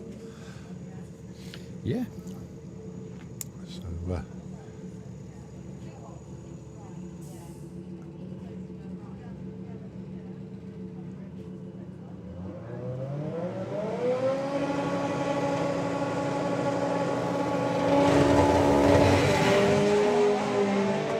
that's more like it for Dave. He went 8.1 in Q1. Should be in the 7s, but no, he's in the 6s. 697, 186. But I tell you what, he's taken a bow there. We're going to take a bow as well. We are not worthy. That was phenomenal from Dave Peters. 697, 186 miles an hour. It was undramatic. It was dead straight. There was absolutely nothing wrong with that. And it was just beautiful to watch. Wow. Well, 1.13 to 60 foot really started that off well. 4:44 at the 8th mile. I tell you what, folks. Pretty good run for Sean Branch as well, though. Yeah. 8.1 to 177 going in the right direction. The thing is, if you're brave enough, the racetrack is really, really good. The air is fantastic. And that's why we've seen some phenomenal numbers. Okay, rather hit or miss or here or there. Yeah. However, when someone gets it right, they really get it right. Martin Zylstra is pointing directly at the wall at 3:30, and I mean directly. However, it doesn't matter now. Yeah, because it's been shot. No, the bike died. Oh. He really is. He's pointing. You can see from where you are, can't you? Yes, I can. He's actually, pointing completely. Julian, where you're stood, I think that's Julian down there. It is. He's pointing straight at you, isn't he? It's not my imagination. Martin Zylstra is pointing directly. Yeah, I'd do that as well. Seriously.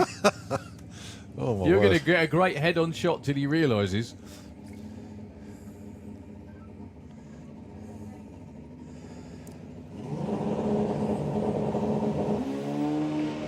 Oh, there we go. The bike slid round.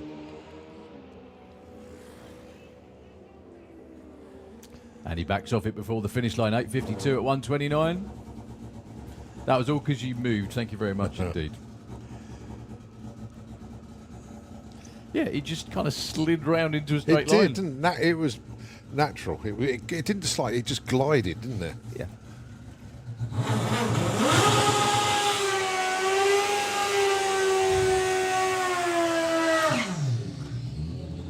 So, Eric, what can he do then?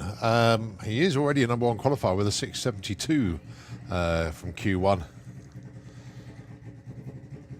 But maybe, just maybe, he's not going to have it all his own way this weekend with Dave Peters finding 6-second form there.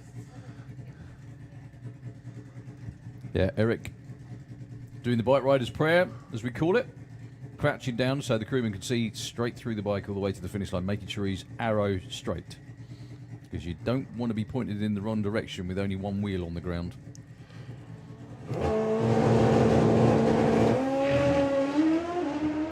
And that's why. Dead straight. Wow.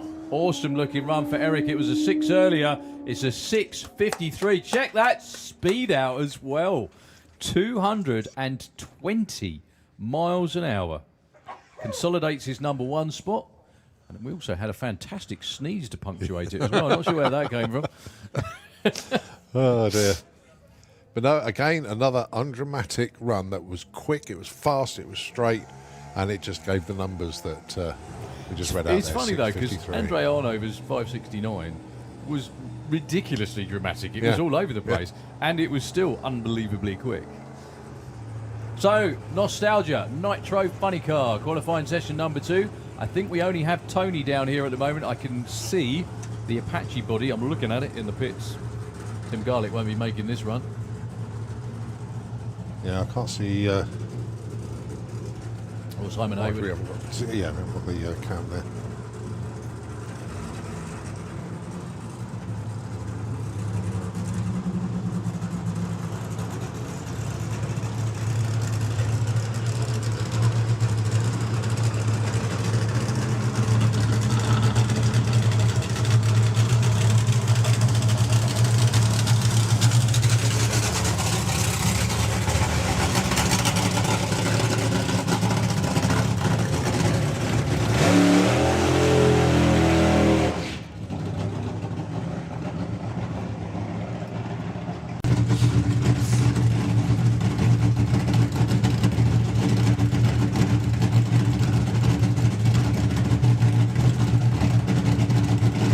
So just set the wheelie bar.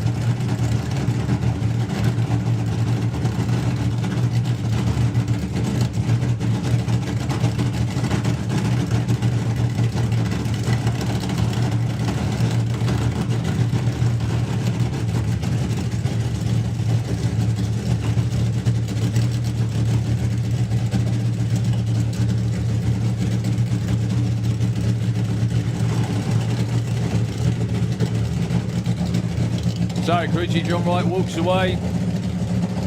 Tony on his own. Didn't get a run in last time because he went straight across the centre line. Punched the 330 blocks. Hopefully a lot better this time round.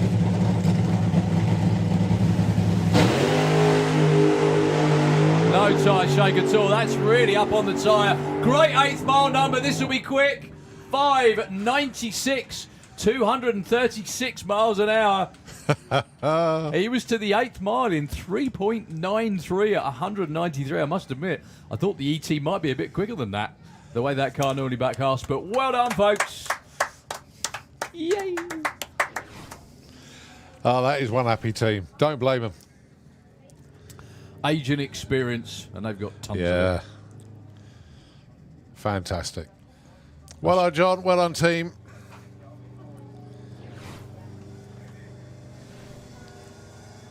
Well, that's the way to start the season off, not punching blocks. That's a lot more like it. Even Elaine's getting accosted. It's always nice. Okay, junior drag bike, Q2.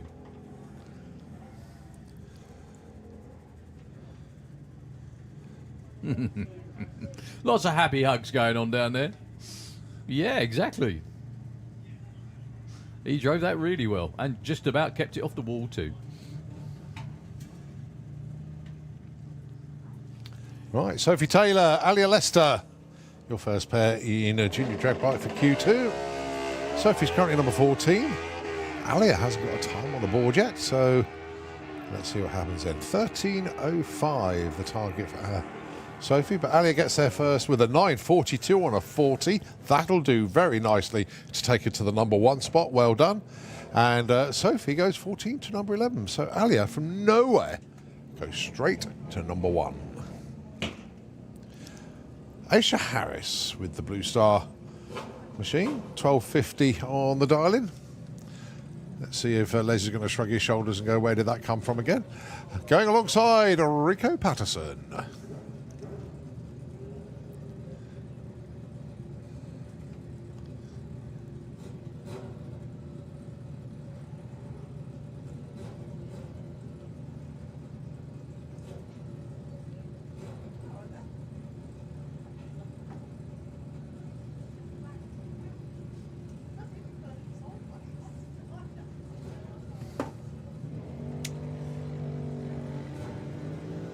So, unlike the cars, they run to their dial-in for qualifying.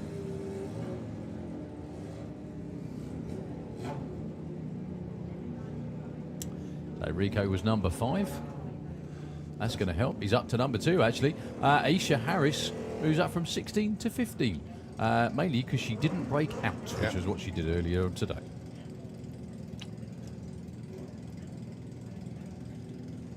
Yeah, 1352 and 1349, the 2 numbers there.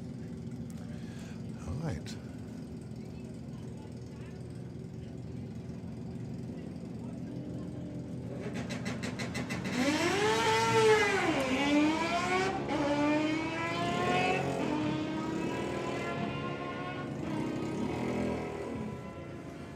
All right, Declan.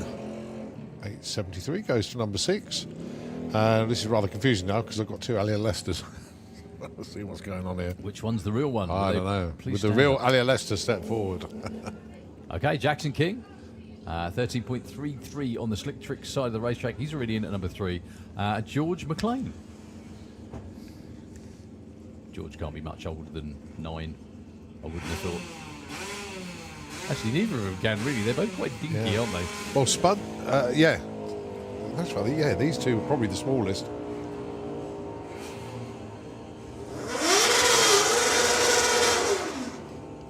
So Jackson's going to get there first with a 13.05 breakout by nearly 3/10 and a 15.32. George McLean goes to number 1. Oh, wow. Number 1 for the McLean family there. Is that both McLean's on top or thereabouts? Yeah. Let's have a look. Hang on. No, Ali will be number 2. Where's the other one? There is no other one. But that might be why there's 2 Alia Leicesters. We picked one of them out, didn't we, earlier on? Yeah. It's just which is the real one.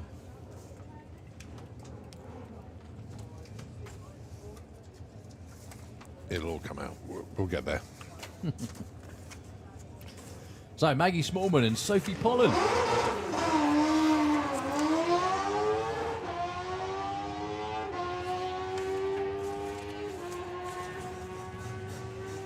$8.28, nicely done, and an $8.99. Maggie goes to number 4. Sophie in at number 3, only 0.04 of a second off. Right, that is John McLean there.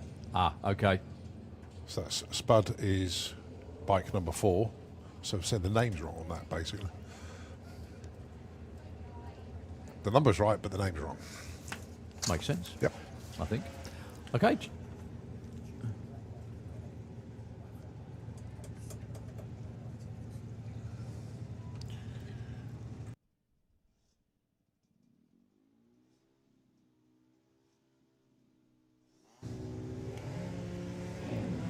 Right, George Parfit and Anouk Bergering.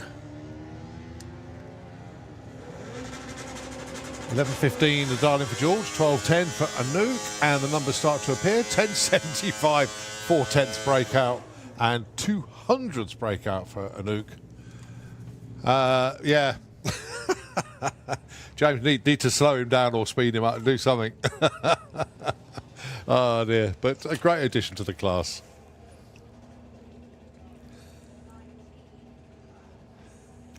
So, Sam Hope in the Kestrel Lane, 902. Up against Brad Morrison, one of the ever-expanding Morrison clan. Although they might have shrunk this weekend, actually. There's one less.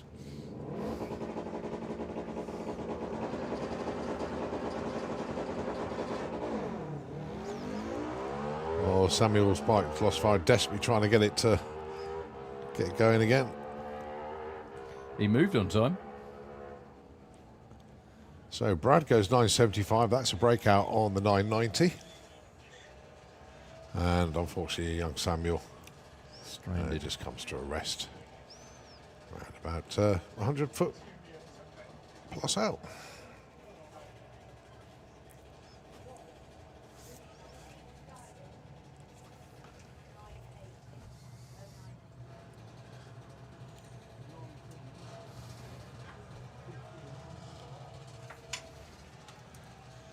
So just a reminder to everybody, I did just mention it a moment ago, but whilst I've got a quiet moment, I'll do it again. Blackett Photography Studio is now open until close of play for the racing. So if you want to pop down to the Blackett Photography Studios, obviously photographs from today and probably from the start of the season, to be honest. So if there's any specific images you want from today, obviously just an idea of time that you ran, and they will get those for you. But they do have a back catalogue in there. But pop down and see Paula in the studio, and she'll be able to help you out there. Blackett Photography Studios, of course, just by the crossroads where the pairing lanes are. You can't miss it, and they've got the big banner outside with the fire burnout from Dave Gibbons on it. Right, Richard Wilcox with the Firefighter Racing Junior bike, and Darcy Cordell. Darcy in the Slick Tricks lane.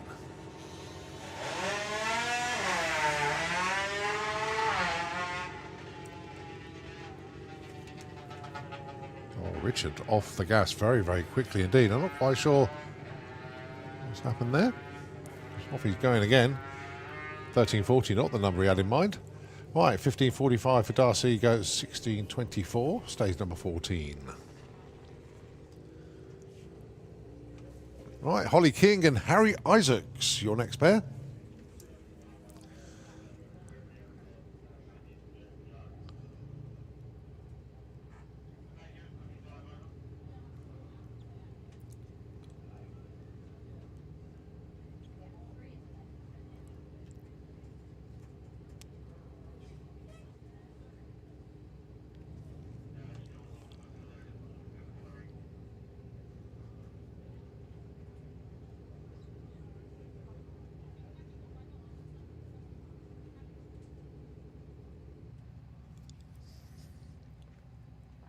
Just checking the track out past the 330-foot mark. So just on a pause for a moment. Nobody's going anywhere.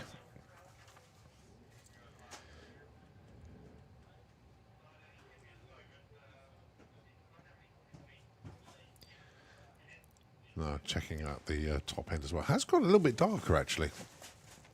Time now 10 to 6 in the evening, or as the evening approaches, I should say.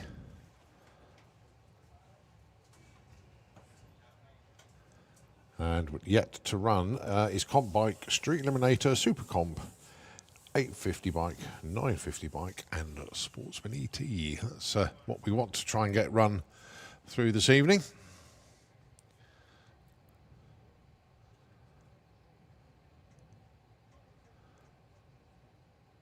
And then, of course, don't forget live music tonight in Fuelers Bar after all the racing has finished. 9 o'clock tonight, Fuelers Bar.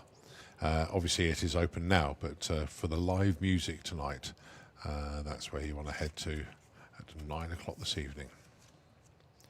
Open till late, I think, is the best way to describe it. Now on Friday, it is Grand Quattro.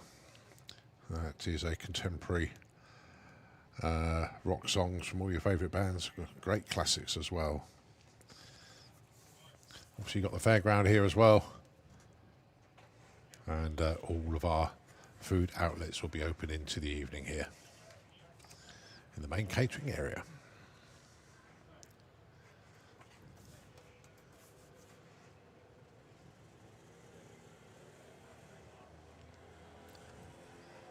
This is one of those we're suddenly going to get the thumbs up to go. Hand back to Nitro FM, that was Sorkit. Yeah, it will, as soon as you do it. And you can hear Ian, he's talking.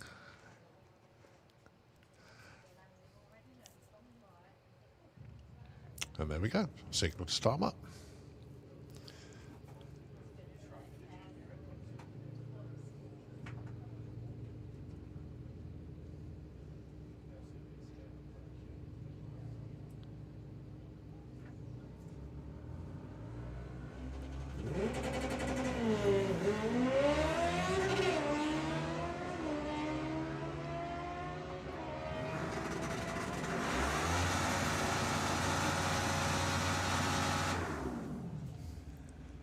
8.93. Holly goes from 18 to 12. Harry broke out, went too quick. 9.68 on that 9.75, so he stays put. As we look and see who's coming up next, it's Leah Morrison. The number that she has chosen that she thinks that she can get her bikes right is 800. Wants to get as close to that as possible. She's already around 8.24 today.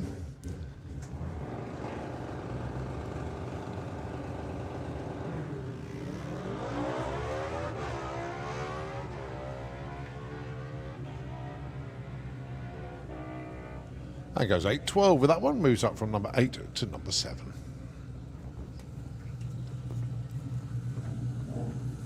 Right, move on now to comp bike.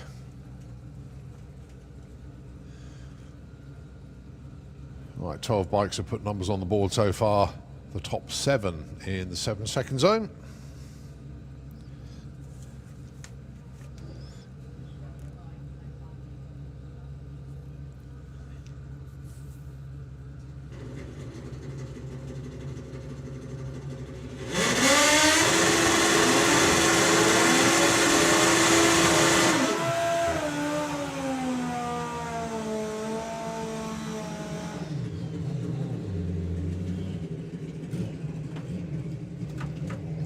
Right, first up then, Aswin Lenoble and Keith Wright. Both of these two got times in earlier today. We've had 14 bikes qualify. I presume we run a 16 field. Which always makes things more Yes, fun. it will be, yeah. Obviously, no need to tell you lot because you're outside. It's got a bit chillier. Still have a bit of a crosswind. But they can still do it.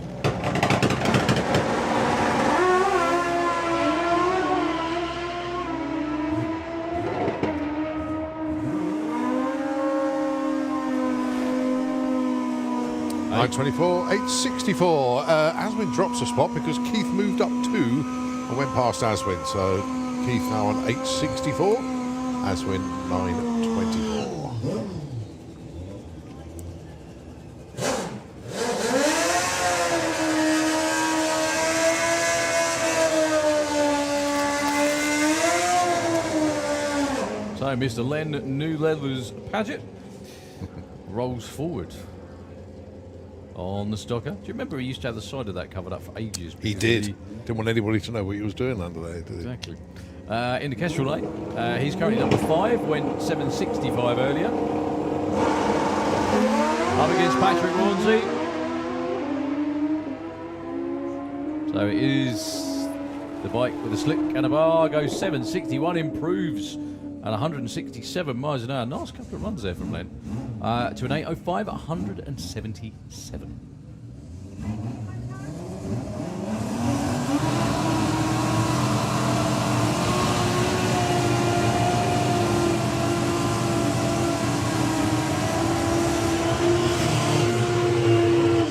So right behind comp bike, we've still got 850, I think 950. We've still got Street Eliminator. Is that it? Oh, Super Comp as Super well, Comp, probably. Sportsman ET.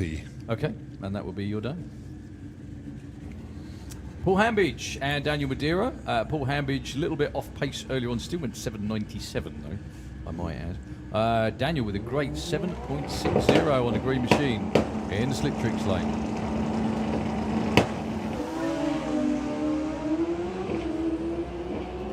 They're both on one this time round. Looks like Daniel's out in front, goes 7.55, 188 miles an hour, moves up one spot to number 3. Paul Hambidge, the bike not quite its normal speedy self, still not bad at all, just not quite quick as usual. 770, 171. Look how tight it is at the top. 47 for number 1, then 55 with a 4, 55 with a 7, 56 with a 0. Then 61, Wow. then 70. Yeah, very tight indeed. So Michael Piggott, if he can find 1/100th of a second, he'll go 2 places higher. Pretty impressive. Yeah. Okay, Chris Neary, Mike Piggott, your next pair. Chris Neary in the Kestrel lane. And that won't be an improvement for Chris. Boggs off the line, there we go. That should have happened about 200 foot before. 7.40. at 197 for Mike Picket, your new number 1 qualifier. Chris Neary goes through, where the 11:10, 167 miles an hour.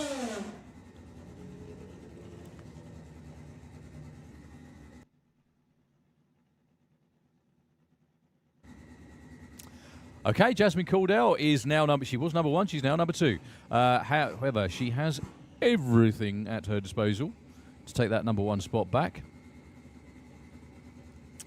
She's going to take a run in the 7.3s to do it, though. Track crew just doing...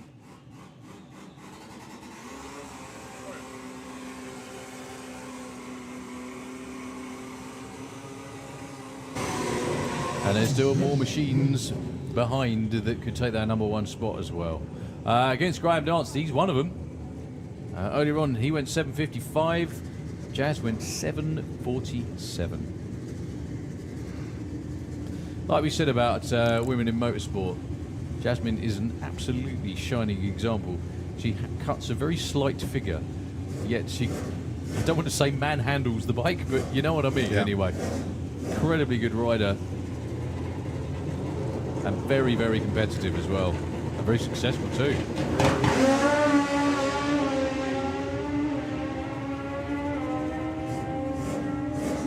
Hangs on to it just and goes 7.40 with a 3 and takes the number 1 spot. 174 miles an hour. She was tucking her little toes in on the right hand side, so she didn't knock the block over. 7.95 in the other lane.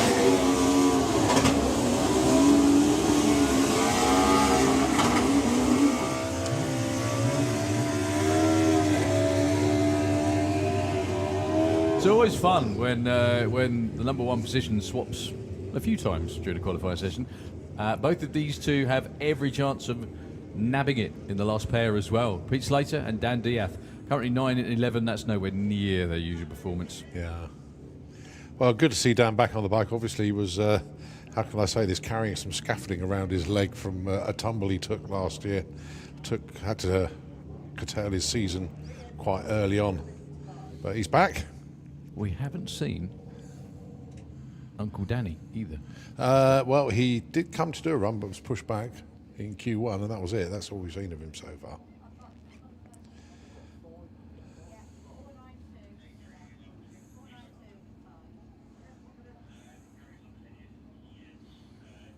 Is it spotting?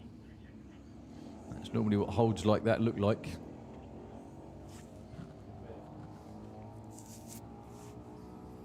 No, they've been pushed back this time. Ooh, no. They're all queuing up, ready to come round.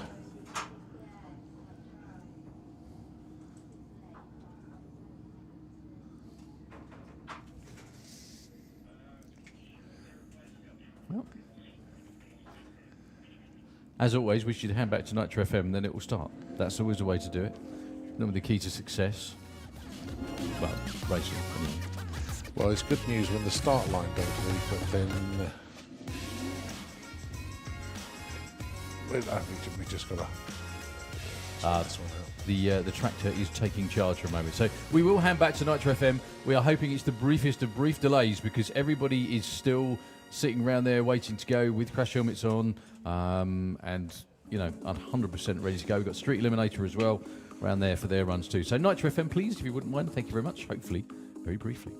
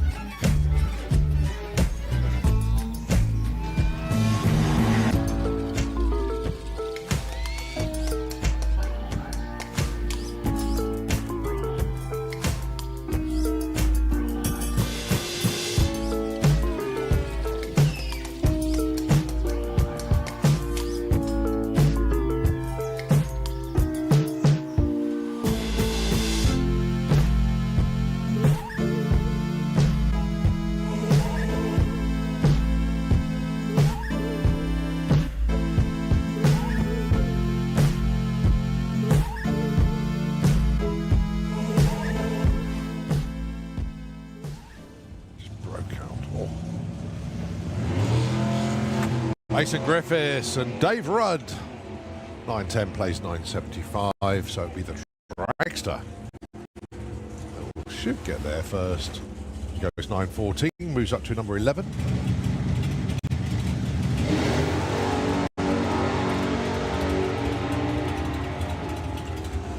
So going to be Reuben first, looking for that 875. Gets an 880.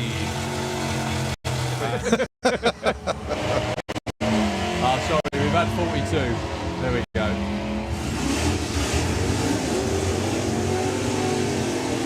Jess looking for 9.20. 917 with an 8. It's another breakout. 11. Oh, Jake Fronda with Nino. We haven't seen Ian dance with the Hootie Bug. Right, Bob Molden. And Thompson. 936. With Barracuda, Ian dance with the Hootie Bug. Jake Fronda, Alfie Rat, Frankie Taylor. Right, both these two safely in.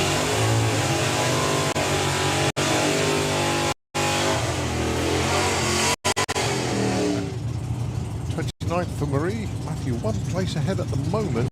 10.35 and 11.10 the Darls.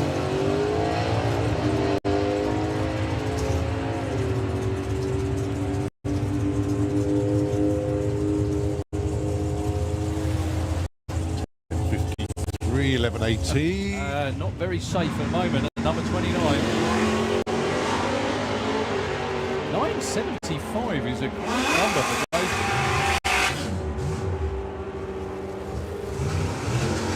97 and a 61. Well, Amy moves up from 22 to 15. Jason. He's not really been. That's better.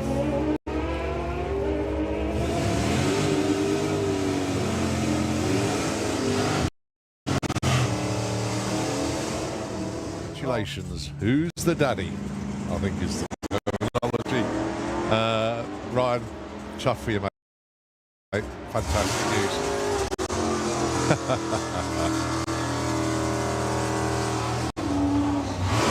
So, welcome to the world, Felicity Davidson. In is 10.60.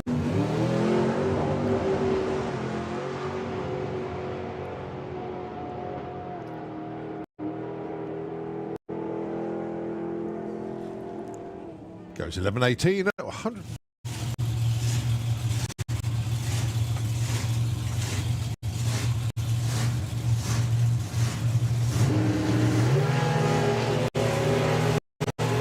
They both got zero lights, but not perfect this time. Someone's going to get there first.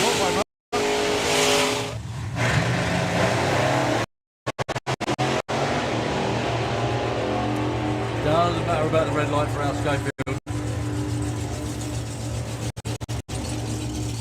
They put it on. Yeah.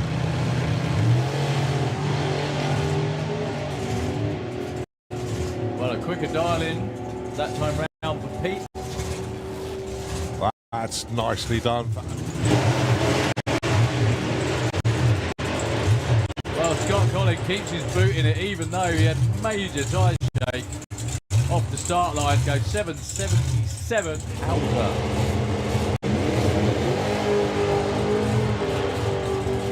Well, both wide awake off the line. It's Scott to the top end first with a 37. He's already number one though. Ashdown.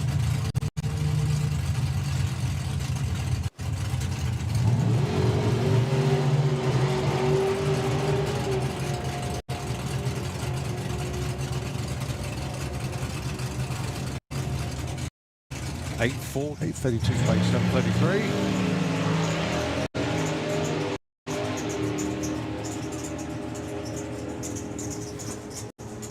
.732 with the 6 breakout for Leah.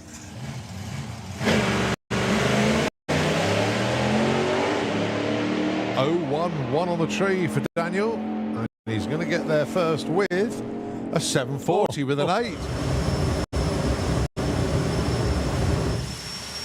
That was a big burst of light.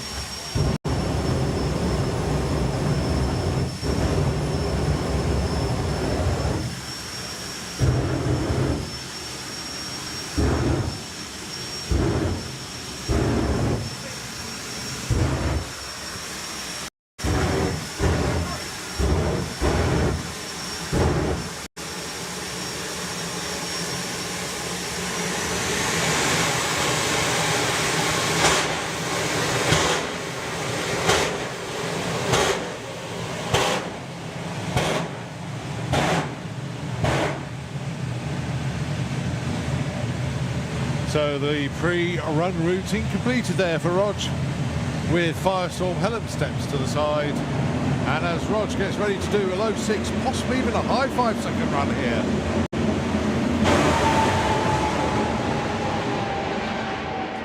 Good looking run. Just clicks before the finish line. Yes.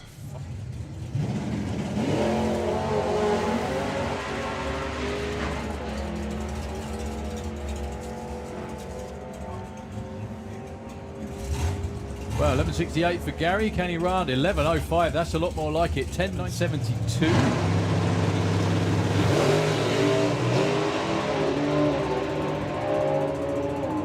Rob with a bit of tyre shake off the start line. Pedalled it very well.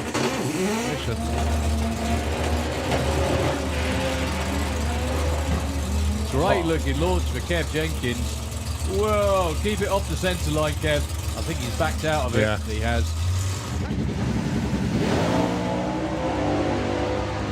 Like that. Yep. 790.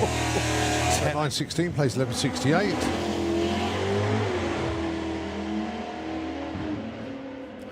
Well, the little front wheel drive's gone flying past the Camaro, not just because he missed the gears by the sound of it. 9.16 at 161. I think that could well be his quickest run ever. Well done.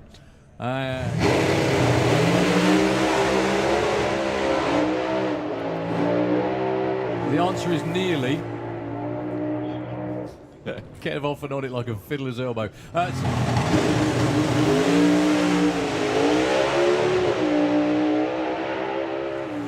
Nice looking run for Dave.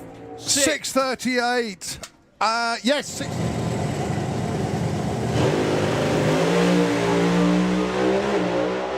Look at Andre's car go, and he's not far behind. Oh my word! That was a lot of shake. 60 foot, 0.87. And then it doesn't go straight. Well, he definitely nailed it. Yeah. Lots of noise, not quite as much go as you'd expect. However, they will get there. Yeah. Steve Woollap in the other. Well, both of them had a wiggle at around about the same time. Phil's bike, look at actually it stopped and went again. Yeah. Which looks a little odd. Good looking run for Neil Midgley, just past half track. That was on one. 6.56 at only 148 miles an hour. Good luck, Rene. Drove through the clutch, is that right? Yeah. There was visibly not enough clutch in it because you could see the black smoke coming out, which is the clutch eating itself, if you like, or just absorbing the power. But you could when they bounce, it's weak. Although Boyce does have a bit of a wiggle off the start line again. Ross. No, they both back off it before the top and not try hard. Jake spun the tyre, it won't be him. Daniel with a 1.17 60 foot. Goes only 6.80. The problem is with... That's a great looking run for Alan Morrison. Sorry, just 2 seconds. Could that be a 6? Oh, it's a 7.04. I haven't seen Margot, unfortunately. She's just, I think she's under the, just about to burn out. Yeah. 7, nothing currently, I don't think either. No, I don't think so. Nothing on the horizon either.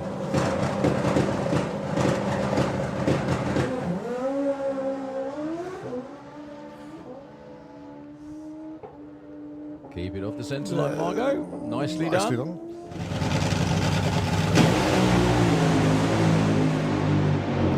Wow, that was a big move.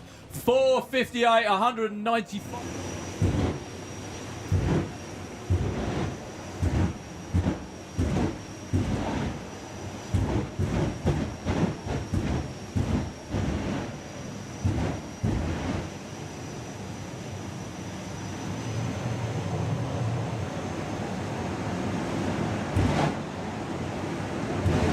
So Perry building up the boost, bringing it forward into stage. Usually runs somewhere around 150 miles an hour, which he was obviously never ever built to do.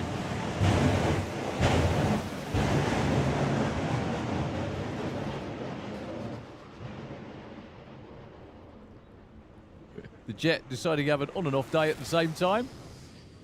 11.75 at 141 miles an hour.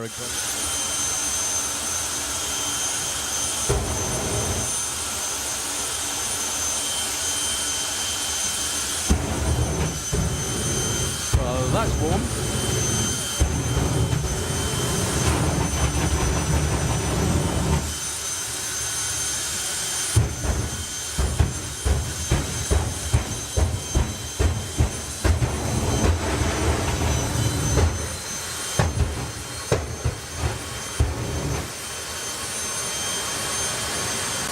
So Julian Webb with Spider-Man in the Kestrel lane. Martin Hill with Fire Force number 5.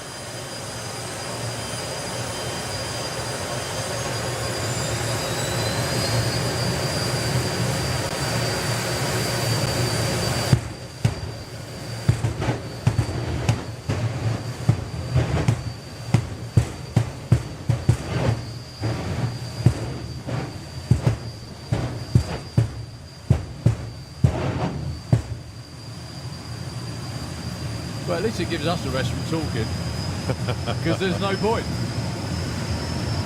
So the Spider-Man Jet with Julian, the Fire Force number 5 of Martin. Side-by-side jet car action.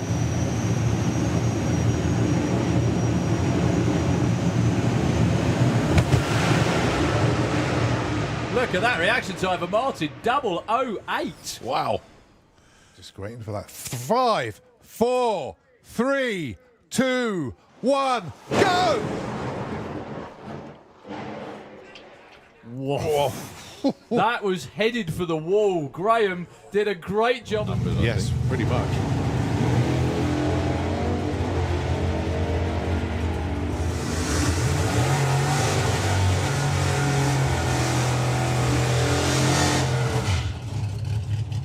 Uh, 998, 992, Vic.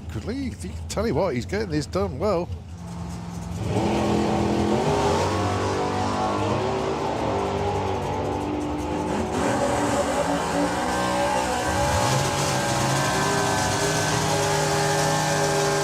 Down there, please do. Various packages are available, of course, for all your photos, be it digital or printed media. 10.05 and 9.99. Sarah Unsworth. Nicely done, Sarah. Up to number 5. So you know Stu's bought an Nostalgia Superstock. Yes, I saw that. But he's left it in America. He's going to go over there and drive it for the time being.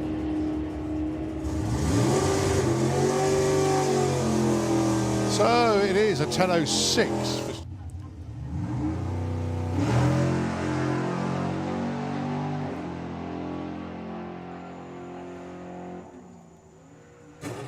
Has he lifted and coasted at the right spot? He has! No! That's more like it for Dave. He went 8.1 in Q1. Should be in the 7s, but no, he's in the 6s. Hopefully a lot better this time round.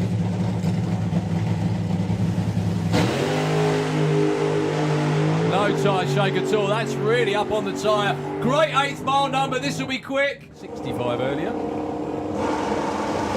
Up against Patrick Hornsey. So it is the bike with a slick and a bar. Goes 7.61, improves. Area to get through lane. And that won't be an improvement for Chris. Boggs off the line. There we go. That should have happened about 200 foot before. 7.40 at 197 for Mike Picket. You're very successful too.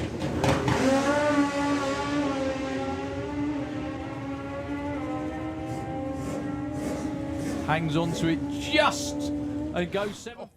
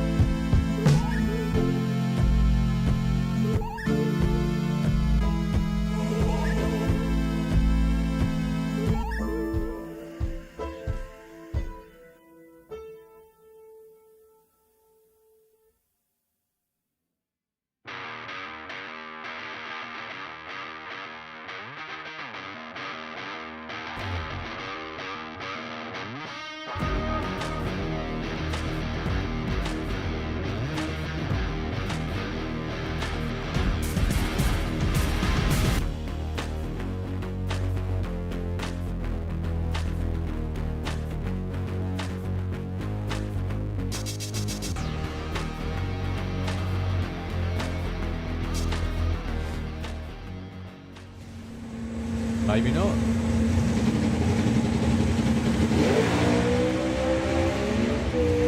Turns out it could be quite a good race. Look at that little all to go. Goodness me, Ben's gone. Maybe not.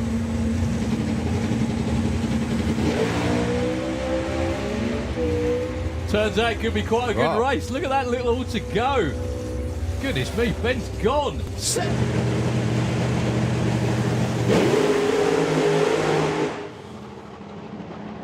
Well, that brand new body just doinked the block right in the middle of it. Tyre shake going past 60 foot for Tony Betts. However, he's been doing this a long while. He had hold of that, no problem at all. Oh, God.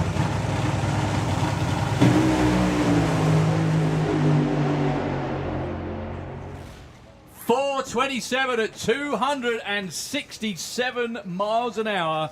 That wasn't 1,000 foot. That was a quarter mile to 1,000 foot. Yeah, it was actually. 9:16 plays 11:68.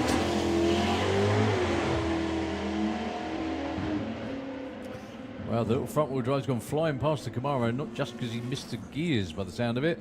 9:16 at 161. I think that could well be his quickest run ever. Well done.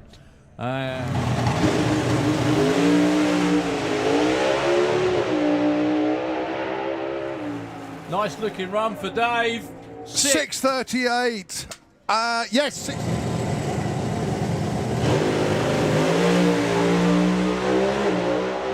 Look at Andre's car go, and he's not far behind. Oh my word! Look at Andre's car go, and he's not far behind. Oh my word!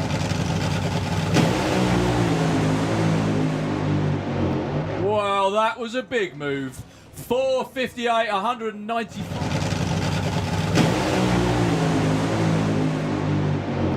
Well, that was a big move. 4:58, 190. Waiting for that. 5, 4, 3, 2, 1, go! Whoa. That was headed for the wall. Graham did a great job. Waiting for that. 5, 4, 3, 2, 1, go! Whoa. That was headed for the wall. Graham did a great job. Hopefully a lot better this time round.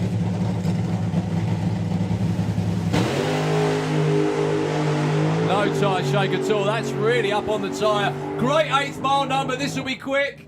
5.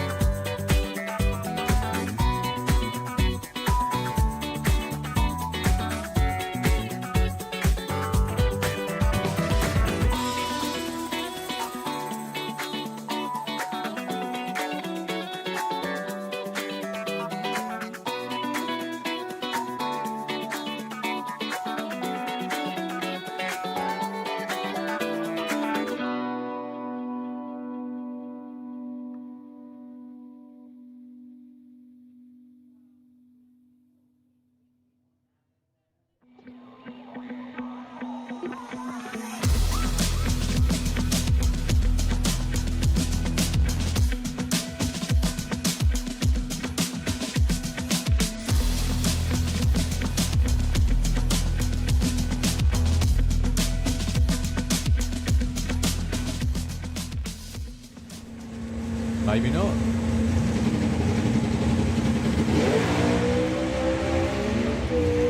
Turns out it could be quite a good race. Look at that little all to go. Goodness me, Ben's gone.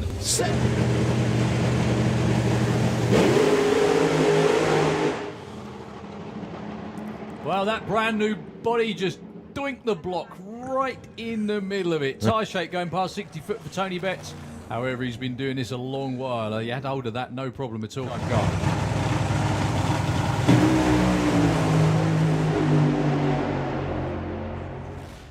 4:27 at 267 miles an hour. That wasn't 1,000 foot. That was a quarter mile to 1,000 foot. Yeah, it was actually. Skipping 9:16 plays 11:68.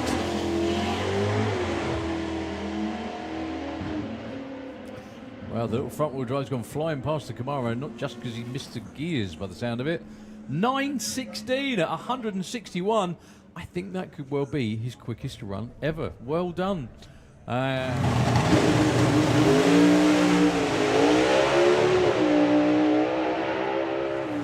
Nice looking run for Dave. 6:38. Yes, 6.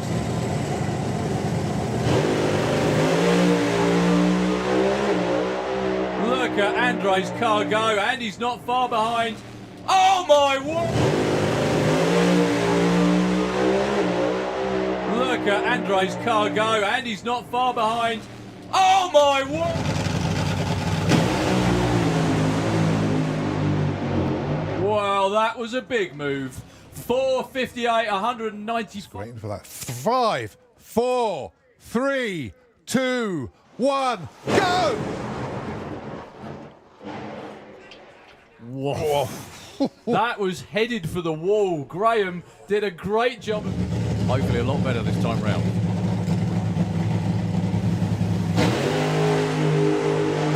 No tyre shake at all. That's really up on the tyre. Great 8th mile number. This will be quick. 5:9.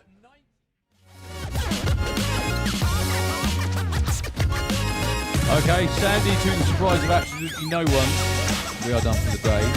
You bunch on the banking are hardcore, are you not? Look at that. All 1, 2, 3, 4, 5 of you that I can see.